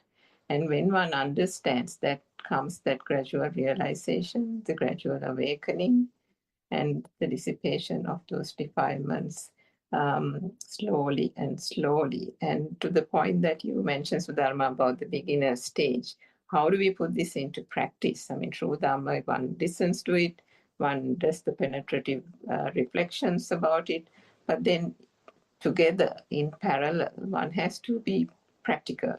And in that first stage of considering that this so-called external world is not true, it is only something that is occurring in the mind, one starts off by devoting 5-10 minutes of one's time, or attending a practical program where you will devote a certain amount of time by taking by understanding every perception that comes through, and understanding that if one hears a sound, it is the mind that says that it is a crow sound. If one gets a smell to the nose, then it is the mind that says, or it is the thought that says that it is the smell of jasmine.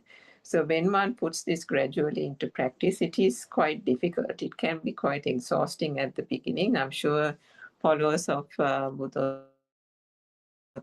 talks will understand that initially analyzing the thought was quite challenging. But if one does that for initially 5 minutes, 10 minutes, half an hour, gradually that thing starts to become easier, and then one is able to, through the Satyajnana as well, invariably be able to gain that kind of practice and ingrain that into one's daily activities. And that happens slowly, but it really does. It starts gradually becoming part and parcel of one's day-to-day activities, that then you don't have to actually pay too much of effort separately, and you will be able to make that whole practice a part of your day-to-day activities, and gradually those objects and the worry and the attachment and the desire that is attached to those objects through thoughts and the thought process starts dissipating,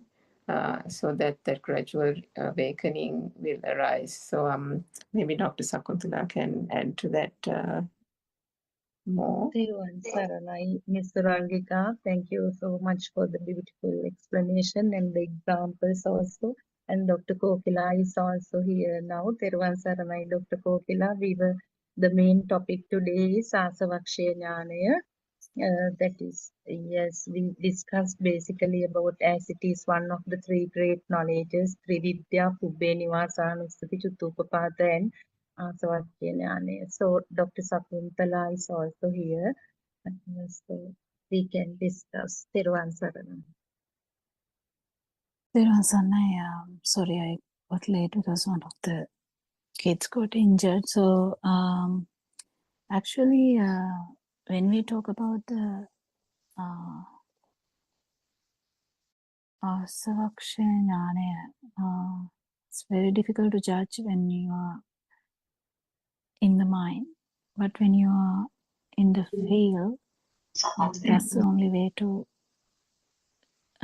talk about the Asavakshaya Jnana. So it is a bit difficult sometimes, because sometimes we can be in the mind and then we can judge, we can judge. So judging is in the mind, but actual feel has nothing to do with the judgment. So that's the most important aspect of the Sakshinyane, the feel, the how the feel has no explanation, how much vibration you get, how much power, the way the power has dissipated, power has reduced. So that's the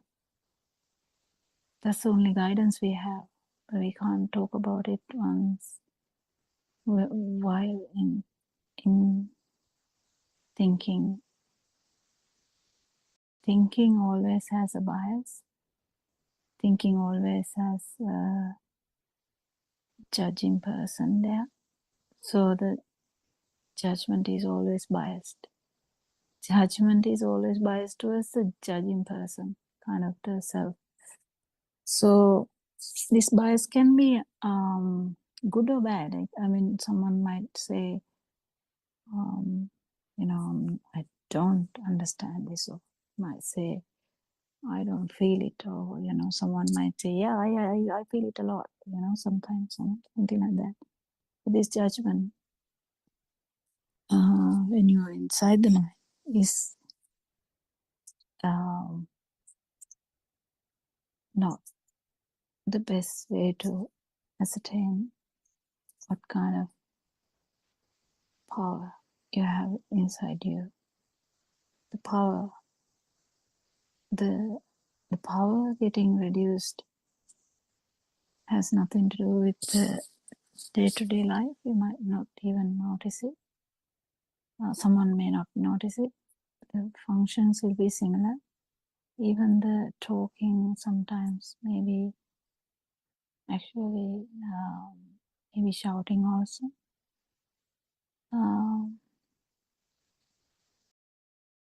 But still, that's only to oneself that will be obvious, unless it's another person who is closer to non-vibration, or who is non-vibration. Yeah, I think Dr. Sakatala can add something to Tiruvan Sannai. My all drama friends. I think Surangika and Sudharma gave a very detailed description about the three wisdoms that that was read from the book. I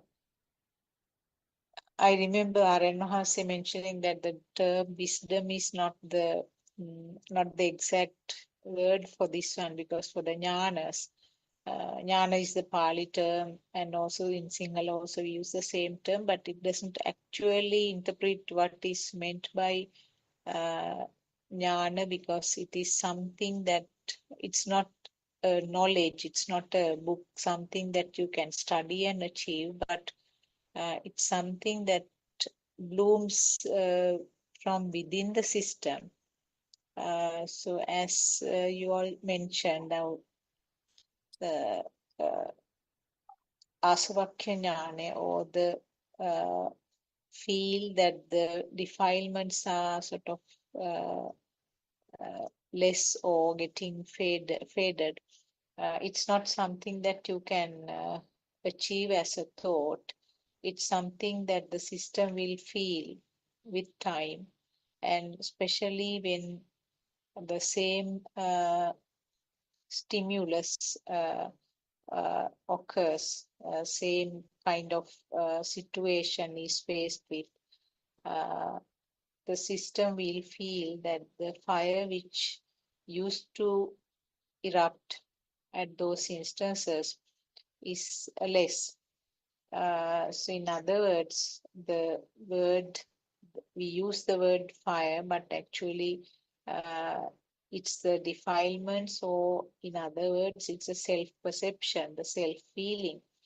All are sort of used to describe the same thing, the current which comes up.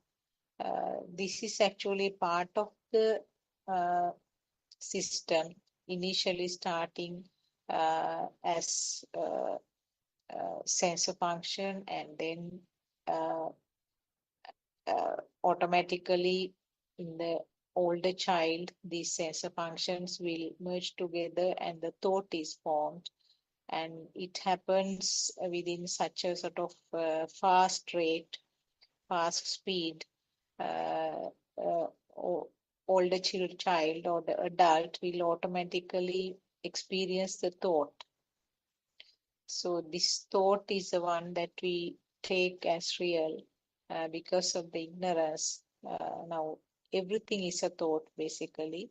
What we do, what we think, what we talk, everything are thoughts. So when you sort of open it up or stretch it and see, it's the cumulated effect of the sensor functions where there are forms of shapes, forms of sound, then forms of smell, taste, and the skin feeling. So these are the components of the thought. And when you go a little deeper, we know now that as people who have been listening to these discussions again and again, we know that they are actually the result of fast vibration that happens at the sensor level, or the creation of the sense faculty means creation of the sound or creation of the shape or creation of a taste, smell, etc. So these, when you realize this truth, actually how it happens, it's not easy because we have been experiencing the thoughts as it is from the time that we remember.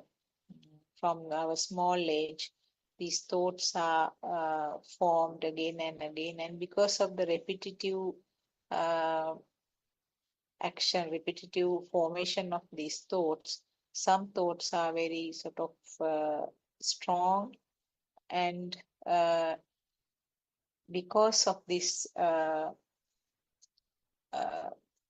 strong nature of the thoughts, in other words, they have very fast vibrations, and we feel that as if it is real. So the thoughts are given life, in other words.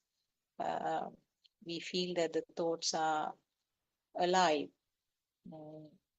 And like the other side of the coin, the alive thought mean that there is a self who is experiencing. So when I talk briefly about the practical side, these three wisdoms, actually, the Pubbe Nivasanusati Jnanaya, I think already has been described. It is basically analyzing or what happens in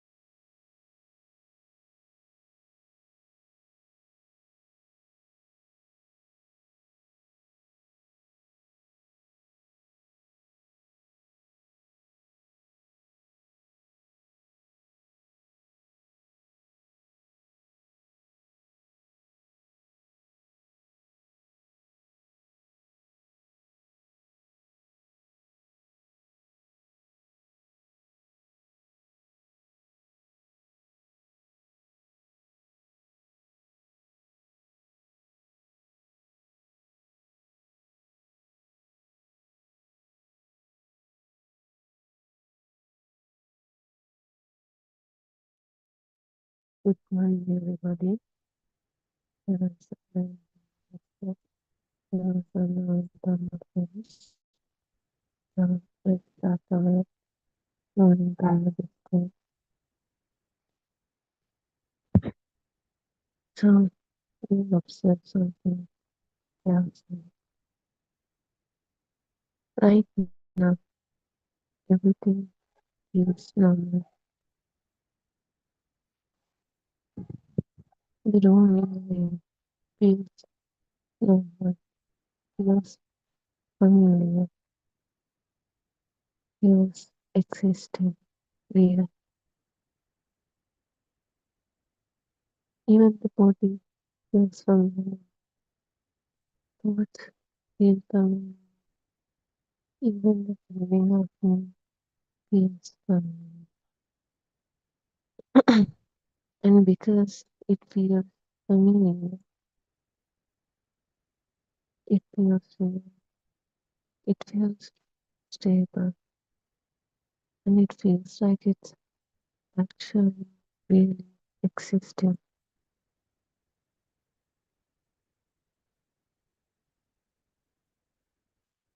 So today,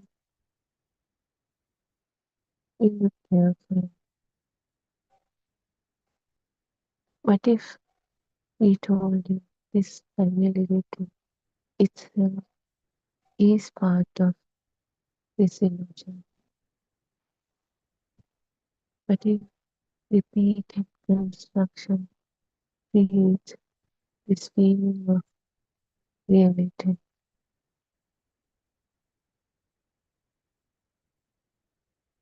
So today, we explore how thoughts become habits, how these habits become recognition, and how this recognition slowly becomes solidity. How from this solidity comes a whole world, and how this thing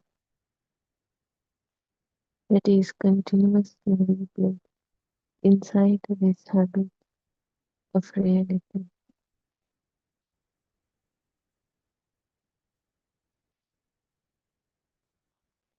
So before we start on anything, before we start on any thoughts,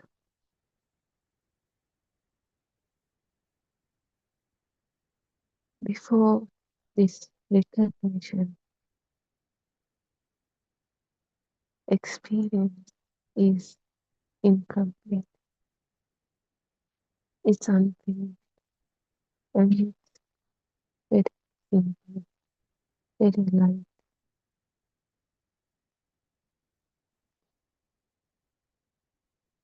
So we can get this experience in 5 ways from our 5 sense of faculties, as sound, as color, as smell, as taste, as touch. A sound is only a vibration. A color is also only a vibration. A sensation is also a vibration. Smell, taste, everything is a vibration. Vibration is the happen in all of these sense of faculties. As a result of these vibrations, we get sounds, we get colors, we get smell, we get taste, we get touch, text, feeling. But the faculties are different, so they produce different senses.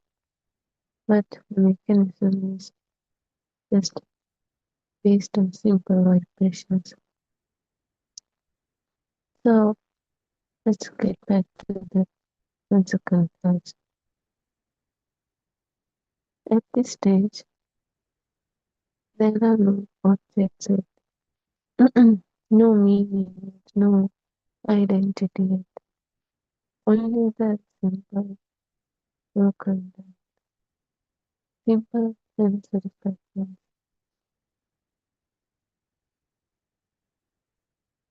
could be just a simple sound or maybe a color, a bunch of colors,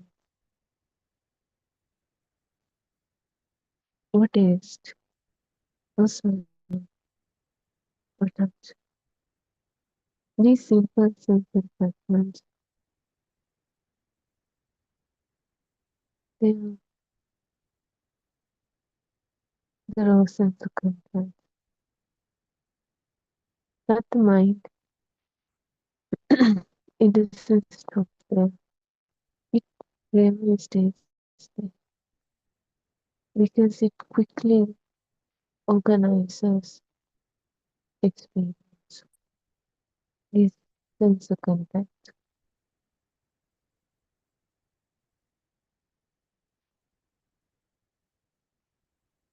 So let's say one sense of contact of a could be a sound, could be a smell, could be a vision, could be a touch. Then suddenly it's not just a simple sense of contact. Suddenly it becomes a thing. But it happens so fast, almost instantly. We can't say there's a process behind this, but instead we see the final thought, that thought. So let's get back to this process. One sense of contact, but then suddenly, as we know these are vibrations, frequencies, suddenly it's just like a mechanism of tuning forks that vibrates similar frequencies. Suddenly, when one sense of contact appears, the frequency similar to that sense of contact starts to trigger, awaken, resonate. And now the thing is, it's not alone anymore. That one who used to make construct the thought. So now, not just a simple sound or simple color or simple smell or taste comes, but with that all related patterns come. And the thing is, we don't see them as a separate a bunch of sensitive, but instead we see the whole package. It comes as a thought, a thing, something, an object. So that's how a thought appears from a simple physical thought.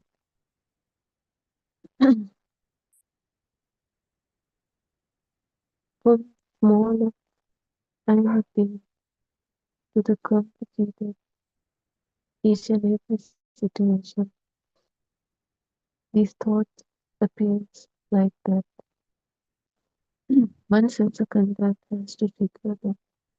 Then they come with the resonance.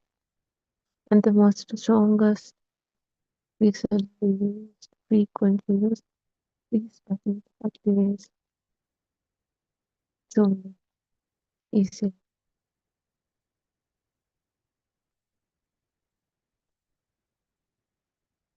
And we notice only that, but actually in reality, each and every pattern will get those activates at that moment.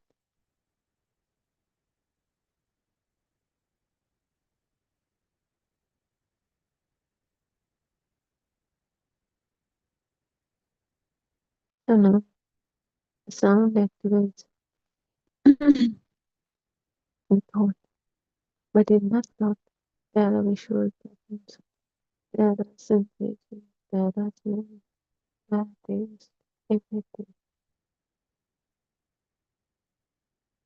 So these are linked each other as a thought. So one sense of contact can trigger the next connected patterns, sense of comparison network. It doesn't have to be a sound version, it could be a smell, and that smell can trigger the soul, or the rest of that branch of sense of comparison. That smell activates these associations, but the thing is, we don't see them as associations, a combination. Instead, we see the entries that end product in package. And somehow we take as a real thing. Look at we are unable to see it as a combination, a construction, using these sense of content. That's how those feels real, even though in the end they are just some construction, just like reading books. Let's take an example. We heard, we hear the word pineapple.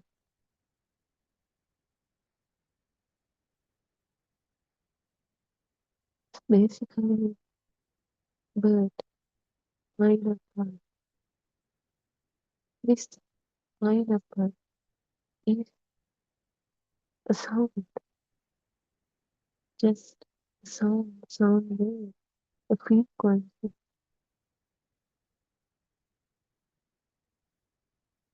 It goes up and down and creates this sound, pineapple.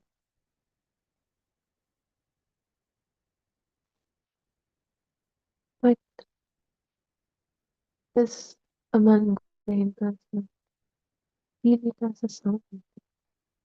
No, even though it's a sound, for them it's a thing. It comes as a thing. An object, a group with the red, with the red, with the high.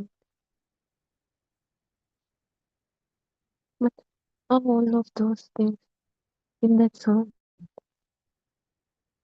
in reality, or all of those things came with that sound? No, they didn't. Yeah,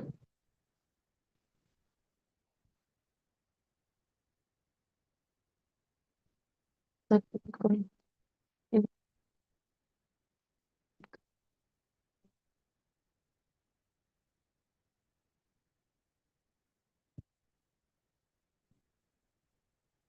have combined all those and created a thought. So now that thought is the one that appears when you hear that sound. The thought is the combination all of these with the content, but you don't get it.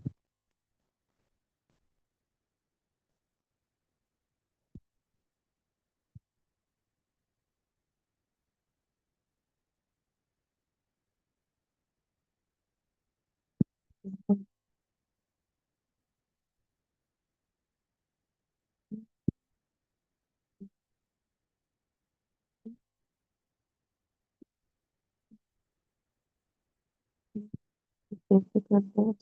Apart from this sense of content, we feel we are using sense of content to describe something existing outside a pineapple. But in reality, this whole pineapple is made of these sense of content. But we don't feel it that way. That's the illusion of this mind. So now this pineapple, this word, this sound,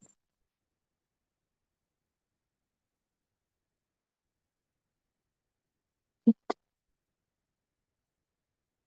automatically resonates with the similar sound. And that similar sound is not allowed. It's with the whole package. with the smell, with the taste, with the texture, with the color, with the vision. So all of these also come with that sound, resonate with that sound. And that's how the thought is reconstructed in this moment. They didn't come out of nowhere. Thought didn't come out of nowhere. It was resonated with the previous thought. And using that, it was reconstructed, recreated with the help of that. It's not that previous thought came to this moment because it's no good. But the frequency of it was there. It's not existing, but when the thought was created, a frequency also created. But the thought was gone. But when the sound occurred, that similar frequency is telepathed and suddenly that previous thought was reconstructed at this moment. So the thought that occurs right at this moment, it didn't come from nowhere. It wasn't existing. It was a reconstruction at this moment. Something similar to the frequency of that previous thought occurred and disappeared. That previous thought is not existing, but that thought by the frequency to recreating that same frequency, which means the same thought at this moment again. Thoughts never exist. Even this thought, it was resonates with previous thoughts with that same frequency. It was reconstructed right at this moment. And that this thought also occurred and ceased at the same moment. It's not existing anymore. It's not located anymore. It's not stored anymore. But it's always reconstructed, similar frequency to the previous thought. Previous thought had the frequency. So we are making the same frequency at this moment. Previous thought, it ceased, it disappeared, but it had the frequency. That frequency is created again on this moment. That's how thoughts appears. And this thought also appears and disappears. And again, same thing happens. Something similar to this again reconstructed. Because thoughts, they never exist. They disappear.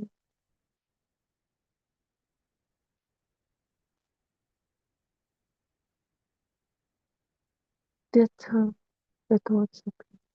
And this, let's take this pineapple thought. Let's say this thought is reconstructing or appearing again and again frequently. And then this process happens again and again frequently.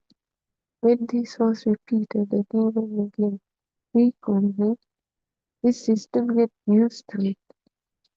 And then it becomes easy because they get used to it. Now they can make it even more faster, even more easily. Just like the job. When we do it frequently, we get used to it, so we can do it even more easily, faster. That's how thoughts are also appearing. When we keep using it again and again, repeatedly, frequently, thoughts also start to, that frequency also start to appear again and again easily.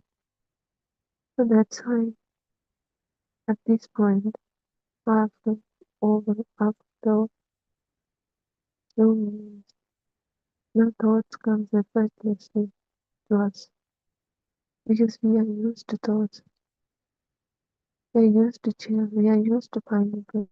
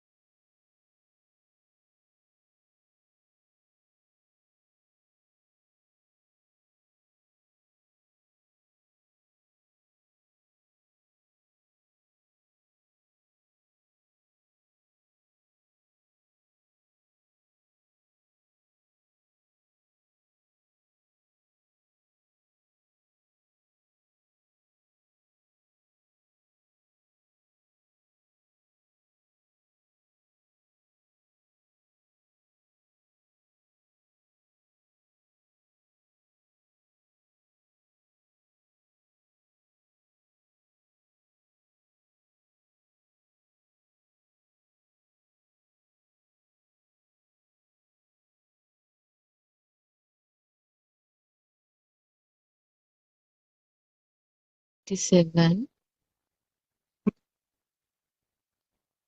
We do see images outside.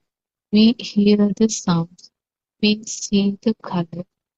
We see them moving.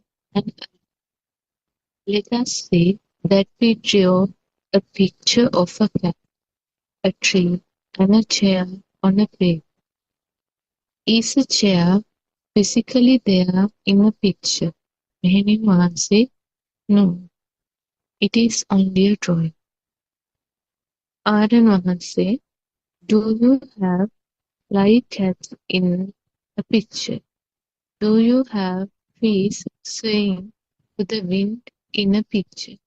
This world is all in a picture. The world we see is also like a picture.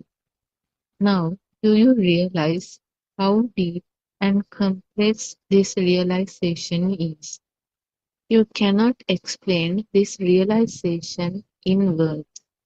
You need to feel it like how you need to taste the salt. You need to taste the salt to know what the salt tastes like. No matter how much explanation one could give us, we need to taste it ourselves. What we are trying to say here is that once we realize the pure truth, we don't give any values to things that we interact with. Seeing the pure truth is the awakening. You wake up from a dream. A newborn baby looks at the world without giving any values to things. His mind is pure. Meaning Mahatma, yes, the small child doesn't have any values for things. It is us who assign values to things. Aryan Mahanse, Mehini Mahanse, I am going to repeat what I said because from what you said just now, I feel that you did not understand what I am trying to say. Let us say that we draw a picture of a book on a sheet of paper. Then we also draw pictures of a chair, a cat, and a tree. What we see outside is similar to the drawings we see on this page. Just as there is no book, no chair, no cat, or a tree in this picture, the same way we see our images outside, but they are not real. We see a cat, we see a tree, but we know that there is no cat or a tree outside in the world. There is no chair nor a book outside in the world. What is this anger? Try to see it by contemplating on it. Mehdi Mahanse, we have to stop receiving stimuli from our perceptions, that is sight, hearing, smell, touch, taste. Aryan Mahanse, stimuli from perceptions will not stop. When you look at the drawings on the paper, you receive the stimuli of a cat, a tree, a chair. But there is no cat, no tree, no a chair that truly physically exists on the paper. But there is an image of a cat, like how a stimulus would come to our side. Do you understand? We should not give any values to them. When we don't give any values to anything, our desire to please our senses disappear. When we look at the drawing of a cat, we don't give any value to that drawing because we know that there is no cat in it. When we see a drawing, a chair in the paper, we don't give it any value compared to the value we would give to a chair that is physically in front of us.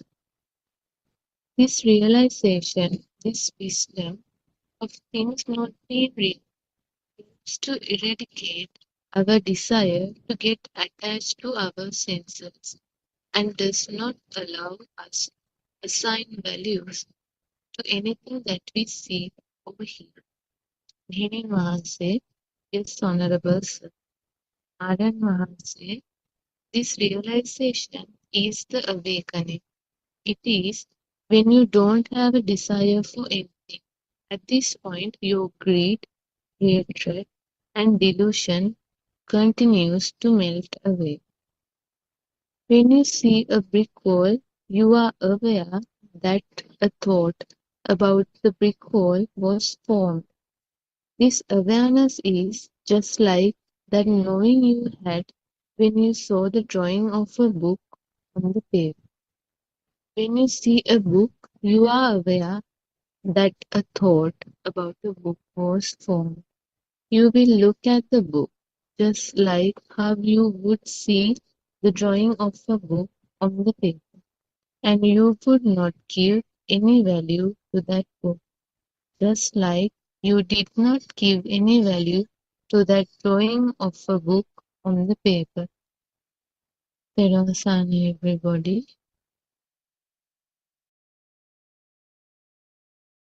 Teruvan Sarnai Shani, Teruvan Sarnai Aryan Mahansa, Teruvan Sarnai all Dhamma friends. This is Buddothpado English Zoom discussion. In this forum, we discuss the pure Buddhism. We try to understand. Our attempt is to help you to understand the illusion of this world, the illusion of your life and your existence. So let's start. I think you heard that Shani, right? What we are trying to say here is once you realize the pure truth, we don't give any values to things that we interact with. We see the pure truth is awakening. You awake from dream. A newborn baby looks at the world without giving any values to things. His mind is pure. The child mind is pure. What happened to us? So let's start our discussion. I would cordially invite Dr. Kokila to start the discussion. Everyone, Sarna, Dr. Kokila.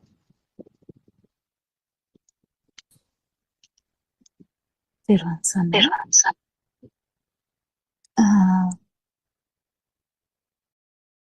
we worship Aran Mahanse before we start the discussion today, and if it is possible, can someone, because I actually joined a little bit later than the beginning, can someone summarize what we discuss in the book a little bit? Is there a possibility? Thiruvan Saranai, Dr. Kokila. Thiruvan Saranai to all Dhamma friends. Once again, let's all worship Aran Mahanse's feet for sharing this beautiful truth with the entire world. Yes, Dr. Kokila, as usual, she started with the book reading, and actually it connects with the last point that we were discussing yesterday. This is directly related to the first point of contemplation, that is liberating from the external world, seeing the truth of the stimuli, to understand the truth, that the nothingness in the stimuli. In other words, as if you remember, we were talking about the image on the mirror, image that falls on the mirror, because is there any difference between the image that falls on the mirror and something, some object in front of it? For example, now on the dressing table, we might have kind of some, let's say, some cream jars. So the shadow or the reflection of it falls on the mirror. But when we look at these, the eye perceives the two objects in the sense the image and the so-called real thing. So since this deals with the attribution of value to this manifestation. This is actually from the reading itself. So what happens is the image of the cream jar, when we see it, we doesn't assign any value. I mean, in the sense, not deliberately, but that that image does not create any burning, any need to keep it there, even at subtle level. But when the thing on the dressing table, the moment I perceive it, its shape, the the the touch, the tactility, that feeling of the jar, and the smell of the cream, everything comes, and actually we feel it as some real entity. So what Aryan Hanse mentions here is, what's the difference? So when you ask what is this value, how can we understand this difference, Aryan Hanse says, assigning value to an entity, what you see or what you perceive through sensory faculty cannot be explained merely through words. As if when you taste salt only, you know the real taste of it. Although we try to explain this value, although Aryan Hanse says, even though we explain it with words, you might again get a different message. And then Aryan Hanse goes on to describe the difference between the cat in the picture and the cat in the real world. Is it the same, or what is the difference between? Do you believe if I say there is no difference? What you see, that real world, real as in the surrounding, is also nothing more than the colors on a picture. So that is again it refers to this three-dimensional nature. How does we believe when a small child in the court perceives stuff around? If there is an apple in front of the child, maybe, does the child see the round shape of the apple, or is it just like an apple in a picture?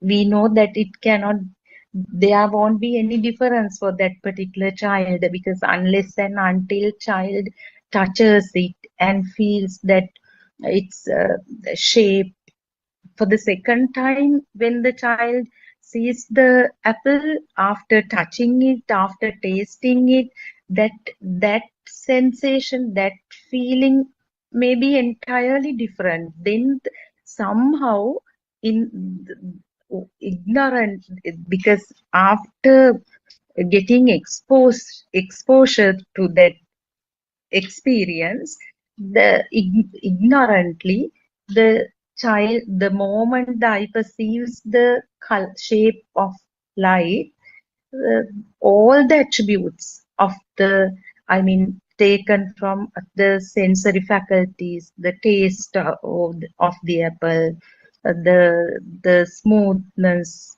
of the apple, and then the word, if the child is in at that level, like let's say about 4 or 5, that sound, everything comes, and that perception is different, very different from what the child perceived, I mean, at an earlier age. So this is entire discussion is about that, liberating from the external world. Basically, Aryan Hanse compares the images on pictures and so-called real objects, Dr. Gokila. So that's what basically it covers here today. Teruvan Saranai, Teruvan Saranai. So, so we can understand that this from perspective, like second person perspective, we can understand that we can think about how child could have felt, what could have happened in the first place, what happened to the baby, what happened to the next kind of level, then what happened to the adult, what happened to the elderly. Like that we can think about that situation. But this journey is different. This journey is actually going through it.